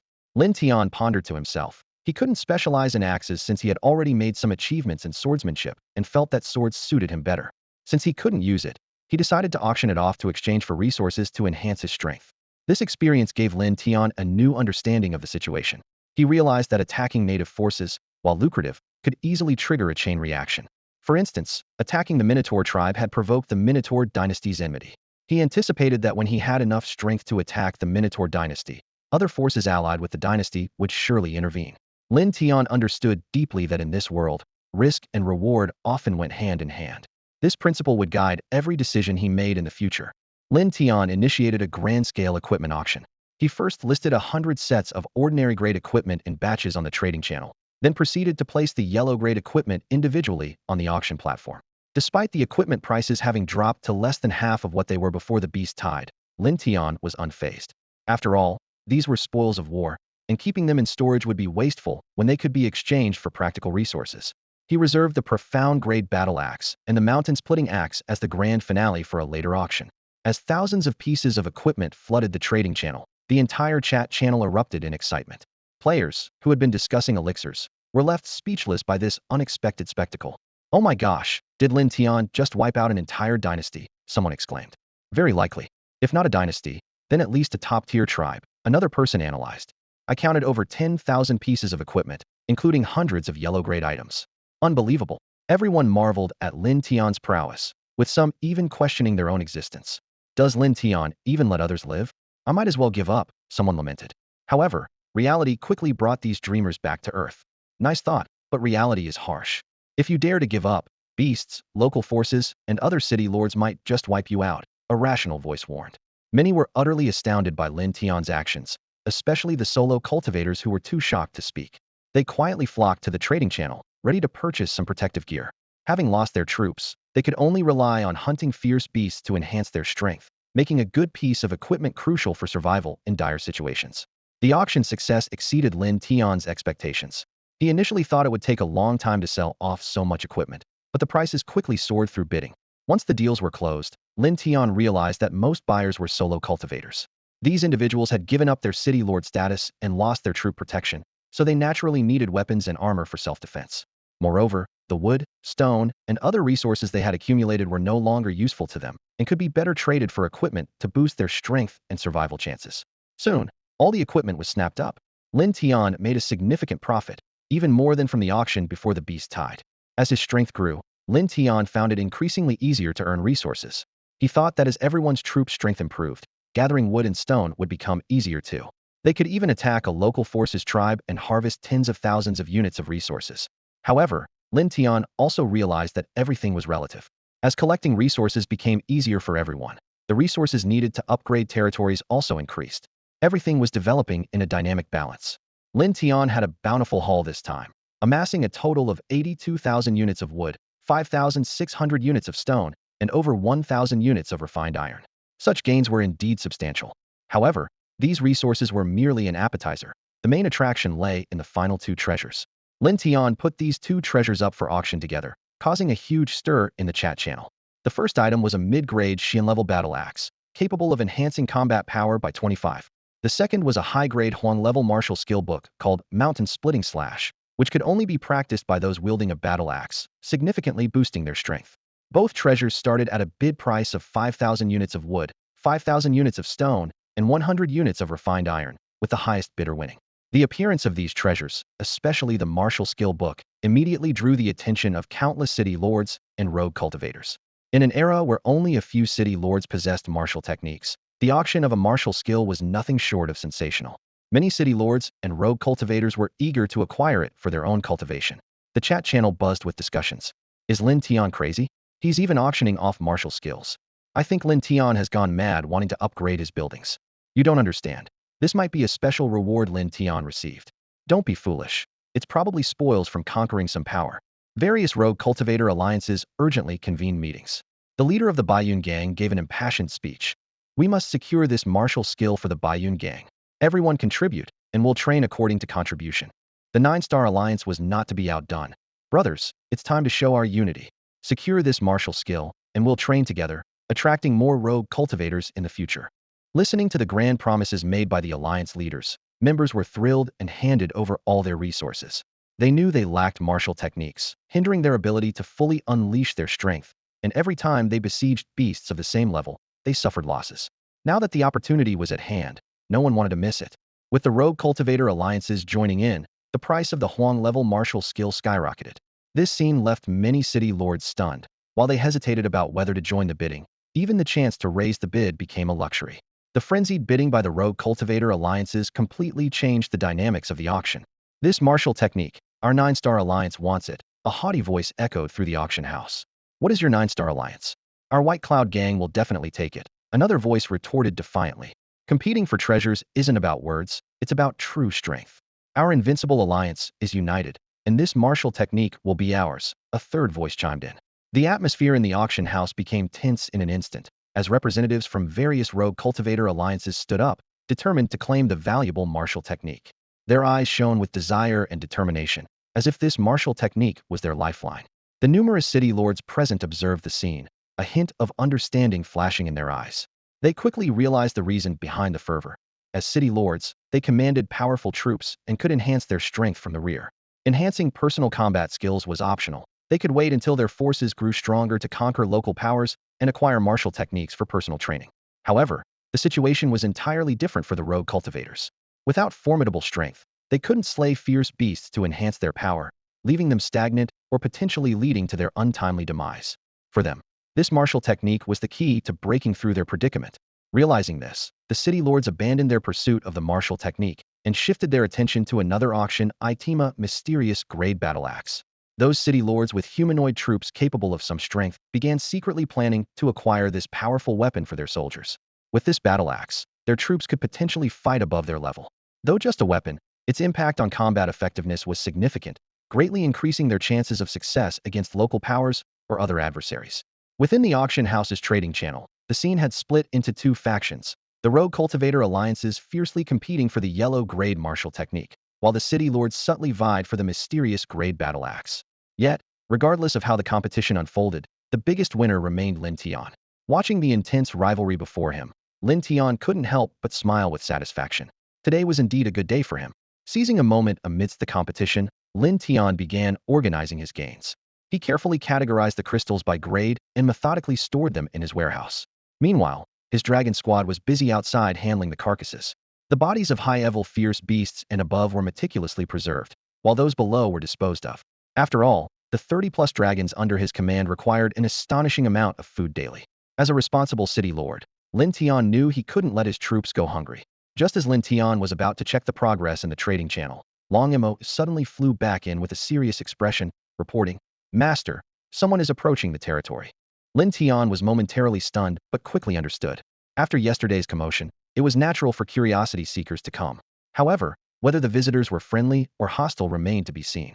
After a quick deliberation, Lin Tian ordered, "Hide for now and observe their intentions." Long Mo obeyed and swiftly relayed Lin Tian's instructions to the Dragon Squad and the Earth Demon Squad. Soon, the entire territory fell into an eerie silence once more. Meanwhile, not far from the territory, Su Feiyang, having completed today's troop nurturing, led his most powerful soldiers to investigate. He had a plan. If the territory's city lord had suffered heavy losses, he would seize the opportunity to take over and loot all resources. If the opponent was exceptionally strong, he would temporarily make peace and bide his time. As he closed in, Su Feiyang noticed that most of the bodies on the ground had disappeared, and the smell of blood had almost faded. Soon, he led his troops to the front of Lin Tian's territory. In front of him lay an empty town, silent and exuding a strange atmosphere. Cautiously, Su Feiyang ordered his troops to go forward and knock on the door. The heavy iron door was knocked, producing a thunderous sound that echoed through the silent air. Soon, Lin Tian's figure appeared on the arrow tower.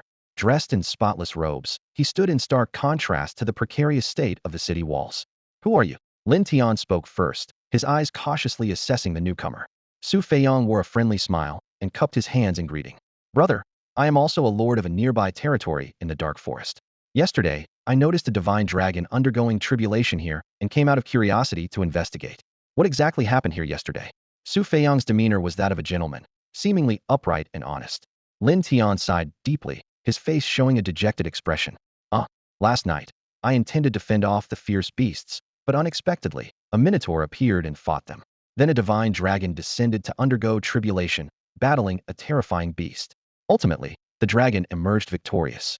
My troops, the beasts, and the minotaur were all lost in the aftermath. I barely escaped with my life." Hearing this, Su Feiyang nodded skeptically, pondering to himself. All troops wiped out? How credible is this kid's story? Lin Tian's lord's mansion is far larger than mine. Surely he has a strong army. Is this seemingly harmless kid playing tricks? Without absolute certainty, he dared not act rashly. "Brother, would you mind if I came inside to chat?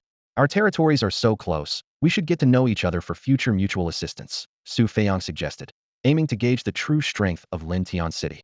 Lin Tian glanced at the troops behind Su Feiyang, showing a worried expression. Seeing this, Su Feiyang was secretly pleased but refrained from acting immediately. Instead, he cupped his hands and took his leave. "Brother, I'll take my leave for now. Feel free to visit any time."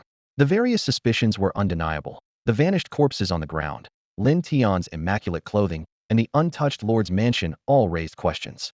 To avoid falling into a trap, retreating for now was the prudent choice. As Su Feiyang departed, Lin Tian's lips curled into a slight smile. He then ordered the dragon demon to follow and investigate the location of Su Feiyang's territory. If his instincts were correct, Su Feiyang would make a move today. If not, perhaps he had misjudged him, but that seemed unlikely. The fact that Su Feiyang didn't even ask for his name before getting chummy was a clear sign of ill intentions. Back at the lord's mansion, Lin Tian opened the trading channel. The bidding for 2 treasures had concluded. He was pleased with the final prices and completed the transaction with the winning bidders. This time, the Xiangrade battle axe was exchanged for 13,000 units of wood, 7,000 units of stone, and 700 units of refined iron. The martial skill Mountain Splitting Strike was traded for 21,000 units of wood, 15,000 units of stone, and 1,100 units of refined iron. These scattered cultivators were already at the lowest level of the Lord class, so gathering these resources was no small feat considering it was just a Huang-grade martial skill. Lin Tian was satisfied with the price. Including previous auction earnings and warehouse stock, Lin Tian's total resources amounted to 236,000 units of wood, 158,000 units of stone, and 42,000 units of refined iron. Such a vast amount of resources was enough to shake the entire world. Lin Tian stood before the mountain of spoils, ambition gleaming in his eyes. His fingers gently caressed the rare resources, his mind calculating grand plans for the future. While others were busy collecting resources and upgrading higher territories or primary towns, Lin Tian had already touched the threshold of a mid-level town. This advantage set him apart in this brutal world. However, upgrading to a mid-level town required a massive amount of 500,000 resources. Lin Tian glanced at the list in his hand, frowning slightly. Even with this haul, he had accumulated less than half of what was needed. This number left him both excited and anxious, driving him to push forward. But a greater threat loomed on the horizon. Lin Tian gazed into the distance, as if he could see the shadow of the Minotaur dynasty's army. The annihilation of 100,000 troops, along with the fall of a king-level warrior, was bound to provoke a fierce retaliation. Next time, it might be a king-level warrior leading a million-strong army, Lin Tian muttered, a trace of worry flickering in his eyes. He knew that such a massive force could easily overwhelm his small town. Although the likelihood of a million-strong army was slim, even 500,000 would put Lin Tian's defenses in jeopardy. He could only hope the Minotaur dynasty would move slowly, giving him enough time to strengthen his position.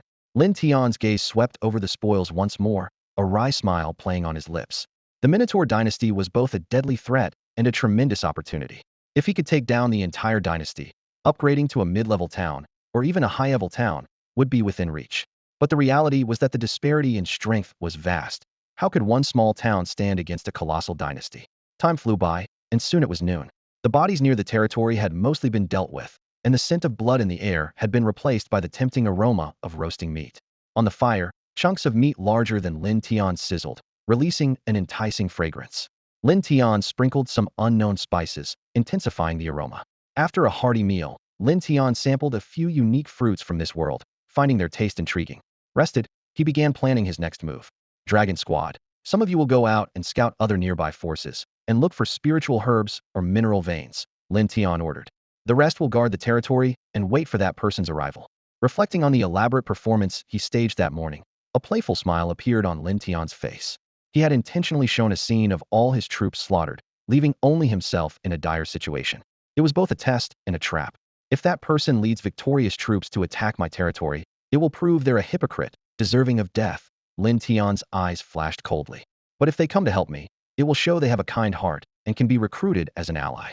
Lin Tian understood human nature's selfishness and greed, yet he still hoped for those exceptions who were kind-hearted and willing to help. Even in this harsh world, such people might still exist. I don't want to be bloodthirsty, nor overly merciful, Lin Tian murmured to himself. I can only follow my heart, discerning right from wrong.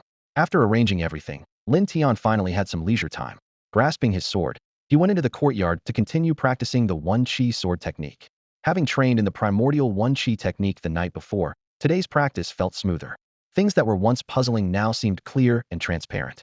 The heavenly tier technique is truly remarkable. Even a superficial understanding is immensely beneficial. Lin Tian marveled, his gaze falling on the yellow tier martial skill, the One-Chi sword technique, in his hand. Now, looking at this technique, many aspects become clear without deliberate practice. In the courtyard, Lin Tian's sword became a series of fierce shadows, each strike precisely targeting the imagined opponent's vital points in his mind. The sword's light flickered, casting cold glints, as if drawing countless deadly trajectories through the air. Despite having received an Earth-grade treasured sword as a reward, Lin Tian was well aware that his current skills were insufficient to wield such a powerful weapon. A single misstep could drain his energy or even level the entire city lord's mansion. He decided to wait until he reached the king stage before attempting to use the powerful sword, and for now, he continued to grip the familiar high-grade yellow sword. Meanwhile, not far away, Su Feiyang was filled with hesitation and confusion. He repeatedly pondered the unusual circumstances, the missing bodies, Lin Tian's spotless clothing without any battle marks, and the untouched city lord's mansion. These anomalies made him wary, preventing him from acting rashly. Otherwise, he would have already ordered his troops to attack. Could that kid be setting a trap for me? Su Feiyong mused, but then dismissed the thought. No, he doesn't even know of my existence, let alone anticipate my arrival. How could he have prepared in advance? Besides, his expression doesn't seem to be acting. Su Feiyong's gaze swept over the battle scars nearby, then landed on the scattered corpses of beasts and minotaurs. A new possibility formed in his mind. Could it be that his troops were killed by the shockwaves of a dragon battle while fighting the beasts? That would make sense. As for the city lord's mansion being unaffected, perhaps the city walls shielded it. With these questions in mind, Su Feiyong returned to his territory, continuously considering various possibilities. If his troops were truly wiped out, even if he bred new ones today, their strength wouldn't be too great. I have hundreds of troops under my command, surely enough to capture his territory, Su Feiyong calculated. But he also knew this all hinged on the opponent not deceiving him. If Lin Tian's troops were not decimated, a hasty attack would be suicidal, as the opponent's troops must far exceed his own. Today might be my only chance. Su Feiyong realized the urgency of the situation. If I wait until tomorrow when he breeds new troops, I'll completely lose the initiative. By then, it'll be me who perishes. He understood the principle of two tigers cannot share one mountain. With their territories so close, even if the opponent had no immediate intent to kill him, once their territories began to overlap, a confrontation would be inevitable. It would be either his victory or his demise, and success would bring immense fortune. After a fierce internal debate, Su Feiyong finally resolved to take a gamble. Either I successfully capture his territory and upgrade to a high-level territory, or I perish here. He encouraged himself. I've survived 3 days of beast tides. Could fate really have me fall so soon? With his mind made up, Su Feiyong acted immediately. He led his troops, fully equipped, towards Lin Tian's territory, leaving only a few of the weakest troops to guard his own territory. He mobilized the rest, an all-out effort. Half an hour later, Su Feiyong reached the vicinity of Lin Tian's territory once more. However, cautious as ever, he didn't rashly lead his troops into a direct attack.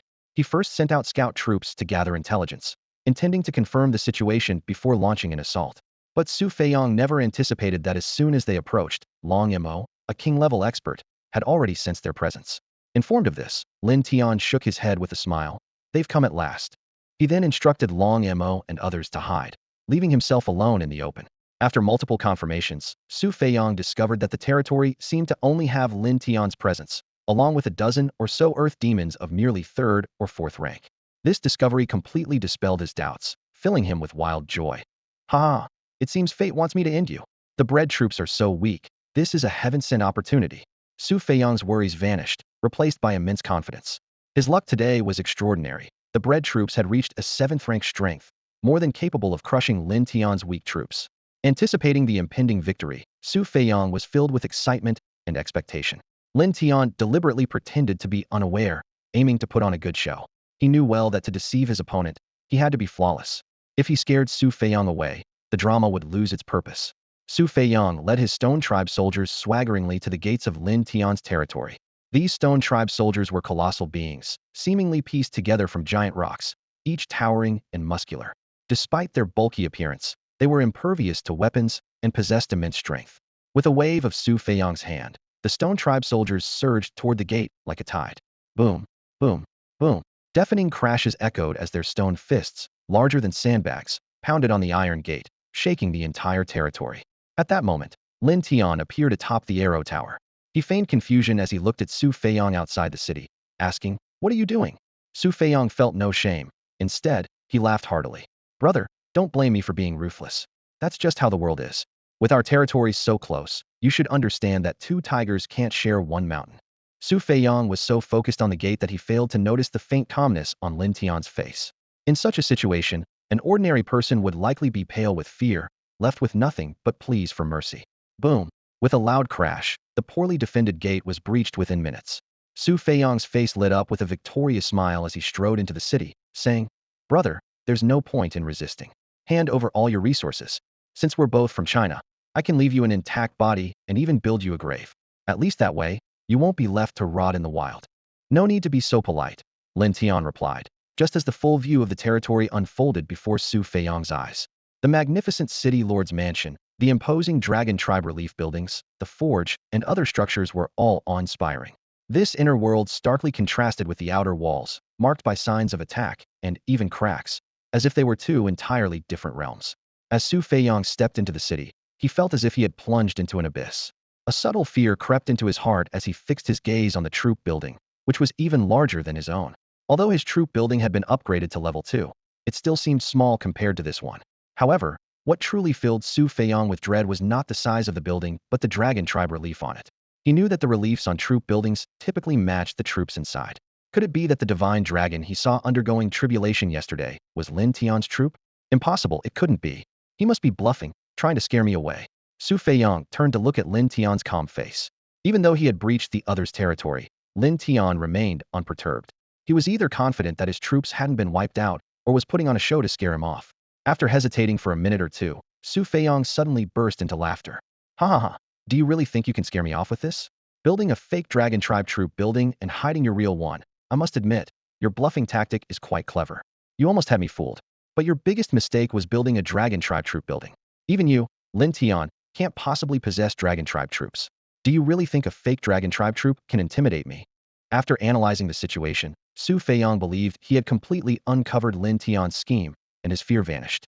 He silently praised his own cleverness, a smug smile appearing on his face. Lin Tian, upon hearing Su Feiyong's words, raised an eyebrow, a hint of surprise in his eyes. He hadn't expected this person's imagination to be so vivid, concocting such an absurd story. Suddenly, Lin Tian made an unexpected move. He began to applaud. Clap, clap, clap.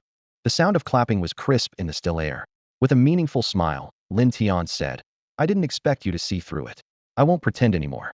He spread his hands, appearing as if he was surrendering. This scene completely dispelled Su Feiyong's last doubts. His eyes gleamed with greed, as if he could already see the resources of the entire territory within his grasp. To ensure nothing went wrong, Su Feiyong immediately ordered his troops to head to the Lord's mansion to destroy the heart of the territory. He was convinced that once the heart was destroyed, Lin Tian would be doomed, and all the resources would belong to him. Two burly stone golems pushed open the doors of the mansion, only to encounter an unexpected change. A terrifying figure suddenly appeared before them, moving too fast to react. Boom, boom. Two loud crashes followed, and the stone golems were sent flying like cannonballs. In midair, their bodies disintegrated into powder, scattering with the wind. This sudden change left Su Feiyong, who was heading towards the troop buildings, in shock. He turned abruptly, only to see a massive dragon head slowly emerging from the courtyard. Hiss! Su Feiyong gasped, his pupils dilating, his heartbeat seemingly stopping. His eyes were fixed on the dragon head, as if petrified with fear, unable to move. Lin Tian, observing Su Feiyong's reaction, raised an eyebrow in slight surprise. Scared to death already? Such a coward, he muttered to himself. Without Su Feiyong's orders, the remaining stone golems stood in confusion, not knowing what to do. Lin Tian coldly commanded, deal with these golems. As soon as he spoke, all the stone golems turned into dust without resistance. Lin Tian knew that unless their master submitted to him, these troops could not be recruited, leaving execution as the only option. Lin Tian's gaze returned to Su Feiyong. The arrogant man was now in a state of shock, as if in a death-like stupor. After a moment, Su Feiyong snapped back to reality with a shudder, looking around to find all his troops had vanished. All that remained was Lin Tian, expressionless, and several massive dragons circling above. Gulp! Su Feiyong swallowed hard, trembling uncontrollably. He could hardly believe that these incredibly powerful troops were indeed the legendary Dragon Clan. He had thought they were merely bluffing, only to realize he had been played all along. Suddenly, a terrifying thought crossed Su Feiyong's mind. He recalled seeing two dragons a few days ago, having spread the news to lure others to hunt them. Shortly after, a lord was rumored to have been killed by Lin Tian. Could it be that the person before him was the legendary Lin Tian? Are you Lin Tian? Under the overwhelming presence of the dragons, Su Feiyong stammered. Lin Tian didn't answer directly but said with a meaningful tone, originally, we could have coexisted peacefully, even helping each other, but you insisted on attacking me. I find it quite unfortunate. These words confirmed Su Feiyong's suspicion. Hearing this, Su Feiyong's face turned ashen. He never imagined he would be foolish enough to attack Lin Tian's territory. It was as if he had a death wish. Great Lin Tian, I am willing to coexist peacefully. No, no, I will abandon my lordship, offer all my resources to you, and live as a wandering cultivator, serving you loyally. Just spare my life. Su Feiyong pleaded, kneeling, his voice trembling, fearing Lin Tian might take his life in a moment of displeasure. Su Feiyong had long lost his previous arrogance. Faced with Lin Tian, the top-ranked individual, he trembled all over, his legs weak, nearly collapsing to the ground. Fear overwhelmed his rationality like a tidal wave, leaving only his survival instincts to drive his actions. Master Lin Tian, I was wrong. Please spare my life. Su Feiyong's voice quivered, cold sweat dripping from his forehead. I'm willing to do anything. Just let me live. Lin Tian looked coldly at the once haughty city lord, now groveling like a mouse caught by the tail. From morning until now, he had seen through Su Feiyang's true nature, a complete scoundrel. Please, for the sake of us both being Chinese, spare me. Su Feiyang continued to plead, his voice tinged with despair. Lin Tian let out a cold laugh, echoing Su Feiyang's earlier words back to him. Don't worry, for the sake of us both being Chinese, I'll leave you with a whole corpse and even build you a tomb. These words crushed Su Feiyang's last shred of hope like a heavy hammer. He collapsed to the ground, deflated like a punctured ball. Yet, in his desperation, Su Feiyang suddenly remembered a formation scroll he had acquired during a beast-tied defense. Just as Lin Tian was about to order Su Feiyang's execution, a formation scroll appeared in Su Feiyang's hand. He quickly infused it with energy, and a deadly formation began to spread around him. Hope flickered in Su Feiyang's heart. If the formation took shape, he might have a chance to escape. However, just as the formation was about to complete, a deafening dragon roar echoed across the sky. The nearly formed formation shattered as if struck by a powerful blow, and the scroll fell from the air into Lin Tian's hands. Su Feiyang looked up in shock to see a massive black dragon gazing down at him. It was the dragon that had undergone tribulation yesterday, and now it was Lin Tian's ally. In despair, Su Feiyang laughed bitterly. Ha! Truly worthy of being first-ranked Lin Tian. Seeing so many corpses outside, I should have realized. But alas, I've fallen into your trap. After the initial shock, Su Feiyang burst into laughter, though it was tinged with a sense of desolation. A hint of regret flashed in his eyes as he realized it was Lin Tian's deceit that had led him to his current predicament. With this thought, Su Feiyang's face contorted, and resentment surged from his heart like a venomous snake. Lin Tian, you despicable scoundrel, even in death, I won't let you go. You. Before Su Feiyang could finish his sentence, his body suddenly fell lifelessly to the ground. In the air above, the dragon demon looked coldly at this insignificant ant, having long lost patience with someone who dared to ambush his master and speak so disrespectfully. Lin Tian witnessed the scene but did not reprimand the dragon demon for acting on his own. He thought to himself how absurd it was that Su Feiyang blamed him in the end. This experience taught Lin Tian that in this world, kindness often doesn't yield good results. One must follow the survival rules here to stand firm. Lin Tian looked down at the array scroll in his hand, feeling a hint of delight. This was no ordinary array but a powerful attack formation. He couldn't help but imagine that if he had possessed this array last night, the situation against the Beast Tide and the Minotaur army might have been entirely different. Then, Lin Tian ordered Su Feiyang's body to be buried and dispatched the dragon demon with a team of dragon soldiers to Su Feiyang City to destroy the heart of the city and seize all resources. Although he estimated that the opponent's territory wouldn't be too strong and resources might not be abundant, Lin Tian was more interested in the random rewards from destroying the city. While Lin Tian was focused on studying the array, the chat channel erupted due to Su Feiyang's last words. Only Su Feiyang's curses against Lin Tian remained, leaving other city lords and wanderers puzzled. They speculated about what had happened, with some noticing that Su Feiyang's avatar had dimmed, suspecting he might be dead. The channel was filled with various speculations. Could it be that he didn't get the equipment and became resentful? Silenced so quickly? Oh my, his avatar has turned dark. Is this a curse? Did he die after cursing Lin Tian? Maybe, like the last person, he was killed by Lin Tian. Lin Tian is ruthless. Neither of the two city lords who met him survived. From his words, it sounds like Lin Tian tricked him. I'm really curious about what happened.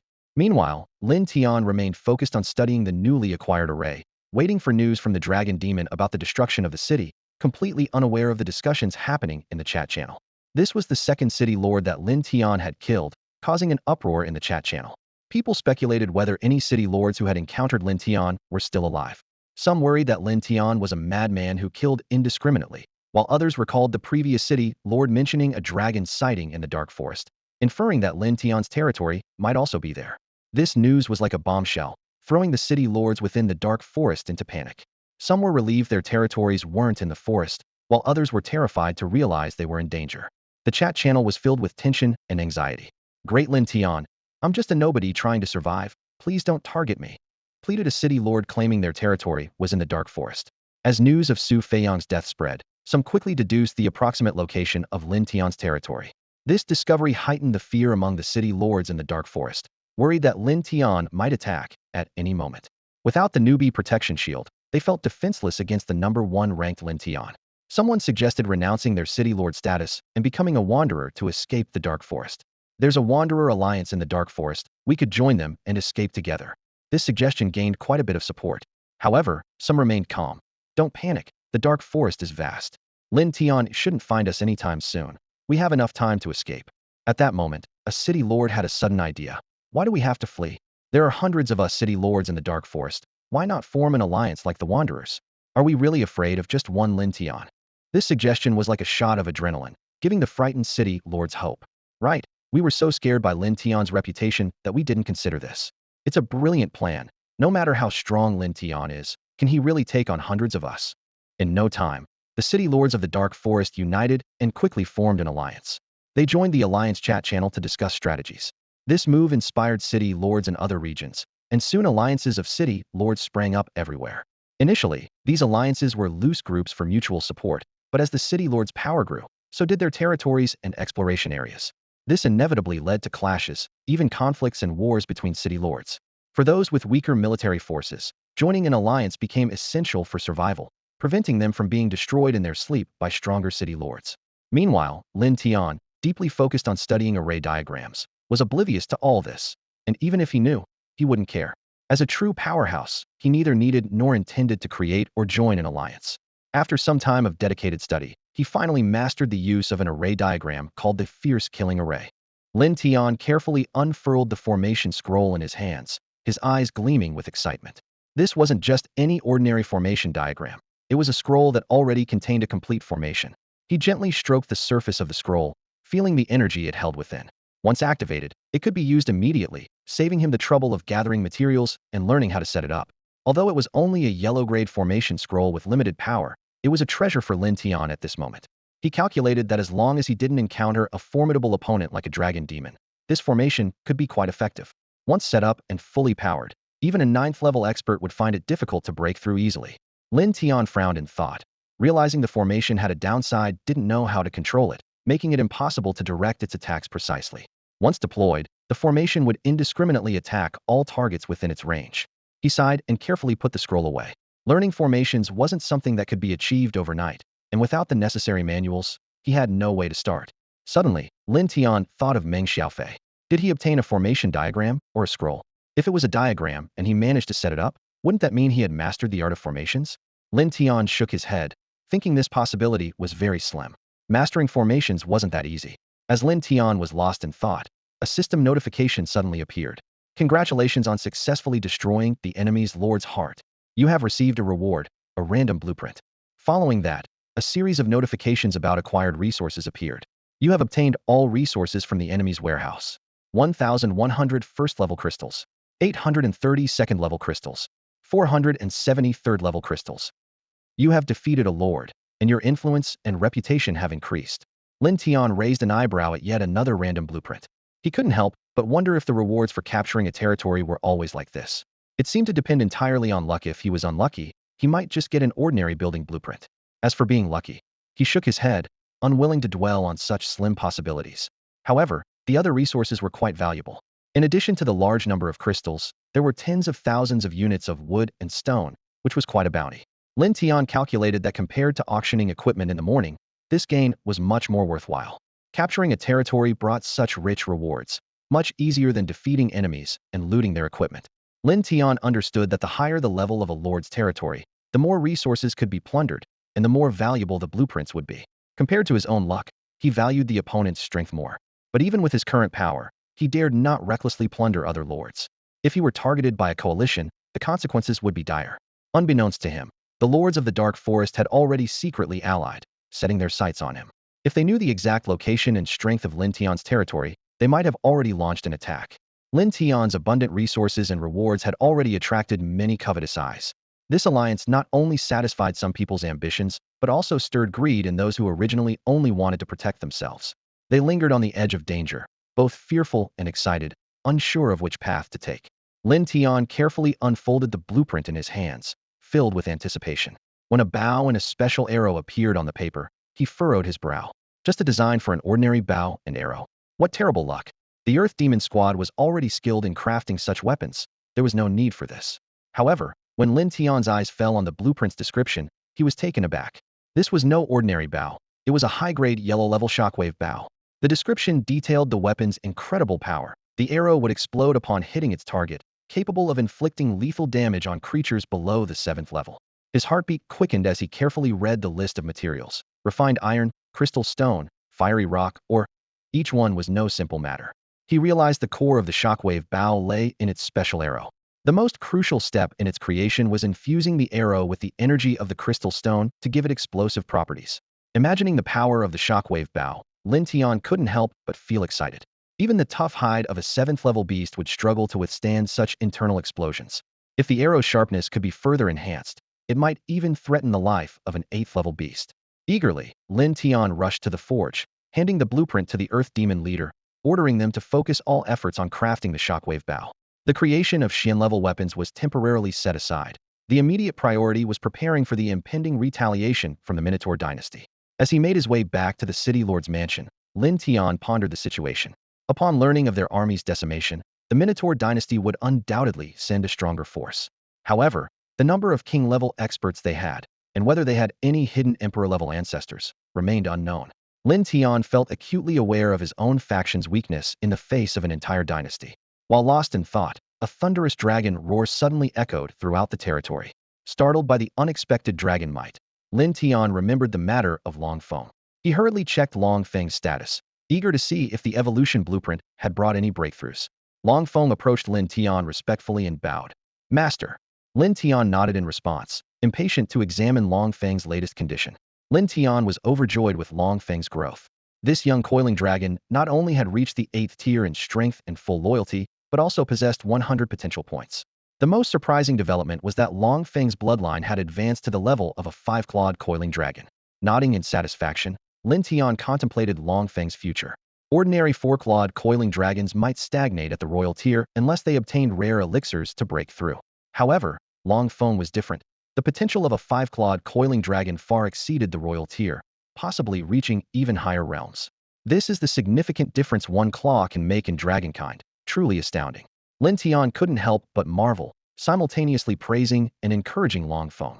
Without a doubt, Long Feng was now the most potent and promising coiling dragon. As his forces grew, Lin Tian realized that the original leadership model was no longer suitable. Although all belonged to the Dragon Clan, differences existed among the various branches. With Lin Tian present, conflicts were unlikely for now, but as the dragon population increased, disputes over credit and rewards might arise, which would be unfair to the weaker dragons. Particularly, the temperamental black dragons, whose dragon might could incapacitate coiling dragons, leaving them powerless. If a black dragon bullied a coiling dragon, Long Mo, as the leader, might be biased towards the black dragon. To prevent this situation, Lin Tian devised a plan. Appoint the strongest dragon in each branch as the leader. This would prevent weaker dragons from being bullied during missions. Now, with Long Feng at the 8th tier and Shilong's Long Chong nearing the 9th tier, both were capable of taking on leadership roles. Lin Tian was filled with anticipation for the future.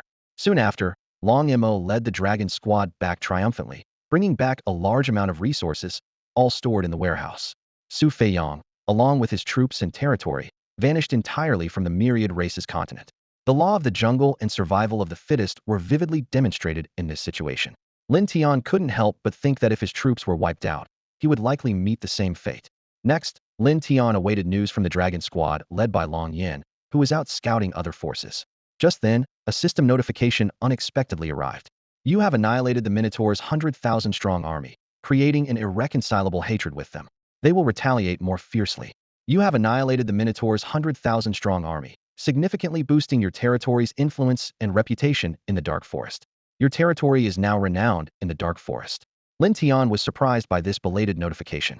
It seemed the Minotaur Kingdom was overly confident in their army, only now realizing their complete defeat a reflection of their poor intelligence work. What surprised Lin Tian even more was that his territory was now well known in the Dark Forest. However, no local forces had yet come forward to ally with him. Lin Tian thought, perhaps because he had provoked the Minotaur Kingdom, anyone daring to join him would surely.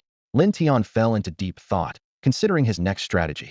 The Minotaur's retaliation was imminent, and while his influence in the Dark Forest had grown, it still hadn't attracted allies. He needed to be fully prepared for the impending storm. Shortly after, Long Yin led the dragon squad back to report the situation to Lin Tian.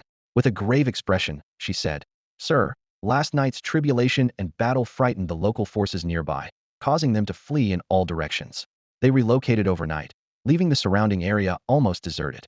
Hearing this, Lin Tian couldn't help but shake his head with a wry smile. He thought to himself that the legend stated only those breaking through to the immortal realm would face a tribulation. Such unusual phenomena occurring nearby were indeed enough to cause panic. Those bold city lords and rogue cultivators might have sought opportunities, but with the news of Su Feiyong's death spreading, they were probably scared out of their wits, fearing they might mistakenly wander into Lin Tian's territory and lose their lives. However, Long Yan's report wasn't without gains. She continued, "We discovered a large werewolf tribe about 100 kilometers from the tribe. This tribe is vast, with 5 to 6,000 werewolves. Most importantly, I sensed the presence of a king-level powerhouse." Upon hearing this, Lin Tian frowned slightly. He had originally thought that a king-level powerhouse could establish a kingdom, but reality seemed more complicated than that. Long Yan further added, "Besides, we also found a crystal mine near the werewolf tribe. Worried about being detected by the werewolf king-level powerhouse, we didn't explore further and hurried back to report." A gleam flashed in Lin Tian's eyes. A large tribe coupled with a crystal mine was undoubtedly a tremendous opportunity. A crystal mine was akin to a gold mine on Earth. It could be used not only for cultivation but also for trading and purchasing other cultivation resources and supplies. Immediately, Lin Tian ordered, "White Dragon, Black Dragon, and Red Dragon squads, head to the werewolf tribe. Use overwhelming force to compel them to submit. If they refuse to surrender, then we'll have to eliminate the werewolf tribe and seize the crystal mine." He then instructed the Panlong squad, "You are responsible for patrolling the vicinity, guarding the territory, and hunting fierce beasts to enhance your strength." As he watched the dragon squad leave to carry out their orders, Lin Tian felt the territory suddenly become empty. He was left with only the busy DMO, who was crafting the explosive bow. In his spare time, Lin Tian opened the panel and noticed a friend request notification. Upon checking, he found a message from Meng Xiaofei. It was only then that Lin Tian realized he had inadvertently revealed his territory's location by killing Su Feiyong. Worse yet, the city lords of the Dark Forest had formed an alliance intending to confront him. Lin Tian frowned and pondered. There are at least hundreds of city lords in the Dark Forest. I don't know how many of them are as strong as I am. Although they don't know my exact location yet, I must quickly enhance my strength. His gaze became resolute. With the Minotaur Kingdom bearing a grudge against me and hundreds of city lords eyeing me, I must swiftly build up my power to survive in this perilous environment. Lin Tian felt a mix of emotions. In self-defense, he had killed 2 city lords, which inadvertently attracted hostility from the Minotaur dynasty and an alliance of hundreds of city lords. Yet, rather than fear, he saw an opportunity in this crisis. Last night's gains were Profa dynasty's wealth and hundreds of random blueprints, enough to significantly boost his strength. He opened his communicator to express gratitude to Meng Xiaofei. Whenever unfavorable news arose, Meng Xiaofei was always the first to alert him. "Thanks. You can continue to trade iron and other ores with me," Lin Tian said succinctly. Meng Xiaofei quickly replied, "Okay, I've already sent Earth spirits to find other resources. I'll inform you as soon as I have news, brother Lin Tian." "All right, stay safe and be wary of the city lords near you," Lin Tian advised. "Got it," Meng Xiaofei responded. The conversation ended swiftly. Lin Tian wasn't much of a talker, while Meng Xiaofei was too excited to know what to say. Lin Tian then cut off the communication and turned his thoughts to the mission of Long Mo and his team. He was somewhat worried that Long Mo's fiery temper might spell disaster for the werewolf tribe. However, with the gentle Long Yin present and his clear orders, he hoped they wouldn't resort to violence at the slightest provocation. Even if Long Yin couldn't persuade Long Mo, Lin Tian's orders were not to be defied. Of course, if the werewolf tribe resisted to the death and refused to submit, then forceful measures would be necessary. Meanwhile, dozens of majestic dragons were flying grandly towards the werewolf tribe's settlement. They made no effort to conceal their presence and were soon discovered by a werewolf tribe king-class expert. A humanoid figure blocked their path, and without extraordinary strength, one wouldn't guess he was a werewolf. Inside the werewolf tribe, groups of armed werewolves quickly gathered, watching the dragons in the sky with vigilance. "Outsiders, you are not welcome here. Leave immediately," the werewolf tribe leader shouted sternly, though a hint of fear flickered in his eyes. He recognized Long Mo as the dragon that had undergone a tribulation the previous night. Breaking through to the king class and undergoing a tribulation was a monstrous feat that instilled fear in him. Normally, he would strive to befriend such a prodigy. However, considering they had killed 100,000 Minotaur soldiers and a king-class general, thoroughly offending the Minotaur dynasty, he did not want any association that might bring trouble. Long Mo raised his head slightly, his sharp gaze bearing down on the werewolf leader, and unleashed a terrifying dragon's aura. Despite both being at the first tier of the king class, the werewolf leader felt an immense disparity under this aura. He had initially thought he could match the opponent, but was immediately suppressed a clear and undeniable show of dominance. "Submit or perish?" The voice of the dragon demon thundered like a storm in the minds of all the werewolves. The werewolf leader's face darkened instantly at the words. He had assumed the dragon demon and his entourage were merely here to plunder resources, not to demand the submission of a proud king-level warrior like himself. Such humiliation was intolerable. Arrogant. It's impossible for the werewolf clan to submit. The leader roared, his body undergoing a sudden transformation. Fangs jutted out from his mouth, claws extended from his limbs, and his clothes shredded as sharp fur sprouted rapidly. In a blink, a majestic werewolf stood before everyone. The dragon demon remained unfazed, a dragon's roar shaking the heavens as a terrifying aura gathered around him. Tensions escalated, and a confrontation seemed imminent. At this critical moment, Long Yin leaped forward, shouting, "Dragon demon, the master ordered the werewolf tribe to submit. If you act recklessly, I'll report to the master." The dragon demon snorted. The master's command is for the werewolf tribe to submit. If they refuse, it's destruction. The werewolf leader clearly chose the latter, so where am I wrong? The werewolf leader was taken aback by these words. He had thought the dragon demon was the leader, not realizing they served a more powerful master. Long Yin turned to the werewolf leader, her gaze sweeping over the 5,000 or 6,000 werewolves below, advising, "You must have witnessed the battle that night beasts of the second king level were easily slain by him, without even a chance to flee. Do you think you can withstand him? The Minotaur Kingdom's army of 100,000 was annihilated without a scratch on us. Are you stronger than them? The master has decreed that if your werewolf tribe does not submit, only death awaits. We will seize your resources, take your crystal mines, and all werewolves will perish. Consider the future of your tribe carefully." Two choices lay before the werewolf leader, neither of which he wished to accept.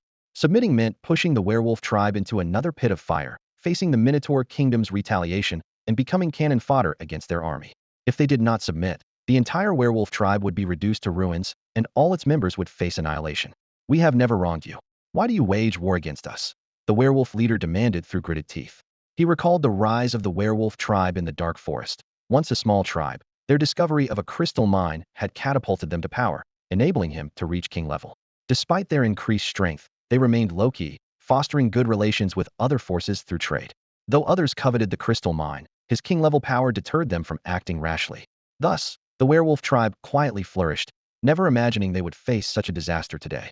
"There is no reason. This is a world where the strong devour the weak," the dragon demon replied coldly, his eyes devoid of pity.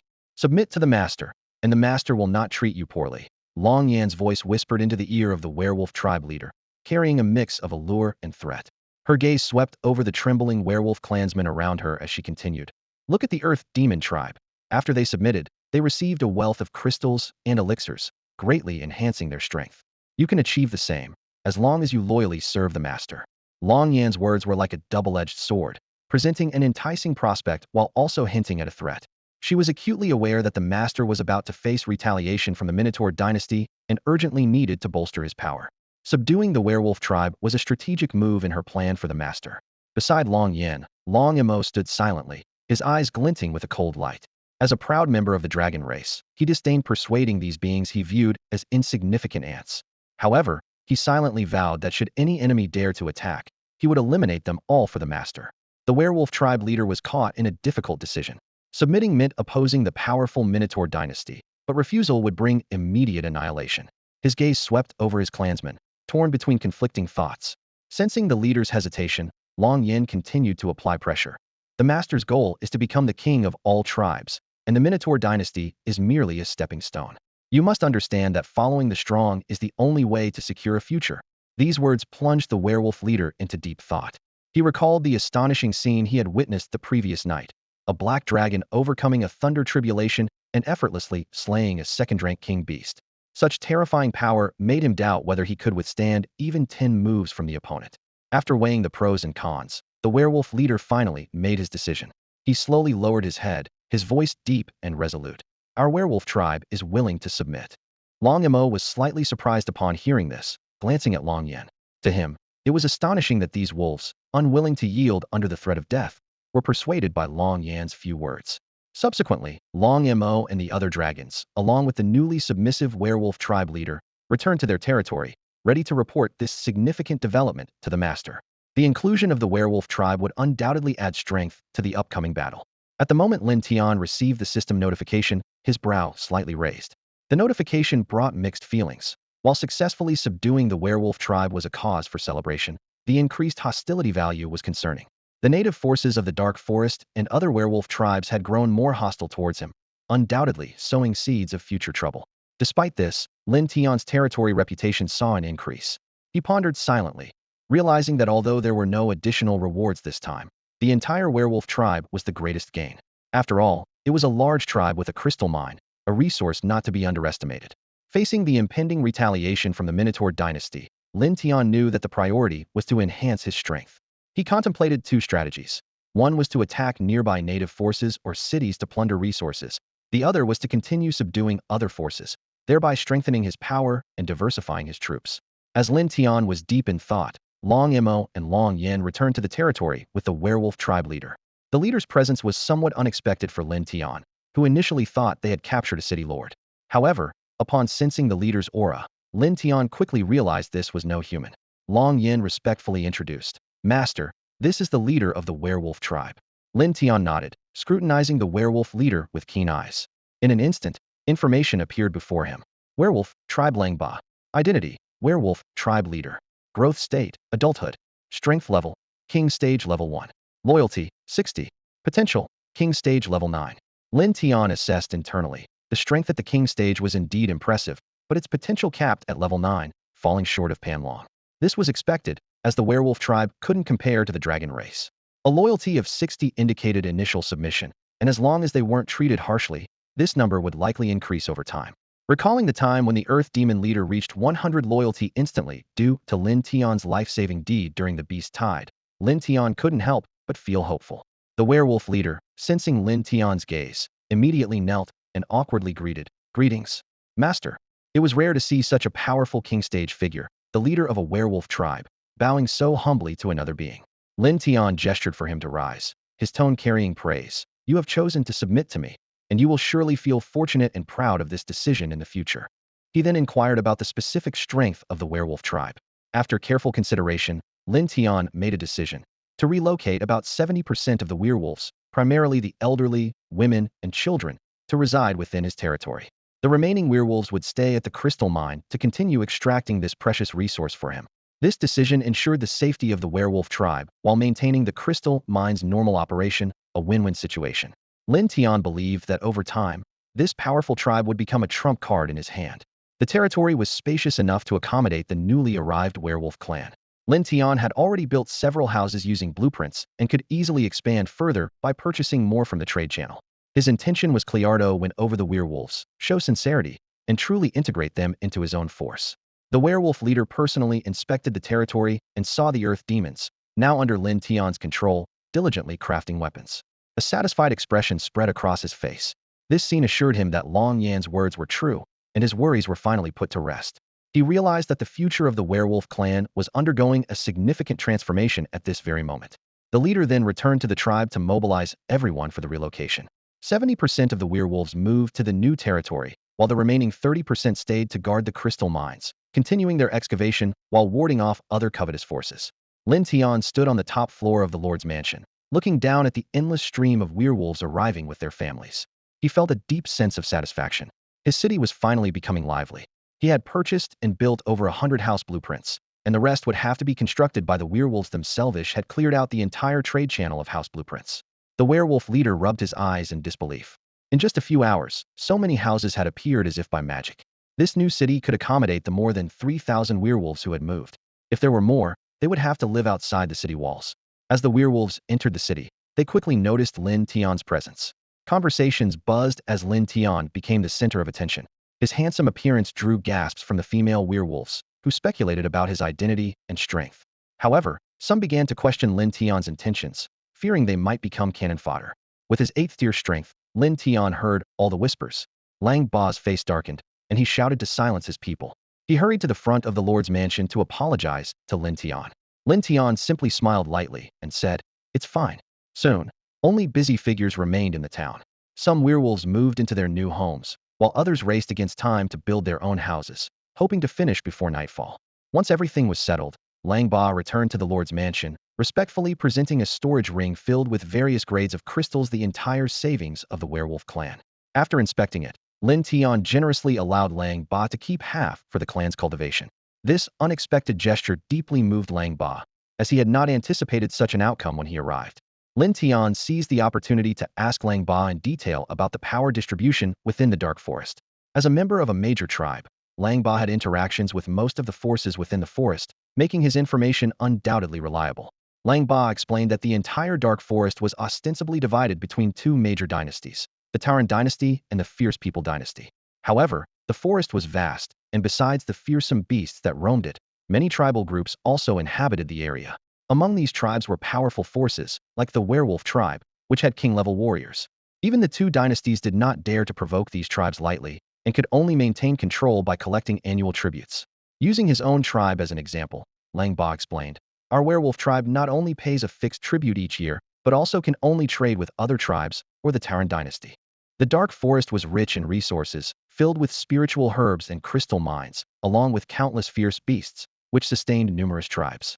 However, the recent arrival of hundreds of city lords had disrupted the forest's surface tranquility. Lin Tian's territory, in particular, had gained significant fame throughout the Dark Forest. His battle with the Tauren dynasty had stirred many tribes, and the previously peaceful situation was now precarious. After hearing all this, Lin Tian had a preliminary plan in mind. To gain control over the entire Dark Forest, the two dynasties were undoubtedly the biggest obstacles. Next were the various tribes, which, although individually not as powerful as the dynasties, could not be underestimated if they united. The Fierce People dynasty is not a concern for now, Lin Tian thought to himself. They would love nothing more than for us to weaken each other so they can benefit. The immediate priority for Lin Tian was to subdue some of the local tribal forces and nearby lords, plunder resources to enhance his strength, and expand his territory. With the powerful ally of the werewolf tribe, everything would become much simpler. As night fell, the blood-red moonlight bathed the land. Lin Tian stood by the window, watching the faint smoke rising from the town as each household prepared dinner. After dinner, he eagerly began his cultivation. This time, Lin Tian took out several crystals, intending to verify if refining them could accelerate his cultivation. He fully activated his technique, and the crystals in his hand visibly shrank, losing their luster and eventually turning into a pile of dust. Indeed, it's much faster than absorbing the ambient energy, Lin Tian discovered with delight. He immediately took out several ninth-tier crystals and refined them with all his might. Compared to last night's cultivation speed, he truly realized the importance of crystals for cultivation. Lin Tian couldn't help but think of the even more precious pills, especially those made from spiritual herbs. In comparison, Sun Yuan's blood spirit pills, extracted from beast corpses, barely qualified as pills and were too weak in efficacy. The only advantage of the blood spirit pill was its rapid refinement, making it suitable for quickly restoring energy during battles. However, real pills were extremely precious, requiring rare spiritual herbs and an exceptionally skilled alchemist. Immersed in cultivation, Lin Tian's thoughts drifted toward his future journey. He knew that to establish a firm foothold in the Dark Forest, he still had a long way to go. Although Sun Yuanjing's troops are not as high-ranked as Lin Tian's, they are even rarer. This type of troop, capable of refining elixirs from birth, is extremely rare among all races, with fewer than 10 in existence. As long as there are blueprints and materials, they can continuously produce elixirs, making them incredibly valuable. When paired with troops that cultivate spiritual herbs, they become a mobile treasure trove. The first night of the beast tide descended quietly. The 3 days of bloody conflict left the surviving lords physically and mentally exhausted, yet also tempered by the bloodshed. Even the weakest lords have grown significantly stronger. The beast tide not only brought a leap in power, but also provided them with a vast number of crystals. Some top-tier lords quickly followed Lin Tian's lead, upgrading their troop buildings to level 3 and beginning to nurture even more powerful troops. The news of Lin Tian killing a lord at noon spread like wildfire, causing an uproar among the lords. However, this shock was soon overshadowed by more killings. Other lords began to imitate him, launching attacks on surrounding forces. Within a single afternoon, dozens of distress signals from lords filled the channels, but no one dared to assist, fearing they would become the next target. Conquering territories not only brought abundant resources, but also the chance to obtain random blueprints. These blueprints held endless possibilities, with a chance to reveal heaven-level treasures. The Holy Light Alliance joined forces to defeat a lord with top-tier troops, and they were thrilled to find a mysterious level treasure among the spoils. In the chat channel, lords boasted about their day's victories with great pride. This display of arrogance stirred resentment among the less powerful lords, who longed to make those smug individuals experience the devastation of their cities being breached, troops slaughtered, and territories destroyed. The channel was filled with a cacophony of voices. Some called for unity against local forces, some condemned those who preyed on the weak, and others outright refused to join such internecine alliances. However, someone soon pointed out that even Lin Tian had already killed 2 lords, questioning what they could possibly amount to. In this world where strength reigns supreme, the weak have no right to survive. To surpass Lin Tian, one must be even more ruthless. While debates raged on in the chat channel, the truly powerful lords had already taken action. On the blood-soaked continent of all races, some led their troops to battle fierce beasts in the night, while others focused on cultivation, constantly contemplating how to enhance their power. As the first light of dawn broke, the once quiet town suddenly came alive with noise. Lin Tian awoke from his cultivation, completed his morning routine, and made his way to the city lord's mansion. The dragon squad and werewolves were already geared up and waiting for his command. At his signal, the earth demons brought out a batch of weapons and equipment, including the explosive bows forged the day before. Lin Tian distributed the equipment based on strength, with some receiving armor and others weapons. Due to the limited resources acquired from yesterday's auction, there weren't enough weapons to arm all the werewolves. However, for werewolves, their sharp claws were their deadliest weapons, so having additional weapons wasn't crucial. Nevertheless, the explosive bow was undoubtedly more powerful. The dragon squad and werewolves divided into several teams, with the werewolves mainly leading the way but also engaging in combat. As part of Lin Tian's forces, they needed to contribute to the territory in exchange for food and cultivation resources. Once everything was ready, Lin Tian gave the order, and the team set out to sweep through the surrounding forces. Their mission was simple: submit or perish. Back in the town, only Lin Tian and a group of the elderly, women, and children remained. Watching the others depart, Lin Tian turned and headed towards the primordial dragon nest. Since the arrival of the Earth Demon tribe, the primordial dragon nest had become a forbidden area, guarded by 2 red dragons, and only Lin Tian could enter. The city lord's mansion was equally well guarded, with unauthorized entry leading to certain death. These places were crucial, and Lin Tian trusted no one with them except his dragon species, unless their loyalty was absolute. Soon, 6 massive dragons appeared before Lin Tian. The most striking was a giant dragon, tens of meters long, covered in purple scales and crackling with purple lightning. Its size rivaled that of a dragon demon that had broken through to the king tier, and Lin Tian could tell at a glance that it likely possessed king tier strength. As time passed, the strength gap between the newly nurtured dragons narrowed. This thunder dragon was only 1 tier below the early dragon demons and white dragons. Lin Tian checked its information and, as expected, the thunder dragon was born at the first level of the king tier, in its juvenile stage, with 100 loyalty and potential, classified as a 4-clawed thunder dragon. Besides the dragon demon, Lin Tian had gained another top-tier ally with absolute loyalty. In addition to the thunder dragon, there was a white dragon, 2 black dragons, a red dragon, and a coiled dragon. Lin Tian named each of them and assigned them important tasks, responsible for maintaining the town's order and security. With a moment of respite, Lin Tian reflected on the results of his cultivation from the previous night. He had refined over 10 9th-tier crystals, increasing his power by 5 energy points. The result was satisfactory. Cultivation required consistent effort and couldn't be rushed. Compared to city lords without refined bodies or cultivation techniques, Lin Tian's progress was enviable. He then opened the chat channel to check for any major events. What he saw were various alliance advertisements, with city lord alliances and rogue cultivator alliances all actively recruiting. Yesterday, after a small city lord was attacked, many other lords sought refuge and quickly joined an alliance. This newly formed alliance of city lords rapidly grew in size. Faced with the prevailing trend, those unwilling to face death had no choice but to follow suit. At this moment, a piece of news caught Lin Tian's attention. A city lord discovered an intriguing loophole. By moving all buildings to the edge of their territory and then upgrading to a higher level territory, they could gradually relocate their entire domain. This discovery caused quite a stir among the city lords. After careful analysis, Lin Tian shook his head slightly. For someone like him, with hundreds of buildings in a large town, the resources required to move so many buildings would be astronomical and not worth the effort. He pondered silently, noting that a primary town's territory spanned 5 kilometers. As long as resources were sufficient, the entire town could move freely within its territory. Once the territory expanded significantly, attacking such a place would become exceptionally challenging. Suddenly, a thought flashed through Lin Tian's mind. Once upgraded to a high-level town or city, the territory would be at least several hundred kilometers. If attacked, they could instantly relocate the entire city to another corner of the territory. Unless resources were exhausted, the enemy would be powerless. But by then, attacking would have lost its purpose. Lin Tian furrowed his brow in thought. During beast tides, moving buildings was not allowed. So, would buildings also be restricted from moving during enemy attacks? Many city lords shared Lin Tian's concerns. The general consensus was that buildings should not be movable during attacks, as that would be a significant loophole. One city lord suggested, "We could use this loophole to gradually move our territories closer together. This way, if one of us is in danger, the others can quickly provide support." However, this proposal immediately raised new questions. If we gather together, when the territory upgrades, whose territory absorbs whose? This question left everyone pondering. Someone cautioned, unless it's someone you trust absolutely, it's safer to develop quietly on your own. Indeed, gathering together wasn't entirely beneficial. Furthermore, considering the distances between everyone, truly coming together seemed a distant prospect. Someone sighed. If only we had the legendary teleportation arrays. The city lords debated, weighing the pros and cons. Ultimately, the decision would depend on their judgment, and they would bear the consequences of their choices. Lin Tian observed coldly, thinking to himself, human nature is unpredictable. You might be betrayed by a neighboring city lord while you're still asleep. Under the lure of significant benefits, even blood brothers might betray you without hesitation. Losing interest, Lin Tian closed the discussion panel and turned to the trading channel.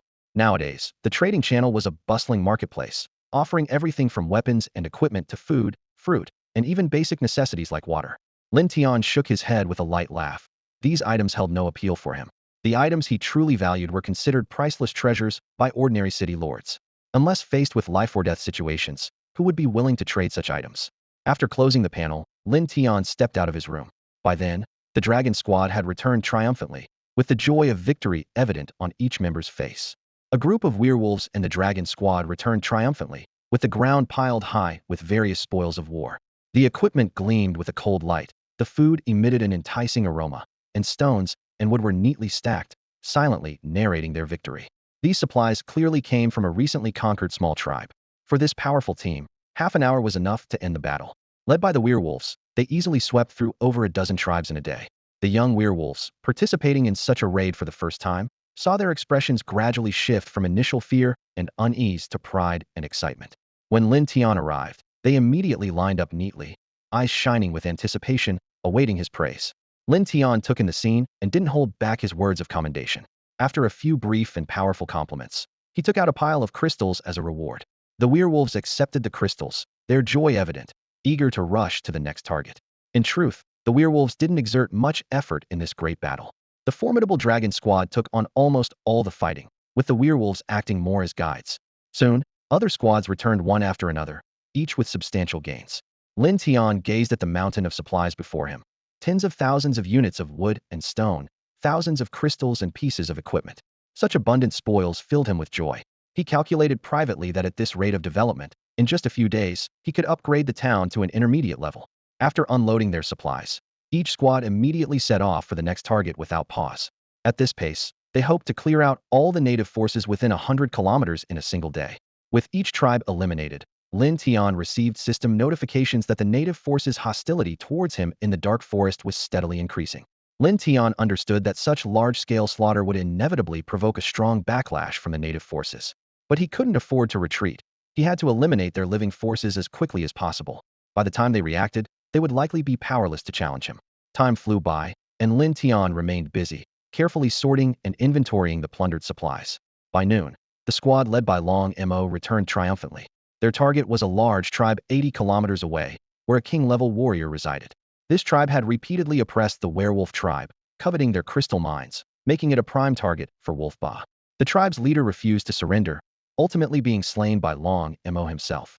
Lin Tian received the leader's storage ring, filled with the tribe's vital resources, over 10,000 crystals, a large quantity of rare ores, and even several precious herbs. These were crucial materials Lin Tian urgently needed. Such a rich haul indicated that this tribe had deeper resources than the werewolf tribe. Yet, the martial arts techniques Lin Tian hoped for were not found.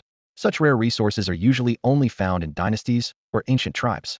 Strong individuals like Wolf Ba, a king-level warrior, mostly rely on talent and resources for cultivation, their bodies capable of self-cultivation. Lin Tian generously distributed rewards, showing no stinginess. This generosity motivated the werewolves to serve him even more diligently. After arming the werewolves, Lin Tian listed the remaining equipment on the trading channel. The variety of weapons and equipment Lin Tian listed on the trading channel once again caused a stir. Players discussed fervently. Wow, has Lin Tian gone on a rampage?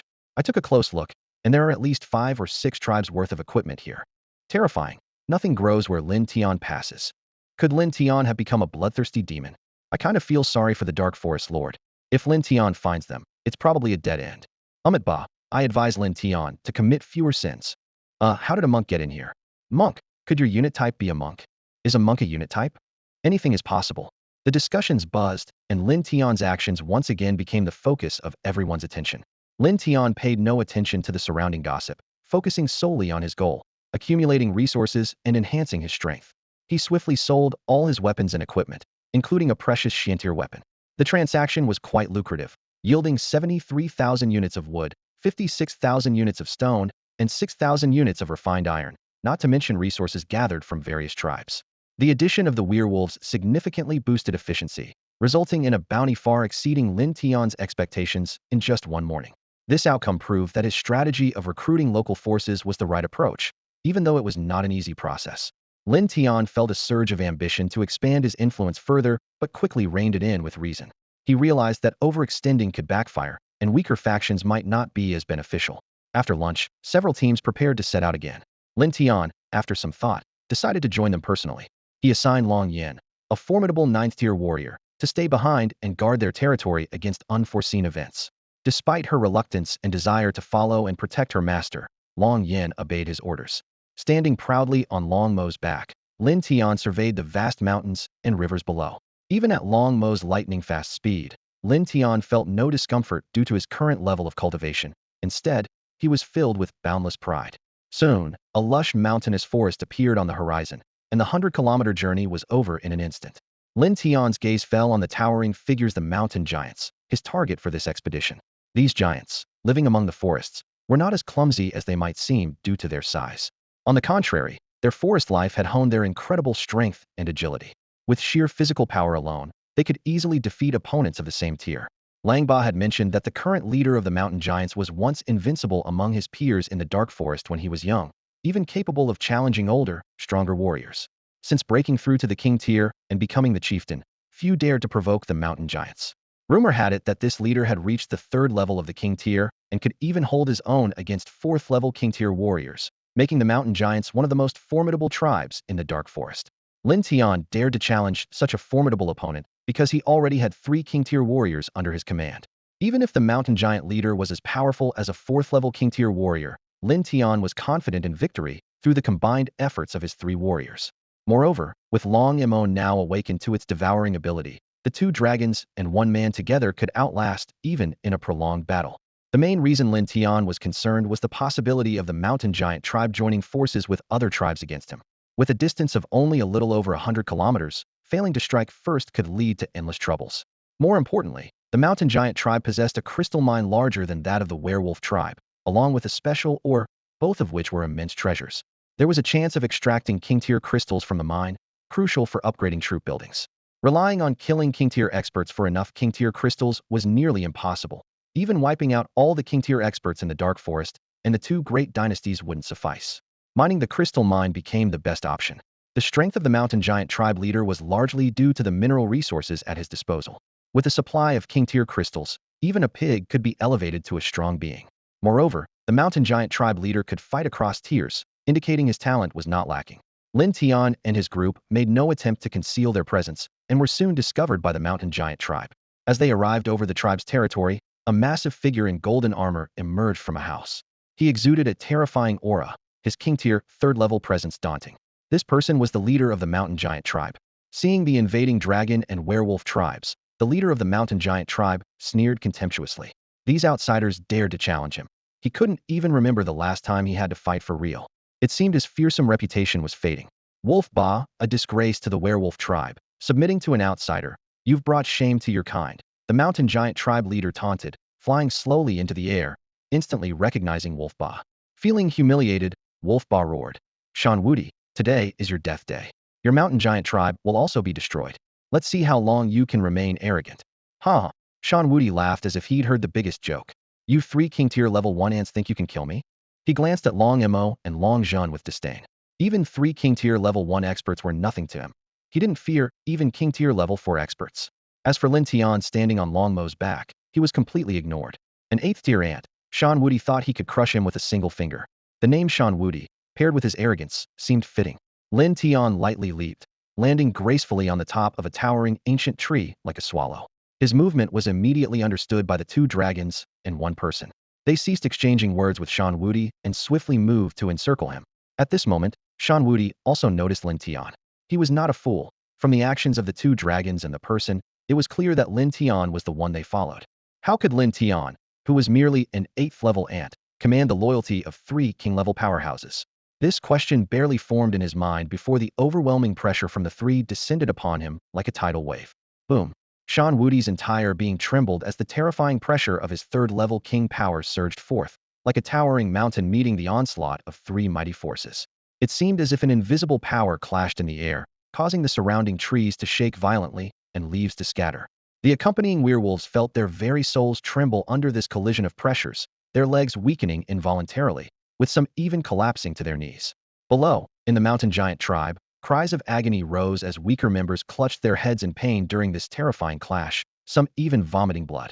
The clash between the 4 king-level powerhouses was far beyond what ordinary beings could withstand. Even Lin Tian, with his 8th-level cultivation, felt a slight discomfort, a heaviness in his chest from the pressure. If not for his training in a heavenly-level technique and the protective earthly treasures on his body, he might have struggled to remain standing.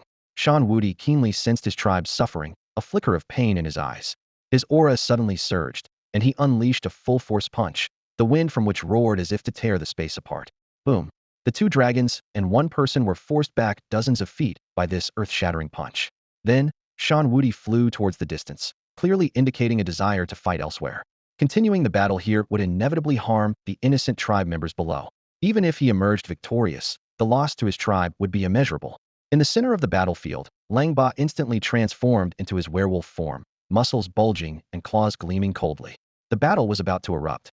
Purple lightning descended from the sky like dancing silver snakes. Terrifying black dragon breath swept in like thick fog, and sharp wolf claws formed from pure energy sliced through the air, all targeting the mountain giant tribe leader.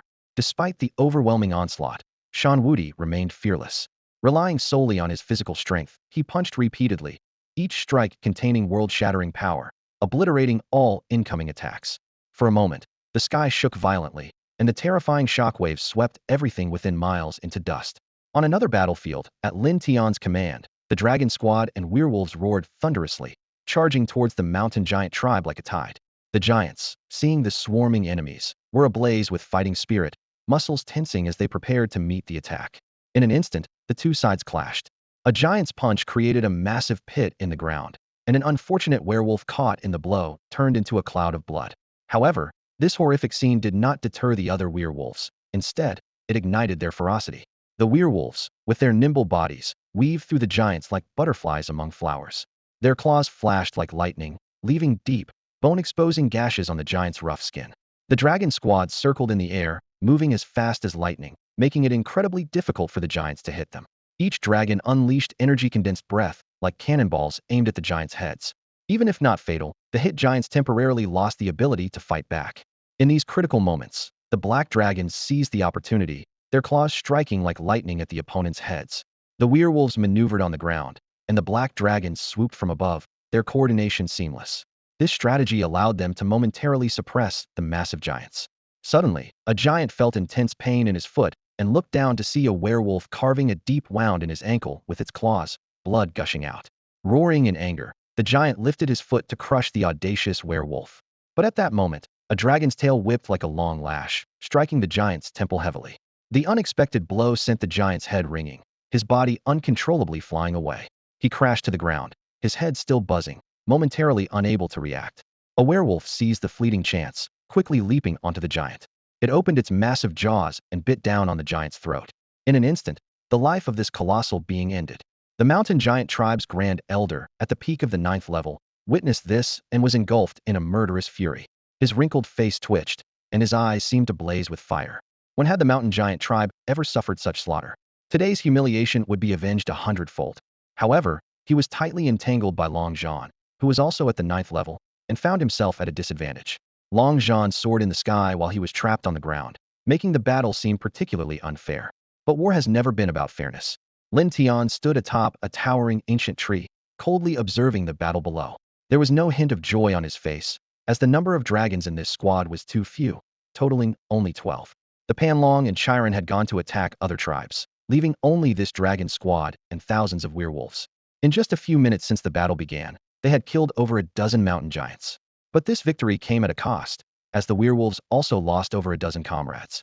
The size difference between werewolves and giants was too great. If a werewolf was hit by a giant, it was almost always fatal.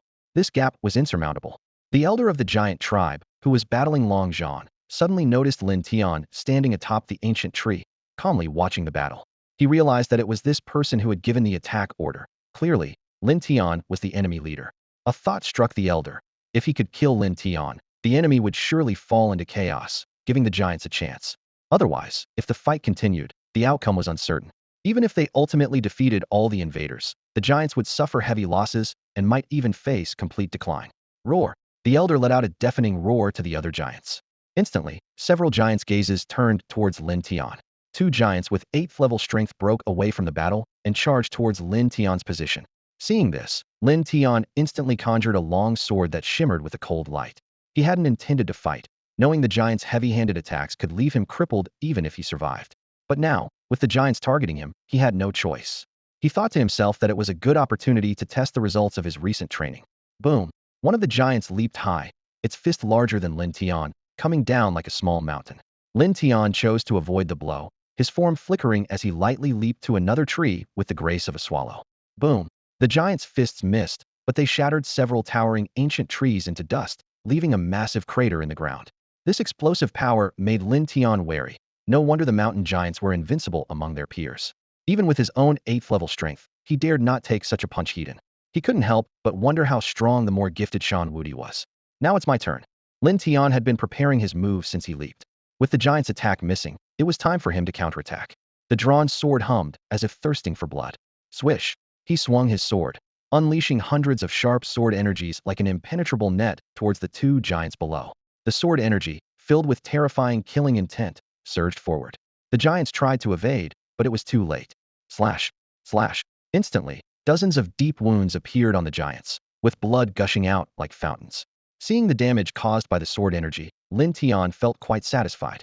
His practice of the celestial level technique had significantly accelerated his progress, and the damage from his sword energy was greater than ever before. The two giants, having missed their target and now wounded, were furious. They let out earth-shaking roars and charged at Lin Tian again. This time, they were smarter. Instead of both charging at once, one watched Lin Tian's next move closely. As Lin Tian leaped to avoid one giant's attack, the other suddenly lunged, attempting to strike him midair. This caught him off guard. He hadn't expected the seemingly reckless giants to coordinate so well.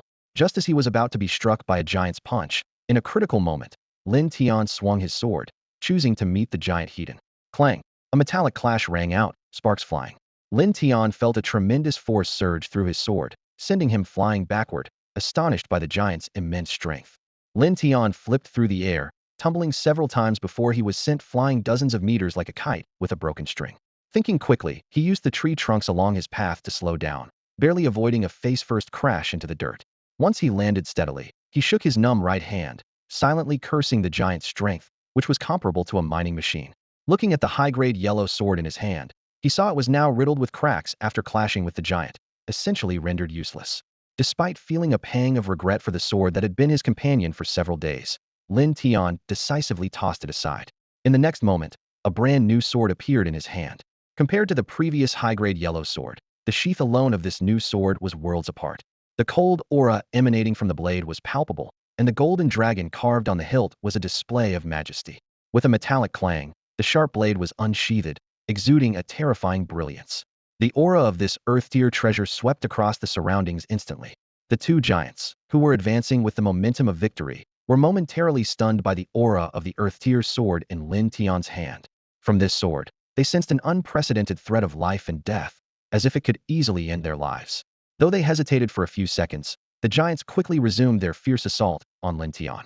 Their mission was to kill this man in front of them, and even if they died, they were determined to take Lin Tian down with them. Lin Tian gazed at the Qian Yuan's sword in his hand, sighing inwardly.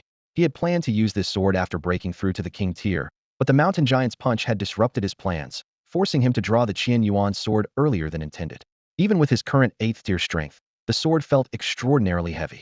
The material of this sword was unknown, but its sharpness made cutting through hair seem trivial, and slicing through iron like mud was effortlessly achieved. Facing the oncoming giants, Lin Tian gripped the Qian Yuan's sword with both hands and unleashed a powerful strike. With a thunderous boom, it seemed as if even space itself was being cleaved open. A sword aura imbued with divine might erupted from Lin Tian's blade, carrying overwhelming power and a murderous intent, roaring toward the two giants. As the sword aura passed, the air exploded, the ground cracked, and everything around turned to dust. This terrifying scene left the two mountain giants in a state of shock, disbelief, and terror. They could not fathom how a mere human with the same 8th-tier strength as theirs could unleash such a devastating attack. Confronted with this apocalyptic sword aura, they lost even the courage to defend themselves, helplessly watching death approach. With a sickening squelch, the sword aura sliced through the giants' bodies as effortlessly as cutting through tofu. Behind them, a deep chasm suddenly appeared. The massive bodies of the giants crashed to the ground, and blood gushed out like a waterfall, quickly filling the several-meter-deep trench. The horrifying commotion drew the attention of the entire battlefield, and all eyes were drawn to the scene. What they saw was Lin Tian holding a sword, having cleaved two 8th-tier giants in half. The other giants, witnessing this spectacle, were filled with disbelief. They could not comprehend how two of their powerful warriors could be so easily slain by such a seemingly insignificant human. The leader of the mountain giants, Shan Wudi, was drawn to the commotion on Lin Tian's side and glanced over, distracted. He saw Lin Tian wielding the dazzling Earth-grade treasure sword, Qian Yuan's sword, swiftly slaying two 8th-level warriors in an instant. This scene left Shan Wudi deeply shocked, as greed and vigilance intertwined in his heart. At this moment, Lin Tian had been drained of most of his strength by the Qian Yuan sword, yet he stood firm, surveying the surroundings with piercing eyes. This action intimidated the giants present, even causing the great elder of the 9th-level pinnacle giant tribe to feel a twinge of fear. Lin Tian's feat greatly boosted the morale of the wolf clan, driving them into a more frenzied battle. While Shan Wudi was momentarily distracted, Lei Longjun seized the opportunity to launch a deadly strike. Thunderclouds gathered densely in the sky, with several purple lightning bolts converging into a massive lightning pillar, striking directly at Shan Wudi's head. By the time Shan Wudi snapped back to reality, it was too late. His entire body was instantly enveloped in purple lightning. His proud golden armor shattered under the impact, and his massive body convulsed uncontrollably. The lightning penetrated Shan Wudi's wounds, enlarging the existing injuries while paralyzing his body.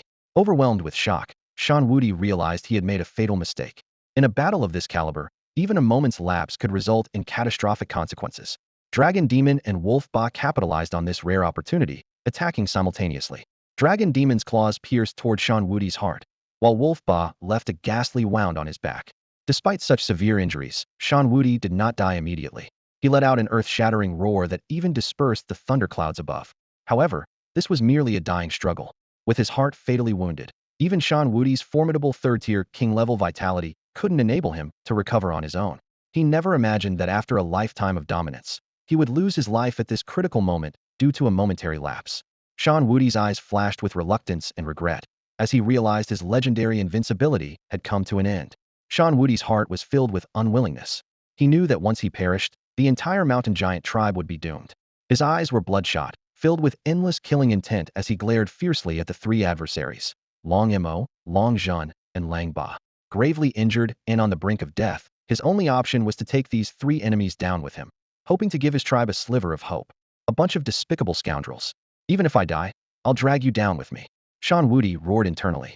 After prolonged combat, he had realized that Long Zhun and Long Mo possessed far greater strength than expected. Only the weakest, Lang Ba, could be killed in a single blow. Shan Wudi quickly made up his mind. Kill Lang Ba first, then self-destruct to perish with the remaining two dragons. He ignored Long Zhun and Long Mo entirely, his massive body lunging directly at Lang Ba. Seeing this, Lang Ba was terrified, realizing that Shan Wudi intended to take him down with him. He quickly turned to flee, but how could he outrun Shan Wudi? With one mighty palm, Shan Wudi trapped Lang Ba, leaving him with no escape. Terror filled Lang Ba's eyes. If hit by this palm, his small body would surely be crushed to pulp. However, Shan Wudi's reckless attack left his back completely exposed to Long Zhun and Long Mo. He was fully aware that the two dragons would seize this opportunity to strike. Shan Wudi planned to withstand their attacks with his body. As long as he could kill Lang Ba, he could achieve his goal of perishing alongside the dragons. Just as the giant palm was about to strike Lang Ba, the energy within Shan Wudi went completely berserk. He was convinced that once this palm landed, killing Lang Ba, the two dragons would launch a fatal strike against him, ending everything. But Shan Wudi had severely underestimated Long Mo's tactics. Earlier, what seemed like a simple claw from Long Mo had actually left a mass of dark energy within Shan Wudi. The intense pain in his heart had made him overlook it. Now, this dark energy was rapidly spreading to his organs through his heart. As Shan Wuti gathered all his energy to his dantian, the black energy seemed summoned and surged towards it, eroding his organs along the way. As it devoured, the black energy grew ever larger. What is this? How is it inside me? Shan Wuti only now noticed the presence of the black energy. He tried to stop it, but found himself powerless. Any energy he used to block it was instantly consumed. Looking again at Long Zhun and Long Mo, they did not attack as Shan Wuti had anticipated. Instead, the two dragons swung their massive tails, working together to help Lang Ba fend off the fatal blow. Boom! The collision of dragon tails and the giant palm was like a nuclear explosion, the deafening sound echoing through the skies. At the point of impact, an invisible shockwave swept out, flattening the forested mountains below. Both sides were knocked back dozens of meters. Lang Ba narrowly escaped death, looking towards Long Mo and Long Zhun with lingering fear. He bowed deeply and said, "Thank you, esteemed sirs, for saving my life." With a muffled thud, Shan Wuti's massive body shuddered violently. Already covered in wounds, the brutal collision only worsened his condition. Blood gushed from his mouth like a fountain, tracing a vivid red arc in the air. "Leader!" A heart-wrenching cry erupted from the mountain giant tribe. Their eyes were filled with despair and helplessness, witnessing their leaders sacrificing everything for them, yet unable to change their fate. They couldn't even defeat the werewolves and dragons on the ground, let alone save their leader. The defeat of the mountain giant tribe seemed inevitable. The fire of anger in Shan Wuti's eyes gradually gave way to resignation. He was already at the end of his strength, and his final plan had failed, extinguishing his last hope. He could clearly feel the energy within him being devoured by a mysterious black force. Gravely injured, he found himself powerless against this sinister energy, unable even to self-destruct. He turned his head with great difficulty, looking down at his tribe members who were being brutally slaughtered, while he, as their leader, was powerless. Life was slipping away, and with his last ounce of strength, he cast his gaze toward the distant Lin Tian. With a thunderous crash, Shan Wuti's enormous body plummeted from the sky, hitting the ground heavily and raising a cloud of dust. His life force vanished completely. A mass of black energy flew out from Shan Wuti's body and was swallowed by the dragon demon in one gulp. The dragon demon's power surged instantly, not quite reaching the second tier of the king level, but very close to it. Shan Wuti's fall threw the mountain giant tribe into chaos. Some giants went berserk over their leader's death, their eyes filled with rage, emanating a suffocating killing intent. They only wished to avenge their leader. Kill! Kill! The giants abandoned defense, intent only on killing the invaders before them. This reckless fighting style spelled disaster for the werewolves below. Previously cautious of the dragons above, the giants now attacked without restraint, some wildly targeting the werewolves, while others leaped high to snatch dragons from the air. The werewolves suffered heavy losses, and several dragons were nearly torn apart after being caught. Fortunately, Long Zhun and others arrived in time to rescue them. The battle turned once again. As in the face of Long Zhun and his allies, these towering giants were like ants, easily slain by a single swing of a dragon's tail. Not far away, Lin Tian had regained some of his energy. Remembering Shan Wuti's gaze before his death and seeing the mountain giants fighting desperately on the battlefield, he declared in a deep voice, "Those who surrender will not be killed." Lin Tian's voice spread across the battlefield like a decree. In this world where strength reigns supreme, war has no right or wrong, only victors and vanquished. To survive, he had to continuously wage wars to strengthen himself. On the battlefield, Lin Tian's words had an effect. A few giants, fearing death, stopped fighting, and the werewolves and dragon demons ceased attacking those giants. This behavior triggered a chain reaction, with more and more giants laying down their arms. Only the elder of the mountain giant tribe, leading a group of giants, continued their frenzied assault, unable to accept surrender after their leader's death. They knew they could no longer avenge their leader, but even in death, they wanted to fall in battle like him. Facing these giants who resisted desperately, the dragon demon and others showed no mercy, swiftly annihilating them. Thus, the battle against the mountain giant tribe came to a complete end. Lin Tian gazed at the mountain giants before him, their eyes filled with fear and hatred towards him. Without saying much, he issued a straightforward command: clear the battlefield. Take all supplies back to our territory, except for food and shelter. This decision meant that the remaining mountain giants would be left with food and housing. Lin Tian understood that with the mountain giants having surrendered, it was impossible to bring them all back to his territory, which simply couldn't accommodate them. The only option was to let them continue living there. This decision came with an added benefit. The mountain giants had access to 2 mines, which they could continue to operate. To ensure the mountain giants wouldn't flee, Lin Tian assigned the wolf tribe's elder to lead a group of wolves to oversee the area. Faced with Lin Tian's orders, the mountain giants had no choice but to silently comply. Once everything was arranged, Lin Tian received system notifications. You have successfully destroyed the mountain giant tribe. earning 99 Tier 9 crystals. By eliminating the mountain giant tribe, your territory's influence and prestige in the Dark Forest have increased. Eliminating the mountain giant tribe has decreased the giant's favorability towards you. These notifications surprised Lin Tian, especially the bonus of 99 Tier 9 crystals. He was relieved to learn that the giants were not hostile towards him, just less favorable. Lin Tian quickly realized the reason. The mountain giants were merely a branch of the giants. Although he had attacked the mountain giants, he hadn't wiped them out completely. This relatively restrained approach meant that the giant's attitude towards him hadn't reached a level of hatred. After some thought, Lin Tian led the dragon squad and the wolves back to their territory with all the spoils. Upon returning, he immediately began to tally the loot. The sheer volume of the spoils was overwhelming. There were 50 king tier crystals alone. The tier 9 crystals were even more astonishing, numbering over 1,000, bringing the total to nearly 2,000 when combined with previous gains. As for crystals below tier 9, they were too numerous to count. In addition to the crystals, there was an abundance of rare ores, with black stone being the most plentiful. This was because the mine occupied by the giants was a black stone mine. As a crucial material for crafting Shintier weapons, the value of black stone was undeniable. However, what shocked Lin Tian the most were the more than 20 spiritual herbs before him. Previously, despite attacking numerous tribes, he had acquired fewer than 10 spiritual herbs. Yet, a single mountain giant tribe possessed so many. Now, his collection of spiritual herbs totaled 30. Faced with these precious herbs, Lin Tian pondered deeply. These herbs were challenging to preserve, as their potency would gradually diminish over time, eventually withering away. Direct refinement wouldn't fully utilize their value, as some of the medicinal properties couldn't be completely absorbed. After careful consideration, Lin Tian concluded that the best option was to refine these herbs into pills. However, the only person capable of doing so was Sun Yuanjun. With this in mind, Lin Tian opened his friend list and sent a message to Sun Yuanjun. Sun Yuanjun quickly replied, "Brother Lin Tian, what can I do for you?" Lin Tian got straight to the point, asking, "How many pill recipes do you currently have?" He knew that if Sun Yuanjun had too few recipes, he might not even know the uses of these herbs, let alone refine them into pills. Upon seeing Lin Tian's message, Sun Yuanjun paused, unsure of Lin Tian's intentions. Nonetheless, he answered honestly, "Brother Lin Tian, to be frank, I only have 3 recipes right now. Spiritual herbs are extremely rare, and I haven't gathered enough for even one type of pill." Lin Tian handed 10 pills to Sun Yuanjun, a shrewd glint in his eyes. He knew these weren't genuine elixirs, but he also knew Sun Yuanjun would see through his little trick. Lin Tian got straight to the point, his voice carrying a hint of anticipation. "I have 30 spiritual herbs here. How many pills can you make from them?" Far away in his territory, Sun Yuanjun read the message and couldn't help but gasp. A look of delight appeared on his face as his mind raced. "Brother Lin Tian, that's hard to say. Pill refining isn't a guaranteed success." Lin Tian nodded thoughtfully, recalling the scenes described in novels where a single misstep could cause an explosion or reduce the entire batch of herbs to ash. "Let's do it this way," Lin Tian suggested. "I'll give you these 30 herbs. Regardless of how many pills you produce, just give me 20. He calculated in his mind. A batch typically required 5 or 6 herbs and could yield 6 or 7 pills if successful. This was a conservative estimate. The actual output was something only Sun Yuanjun would know. Lin Tian's proposal seemed fair, but was actually a clever move.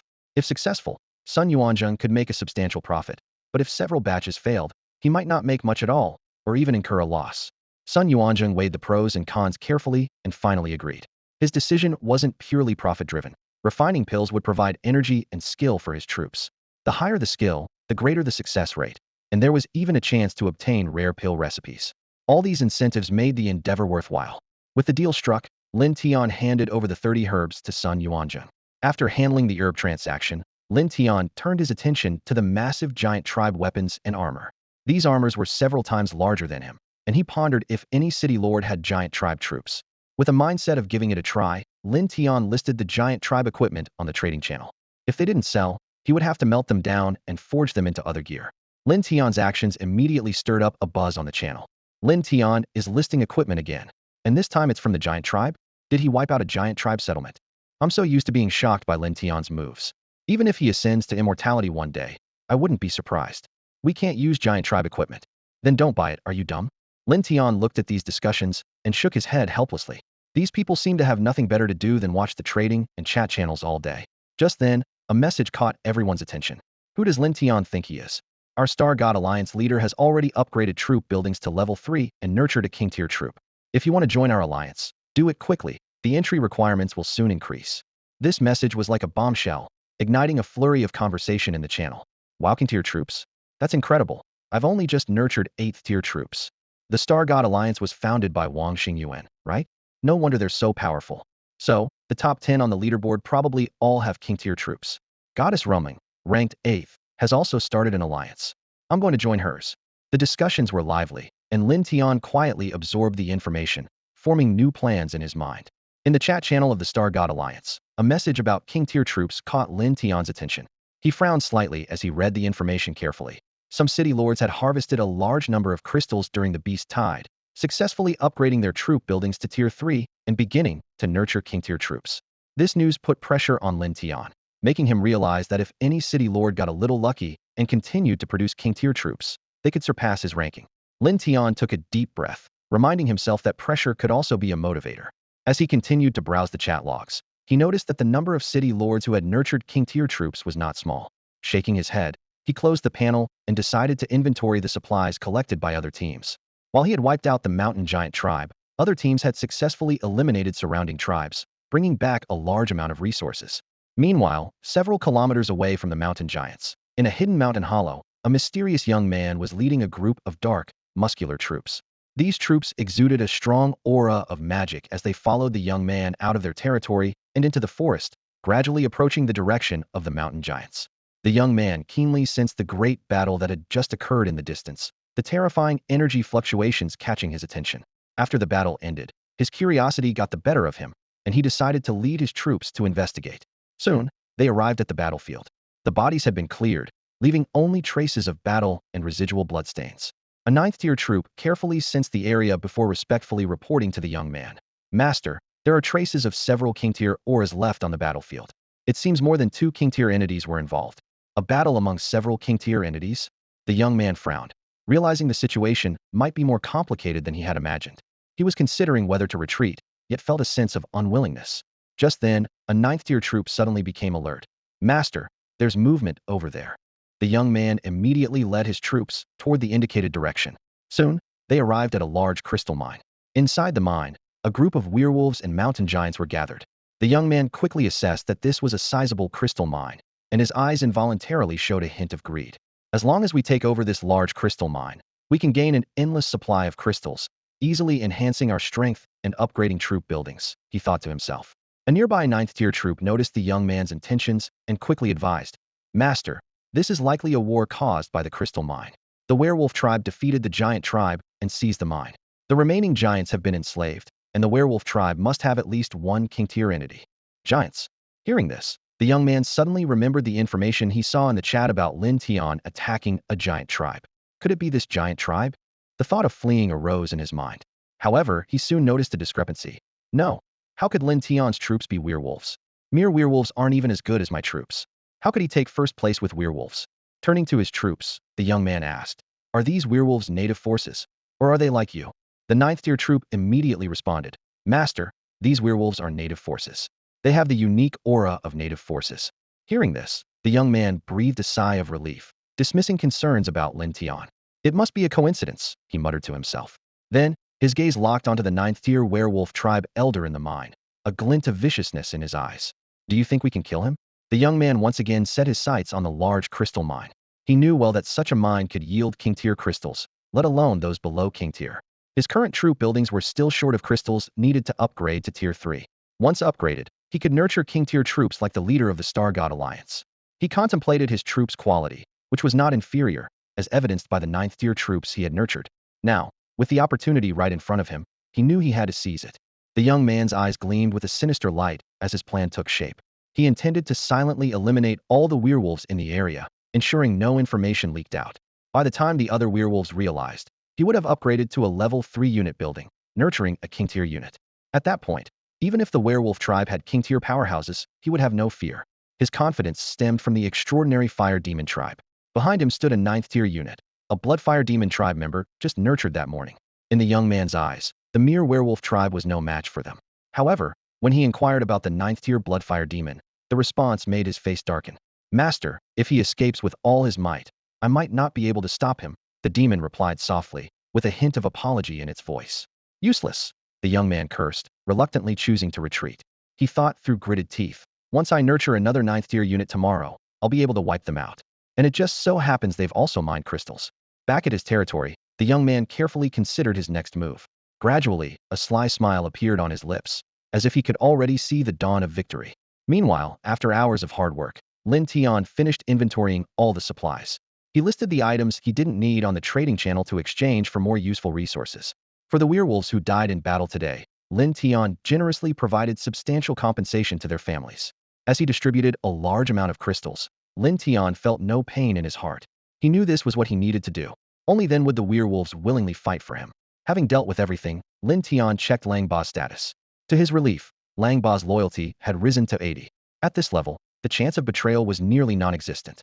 Even if Lin Tian ordered Lang Ba to die, he would not disobey unless Lin Tian committed an atrocious act against the werewolves. However, Lin Tian was not a psychopath and would not do such things. As night fell, the werewolves and dragon squad members, after a busy day, sat down to enjoy dinner and rest. With the werewolves joining, the cooking duties naturally fell to them, giving Lin Tian the chance to taste various new culinary styles. After dinner, Lin Tian began his daily training. However, he was unaware that at this very moment, due to his actions today, a group of tribal leaders from the Dark Forest were gathering to discuss countermeasures. In a palace deep within the Dark Forest, the leaders of various tribes gathered. Seated at the head of the hall was a silver-haired middle-aged man with a silver horn on his forehead, representing the most mysterious and powerful race in the Dark Forest, the Silverhorn tribe. That outsider is too arrogant, completely disregarding the tribes of the Dark Forest, one leader said angrily. Indeed, to dare slaughter the tribes on such a large scale in the Dark Forest is sheer arrogance, another leader agreed. If this continues, every tribe in the Dark Forest will be wiped out by him, someone said worriedly. He doesn't even fear the Minotaur dynasty, having decisively slain a king-tier powerhouse and an army of 100,000. That's nothing. The mountain giant tribe's leader, comparable to a king-tier level 4, was also killed. We must come up with a solution today, or tomorrow we might be his next target. The tribal leaders were in heated discussion, the fall of the mountain giant tribe having profoundly shocked them. Each felt the impending crisis and was eager to find a way to deal with Lin Tian. Suddenly, a cough interrupted the noisy discussion.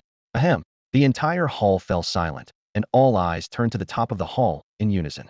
The middle-aged leader of the Silverhorn tribe spoke slowly, his steady voice echoing through the hall. Everyone, I know why you are here. This foreign force is indeed overstepping, but we should avoid large-scale conflict with them for now. The traitorous werewolf tribe has allied with outsiders, exposing the location of our tribe. I suggest we relocate as much as possible to avoid confrontation. As soon as he finished speaking, the hall erupted. The leaders of various tribes were incredulous and began to voice their doubts. With so many tribes, are we afraid of a small foreign force? Leader, they only killed the mountain giant tribe leader. Are you afraid too? We haven't moved in nearly a century, and now we're supposed to relocate because of a small foreign force? Is this foreign force more terrifying than the Minotaur dynasty? When did you become so timid, leader? The voices of doubt filled the hall.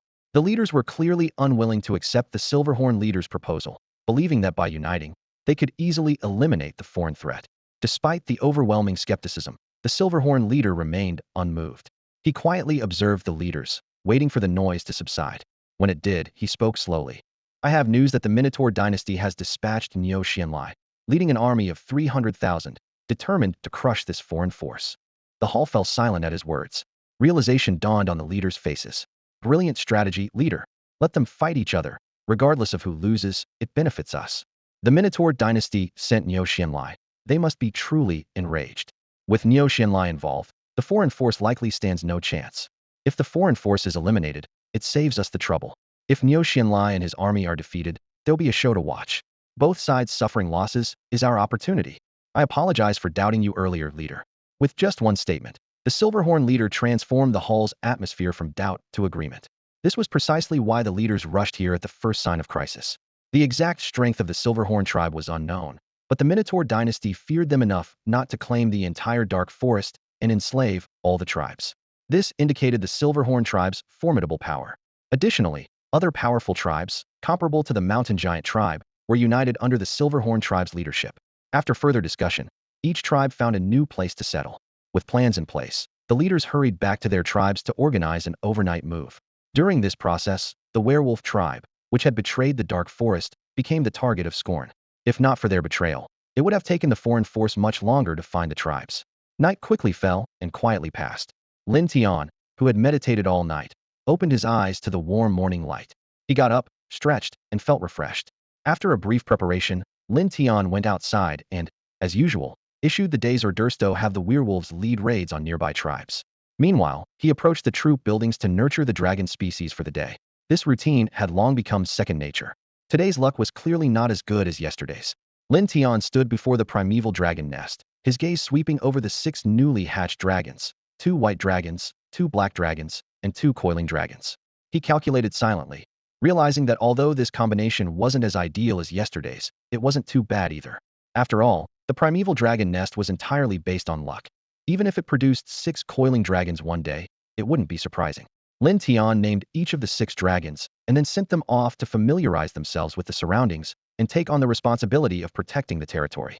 This was his daily morning routine, dispatching all dragon squads and werewolves because new units could continue to be bred in the morning without worrying about a gap in territorial strength. With that done, Lin Tian's thoughts turned to the seismic bows being crafted by the earth demons. He walked briskly towards the forge, where the elderly, women, and children among the werewolves respectfully made way for him. Inside the forge, it was bustling with activity.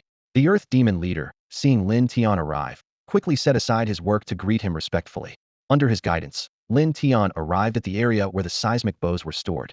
After 2 days of crafting, over 1,000 seismic bows and nearly 5,000 arrows were completed, though it had consumed a considerable amount of crystals. Very good, the seismic bows are almost sufficient. Next, focus all efforts on crafting arrows, Lin Tian said with satisfaction. As you command, master. The earth demon leader replied respectfully. Lin Tian continued. Distribute 2,060 crystals among everyone for their hard work. His gaze shifted from the seismic bows to the earth demon leader, noticing that his strength was still at the 7th tier. He added, you should also take 108 tier crystals for cultivation. While crafting, it's important to keep up with your cultivation, or how else will you forge higher quality weapons? Thank you, master.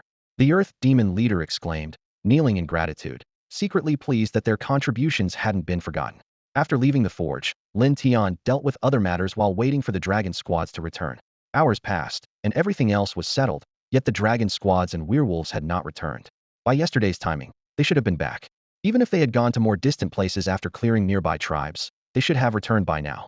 The absence of even a single squad was unsettling for Lin Tian. Could they have encountered trouble? Lin Tian couldn't help but think negatively. Yesterday, he had wiped out so many tribes, it was highly possible that other tribes had banded together to ambush the dragon squads and werewolves. If that were the case, it would be disastrous. The squads out there represented nearly all of his combat power. If they were wiped out, his strength would be set back significantly, and his ranking would plummet from first to last. However, Lin Tian hadn't received any notifications of unit casualties, which was a good sign, indicating that the squads might not have been ambushed. Yet, he couldn't figure out why they were delayed. Meanwhile, hundreds of kilometers away, Wolfba led the dragon squads to a location that was supposed to be a large tribe. However, they found only abandoned houses with no living beings in sight. What happened? Wolfba wondered, puzzled. He distinctly remembered this place as a bustling large tribe. How could it suddenly be deserted? At the same time, other squads encountered similar situations. Wolfba continued to lead the way, following his memory to other tribes, but the results were the same. After several fruitless attempts, he even began to doubt his memory. With no other options, they decided to return. By noon, the squads finally returned, all unharmed. After hearing their reports, Lin Tian realized the truth. These tribes were more cautious than he had anticipated, having decided to flee overnight. Nearly all the nearby tribes had evacuated, something Lin Tian hadn't foreseen. The werewolf tribe's submission to him had essentially provided him with a live map, enabling him to systematically conquer each tribe. Clearly, these tribes weren't foolish. After learning that he had wiped out so many tribes in a single day, who would dare sit idly by? Lin Tian sighed, realizing that his plan to plunder resources and bolster his strength by attacking other tribes had fallen through. He now had to reconsider his strategy moving forward. These tribes are avoiding me. Something feels off. Lin Tian frowned in thought, a hint of caution flashing in his eyes. He recalled how, in recent days, all the tribes seemed to have collectively disappeared, evading his presence. This unusual behavior made him suspicious, sensing that there might be more to it than meets the eye. Logically, given his audacious actions, these tribes should have banded together to teach him a lesson. However, the opposite was true. It was as if they had foreseen something, choosing to retreat instead. Lin Tian's mind raced, and suddenly, a possibility struck him like lightning. Could it be that the Minotaur dynasty had dispatched an army? Once this idea took root, it grew rapidly. This was the only explanation for why the tribes had retreated so uniformly. Lin Tian squinted, as if seeing through their plans. If he were defeated by the Minotaur dynasty, the tribes would be pleased. If both sides were weakened, they could profit by picking up the pieces. capturing both him and the Minotaur dynasty in one fell swoop. Lin Tian's gaze sharpened, and he resolved to keep a close watch on the movements of the Minotaur army in the coming days. If possible, he even considered launching a preemptive strike with an ambush. He knew without a doubt that this invading Minotaur army would be several times, if not dozens of times, stronger than the previous force of 10,000. Therefore, he couldn't sit idly by and wait for them to reach his doorstep. He needed to take the initiative, as his small territory couldn't withstand the devastation of such a terrifying battle. With this in mind, Lin Tian quickly finished his meal and began to carefully study the surrounding terrain, searching for the perfect spot to set up an ambush. Meanwhile, in another part of the dark forest, a young man was gleefully observing a ninth-tier unit before him, bursting into hearty laughter. To successfully nurture a ninth-tier unit today, he had prayed day and night, and his efforts finally paid off. Among 20 units, he had once again managed to produce a ninth-tier unit, marking his second consecutive day of good fortune. The young man could barely contain his excitement and immediately led his forces towards the crystal mine vein he discovered yesterday. He was already imagining the wonderful scene of nurturing a king-tier unit tomorrow. By then, his power would surely rank him among the top 100, with hopes of eventually surpassing Lin Tian, who was currently in first place. However, Lin Tian was blissfully unaware that a crisis was quietly approaching his crystal mine. At this moment, he was being led by Wolf Ba, familiarizing himself with the mountains and rivers within dozens of miles. The dragon squad and the werewolves, unable to find any tribes, turned their attention to the nearby fierce beasts. This served the dual purpose of strengthening their forces and increasing their food reserves. The daily food consumption in Lin Tian's territory was astronomical. With thousands of people and no means to cultivate food, they relied solely on hunting fierce beasts or foraging for edible fruits to sustain themselves. This was why only tribes were willing to establish themselves in the dark forest. The two great dynasties coveted the dark forest purely for its vast resources. Whether it was fierce beasts, mineral veins, or spiritual herbs, everything was a treasure worth drooling over. Lin Tian saw this as well, and even with the chance to relocate, he chose to remain in the area. The resources here could help him quickly build his strength. Leaving recklessly would make him a target for many forces, risking not only constant attacks, but also starvation. To the left lay the Minotaur dynasty, to the right the Fierce People dynasty, with the dark forest in between. With insufficient strength, Lin Tian could only struggle to survive in this narrow gap. He was currently embroiled in a war with the Minotaur dynasty, and once he overcame them, he could claim their territory and free himself from the constraints of the dark forest.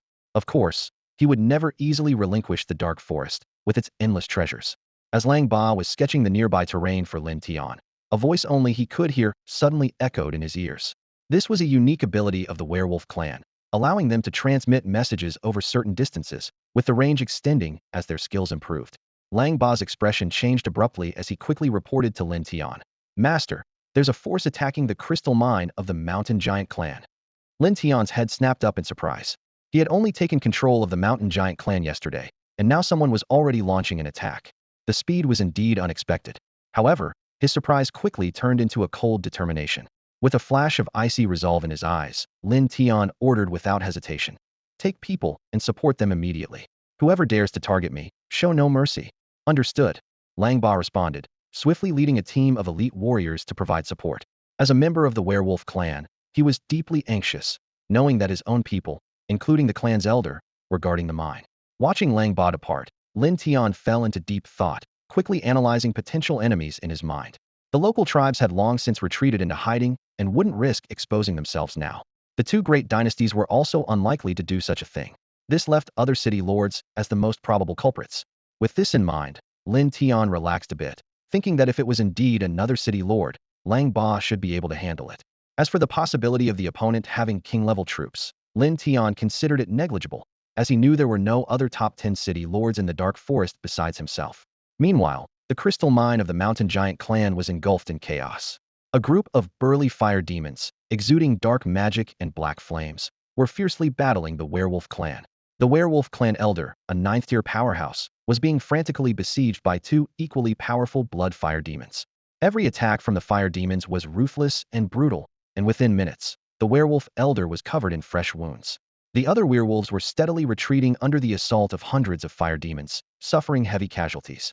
On an ancient tree not far away, a young man observed the battle with great interest, a smug smile playing on his lips. He calculated that if he could wipe out the entire werewolf clan here, by the time they realized it, it would be too late. Then, he could not only eliminate the werewolf clan, but also seize more crystals. Suddenly, the young man's attention was drawn to a scene inside the mine. The giants there were not taking the opportunity to escape, but were quietly watching the battle outside, neither fleeing nor taking revenge on the werewolves who had attacked their tribe, killed their people, and enslaved them. This puzzled the young man. Logically, given the deep animosity between the giants and the werewolves, they should have seized such an opportunity. The young man quickly considered several possibilities. Was the werewolf tribe nearby, making the giants afraid to act hastily? No, he had thoroughly scouted the area for miles and found no trace of werewolves. Finally, he concluded that his own power must be so overwhelming that the giants feared they would be slaughtered like the werewolves if they tried to escape. The young man arrogantly thought, "It's just as well they're not running. I can have them mine crystals for me in the future."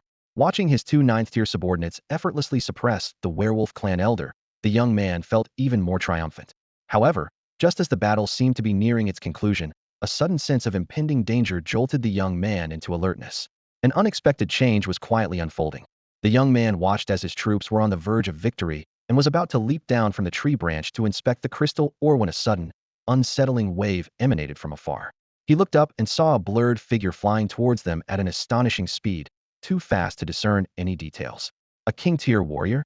The young man's face changed dramatically, a sense of alarm ringing in his mind. Why would a king-tier warrior come here at this time? Could it be from the werewolf clan? The thought filled him with dread. The two ninth-tier warriors also sensed the danger, immediately ceasing their battle and quickly returning to their master's side, warily watching the sky. The young man still held a sliver of hope that it was just another passing king-tier warrior. However, this last hope was soon shattered. Ha! Below, the severely injured elder of the werewolf clan suddenly burst into maniacal laughter. "You foolish outsiders dare to attack the master's mine. The master has sent the leader. You're doomed." Hearing this, the young man felt as if he had fallen into an ice cave. The approaching figure was indeed a king-tier warrior from the werewolf clan. "Run!" he shouted unwillingly, leading the remaining troops in a frantic retreat towards their territory. The thought of having to abandon the crystals that were almost within his grasp was a bitter pill to swallow. Just as they turned to flee, a deafening roar echoed from the sky. The sound was like a thunderclap, causing the young man's entire body to tremble. He gathered all his energy, using every ounce of strength to escape, ultimately relying on the two ninth-tier warriors to carry him through the air. Boom! A terrifying attack descended from the sky, narrowly avoided thanks to the quick reflexes of the two ninth-tier warriors. However, the fire demon troops behind them weren't so fortunate. Screams of agony filled the air as dozens of fire demon soldiers were instantly obliterated by the king-tier warrior's strike. The young man felt his scalp tingle and cold sweat run down his back. The power of a king-tier warrior far exceeded his imagination, and even a mere brush with such power could spell his end. Seeing the werewolf king-tier warrior closing in overhead, the young man was frantic. Their speed on the ground couldn't possibly match that of the airborne wolf tyrant. "You too. Hold him off," the young man ordered through gritted teeth, his gaze fixed on the two blood fire demon warriors carrying him. "Yes, master." The two blood fire demon warriors obeyed without hesitation, gently setting the young man down before leaping into the sky to intercept the wolf tyrant. The young man seized the opportunity to continue fleeing with the remaining troops, not daring to look back. "Foolish resistance," the wolf tyrant roared arrogantly. "Struggle all you want. It's all in vain. Offending my master leaves you with no place to hide, whether in heaven or on earth." With that, he slashed at the two ninth-tier blood fire demons with lightning speed. The two ninth-tier blood fire demons refused to back down, putting all their effort into the fight. Boom! Boom! After two explosive clashes, the wolf tyrant's advance was halted. Although the two blood fire demons bore fierce claw marks and bloodied wounds, they had successfully stopped the wolf tyrant, if only temporarily. "Interesting," the wolf tyrant exclaimed, surprised to find himself stalled by these creatures exuding a repulsive aura. No wonder the elder had been so severely injured in such a short time. These two opponents were indeed formidable. The two blood fire demons crashed heavily into the ground, leaving deep craters. Yet they seemed unfazed by the pain, quickly leaping out of the pits. Roar! A surge of demonic energy erupted from the two blood fire demons, igniting blood-red flames as they transformed into fearsome flaming giants.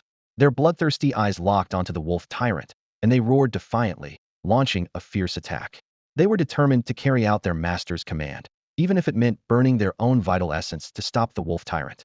The wolf tyrant, now wary of these ninth-tier blood fire demons, had no choice but to fight with all his strength. Meanwhile, the young man had already led the remaining troops several kilometers away. With his seventh-tier strength pushed to its limits, his speed was remarkable.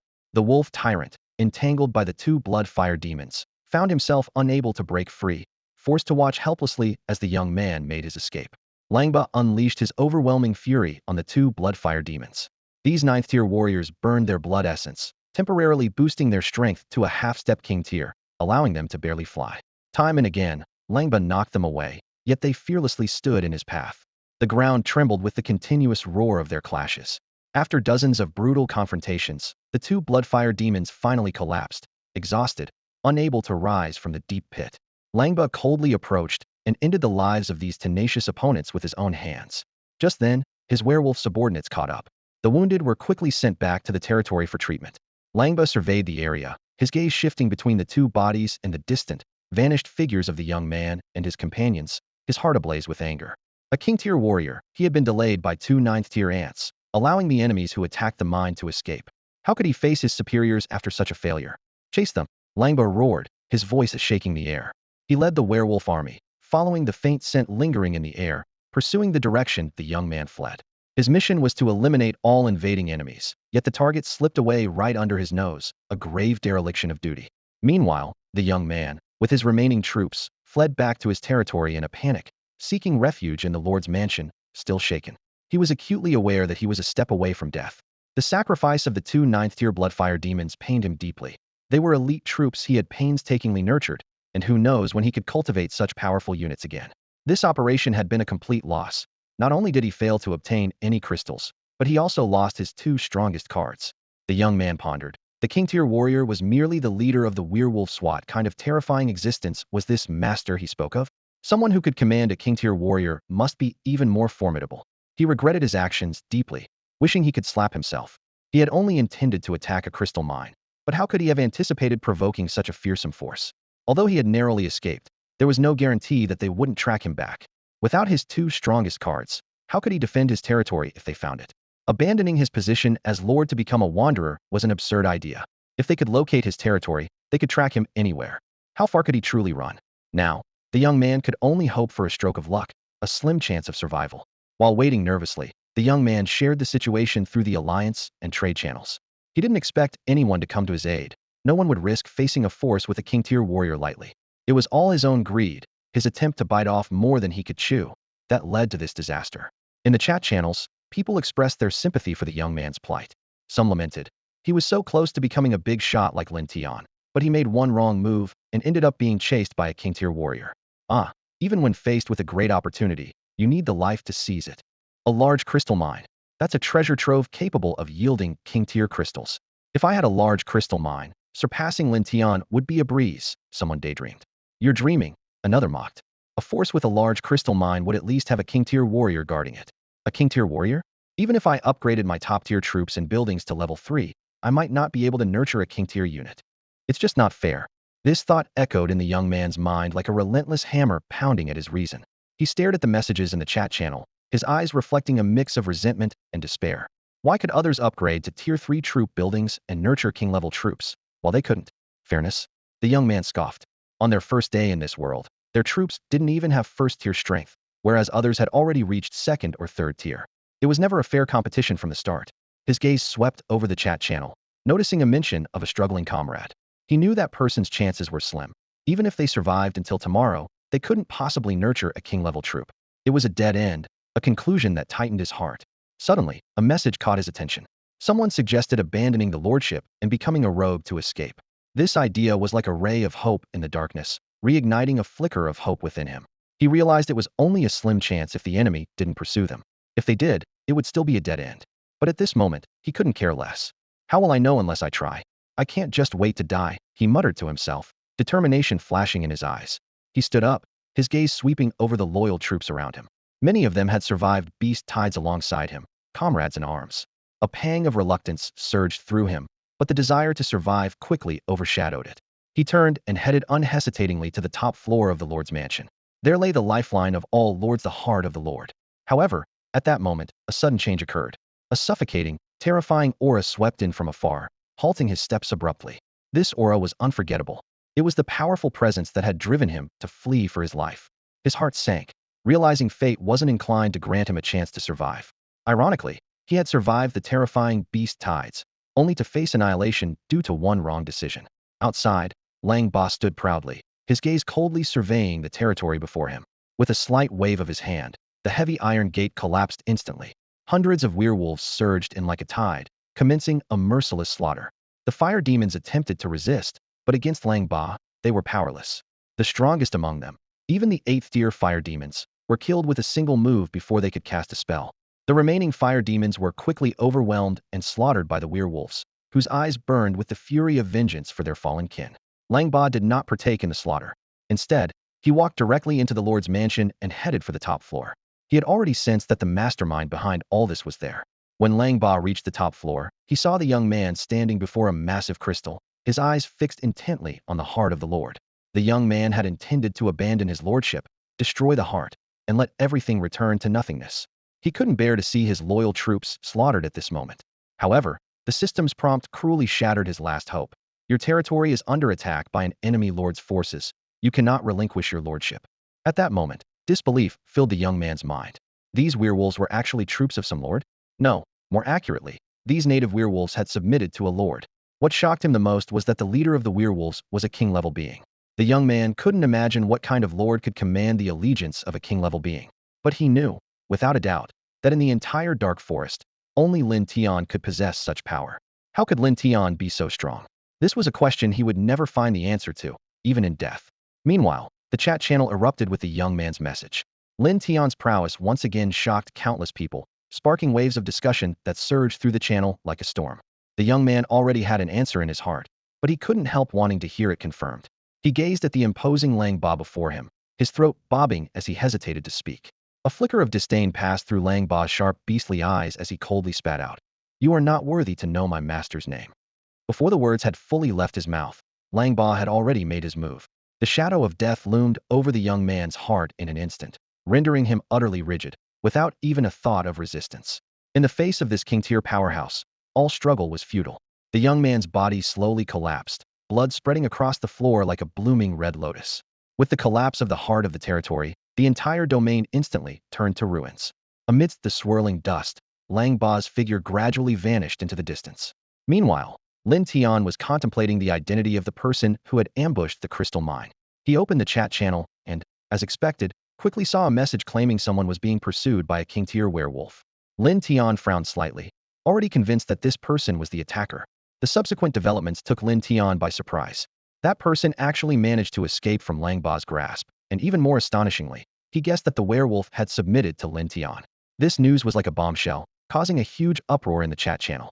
Lin Tian had no time to ponder further as system notifications followed one after another. Congratulations on successfully destroying the enemy force's heart of the territory. You have received a reward, a random blueprint.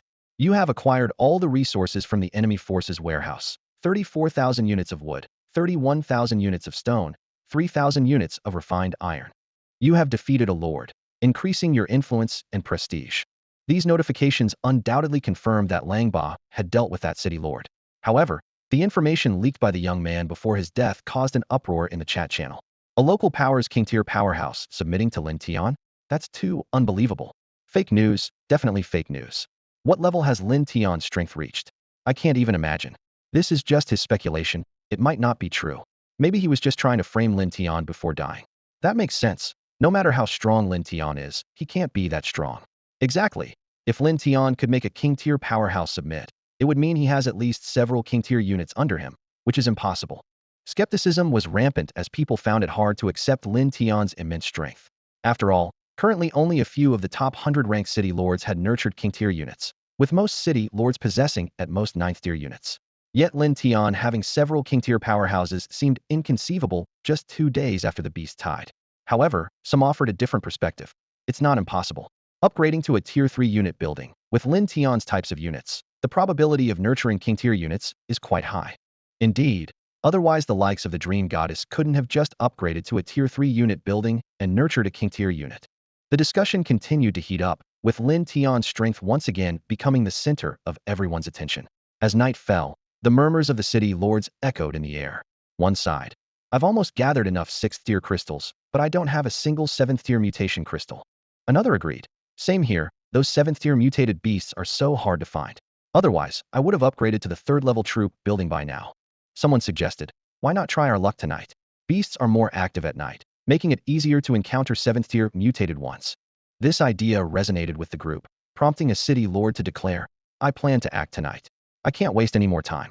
The longer we delay, the further we'll fall behind Lin Tian and the others." The news spread like wildfire among the city lords. While some were skeptical, most accepted it after some analysis. Surprisingly, the news didn't lead to despair. Instead, it ignited their fighting spirit. "Upgrading to a third-level troop building means we can breed king-tier warriors," someone exclaimed excitedly. "They can traverse the skies and the earth." Eyes shimmered with anticipation as they imagined themselves soaring above the vast world. More importantly, having king-tier troops meant greater security in this perilous world. They began envisioning the future, unwilling to remain mere small-time city lords.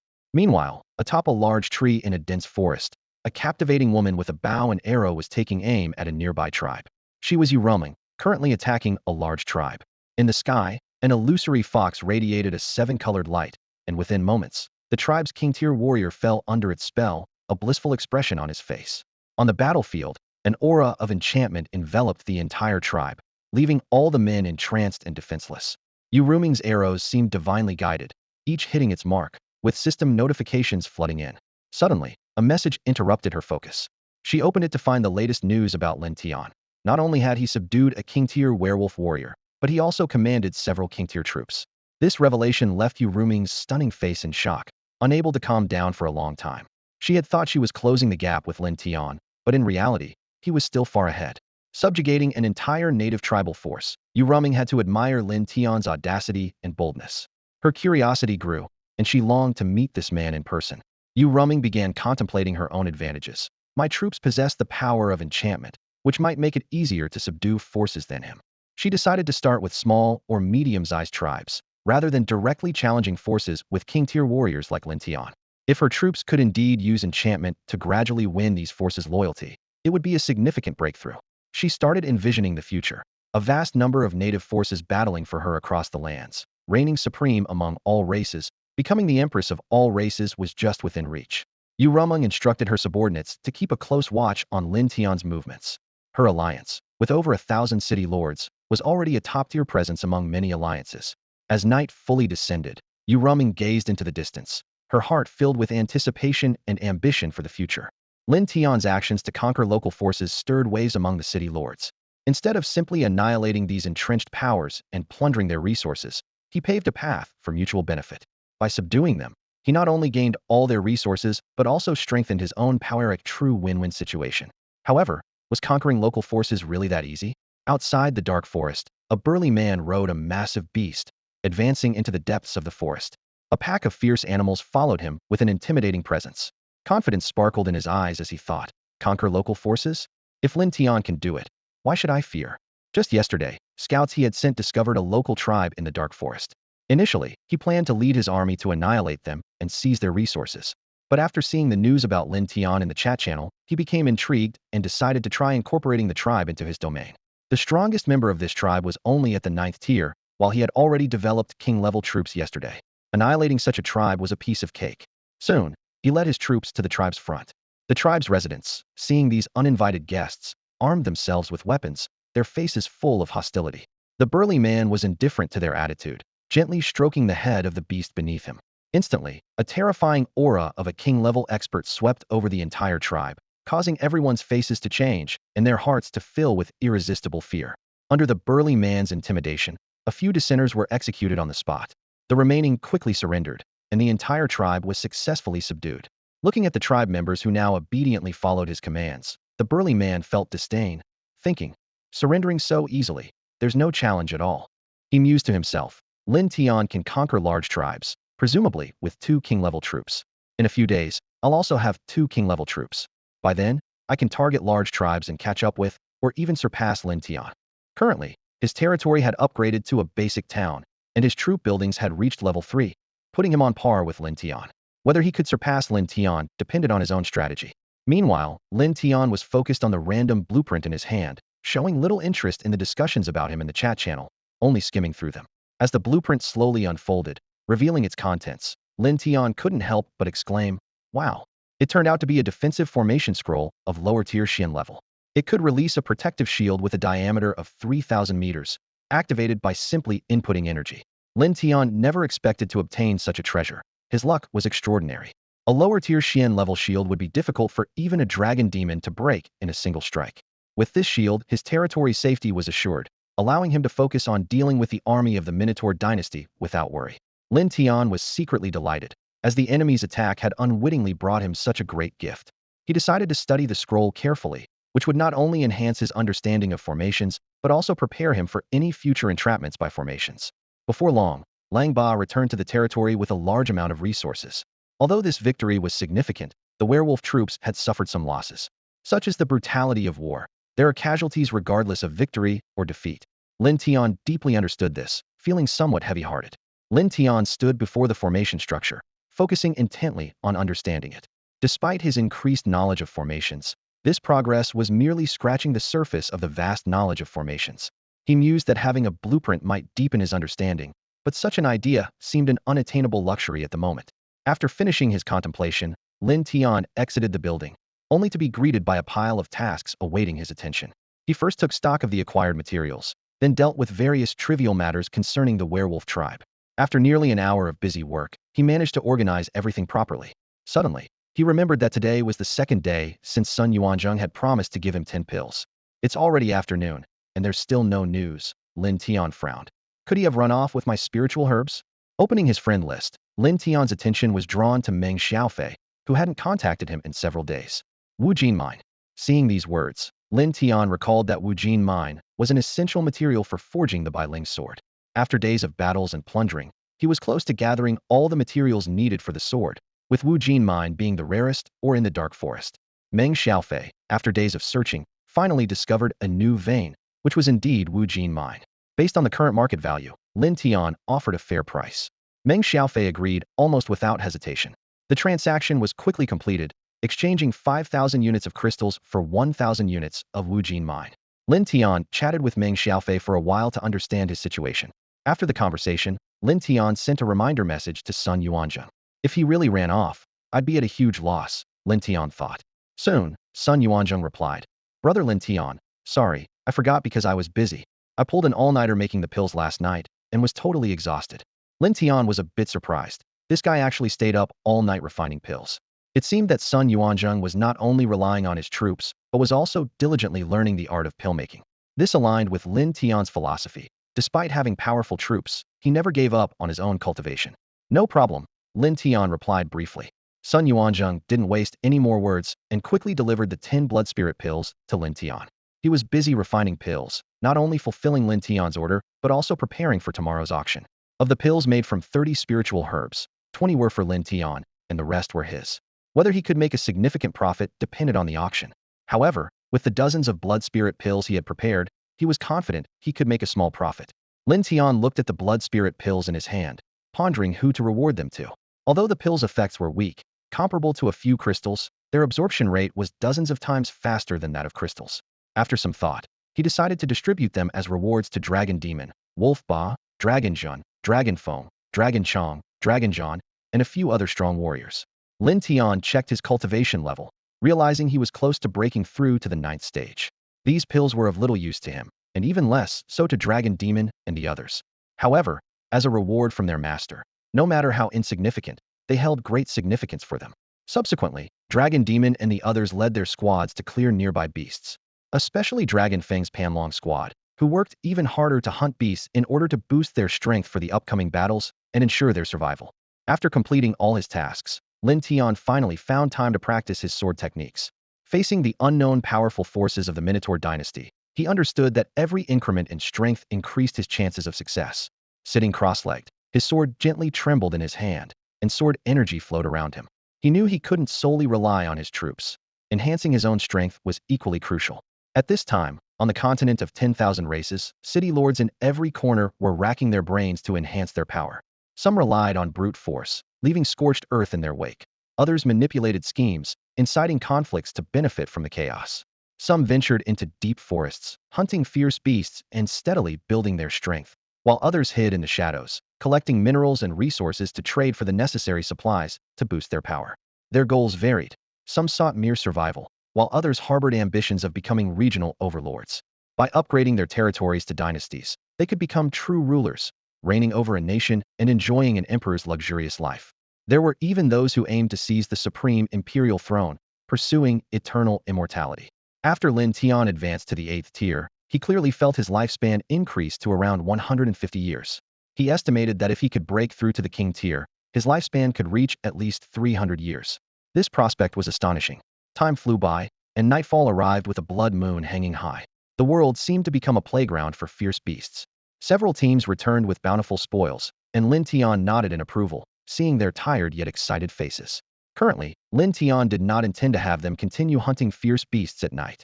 Although Long Feng and others were powerful, they were still flesh and blood beings who needed rest. Lin Tian understood that even former capitalists acknowledged the 9-to-5 work system. If he forced Long Feng and his team to hunt beasts day and night without rest, it might boost their strength significantly in the short term, but would eventually lead to dissatisfaction and reduced loyalty. Lin Tian's character prevented him from making such decisions. Moreover, Long Feng and the others could still enhance their strength through self-cultivation, even in their sleep. Lin Tian also rewarded them with a large number of crystals. More importantly, for high-tier units like Long Mo, only hunting king-tier beasts could effectively enhance their power, but such beasts were not easily found. These intelligent and temperamental creatures, once provoked, could trigger chain reactions, potentially leading to beast tides or attracting multiple king-tier beasts. Lin Tian dared not take this risk. Soon, the brightly lit town gradually quieted down. Residents were either resting or cultivating, each busy with their own activities. Lin Tian, as usual, began his nighttime cultivation. However, he was unaware that a conspiracy was quietly enveloping him. Meanwhile, within a territory outside the dark forest, a burly man learned a shocking piece of news from the newly subdued tribal leader. Lin Tian had offended the Minotaur dynasty and was about to face retaliation from an army of 300,000 troops and several king-tier powerhouses. The burly man gazed into the distance, his eyes gleaming with ambition. He realized this was an once-in-a-lifetime opportunity, and if he seized it well, he might directly surpass others and replace Lin Tian. Lin Tian's mysterious reward and abundant resources drew countless envious gazes, including that of a burly man. When news spread that Lin Tian owned a large mine capable of producing king-level crystals, the envy turned into a strong desire to possess. The burly man understood well the importance of crystals for upgrading troop buildings. His troop structures had reached level 3, but to maintain an edge in the competition, level 4 buildings and king-level troops were essential. Owning such a mine was akin to having an endless source of power. However, he was no fool. The fate of the fool who attacked recklessly today was a clear warning, preventing him from acting rashly. After careful consideration, the burly man devised a brilliant plan to join the alliance formed by the Lords of the Dark Forest. This organization, called the Demon Slayer Alliance, was created specifically to deal with Lin Tian. Although its founder, Yin Gaoyang, was of mediocre strength, his foresight enabled him to become the leader.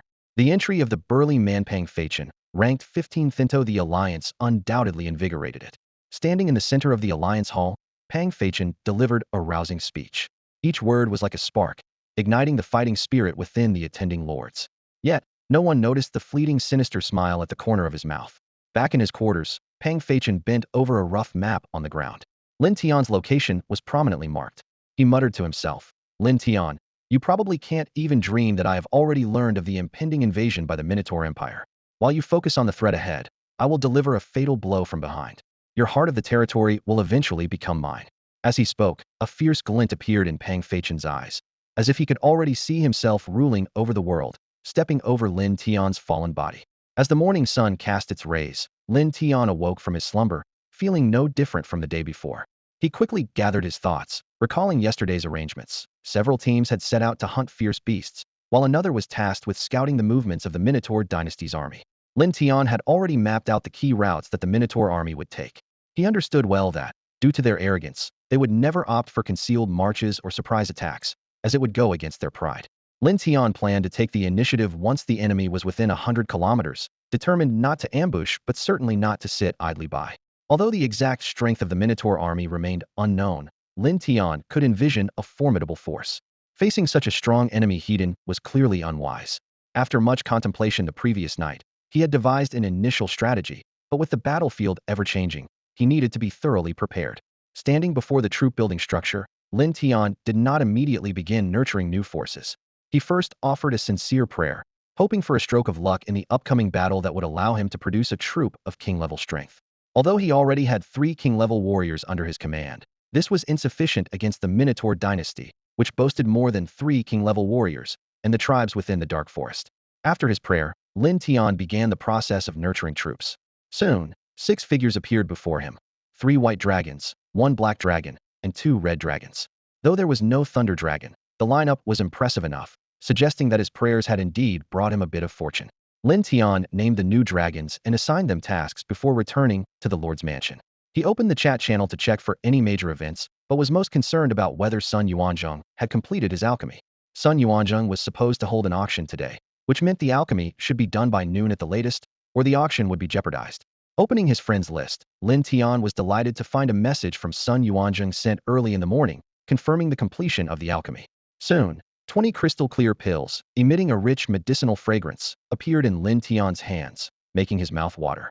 These pills were of the same level as the royal spirit pills, but more aesthetically pleasing than the blood-red blood spirit pills. Eagerly, Lin Tian returned to his bed, sat cross-legged, and swallowed one of the pills. Within moments, he felt a surge of terrifying energy in his abdomen, quickly flowing through his entire body.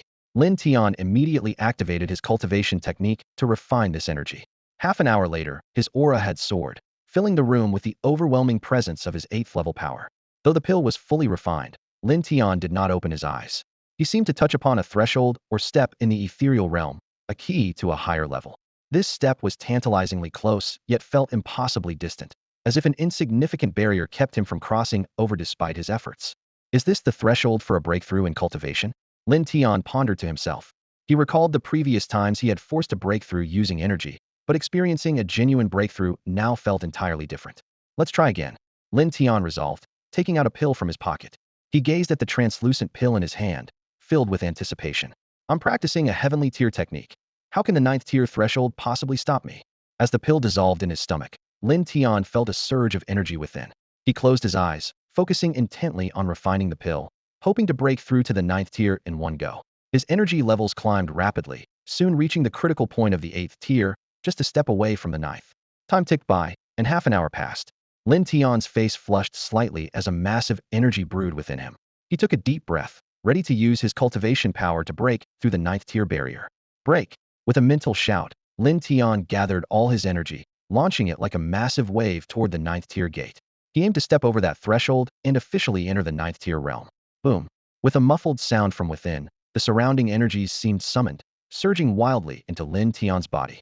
Under this tremendous energy impact, Lin Tian finally broke through to the 9th tier.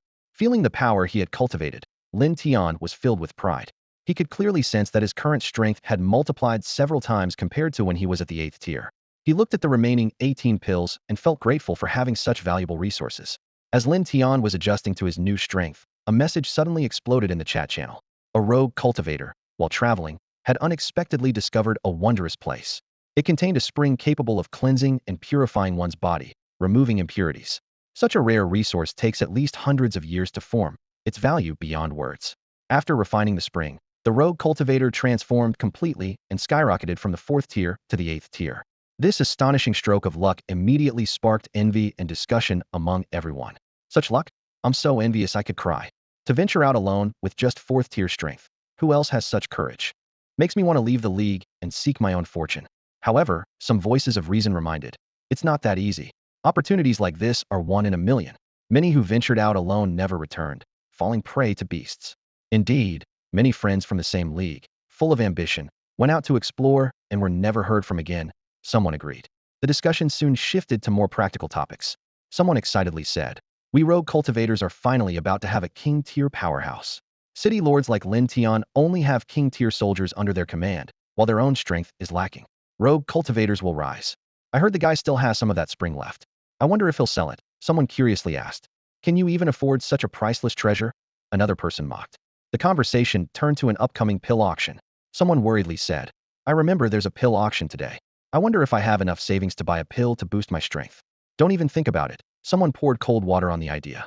Compared to us, you might have some savings, but compared to city lords, even the weakest one, you're far behind. Fate is fickle. Surviving peacefully is enough. Why chase so much more? Someone lamented. The spread of this message prompted many rogue cultivators and city lords to take action.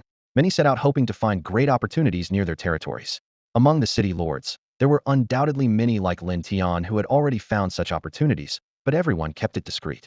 Unless someone liked to boast or had special reasons, no one would easily disclose such crucial information. All of this underscored the unpredictability of life. No one could say for sure if the next great opportunity would suddenly land on their head. After Lin Tian got accustomed to his newfound strength, it was already noon. He opened the chat channel to check if Sun Yuanzheng had started the auction. The scrolling text on the screen caught his attention as everyone was excitedly discussing a tempting opportunity: the Centennial Milk Spring, purifying the body and directly advancing for cultivation levels. Lin Tian muttered to himself, amazed at the thought. The effects of the Centennial Milk Spring far surpassed the two spiritual herbs he had obtained before. At that moment, Sun Yuanzheng seized the opportunity, as everyone was captivated by the news of a rogue cultivator acquiring the spring, to announce the official start of the pill auction. He immediately introduced a heavy-hitting item: 100 blood spirit pills. Having personally verified their quality, Lin Tian knew how valuable they were, and everyone else eagerly bid, afraid of missing such a rare chance. The auction was intense, and soon, all 100 pills were snatched up. Each pill fetched an average price of over 1,000 units of wood, earning Sun Yuanzheng a total of 100,000 units of wood and stone resources. Lin Tian couldn't help but marvel at the staggering profit, recognizing it as a truly lucrative business. However, the real highlight was yet to come. Sun Yuanzheng then listed 4 pills even more precious than the blood spirit pills. According to him, these pills were dozens of times more potent and also had other special effects. As Lin Tian observed the 4 pills on the trading channel, he wondered how many pills Sun Yuanzheng had managed to concoct using the 30 spiritual herbs he provided. In reality, the herbs Lin Tian gave didn't always suffice for a full batch of pills. Sun Yuanzheng had to supplement them with his own herbs. Thus, his profit from this refinement for Lin Tian wasn't particularly high. The appearance of the 4 high-grade pills immediately sparked fierce bidding among the top city lords. They had already tried the blood spirit pills earlier. Although the effects were modest, the price was acceptable. With the emergence of even more potent pills, they naturally didn't want to miss out. Ultimately, each pill sold for a high price of 20,000, collectively earning Sun Yuanzheng 80,000 units of resources. Seeing these staggering figures, Lin Tian felt a twinge of envy, contemplating whether he should auction off his 18 pills. But on second thought, he decided against it. Personal strength is fundamental, and no amount of resources could replace that. Just as Lin Tian closed the panel, he heard hurried footsteps outside the city lord's mansion. It was Black Dragon, his trusted aide sent to monitor the movements of the Minotaurs. Master, we've spotted the Minotaur army 200 miles away, Black Dragon reported urgently. Lin Tian was slightly taken aback, clearly not expecting the Minotaurs to arrive so quickly. He initially thought they wouldn't reach until at least the next day. Prepare for battle, Lin Tian commanded, and all the dragons and battle-ready werewolves immediately assembled. The earth demons quickly brought out the weapons they had crafted, distributing them to every warrior. The atmosphere instantly grew tense. Everyone understood that they were about to face a powerful dynasty. This battle might be the last time they saw their loved ones. Move out. Lin Tian didn't offer any motivational words, only issued a straightforward order. The dragon squad, werewolves, and earth demon squad followed him, heading toward the impending battlefield. The Minotaur army was still over 200 kilometers away from Lin Tian's territory. At their current marching pace, they were not expected to attack until the next day. However, Lin Tian had no intention of waiting passively for their assault. He decided to take the initiative and catch the enemy off guard. Lin Tian knew that the Minotaur kingdom would never expect him to take such a bold approach. From their perspective, facing such a formidable army, Lin Tian would surely rely on his fortress for defense. But he intended to do the opposite. He considered that after a day's march, the Minotaur army would be exhausted, their combat effectiveness weakened. This was a rare opportunity. After all, this is destined to be a fight to the death, Lin Tian thought to himself. Why wait for them to come knocking when I can strike first? Having made up his mind, Lin Tian unhesitatingly mounted his dragon demon and flew towards the distance. He left behind only a white dragon and a group of the elderly, women, and children in his territory. However, he wasn't leaving without preparation. He handed a defensive array scroll to the white dragon to guard against any opportunistic attacks. If his territory were attacked, he would be immediately alerted, giving him time to return and provide support. Before long, Lin Tian led his troops to an ambush site on the Minotaur army's inevitable path. This location was 100 kilometers from his territory, situated in a steep mountainous area surrounded by dense forests, an ideal hiding spot. Not far in front of Lin Tian lay a daunting swamp. A narrow path, carved by a powerful warrior, ran through its center, flanked by treacherous bogs teeming with venomous creatures and fierce beasts. The swamp's origin was even more chilling. Hundreds of years ago, a colossal beast, covered in toxic tumors, was slain here. This beast was like a moving biological weapon, capable of wiping out an entire city with a single burst tumor. Enraged, the Minotaur kingdom sent their warriors to hunt down this beast, ultimately killing it in this very spot. As its body decayed, The toxins from its tumors seeped into the land, creating this poisonous swamp that now spanned several miles and housed numerous deadly creatures. Lin Tian's choice of this ambush site was no coincidence. He knew that based on the Minotaur army's route, they would have to pass through here, unless they opted for a lengthy detour. Such a natural trap was too good to pass up, and Lin Tian had pinpointed this location as the perfect ambush site the day before. Lin Tian's plan was straightforward. Once battle commenced, the intense vibrations would undoubtedly disturb the poisonous creatures beneath the swamp. Although these beasts posed little threat to top-tier warriors, they would be lethal to ordinary Minotaur soldiers, who could succumb to their bites in seconds. Despite the treacherous terrain, Lin Tian was confident that the Minotaur general would not anticipate an ambush so far from his territory. This complacency would turn this site into their graveyard. Holding his breath, Lin Tian waited, and soon enough, he saw a mass of figures approaching from the distance. Flags fluttered in the wind, impossible to miss. But as Lin Tian carefully observed the advancing Minotaur army, a sense of confusion arose within him. Why are there so few of them? Lin Tian muttered to himself. The number of Minotaurs was roughly the same as last time, around 10,000 at most. This realization left Lin Tian pondering, as things seemed more complex than he initially anticipated. Lin Tian gazed into the distance as a massive army of 100,000 Minotaurs approached. A glint of determination flashed in his eyes. The sheer scale of the army made him wary, but it also sparked strategic thoughts. The vanguard, Lin Tian murmured to himself. This force of 100,000 is likely just the advanced troops of the Minotaur kingdom.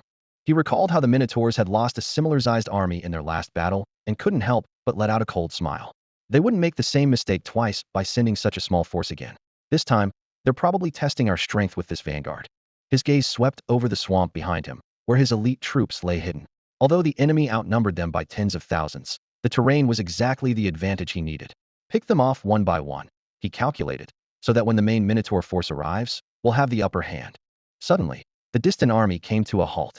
Lin Tian held his breath, his fingers unconsciously brushing the weapon at his waist. Have they discovered us? The thought flickered through his mind, but was quickly dismissed. Impossible. The chaotic aura of the swamp conceals us, and at this distance, not even a king-tier warrior could sense our presence. Sure enough, after a brief pause, the army resumed its march. Lin Tian exhaled, realizing they might have just been deliberating whether to pass through this area. As the Minotaur army drew closer, Lin Tian's 9th-tier power allowed him to detect only one king-tier warrior among them. This discovery boosted his confidence, yet he remained cautious. We can't be complacent, he reminded himself. We must finish this quickly. We don't know how far the main Minotaur army is, and if they arrive in time to support, we could be surrounded. When the first wave of Minotaur soldiers stepped into the swamp, Lin Tian held his breath. Behind him, thousands of archers, comprised of werewolves and earth demons, were poised for battle, awaiting his command. Despite the werewolves' natural fear of the mighty Minotaurs, Lin Tian's presence gave them courage.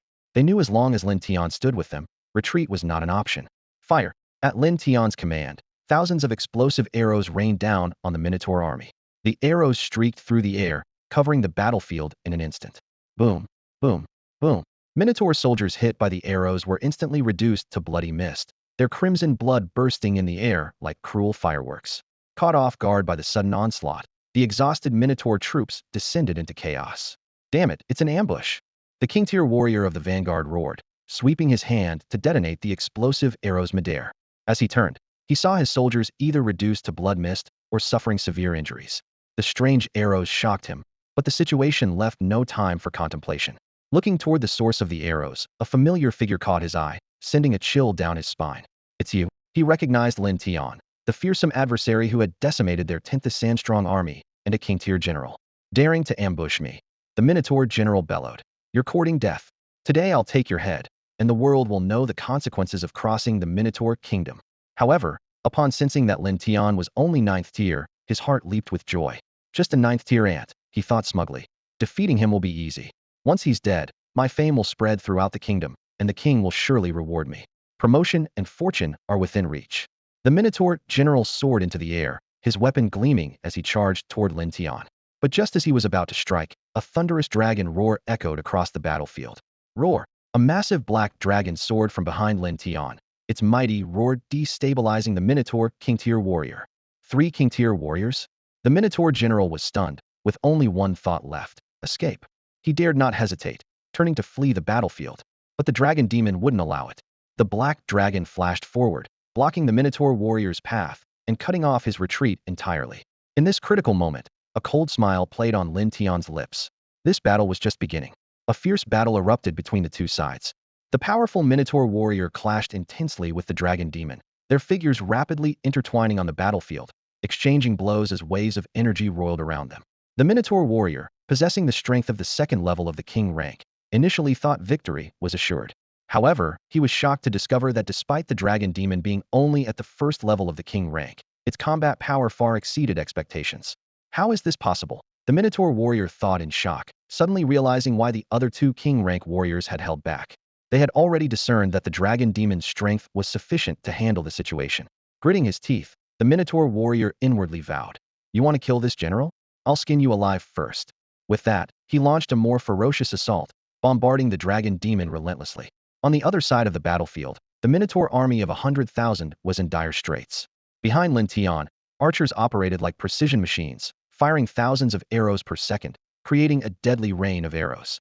The dense arrows loomed like a black cloud, leaving the Minotaur army powerless against the onslaught.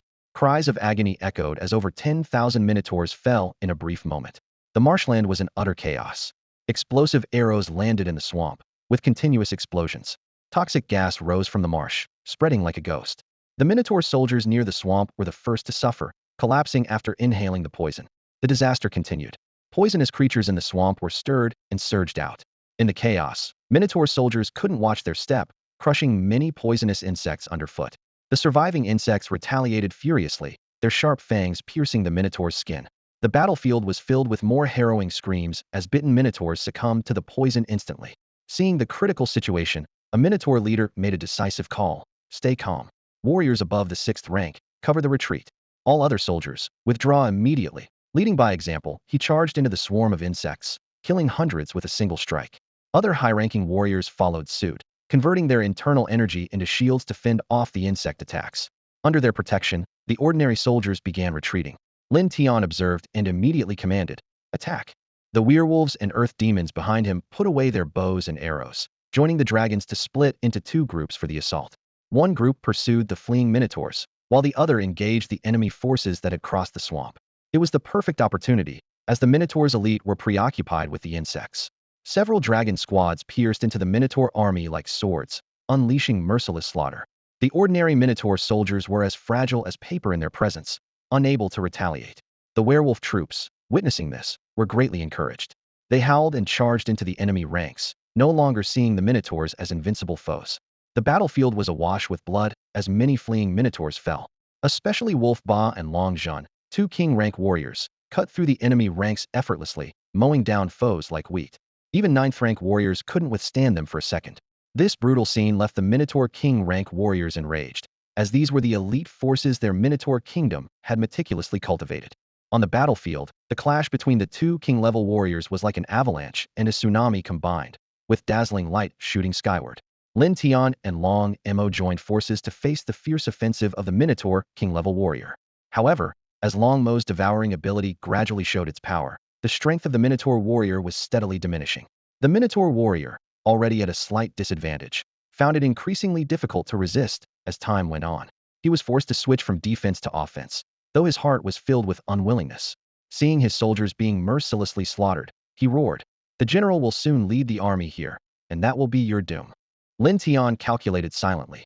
At this moment, he was barely able to protect himself and could not call for reinforcements from the general. War is brutally simple: either you die or I do. To survive, he had no choice but to continue fighting. In less than half an hour, the battle neared its end. Only a few scattered Minotaur soldiers were left fleeing in all directions. However, the entire battlefield was completely surrounded, and no matter which way they ran, only death awaited them. The Minotaur king-level warrior was now on the brink of death. He looked up toward the distance, but the general was nowhere in sight. Despair washed over him like a tide. He realized that he had brought this upon himself. In his eagerness to seize credit and vie for the general's position, he had ordered a forced march, hoping to kill Lin Tian. This had created a large gap between his forces and the general's. Misled by rumors, he thought regretfully. Back in the royal city, he had heard rumors that Niutai's death was due to a beast tide, with a king-level beast appearing. Niutai had fought it, and was then ambushed and killed. This was why he was so shocked to see the 3 king-level warriors, including Long Mo. What he had thought was a great opportunity to gain military merit turned into the day of his downfall. With a final unwilling roar, the Minotaur king-level warrior, almost completely devoured, was finally killed by Long Mo. Thus, the 10th Sandstrong vanguard of Minotaurs sent to attack Lin Tian was utterly destroyed. At that moment, with a tremendous roar, an even more terrifying aura erupted from Long Mo. The dragon might of the second level swept in all directions, signifying Long Mo's successful breakthrough. Meanwhile, dozens of miles away, an even more formidable figure seemed to sense something and looked toward where Long Mo was. General Niu Xianlai gazed into the distance, his brows slightly furrowed. Sensing something amiss, the deputy general cautiously asked, "General, could this disturbance mean trouble for the vanguard?" Niu Xianlai shook his head, maintaining his calm demeanor. "It's just someone breaking through to a higher level. No need to make a fuss. Continue the march." "Understood." The deputy general responded and relayed the order. The mighty army moved slowly through the forest, with the rustling of leaves and the rhythmic sound of footsteps filling the air. Meanwhile, on the battlefield, Lin Tian was directing his troops to clean up and prepare for withdrawal. He sent Long Zhun to scout for the main force of the Minotaur army. Although their ambush had been a resounding success, Lin Tian's forces had suffered losses. Some units were wiped out, others severely injured, and the rest were exhausted from the prolonged fighting. After careful consideration, Lin Tian decided to retreat and recuperate. He estimated that even if the Minotaur main force reached the city, it would be near evening. Given that the scent of blood at night could easily attract a beast tide, and considering the previous disaster when Niotai's 100,000 strong army was annihilated, the enemy would surely avoid a risky night assault. Before long, Long Zhun reported back. The Minotaur main force was only a few dozen miles away, with 3 king-level warriors among them, one reaching the 5th level of king rank, and a total force of 200,000. Lin Tian's brow furrowed deeply. The swift victory against the 100,000 strong army had been largely due to the impressive feats of Long Zhun and Lang Ba, both king-level warriors. However, the current situation was more dire. Not only were their forces outnumbered, but they also faced 3 king-level opponents, including a formidable enemy at the 5th level. Although Long Mo had just broken through to the 2nd level of king rank, the gap of 3 minor levels meant he would struggle to hold his ground for long. With a heavy heart, Lin Tian led his troops to retreat. He knew that if they couldn't secure victory in the battle the next day, both he and his territory would be reduced to ashes, disappearing forever from the continent of myriad races. Just after Lin Tian's departure, Niu Xianlai arrived with his army at the marshland. Seeing the ground littered with corpses, Niu Xianlai was furious, his face ashen. Useless, all of them useless. A 100,000 strong army and a king-level warrior, yet they couldn't even make a ripple before being wiped out. He snarled, clenching his teeth. "I will take his head and bury it with my fallen soldiers." The deputy general quickly stepped forward to intervene. "General, you must not fall into the enemy's trap." General Niu Tai acted impulsively and triggered a beast tide, leading to the annihilation of his entire force. "You must not repeat his mistake." Concerned that Niu Xianlai might let anger cloud his judgment and hastily order a quickened march, the deputy general watched the general's expression closely, fearing that a single misstep could lead to disaster. The army might be too exhausted to continue the siege, risking defeat. Niu Xianlai let out a heavy snort, a cold gleam flashing in his eyes. Though he was hot-tempered, he was far from foolish. The enemy had managed to annihilate his 100,000 strong army in such a short time, a testament to their formidable strength.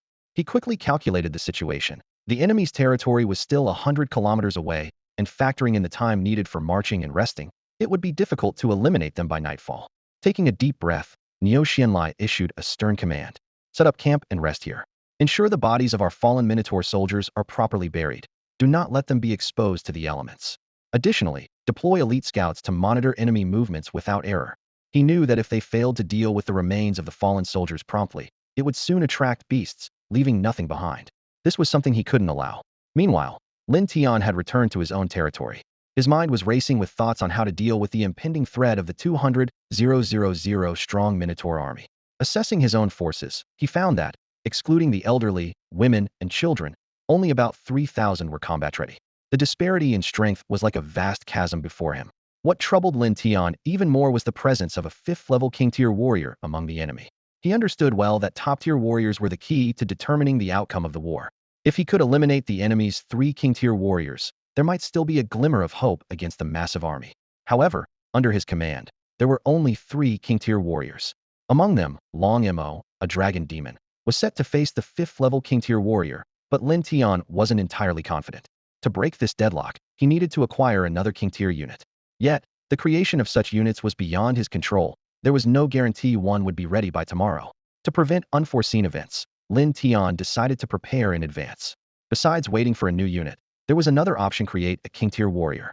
Lin Tian had 18 pills in his possession, and he was confident that these could help produce a king-tier warrior. After careful consideration, he chose his candidate, Long Zhan.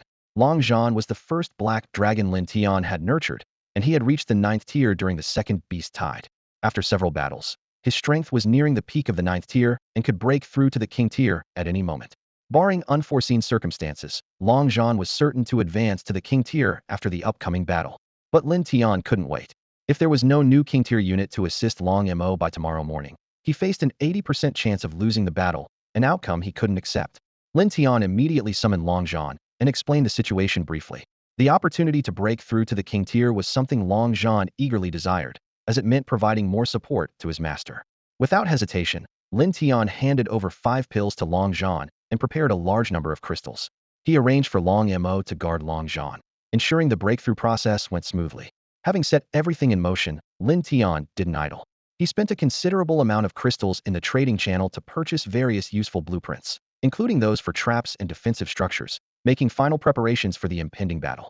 The entire town fell into an unusual silence, as everyone was aware of the approaching Minotaur army. Fortunately, today's victory had boosted their morale, showing them that the Minotaur dynasty was not invincible, preventing any chaos. Otherwise, some werewolves might have attempted to flee.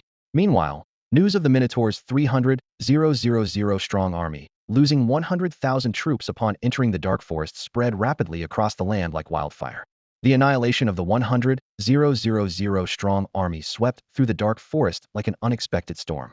When the news spread, it was as if a bolt of lightning had struck various factions, leaving them in shock. The mighty reputation of the Minotaur dynasty vanished in an instant. Their most elite warriors, leading such a formidable force, were wiped out by an unknown small faction in a matter of moments. Such a loss was unprecedented in recent decades. Lin Tian's name pierced through the hearts of all factions like a sharp sword. Previously gaining fame due to a beast tide, this time he turned the 100,000 strong army to dust right under the nose of the dynasty's 5th-ranked general. This feat forced everyone to reassess this emerging power. The tribes within the Dark Forest were filled with fear and determination. They knew that if they couldn't eliminate Lin Tian, they would face total annihilation. Lin Tian's domineering ways were still fresh in their minds. Submission was the only alternative to death. Yet, faced with his formidable strength, they couldn't help but feel anxious. Even if they united, their chances of victory seemed slim. At this moment, they faced a singular opportunity. Missing it might lead them to the same fate as the mountain giant tribe, forever lost to history. Meanwhile, Pang Feichen's newly acquired troops brought back news of Lin Tian's battle with the Minotaur dynasty. Although their intelligence network was limited and unaware of Lin Tian's astonishing feat, the news still excited Pang Feichen greatly. He immediately contacted the city lords of the Demon Slayer Alliance, instructing them to gather their forces at a designated location to prepare for an attack on Lin Tian. Despite being scattered across the Dark Forest, the city lords had a rough idea of each other's positions through mutual inquiries. However, when they heard about the immediate action against Lin Tian, the city lords hesitated instead of showing expected excitement. They knew nothing about Lin Tian's strength, nor were they aware of his ongoing battle with the Minotaurs. On their side, only Pang Feichen had troops with king-level strength. How could they contend if Lin Tian had 2 such formidable allies? Pang Feichen noticed the hesitation in the Alliance's chat channel and understood their concerns. If he hadn't known about the dynasty's attack on Lin Tian, he too would have been cautious. He patiently explained to everyone, emphasizing that now was the perfect time for a surprise attack on Lin Tian. Hundreds of city lords combined, with tens of thousands of troops, were not to be underestimated. Even if unexpected events occurred, they could at least delay Lin Tian, buying time for an escape. After much debate, the city lords reluctantly decided to trust Pang Feichen. After all, he was personally leading the charge, and he wouldn't gamble with his own life. Hundreds of city lords, leaving only essential forces to protect their territories, sent out the rest of their troops. They knew that the number of forces they dispatched would directly impact how much of the spoils they could claim. If they managed to kill Lin Tian, even a fraction of the resources would significantly enhance their strength. Not only could they eliminate the potential threat of Lin Tian, but they could also reap substantial rewards. Such an opportunity was too good to pass up. Thus, 3 factions quietly closed in on Lin Tian, all coveting his life. Unaware of this, Lin Tian, after making all necessary arrangements, focused on adjusting his own state. Lin Tian was attempting to master the Qianyuan sword. Although it consumed a lot of energy, if he could control it, it would become a major asset, multiplying his combat power several times. With his current 9th level strength, he felt confident in his chances. Once he mastered the Qianyuan sword, Lin Tian was confident he could defeat opponents of the same level within 10 moves. If he disregarded the energy depletion, he could even instantly defeat multiple opponents, as he had done before. However, such a move would be costly, as it would take a long time for him to recover afterward. As night fell, the Lord's manor was illuminated by flashes of sword light. Lin Tian swung his sword, leaving a faint mark on the ground. He smiled with satisfaction, as hours of rigorous practice had finally given him preliminary mastery of the Qian Yuan sword. Although it wasn't enough to challenge a king-level warrior yet, he could now easily escape or confront those of the same level. Lin Tian sheathed his sword and gazed out the window. The Minotaur army lurked tens of kilometers away, poised to attack at any moment. He had sent scouts to closely monitor the enemy's movements and prepare for a potential surprise assault. Meanwhile, the Minotaur camp was equally vigilant. They dispatched scouts to keep an eye on Lin Tian, fearing a night raid. However, they were unaware that Lin Tian was in no position to act rashly. With Niu Xianlai, a 5th-level king-tier warrior, overseeing the Minotaur forces, a reckless attack would only lead to disaster. On the battlefield, Niu Xianlai sensed the presence of 4 king-tier warriors, including himself. The other 3 must have been under Lin Tian's command, which was contrary to the intelligence he had received. Lin Tian's strength far exceeded expectations, prompting Niu Xianlai to hold back and wait for a decisive battle the next day. Under the cover of darkness, both forces advanced quietly towards Lin Tian, guided by the blood-red moonlight. Flying units scouted from the air, relaying information to other lord factions while avoiding large groups of fierce beasts. Night marches were fraught with uncertainty, and the omnipresent beasts had to be either circumvented or swiftly dealt with. A single misstep could provoke a beast horde, potentially escalating into a beast tide. Fortunately, their numbers were formidable, and tens of thousands of troops could annihilate a typical beast pack in seconds. In contrast, the various tribal forces navigated with ease. Born and raised in the dark forest, they knew its terrain intimately, moving much faster than the Lord's forces. While tensions simmered on all sides, Lin Tian focused on his training. He understood that anxiety was futile. The key to victory tomorrow lay in whether Long Zhan could break through, or if they could fortuitously nurture a king-tier unit. At this moment, only training could dispel the distractions in his mind. In the chat channel, a player excitedly announced, "Brothers, I'm about to do something big. If I'm still alive after tomorrow, you all have to call me Brother Zhao." "What are you up to? Robbing someone?" someone joked. "Robbery? As if he has the skills for that," another scoffed. "He's probably going to attack another lord or found some treasure. My bet is on the former. Take care, brother. Every year around this time, I burn paper for you," someone half-jokingly said. The person boasted, "This time, a top 20 ranked boss is personally leading the team. Let me tell you, this boss has king-tier units under his command." How many of you are there?" one of the city lords couldn't help but ask. "Hundreds, but I can't say the exact number," came the mysterious reply. This response was like a bombshell, causing an explosion in the chat channel. "Whoa, with such a strong lineup, what on earth are you planning to do?" Voices of shock reverberated. Some city lords from the Demon Slayers Alliance began hinting at an earth-shattering event they were about to undertake. When word got out that a top 20 ranked city lord, along with hundreds of other city lords, was involved, the entire channel was in an uproar. It was hard for anyone to believe that someone could gather so many city lords at this time. It must be an enormous opportunity to entice so many scattered city lords. Even the alliances formed by the top 10 city lords on the leaderboard, despite having thousands of members, couldn't gather so many city lords in such a short time. Discussions erupted. "What incredible opportunity have you discovered? Are you planning to emulate Lin Tian and attack a large tribe to seize a crystal mine?" Yes, that's the most likely. "Come on, give us a hint. We don't know your location, so we can't steal your opportunity." "Exactly, satisfy our curiosity." However, the owner of the information remained tight-lipped. "No way, it's top secret." "Uffed, just stringing us along." Seeing they couldn't get any useful information, the onlookers in the chat channel lost interest. Nevertheless, everyone realized that something big was bound to happen tomorrow. As night quietly fell, the forest descended into an eerie silence, with the air thick with the scent of impending conflict. At dawn, Lin Tian immediately checked on Long Zhan's situation. Long Zhan was immersed in a tide of energy, his aura fluctuating, clearly at a critical breakthrough stage. Breaking through to the king level was 100 times harder than the 9th level, but with the dragon's powerful innate abilities, failure was highly unlikely. Even a dragon that had only ever known sleep from birth could easily break through to the king level just by absorbing the world's energy through its natural talents. However, Lin Tian faced a time crunch. The Minotaur army was regrouping and could attack at any moment. Lin Tian contemplated briefly, then turned to head towards the troop buildings. He thought that if he could produce troops with king-level strength, it wouldn't matter if Long Zhan couldn't break through in time. Just as Lin Tian turned, as if sensing his master's disappointment, Long Zhan unleashed a final surge of power. Boom! A thunderous noise shook the entire territory, as if an invisible door had been forcefully opened. Immediately, a terrifying aura of a king-level expert erupted from behind Lin Tian, sweeping across the entire territory. Everyone was startled by the sudden wave and looked towards the source of the aura. Initially, people thought it was a strong Minotaur attack, but upon closer inspection, they found the source was the City Lord's mansion. The werewolves and earth demons within the territory all shared genuine smiles. The birth of another king-level expert undeniably increased their chances in the upcoming battle.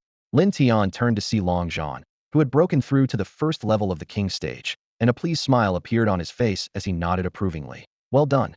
Long Zhan respectfully replied. Thank you, master, for the elixir that allowed me to break through. Despite Lin Tian's praise, Long Zhan showed no pride, fully aware that it was all thanks to his master's generosity. After Long Zhan successfully broke through, Lin Tian felt a sense of relief. Without wasting time, he turned and walked resolutely and swiftly towards the troop building. Although he had gained some confidence, cultivating a king-tier troop would make the upcoming battle even more secure. Standing before the troop building, Lin Tian held his breath and focused. 6 beams of light flashed, and 6 massive figures appeared instantly. The first to catch his eye was a coiling dragon, its scales shimmering with a gentle luster. Lin Tian had a special affection for these dragons. Although they were weaker and at the bottom of the dragon hierarchy, they lived harmoniously within the current dragon squads. Next, a black dragon and 2 red dragons appeared, their forms more imposing than the coiling dragon. Lin Tian's heart began to race. Today seemed to be an exceptionally lucky day. After another coiling dragon appeared, he eagerly looked towards the final dragon. It was a giant dragon radiating purple lightning, over 100 meters long, with an awe-inspiring presence. At first, Lin Tian thought it was a thunder dragon, and a knowing smile appeared on his face. But soon, he sensed something was off. Upon closer inspection, he was astonished to find that this dragon's aura was several times stronger than a dragon demon.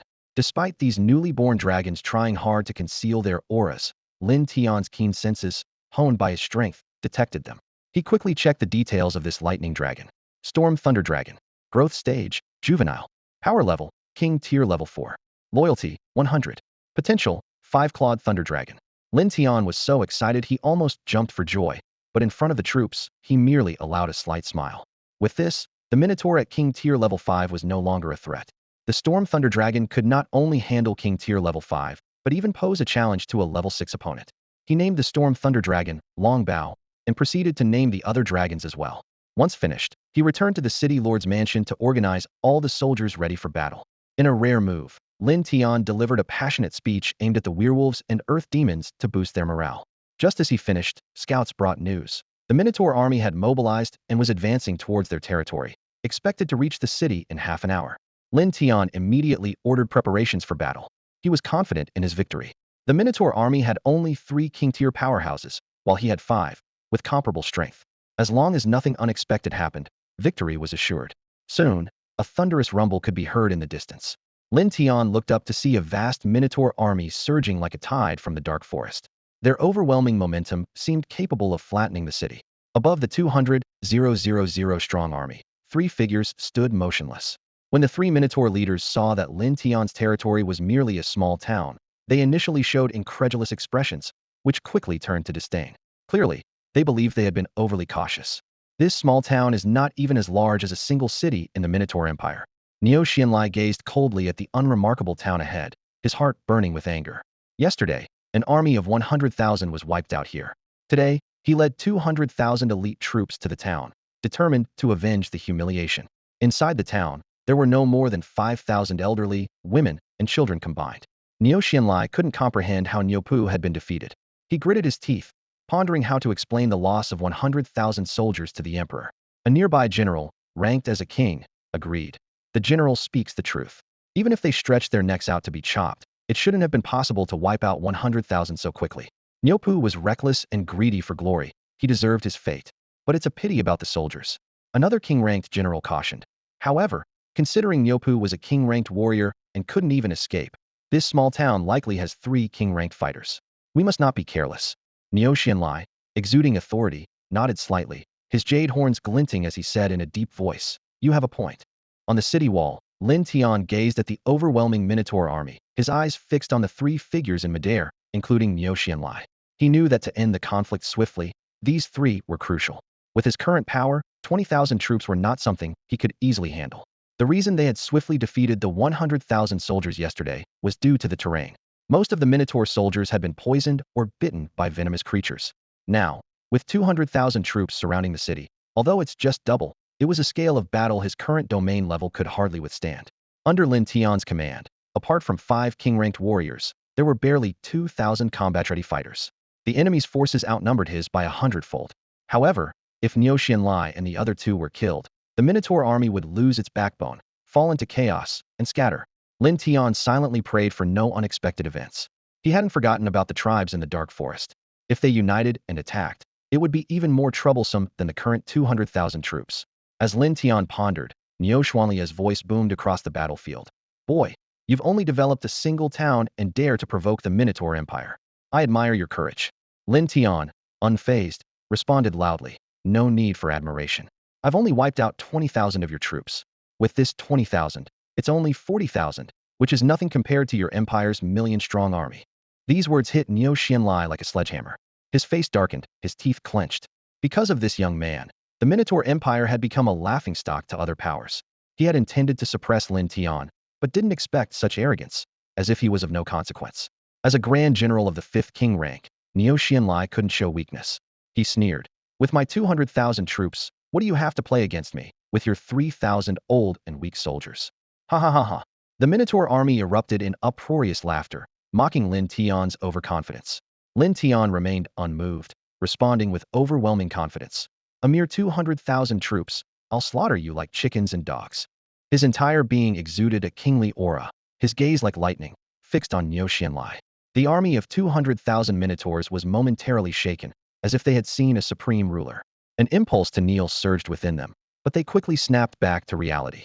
In their hearts, there was only one king, the king of the Minotaurs. Even if Lin Tian was indeed a king, he was not their king, but rather their enemy. Lin Tian, though still relatively weak in strength, had managed to boost the morale of the thousands of troops behind him. Thousands of eyes were fixed on his back, filled with admiration and a fighting spirit. Xianlai was secretly astonished that Lin Tian had managed to turn the tide of the situation. Lin Tian's words were incredibly audacious, unmatched by anyone. Xianlai shouted angrily. Such arrogance from a child. Attack, flatten this city to the ground on my command. He then ordered his army to storm the city. Kill, kill, kill. The deafening battle cries echoed through the sky as the 200,000-strong army surged forward like a tide, charged with overwhelming murderous intent towards the city. Under Lin Tian's command, the thousands of troops behind him each wielded a thunderblast bow, with several thunderblast arrows knocked and ready. As the Minotaur army entered the range, Lin Tian gave the order, fire. Instantly, thousands upon thousands of thunderblast arrows rained down like a storm, shooting towards the Minotaur army. Seeing this, Xianlai sneered with disdain. Ha ha ha, still using arrows? Doesn't he know my Minotaur army consists of cultivators?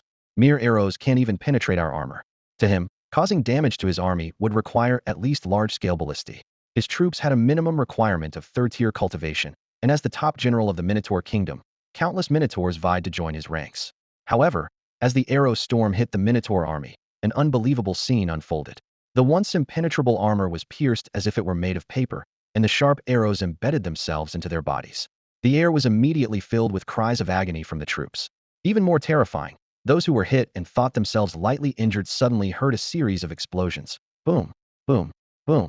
Each Minotaur's body exploded instantly, scattering blood and flesh everywhere, leaving nearby Minotaurs stunned by the gruesome sight.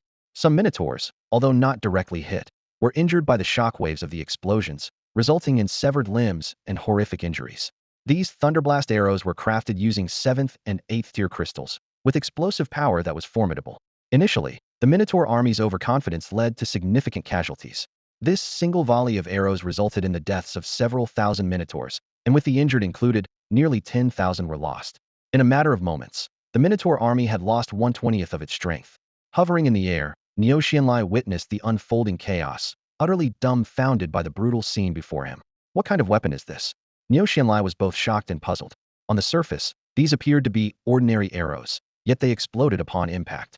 He had never seen such bizarre arrows before and immediately became wary. In the mere seconds of his astonishment, a second wave of arrows came whistling down. Although not as fierce as the first, it still caused significant casualties. Minotaur soldiers fell in droves, their blood staining the ground red. Xianlai furrowed his brow. realizing that if this continued, his army would suffer heavy losses before even reaching the city walls. He suddenly understood why an army of 100,000 had been so swiftly annihilated the previous day. With such formidable long-range weapons and the advantage of terrain, the enemy was nearly invincible. The third, fourth, and fifth waves of arrows rained down incessantly, with explosions echoing one after another. Each explosion meant more casualties among the Minotaur soldiers. The battlefield was filled with the scent of death as bodies were torn apart, and screams filled the air. With the army still 100 meters from the city, they had already suffered severe losses. This bloody and terrifying scene sowed fear in the hearts of the Minotaur soldiers, causing their morale to waver and signs of retreat to emerge. Even before the two sides clashed directly, the battle had already turned so grim. Witnessing this, Niu Xianlai could no longer hold back and decided to act personally. Although his status as a 5th-level king-tier warrior meant he shouldn't involve himself in such battles, he couldn't stand idly by as his soldiers were slaughtered. Niu Xianlai unleashed the terrifying aura of a 5th-level king-tier warrior. With a slight raise of his hand, an overwhelming force swept across the battlefield. Instantly, all the arrows froze in midair, as if time itself had stopped. The morale of the Minotaur army soared. Their general had finally intervened. What happened next was even more astonishing. With a gesture from Niu Xianlai, all the arrows turned to aim at Lin Tian. Many werewolves and earth demons wore incredulous expressions. Was this the power of a true warrior? However, the tension on Niu Xianlai's face revealed that controlling so many arrows at once was a considerable strain for him. This proved that even a king-tier warrior was not invincible. Niu Xianlai's energy surged even more terrifyingly as he slowly pressed his hand down. The arrows suspended in the air began to move, poised to shoot toward Lin Tian. Killing Lin Tian would mark a turning point in this battle. But just as the thousands of arrows began to shift, they suddenly froze again. Niu Xianlai's expression changed slightly. No matter how hard he tried, he couldn't force the arrows down. It was as if some invisible power had locked them in place. This was clearly not due to his exhaustion. Niu Xianlai instantly realized there must be a formidable warrior within the city, one whose strength matched his own. The thought that such a powerful figure was hidden in this small town left him utterly shocked. At that moment, a thunderous dragon roar echoed through the sky. A thunder dragon, cloaked in purple lightning, soared from the city. Accompanied by the dragon's roar, an invisible wave swept across the battlefield, causing the suspended arrows to explode amidst the clash of the two warriors' powers. The massive form of Long Bao coiled in the sky above, its purple scales gleaming brightly. The oppressive aura of the dragon's might was palpable, pressing down on everyone present. Long Bao's large, piercing eyes fixed on Niu Xianlai, speaking with an innate authority. "You are not worthy of harming my master." Under Long Bao's intimidating gaze, Niu Xianlai felt an inexplicable chill down his spine. How could a 4th-level king-tier opponent pose such a strong threat to him? This question lingered in his mind, unresolved. Niu Xianlai shook his head, thinking he was seeing things. He sneered dismissively, thinking to himself, "A mere 4th-level king-tier dares to speak so arrogantly. Truly ignorant of the world. Today, I'll show you the true strength of a Minotaur." With a thunderous roar, Niu Xianlai's armor erupted with a blinding red-golden light. His explosive muscles seemed ready to burst through the armor, and his body grew several feet taller in an instant. The weapon in his hand radiated a bone-chilling cold, and a menacing aura spread like a tidal wave. This seasoned general had fought his way through mountains of corpses and seas of blood to achieve his current power and status. However, facing such might, Long Bao showed no fear. He launched the first attack, his figure like swirling lightning, charging straight at Niu Xianlai. Unwilling to be outdone, Niu Xianlai raised his high-grade Xiantier weapon to meet the attack heat-in. Boom, boom, boom. The clash of dragon claws and Xiantier weapon resounded incessantly, and the dazzling sparks made it impossible to look directly. Meanwhile, Long Zhun and Long Mo were not idle. With a deafening dragon roar, they soared into the sky, targeting two other king-tier Minotaur warriors. These two Minotaur warriors were at the 3rd and 2nd levels of the king-tier, respectively. Though powerful, they could barely match their opponents. Lin Tian glanced at the fierce battle unfolding in the sky, and then looked away. He had confidence in Long Bao and his team's abilities. At this moment, his priority was to deal with the 200,000 strong army before him, ensuring they wouldn't breach the city. Under his command were two king-tier warriors, crucial to his strategy of defending with 2,000 troops against the massive army. At Lin Tian's command, another wave of dense arrow rain descended on the battlefield. The Minotaur army, snapping out of their admiration for their general's prowess, resumed their fierce attack on the town. After enduring several waves of arrows, many Minotaurs reached the city walls. Wielding their weapons and sharp horns, they started to batter the gates. Under the combined assault of several 9th-tier Minotaur warriors, the city gate soon showed significant dents. Although Lin Tian had reinforced the gate multiple times, it was ultimately made of refined iron, with limited durability. Lin Tian had considered using other precious minerals to build a sturdier gate, but there weren't enough resources even for weapon forging, let alone collecting enough rare minerals for such a massive gate. Seeing the Minotaur army at the gates, Lin Tian knew he couldn't remain passive. With a resonant clang, his Qianyuan sword slowly unsheathed. Kill! With a battle cry full of determination, Lin Tian leaped down from the city walls, landing on the battlefield. His Qianyuan sword swept out, slicing through several Minotaur soldiers effortlessly. As the city lord and leader of the Dragon Clan, Lin Tian would not personally engage unless absolutely necessary. But the current situation left him no choice. Kill! Kill! Kill! Seeing their lord join the fray, Lin Tian's troops were instantly invigorated. They threw caution to the wind and followed him out of the city. Only a few weaker soldiers remained in the arrow towers, continuing to unleash wave after wave of arrows.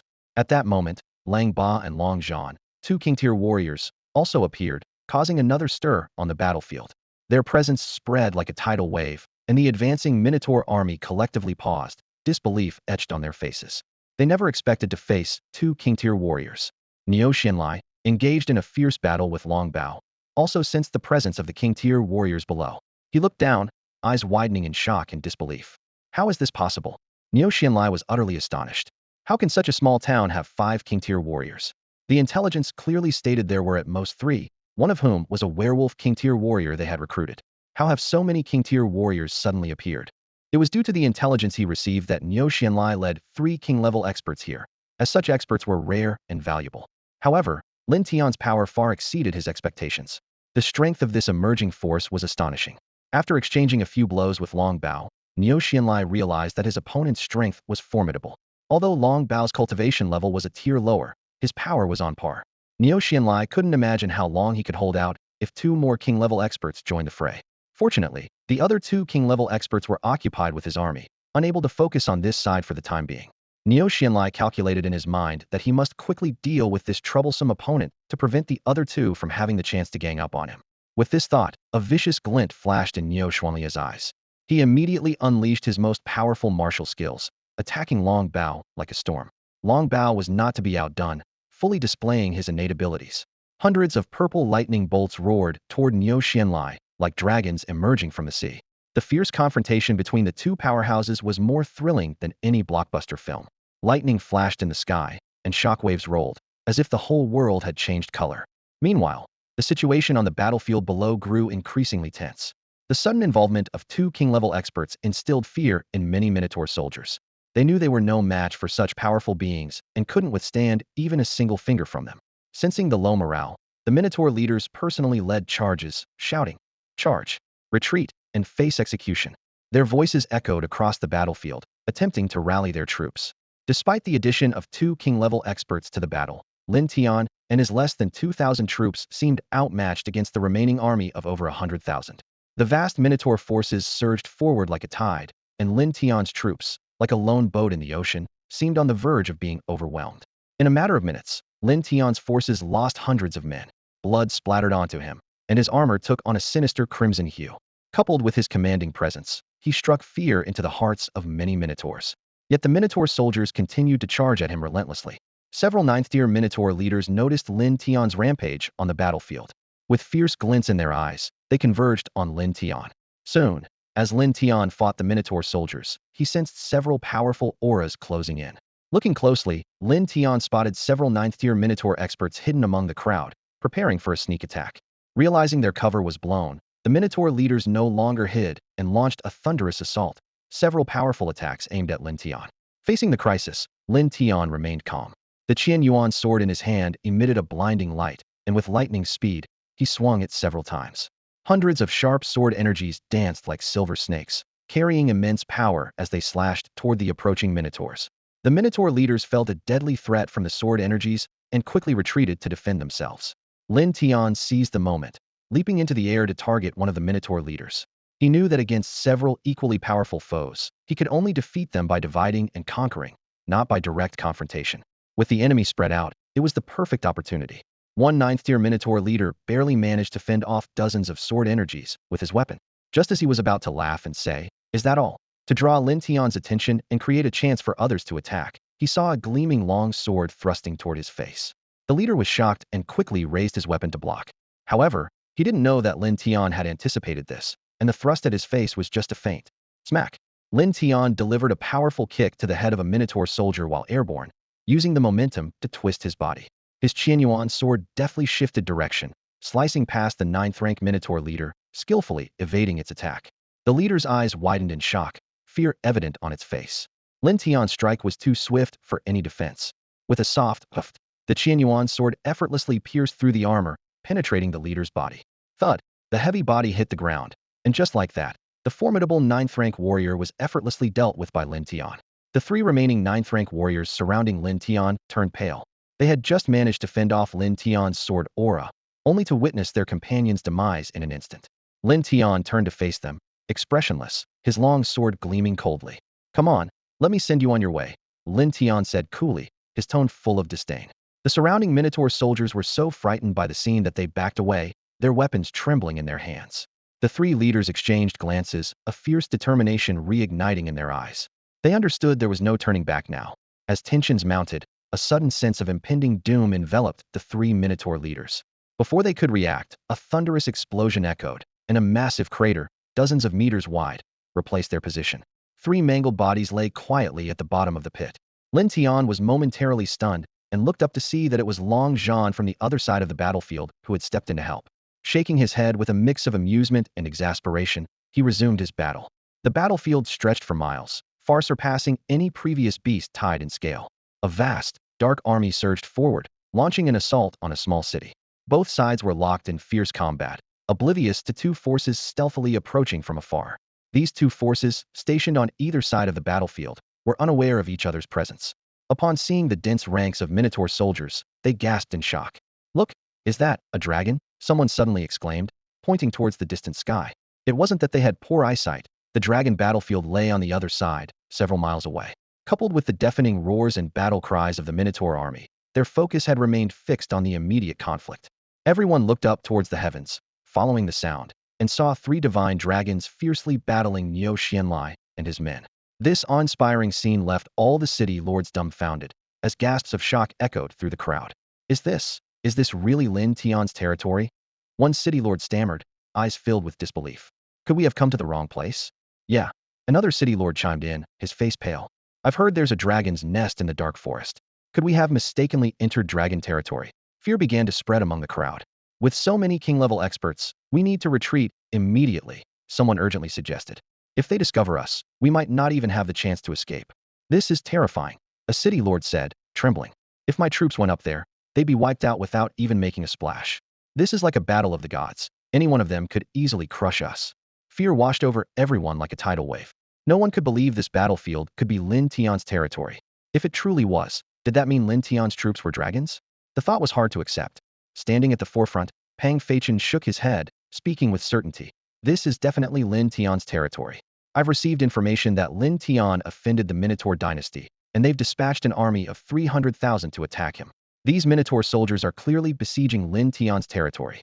At these words, all the city lords displayed shock and disbelief on their faces. "Does that mean Lin Tian's troops really are dragons?" someone murmured. "Dragon troops? That must be a mythical level, right? No wonder Lin Tian is so powerful. I've heard before that there are dragons in the dark forest.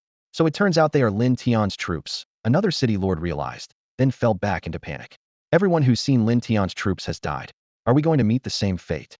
"Stay calm," someone analyzed. "Lin Tian has his hands full right now. He doesn't have time to worry about us." This remark seemed to ignite a spark of greed in some people's hearts. "Right, he's preoccupied, it's our chance," a sly voice suggested. "I have a plan.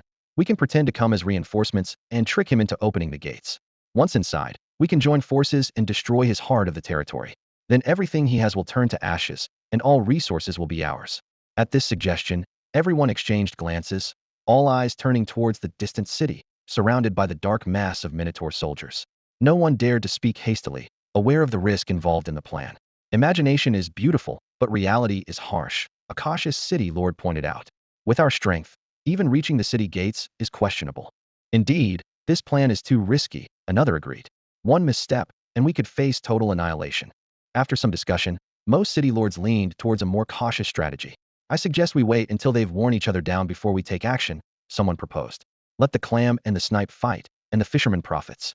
This is the safest approach, others concurred. If things go south, we can quietly slip away. As the discussion concluded, everyone's gaze naturally fell on Pang Feichen. As the most powerful presence there, and the only one with king-level troops, Pang Feichen had unknowingly become their anchor. Everyone awaited his decision, as if his words and actions would determine their fate. Pang Feichen wore a thoughtful expression and, under the watchful eyes of the crowd, simply said, "Let's assess the situation first." With that, everyone fell silent and refocused on the battlefield. The scene before them was awe-inspiring, surpassing anything Hollywood could produce. The battle between Lin Tian and the Minotaur army was fierce, and the appearance of 5 king-level warriors added to the intensity. In the sky above, the clash between Long Bao and Niu Xianlai was particularly captivating. The two powerful figures exchanged blows with such force that the very air trembled. This epic confrontation held everyone in rapt attention, their breaths bated as they observed every detail. Meanwhile, the various tribes in the dark forest also witnessed this earth-shattering battle. Lin Tian's side displayed a level of strength that left everyone astounded. The 300,000 strong Minotaur army, bolstered by 5 king-level warriors, was being steadily pushed back, challenging their understanding of power. Tribal leaders quickly realized that none among them could rival Lin Tian. The only potential match might be the mysterious Silverhorn tribe. However, the Silverhorn tribe remained reclusive and seemed to be guarding something significant, making no appearance in this conflict. The current situation left the tribes in a dilemma. Some suggested seizing the opportunity to ally with the Minotaur dynasty to eliminate Lin Tian and prevent future threats. Yet, others harbored deep resentment toward the Minotaur dynasty and were adamantly opposed to aiding them. The debate grew increasingly heated, splitting the tribal leaders into two factions. One advocated setting aside grudges for the greater good, while the other, driven by personal losses at the hands of the Minotaurs, refused to offer any support. As the argument reached a fever pitch, a commanding voice suddenly cut through the noise. "Enough!" Everyone immediately fell silent and turned to the source of the voice. A formidable figure with the appearance of a wolf stood before them. With leathery wings on his back and claws glinting coldly, he exuded a powerful and intimidating aura. The other leaders, intimidated, dared not oppose him. The person in question is the leader of the Flying Wolf tribe, a top-tier expert of the 4th rank, second only in strength to the leader of the Silverhorn tribe. His authority is as imposing as a mountain, overwhelming everyone present, with none daring to show the slightest dissatisfaction under his reprimand. As a veteran powerhouse, his status is beyond question. "Wolf Elder, you decide for us. We all look to you," the several leaders said in unison, their eyes fixed intently on the Flying Wolf tribe leader. Their argument had reached a stalemate, and they could only hope for a decision from the strongest among them. The Flying Wolf tribe leader's sharp gaze swept over the group of quarreling subordinates, and he coldly remarked, "Why must we help Niu Xianlai?" With this statement, the expressions of those supporting and opposing the idea changed dramatically. Those against helping showed signs of delight, while the supporters looked at Wolf Elder in disbelief, wondering if even he would ignore the bigger picture.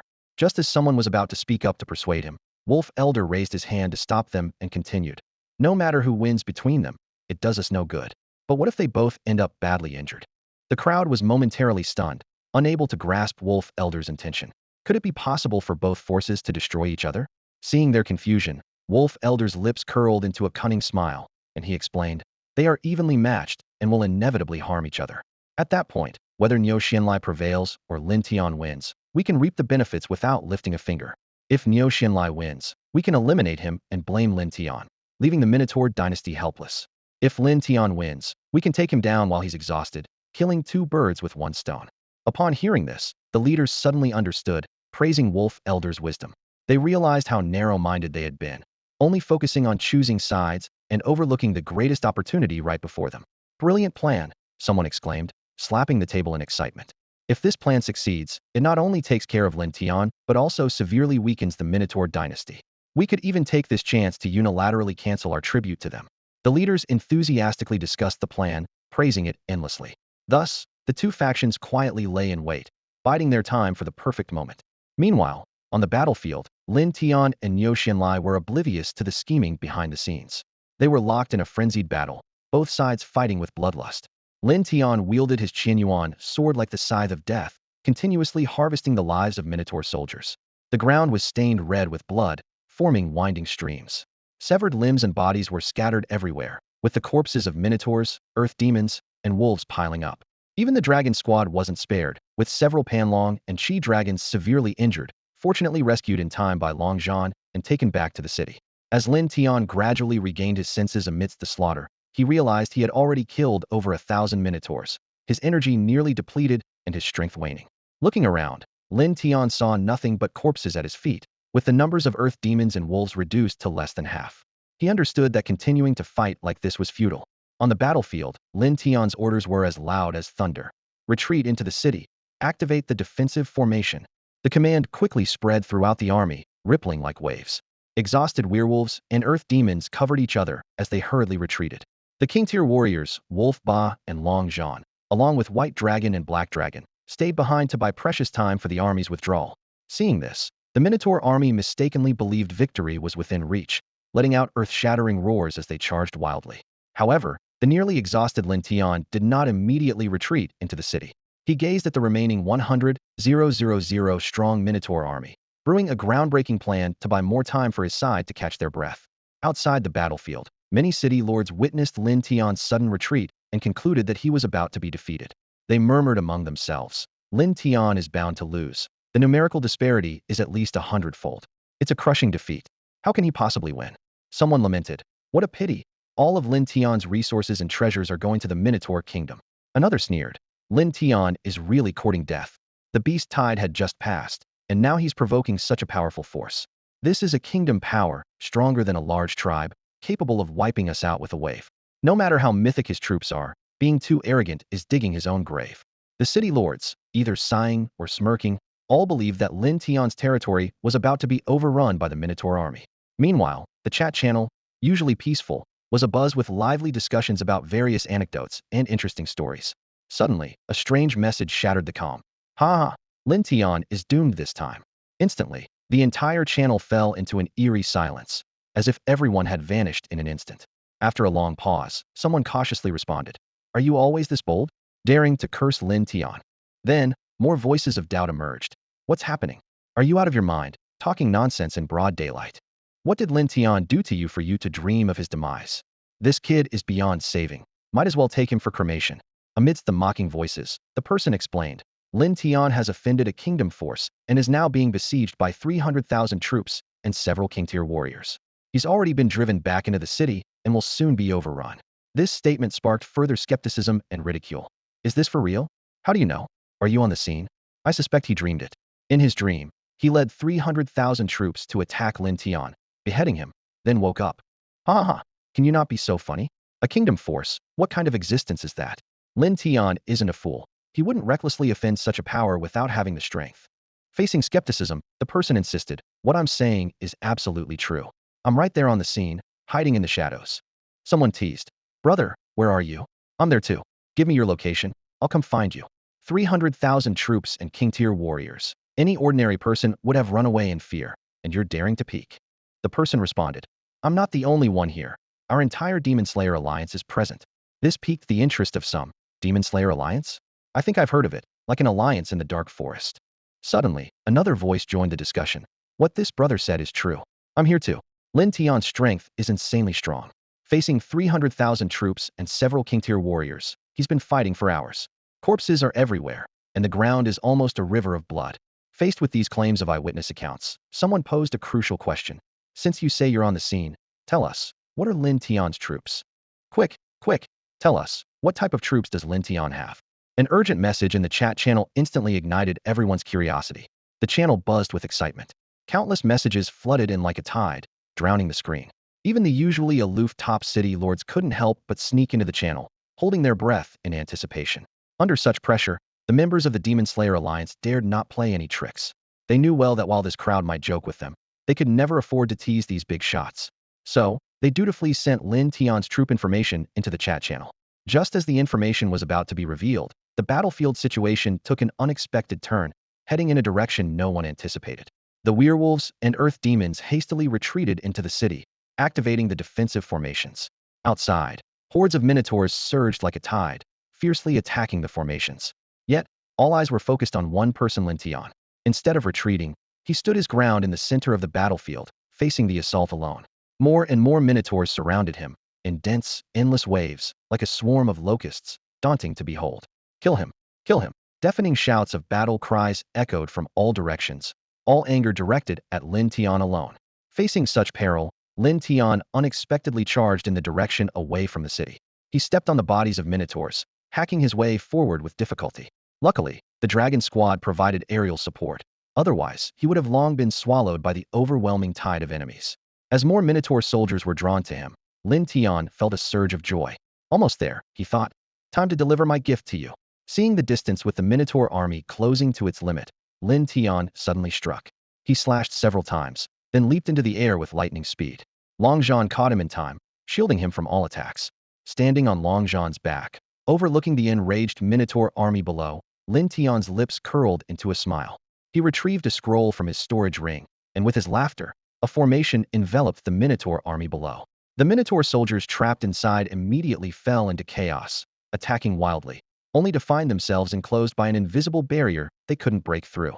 In the distance, Niu Xianlai, engaged in a fierce battle with Long Bao, turned pale. He had been closely monitoring the battlefield, hoping his soldiers would quickly deal with Lin Tian so he could focus on the formidable Long Bao. However, the situation had spiraled beyond his expectations. Lin Tian not only escaped the heavy encirclement with ease, but also set such an ingenious trap. Something's wrong, Niu Xuanlia's mind screamed with alarm. It was a plot from the start. Defensive formations, attack formations, Earth-grade treasures. How could such rare treasures appear in the hands of a small force? Niu Xianlai began to doubt everything. As a grand general of the Minotaur Kingdom, he didn't possess a single Earth-grade treasure, yet Lin Tian, whom he thought he could crush with a finger, kept pulling out such treasures, wreaking havoc. At this moment, Lin Tian stood on Long Zhan's back, looking down at the formation. He continuously took out crystals from his storage ring, inserting them into the formation one after another. 8th grade crystals, 7th grade crystals. They were fed into the formation endlessly, as if in infinite supply. The formation slowly began to operate, with its terrifying power and sharp killing intent gathering like a dark cloud above the Minotaur's head. Seeing this, Niu Xuanlia's eyes widened in anger, and he roared, "Lin Tian, you dare!"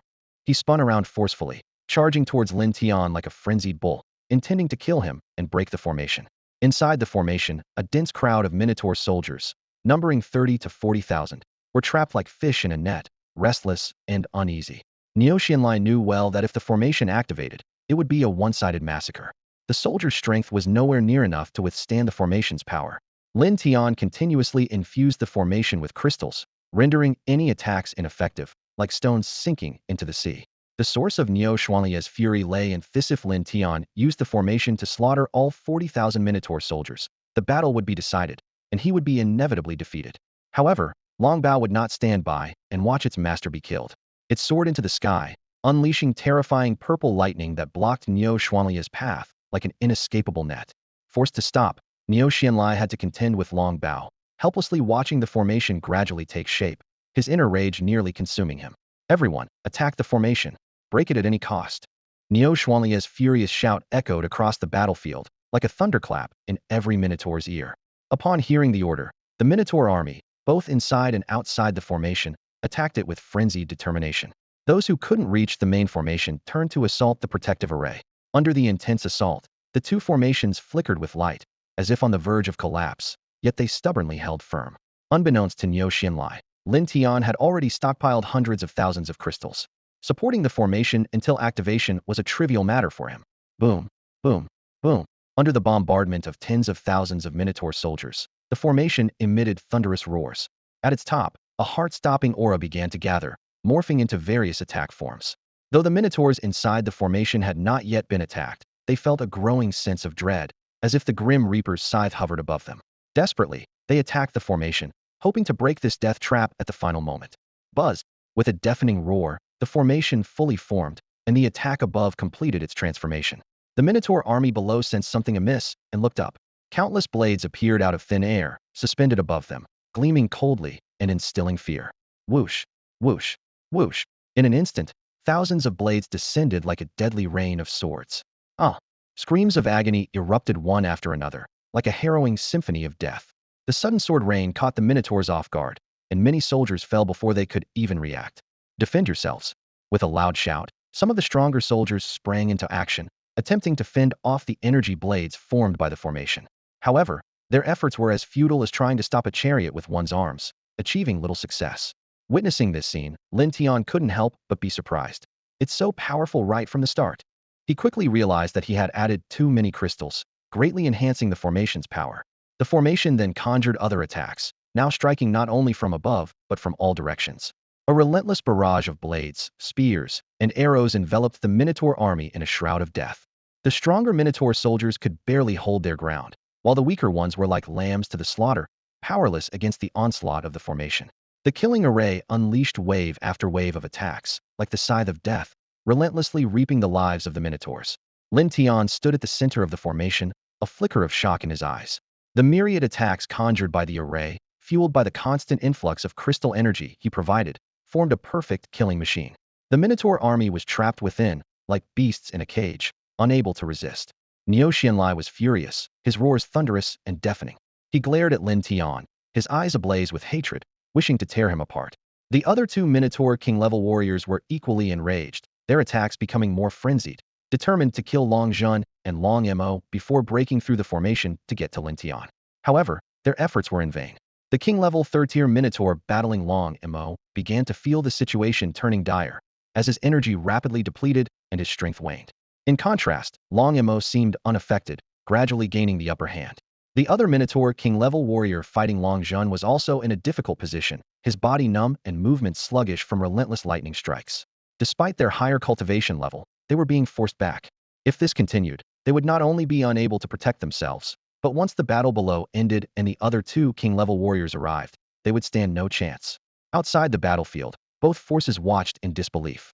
The massive Minotaur army, in Lin Tian's formation, appeared as helpless lambs, being slaughtered at will. They had initially thought Lin Tian's retreat into the city signaled defeat, not realizing it was his deadly trump card. With the enhancement of numerous crystals, the formation's power surged, exceeding its original strength by more than tenfold. This Lin Tian is full of surprises.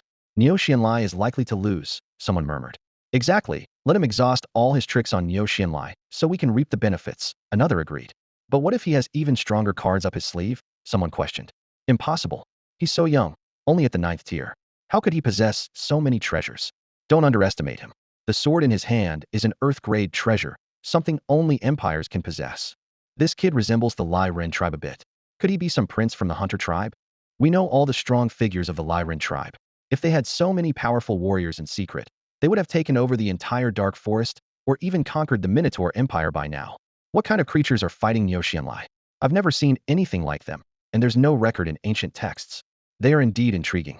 Each of these creatures possesses terrifying combat power, capable of fighting across tiers. Their origins must be extraordinary.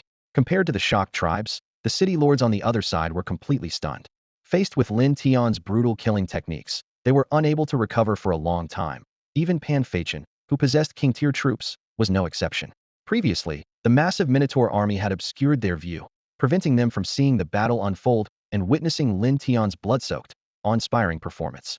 At this moment, Lin Tian's formation spread like a giant net, enveloping most of the Minotaur army. On this battlefield, temporarily turned into a slaughterhouse, screams echoed continuously, and the scent of blood filled the air. The onlookers, witnessing the scene, turned pale and trembled involuntarily. Suddenly, the silence was broken by the sound of someone swallowing hard. Sholmtui. Maybe retreat, a stammering voice suggested, clearly terrified by Lin Tian's horrifying tactics. This suggestion seemed to open the floodgates, and others snapped out of their shock. Let's get out of here, I don't want to stay a second longer, someone muttered. Lin Tian is nothing short of a demon, a merciless killer. If he notices us, he might treat us like he did those Minotaurs. Fear spread through the crowd like a plague. That's how the previous city lords were brutally murdered by Lin Tian. Someone added, their voice filled with dread. I don't want to die. I'm going to become a rogue cultivator and get as far away from the Dark Forest as possible. I'm going to. More voices chimed in, each person wishing they could sprout wings and fly away from this terrifying place. Meanwhile, as panic gripped those present, the chat channel was abuzz due to a few individuals leaking information about Lin Tian's troops. No way, I don't believe it, someone loudly questioned in the channel. They claim Lin Tian's troops are dragons? Are they insane, or are we? Dragons are mythical creatures. How could they be troops? If they're really dragons, that's a mythic-level troop. How can we compete with that? Another voice immediately countered. This is definitely a rumor. Someone's trying to stir up trouble for Lin Tian, hoping to rally other city lords against him. They're calling themselves the Anti-Demon Alliance. What's next? Asking us to join forces against Lin Tian? I saw through this little trick right away. Listening to the guy above, I realized I almost fell for their trap, someone agreed. People just can't be trusted these days. However, some began to consider the possibility. Think about it. Lin Tian is so powerful, it might be true. As much as I don't want to accept it, Sometimes reality is harsh. Suddenly, someone noticed the earlier informants had disappeared. Hey, where did those people go? They're gone. Did Lin Tian silence them? No. I checked, they're still around. So they're fine. Another person explained. Maybe they got scared because their plot was exposed. Or maybe Lin Tian found them, and they're being hunted down. Someone suggested a more frightening possibility. But, they said Lin Tian was surrounded by an army of 300,000. How could he have time to hunt them? Someone tried to counter with logic. Let's just keep discussing whether Lin Tian's troops are dragons. As the debate over whether Lin Tian's troops were dragons heated up, eerie messages suddenly appeared in the chat. Lin Tian is a demon. Terrifying, Lin Tian is a merciless killer. Out of an army of 300,000, less than half remain. Lin Tian alone killed tens of thousands, rivers of blood, bodies piled high like hills, a scene straight out of hell. These messages intensified the already tense atmosphere. Some began to believe the descriptions, while others remained skeptical. I'm starting to believe it now. Yet some tried to stay calm. He hasn't killed you, so why panic? The entire chat descended into chaos, as fear of Lin Tian and curiosity about the truth intertwined, leaving everyone uncertain about what would happen next. The news that Lin Tian single-handedly killed tens of thousands of minotaurs exploded like a bomb in the chat channel. Everyone was full of disbelief and skepticism. Are you trying to fool us like we're idiots? Someone sneered. Unless those minotaurs offered their heads to Lin Tian on a platter. If it's true, just how powerful must Lin Tian be? Another person exclaimed. Has he already broken through to the king level? Voices of doubt filled the air. These minotaurs attacked Lin Tian, but did he just stand there and let them kill him? Is that what you call a demon? Maybe you have a misunderstanding of the word demon. Someone suddenly realized something, squinting their eyes and saying, and why is the entire Demon Slayers alliance surrounding Lin Tian's territory? Isn't that a bit too coincidental? Maybe you guys have some ulterior motives against Lin Tian. While the sandpiper and the clam fight, the fisherman benefits. Looks like you want to be the fisherman. As the discussion deepened, the conspiracy of the Demon Slayers alliance was gradually uncovered. If they didn't harbor ill intentions toward Lin Tian, they wouldn't have broadcasted his terrifying power in the chat channel. Their actions clearly aimed to make enemies for Lin Tian. However, their tricks were too clumsy. Who hasn't watched dozens of palace intrigue dramas? Such simple tactics are transparent to anyone with a discerning eye, someone scoffed. Despite this, the fact that Lin Tian's troops were dragons was hard to dismiss. Although the members of the Demon Slayers alliance had impure motives, their words didn't seem like lies. For a moment, everyone fell silent. Those who had still harbored a glimmer of hope to surpass Lin Tian now felt a deep sense of despair and helplessness. Meanwhile, an intense battle was unfolding in a dark forest. A medium-sized tribe was enveloped in a kaleidoscope of colors. Within the tribe, those with weaker cultivation were already lost in illusions, while the stronger ones struggled to resist, suppressing their desires. Ultraman was leading her troops to attack this medium-sized tribe, which possessed a small crystal mine. Although it couldn't compare to Lin Tian's large crystal mine, it was a target she had painstakingly found. With her current strength, she couldn't provoke a large tribe. She had only 2 king-level troops under her command, and planned to challenge bigger prey once she had 3. A small crystal mine, but even a mosquito is meat, Ultraman thought. As for labor, she intended to use charms to seduce a group of local tribe forces into mining for her for free.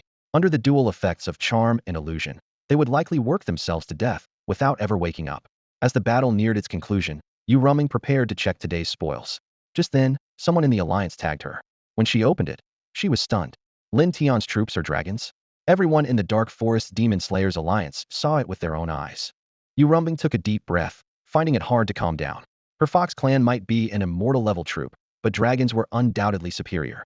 Mythical level troops, no wonder they're so strong. No matter how hard I try, I can't surpass them. She then opened the chat channel again, shocked once more. Lin Tian had been besieged by several king-level experts and a 300,000 strong army, yet he alone had slain tens of thousands? This news left her dumbfounded, with only one word coming to mind: absurd. Even a typical king-level expert couldn't accomplish such an astonishing feat. Ultraman was deeply shaken, unable to believe what she was reading. Could Lin Tian have already reached the king level? Ultraman's heart was filled with doubt as she watched the battlefield in disbelief. At that moment, members of the Demon Slayer alliance reappeared. Their faces no longer showed the panic from before, and their words returned to normal. Clearly, the presence of Pang Feichin had given them great confidence. I knew it. Lin Tian can't be that extraordinary. He must have won using a formation. One person sighed, as if he had found a reason to explain it all. Lin Tian's strength isn't the issue. It's the power of his troops. The dragon clans might far exceeds our imagination. Another person analyzed seriously. Lin Tian can now stand up to the might of empires, while we can't even defeat a medium-sized tribe. Someone lamented, their voice filled with frustration. Don't lose heart. In mythology, the dragon clan isn't invincible. The golden-winged roc, Tao Tai, and Kuanpeng are all more powerful beings, a well-informed member reminded them. That's right. Our chat channel is only regional. Lin Tian might just be the top in this area. Let's work together. A broader world awaits us. With the revelation of Lin Tian's troops, almost every city lord and lone cultivator was drawn in. Even the top 10 city lords showed up. Learning that Lin Tian's troops were from the Dragon Clan, shock and awe spread among the crowd. However, some pragmatic individuals reminded everyone that the world is vast, and there's no need to focus solely on Lin Tian. A few miles away from the battlefield, at the Demon Slayer Alliance's hideout, a group watched Pang Feichin, waiting for his decision. Most of the city lords had lost their will to fight, and only wanted to leave this dangerous place quickly. The sight of Lin Tian slaughtering the Minotaurs filled them with fear, and their greed and ambition had long dissipated. However, Pang Feichin was unwilling to give up. He knew this might be the only chance to deal with Lin Tian. But on the battlefield, the Minotaur army was clearly defeated, and Lin Tian's 5 king-level subordinates were unharmed. Pang Feichin found himself in a dilemma. Wait a little longer. After some deep thought, Pang Feichin decided to observe a bit more. Although others were dissatisfied with this decision, ultimately, no one left on their own. In the center of the battlefield, as tens of thousands of crystals were consumed, the Minotaur army within the formation dwindled, with only a few strong warriors holding on. Witnessing tens of thousands of soldiers being slaughtered by the formation, Niu Xianlai was filled with rage. However, he did not let anger cloud his judgment and clearly recognized that the battle was utterly lost, with no chance of turning it around. I've let down the emperor's trust. As a general who has fought for 100 years, to be defeated by a mere youngster, Niu Xianlai was torn with grief and anger. Facing the overwhelming pressure from the dragon storm, Niu Xianlai suddenly felt the urge to escape. Dying in such a way was too frustrating, and with his strength, he believed he could escape, and even the dragon storm might not be able to stop him. A piercing scream cut through the chaos of the battlefield. Niu Xianlai's expression changed as he turned sharply to look. Not far away, a powerful Minotaur warrior at the king level was being impaled by the talons of a dragon demon, his life force and energy visibly drained away. This grim scene seemed to foreshadow Niu Xianlai's own fate. He dared not hesitate any longer. Unleashing his full aura, he launched a powerful martial technique and swiftly retreated towards the distance. The dragon demon, having fully absorbed the king-level warrior, instantly restored its energy and stamina depleted by the prolonged battle. Seeing Niu Xianlai attempting to flee, it transformed into a blur and intercepted him in an instant. Courting death, Niu Xianlai scoffed, disdainful that a mere second-tier king-level dragon demon dared to block him. He raised his weapon and casually struck at the dragon demon, thinking it a chance to avenge the fallen general. However, Niu Xianlai underestimated his opponent. Exhausted from the prolonged combat, his energy and strength were significantly depleted, preventing him from unleashing his full power. Yet, the dragon demon, facing an attack 3 tiers above its own, showed no fear. It unleashed a terrifying dragon breath, a near-peak attack. The dragon breath collided with Niu Xianlai's weapon, resulting in a deafening explosion. Niu Xianlai was forced back a step, his face filled with disbelief. In that brief moment, the dragon storm had already closed in. Its attack thundered towards Niu Xianlai's back. Sensing the danger, Niu Xianlai quickly turned and launched several counterattacks to defend himself. Boom! Several bolts of lightning pierced through Niu Xianlai's defenses, striking heavily against his black-tier armor. The powerful impact forced Niu Xianlai to stagger backward, completely losing his chance to escape. With Dragon Storm and the Dragon Demon joining forces against him, the situation took a drastic turn. Already suppressed by Dragon Storm, Niu Xianlai now found himself in an even more dire predicament. Meanwhile, on the battlefield, Lin Tian hovered in the air, watching over the few struggling within the killing formation. He ceased to channel energy into the formation, as the heavily utilized scroll was now completely spent, though its impact had far exceeded expectations. The remaining 60,000 Minotaur soldiers, having witnessed 40,000 of their comrades slaughtered and their general slain, and seeing even their commanding general attempting to flee, had long lost the will to fight. However, with Niu Xianlai still alive, these soldiers dared not desert easily. They were caught in a dilemma, looking up in fear at Lin Tian in the sky above. At this moment, Lin Tian alone could hold back an entire army. This was the power forged through blood and victory. What they didn't know was that Lin Tian was not afraid at all. To him, these Minotaur soldiers were nothing more than free labor. A slight smile appeared on Lin Tian's lips, and a glint of calculation flashed in his eyes. If these soldiers were to mine for him, the crystals lost in this war could be recovered in just a few days. Upon hearing Lin Tian's words, the Minotaur soldiers felt humiliated. However, most of them were intimidated by Lin Tian's strength and were filled with fear. Suddenly, a roar erupted from the crowd. Minotaurs will never surrender. We'll fight to the end. Kill. Even if we die in battle, we will never surrender. We outnumber them. Why should we fear? Even in death, we'll make him pay dearly. Charge. Let him witness the might of the Minotaurs. The general will surely avenge us. These warriors, unwilling to surrender, shouted courageously, inspiring their comrades around them. Some of them led the charge towards the city, a scene that was highly infectious. The soldiers who were wavering soon found themselves following the charge, their fighting spirit reignited. The werewolves and earth demons on the arrow towers hurriedly drew their bows. The dragon squad in the air also launched their attack, and the battle erupted once more. Lin Tian watched this unfold, a trace of helplessness crossing his face. He turned to look at the battlefield where Long Bao and others were fighting, knowing that once the battle there concluded, this one would also come to an end. This time, Lin Tian mainly adopted a defensive strategy, intending only to hold the city without causing unnecessary casualties. Besides, these Minotaur soldiers were determined to fight to the death, and the casualties might be even greater than before. In the previous skirmish, his werewolves and earth demons had already suffered losses of over half, with casualties numbering in the thousands. Their combat strength was comparable to that of the Minotaur soldiers, making it difficult to rely on sheer force. The greatest contribution on the battlefield unquestionably came from the dragon squad, who had killed the most enemies. Thanks to them, the strong Minotaurs were dealt with. Otherwise, they would have been surrounded and annihilated. At this moment, the battlefield saw another change. General, save me. A heart-wrenching scream echoed as a second-tier, king-level Minotaur fell at the hands of Long Zhun. Although it was also a battle across tiers, Long Zhun was a step slower than Long Mo. It was understandable, as Long Mo had experienced several major battles and had richer combat experience. On the other side, Niu Xianlai watched in despair as the last of his generals was killed. They had been utterly defeated this time. His gaze turned towards the center of the battlefield, where the remaining soldiers were still following his orders, attacking the city with madness. Earlier, he had hoped these soldiers could help him achieve victory, but now there was no hope, not even a chance to escape. The outcome was decided, and Niu Xianlai did not want to see his loyal soldiers become slaves. Clenching his teeth, he let out a sorrowful cry. Retreat. This shout echoed across the battlefield, reaching the ears of all the Minotaur soldiers. All the Minotaur soldiers looked towards Niu Xianlai's direction, seeing that only the general remained among the three king-level powerhouses, and he was being completely suppressed. Run! The Minotaur soldiers seemed to be relieved, and chaos ensued as they hurriedly turned to flee into the distant forest. Lin Tian's expression changed slightly. If these soldiers escaped, when would he be able to recoup the losses from this battle? This was over 60,000 free laborers, and since they dared to attack him, how could he let them escape so easily? Lin Tian's voice suddenly rang out, filled with authority and menace. Lay down your weapons and surrender, and you will not be killed. Those who resist or try to escape will be killed without mercy. Boom, boom, boom. Amid the deafening explosions, the dragon squad's fierce attacks rained down like a storm on the Minotaur soldiers at the front. Despite such a violent onslaught, these Minotaurs didn't slow their retreat. Instead, they ran even faster, as if demons were chasing them. Lin Tian frowned deeply and reluctantly ordered the slaughter of the fleeing Minotaurs. Some must be left behind, he thought. Those who escape will surely come back for revenge.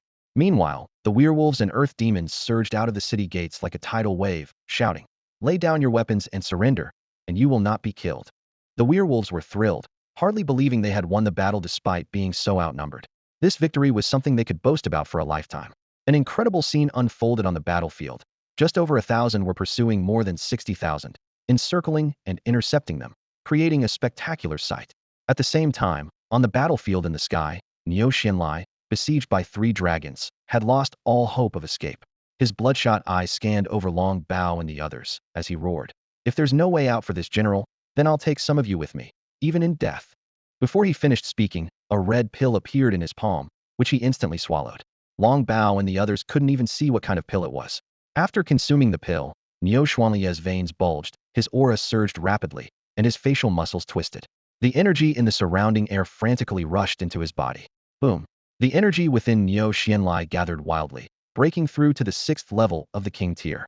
A terrifying aura erupted from him, and the 3 dragons trying to interrupt him were blown away.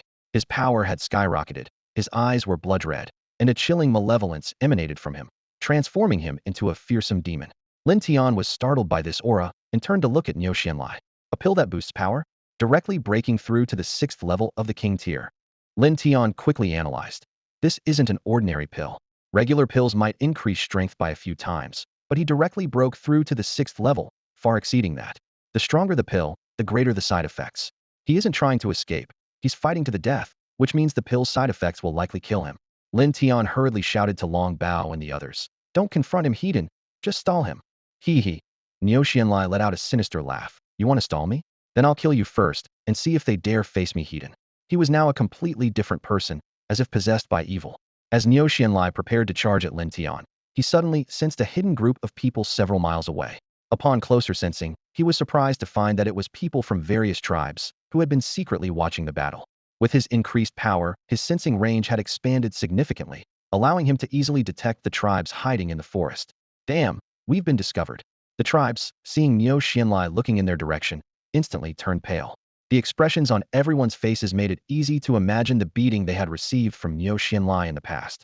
The shadow of that memory still lingered in their hearts. The leader of the Flying Wolf tribe was the first to notice Niu Xianlai's condition with his sharp gaze. He calmly stated, Niu Xianlai has taken a pill that temporarily boosts his strength, intending to go down with his enemies. This state won't last long, and once the effect wears off, it will be his end. His words helped the other leaders regain their composure. They exchanged glances, calculating in their minds. To have pushed Niu Xianlai to such a state, the unknown opponents must indeed be formidable. However, with Niu Xianlai temporarily reaching the 6th level of the king rank, he should be able to kill the opposing king rank fighters. This would allow them to easily eliminate Lin Tian. Yet, someone voiced a concern. Will Niu Xianlai still fight desperately now that he has discovered us? If he escapes now, Lin Tian will seize the opportunity to deal with us as well, another leader analyzed. Besides, Lin Tian has slain so many of the Minotaur tribe's warriors. Niu Xianlai won't abandon his vengeance because of us. The leaders of the tribes continued to discuss, while keeping a close watch on Niu Xianlai, hoping he would unleash his power and solve the problem of Long Bao and his companions for them. At this moment, Long Bao and his group also noticed the hidden tribes and immediately reported to Lin Tian. Tribal forces? Lin Tian sneered. The mantis stalks the cicada, unaware of the Oriole behind. It's a clever plan, but to be the Oriole, they need the ability. His gaze swept over the hiding places of the tribes as he began to devise a strategy. Niu Xianlai glanced at the positions of the tribes, understanding their intentions. A surge of anger rose within him. If these tribes had intervened in time, he wouldn't have been defeated or ended up in such a situation. But it was too late to say anything now. He wouldn't abandon his hatred for Lin Tian just because of the tribes in action. With limited time, he was determined to take down a few king rank fighters with him. His fierce gaze turned to Lin Tian. Under that gaze, Lin Tian felt a chill down his spine, as if he were being watched by a fierce beast, an unprecedented sense of danger flooding over him. With his life at stake, he dared not be careless and immediately ordered Long Zhan and others to assist in attacking Niu Xianlai. He then turned back towards the city, planning to use the formation for protection. Once inside the formation, Niu Xianlai can't kill me instantly, Lin Tian thought. Ultimately, it's my lack of strength. If I were at the king rank, with this treasured sword, I could face him even if he were at the 6th level of the king rank. But cultivation takes time, and everything must proceed step by step. With Long Zhan and Wolf Ba, 2 king rank fighters, joining in, there were now 5 king rank fighters surrounding Niu Xianlai. Even if he temporarily broke through to the 6th level of the king rank, what could he do? Long Bao and his companions encircled Niu Xianlai, preventing his escape while avoiding a direct confrontation. Whenever he tried to flee, the others would attack together. This tactic left Niu Xianlai with no way to use his increased strength, despite his power surge. Finally, he let out a beast-like roar. Having been suppressed earlier and now burning his life force to boost his strength only to be restrained again, his fury was ignited. Blinded by anger, Niu Xianlai abandoned defense, attacking one of the dragon warriors, Long Mo, with a death-defying determination. Seeing this, Long Bao and the others launched powerful moves in retaliation, trying to force him back. Realizing he couldn't dodge Niu Xianlai's attack, Long Mo decided it was better to fight back than be severely injured while unprepared. He gathered all his energy to unleash a dragon's breath, followed by the mighty move, Dragon's Tail Sweep, the massive tail sweeping towards Niu Xianlai. Boom! The explosion echoed as Niu Xianlai ignored the attack behind him and charged straight into Long Mo's dragon breath. The breath only stalled him for a fraction of a second before being destroyed, and he continued his assault on Long Mo. Awaiting him was the massive dragon tail. Crash!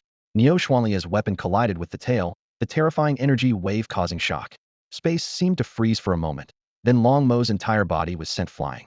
In midair, bright red dragon blood scattered, mixed with shattered dragon scales. In the fierce clash, several dragon scales broke off, leaving a ghastly wound clearly visible. Boom! The combined attack of 4 powerful warriors, including Long Bao, struck Niu Xianlai with the force of a thunderstorm. His armor shattered instantly, and the fierce assault hit his body directly. Niu Xianlai spat blood, and was flung 1,000 meters away like a cannonball, crashing heavily into a massive mountain rock. Despite temporarily possessing the strength of a 6th-level king, Niu Xuanlia's physical body and defense remained at the 5th level. Facing the full-force strike of 4 king-level warriors, he was caught unprepared and severely injured. Niu Xianlai had anticipated his fate, but was surprised by the formidable defense of Long Mo. He had thought his own strength would suffice for a fatal blow, yet Long Mo cleverly used the immense power of his tail to offset part of the attack and shielded the remaining impact with his sturdy dragon scales. Although he lost several scales, Long Mo miraculously survived. Seeing the large bloody mark on Long Mo's tail in the pit, Lin Tian felt a sharp pain in his heart. He quickly descended into the pit and administered 2 pills to Long Mo. With the dragon's remarkable self-healing ability and the aid of the medicine, Long Mo's injuries were soon under control. In the distant mountain, Niu Xianlai struggled to his feet and swallowed a few healing pills. The intense pain contorted his face. Compared to Long Mo, his situation was far more dire. His back was a mess of blood and flesh. Purple lightning danced across his exposed wounds, and parts of his muscles were charred black. Kill him! Lin Tian's furious command echoed, and Long Bao instantly appeared at the cave entrance. Niu Xianlai slowly walked out of the cave, looking at the surviving Long Mo in the distant pit with deep resentment. A dignified 5th-level king, yet he couldn't even take down an opponent with him at the end. It was utterly humiliating. He knew he would become a laughingstock after his death. Long Bao cared nothing for this, as Long Mo's injury had ignited his fury. With a roar, he charged at Niu Xianlai with his massive dragon claw, crackling with lightning. Severely injured, Niu Xianlai was at his limit but refused to resign himself to fate. Roar! He unleashed all his energy into his weapon, preparing for one last strike. Minotaurs never sit and wait to die, they fight to the end. Boom! Their ultimate strikes collided midair, and the terrifying shockwave leveled the nearby mountains. The dust kicked up by the blast obscured the battlefield, leaving everyone holding their breath. When the dust settled, Niu Xuanlia's miserable state came into view. He had been slammed into the ground by Long Bao's attack, left with only a faint breath. Long Bao lifted his dragon claw, revealing Niu Xuanlia's bloodied, shattered body in the pit. With a final stomp, Long Bao ended Niu Xuanlia's life for good. A system notification promptly followed. Congratulations! Your unit has successfully killed a 5th-level king, Energy 50, mid-grade king Crystal 1. Lin Tian was surprised by the energy gain. The higher the cultivation level of the defeated opponent, the more energy points one received. Had he intervened personally, he might have gained 500 energy points. However, he refrained from claiming the spoils, as Long Bao and the others needed to enhance their strength too. Long Bao retrieved Niu Xuanlia's body and offered it to Long Mo to devour. The physical form of a 5th-level king not only boosted strength, but also sped up recovery. Long Mo didn't hesitate and began consuming it immediately. With Niu Xuanlia's fall, the morale of the Minotaur army completely collapsed. Amid the chaos, some soldiers threw down their weapons and surrendered, while many more attempted to flee. However, what awaited them was a one-sided massacre. In the end, less than 1/10 of the Minotaurs escaped, prompting more soldiers to choose surrender. As the battle of top-tier warriors concluded, Lin Tian's gaze shifted to the distant hideouts of various tribes. He knew it was time for those lurking fishermen to make their move. Lin Tian was lost in thought when suddenly, 5 imposing figures appeared on the horizon. This formidable lineup was a testament to how seriously they regarded Lin Tian. These 5 powerful beings had initially come to witness Niu Xuanlia's rise, only to end up witnessing his downfall. Behind them, tens of thousands of soldiers from various tribes surged forward like a tide, quickly surrounding the city and standing opposite Lin Tian. In the shadows, another faction lay in wait, observing the events unfold. Pang Feichen and his companions were astounded by the collapse of the Minotaur army and the fall of its champions. They understood that any attempt to intervene now would be futile, as Lin Tian could easily crush them. Just as Pang Feichen resolved to retreat, another faction emerged 5 more powerful beings. Goodness, someone gasped. Just how many forces has Lin Tian offended to attract so many powerful beings? It must be because of that dragon race unit. His arrogance has angered many, another speculated. If I had such powerful soldiers, I might also become arrogant, someone said enviously. But arrogance has its limits. His troops just fought a major battle, and one dragon is seriously injured. How can they withstand these 5 powerful beings? That's Lin Tian's problem, not yours. If he dies, all the better. Lin Tian won't go down so easily. Don't forget he topped the leaderboard and received a mysterious prize. He might have hidden aces up his sleeve. That's possible. Look, Lin Tian doesn't seem worried at all, as if he knew these powerful beings were lurking. Or maybe he's just putting on a brave face. As Lin Tian faced yet another life-and-death crisis, most city lords were eager to see him perish. However, some, having witnessed Lin Tian's previous tactics, speculated that he might have more tricks up his sleeve. Pang Feichen, the leader, remained silent, listening to the discussions, his mind calculating unknown plans. On the battlefield, the factions hesitated to act. They feared not only the dragon's formidable power, but also that Lin Tian might have more deadly tricks. The memory of the previous massacre, where blood flowed like a river, was still fresh in their minds. If Lin Tian had another such formation, it could wipe out their tribes. After all, they did not have the Minotaur's vast numbers. Among the 5 powerful beings from the major tribes, the leader of the Flying Wolf tribe stood at the forefront, locking eyes with Lin Tian. After scrutinizing Lin Tian, he spoke with admiration. To reach the 9th rank at such a young age, even among the royal forces, you'd be considered a top prodigy. With such powerful followers, I can't help but wonder, which force do you hail from? His words were a subtle probe into Lin Tian's background. Given the treasures and powerful followers Lin Tian had displayed, he was clearly not from a newly emerged force. After all, Lin Tian had only been in the Dark Forest for just over 10 days, transforming from a powerless youth to someone who could rival royal forces. Witnessing such a rapid and unbelievable rise was hard to believe without seeing it firsthand. Lin Tian heard the other party's words and secretly laughed at how the old man had started to make wild guesses. He knew well that the older one gets, the more experiences they have, the more concerns they accumulate. With a blank expression, Lin Tian said in a deep voice, "If you want to fight, then fight. Why all the pointless chatter?" This statement immediately provoked the opposing camp. A leader at the 3rd level of the king rank jumped out, his eyes gleaming with ferocity, and said to the leader of the Flying Wolf tribe, "Old Wolf, stop hesitating and make your move. Don't give them a chance to recover. Even if he has some background, if we silence everyone, no one will know it was us. We could even blame it on the Minotaur dynasty." He quickly analyzed the strengths of both sides. On our side, we have 1 at the 4th level of the king rank, 1 at the 3rd, 2 at the 2nd, and 2 at the 1st. The other side is exhausted, their energy depleted, and they have a severely injured member. Even if they can still fight, their strength is greatly diminished. What are we afraid of? The Flying Wolf tribe leader listened, a glint of sharpness in his eyes. He thought to himself, "Indeed, I've grown old and overly cautious." Reflecting on his survival thus far, it was all due to his ruthless decisiveness in his youth. Having realized this, the Flying Wolf tribe leader hesitated no more. He extended his limbs, his sharp claws gleaming with a cold light, his murderous intent directed straight at Long Bao. This was the perfect moment to eliminate Long Bao. If Long Bao were at full strength, he wouldn't stand a chance. The other king rank leaders, seeing this, unleashed their powerful auras. However, they were puzzled by Lin Tian's expression, which showed no trace of concern, as if he didn't regard them as a threat at all. The leaders exchanged puzzled glances, wondering, does Lin Tian have another ace up his sleeve? At this moment, Lin Tian spoke coldly. "Hold them off for a moment. I'll deal with the small fry below first." As he spoke, an object resembling an array scroll suddenly appeared in his hand.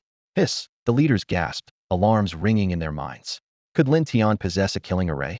This question simultaneously arose in their minds. Was it a bluff, or did he really have a killing array? Judging by Lin Tian's expression, it didn't seem like he was bluffing. They had witnessed the power of a killing array firsthand, and below were the elites and future hopes of their tribes. If they were wiped out, decline was certain.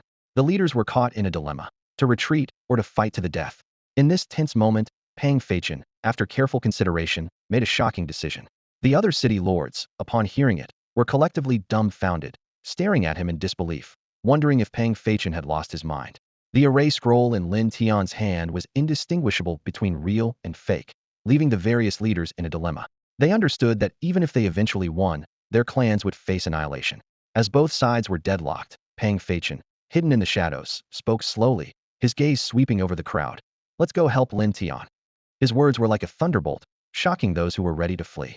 They stared at Pang Feichen in disbelief, as if he were a madman. "Brother Fei, weren't we here to kill Lin Tian?" One city lord asked, his voice trembling. "Yeah, why are we doing the opposite now?" Another chimed in.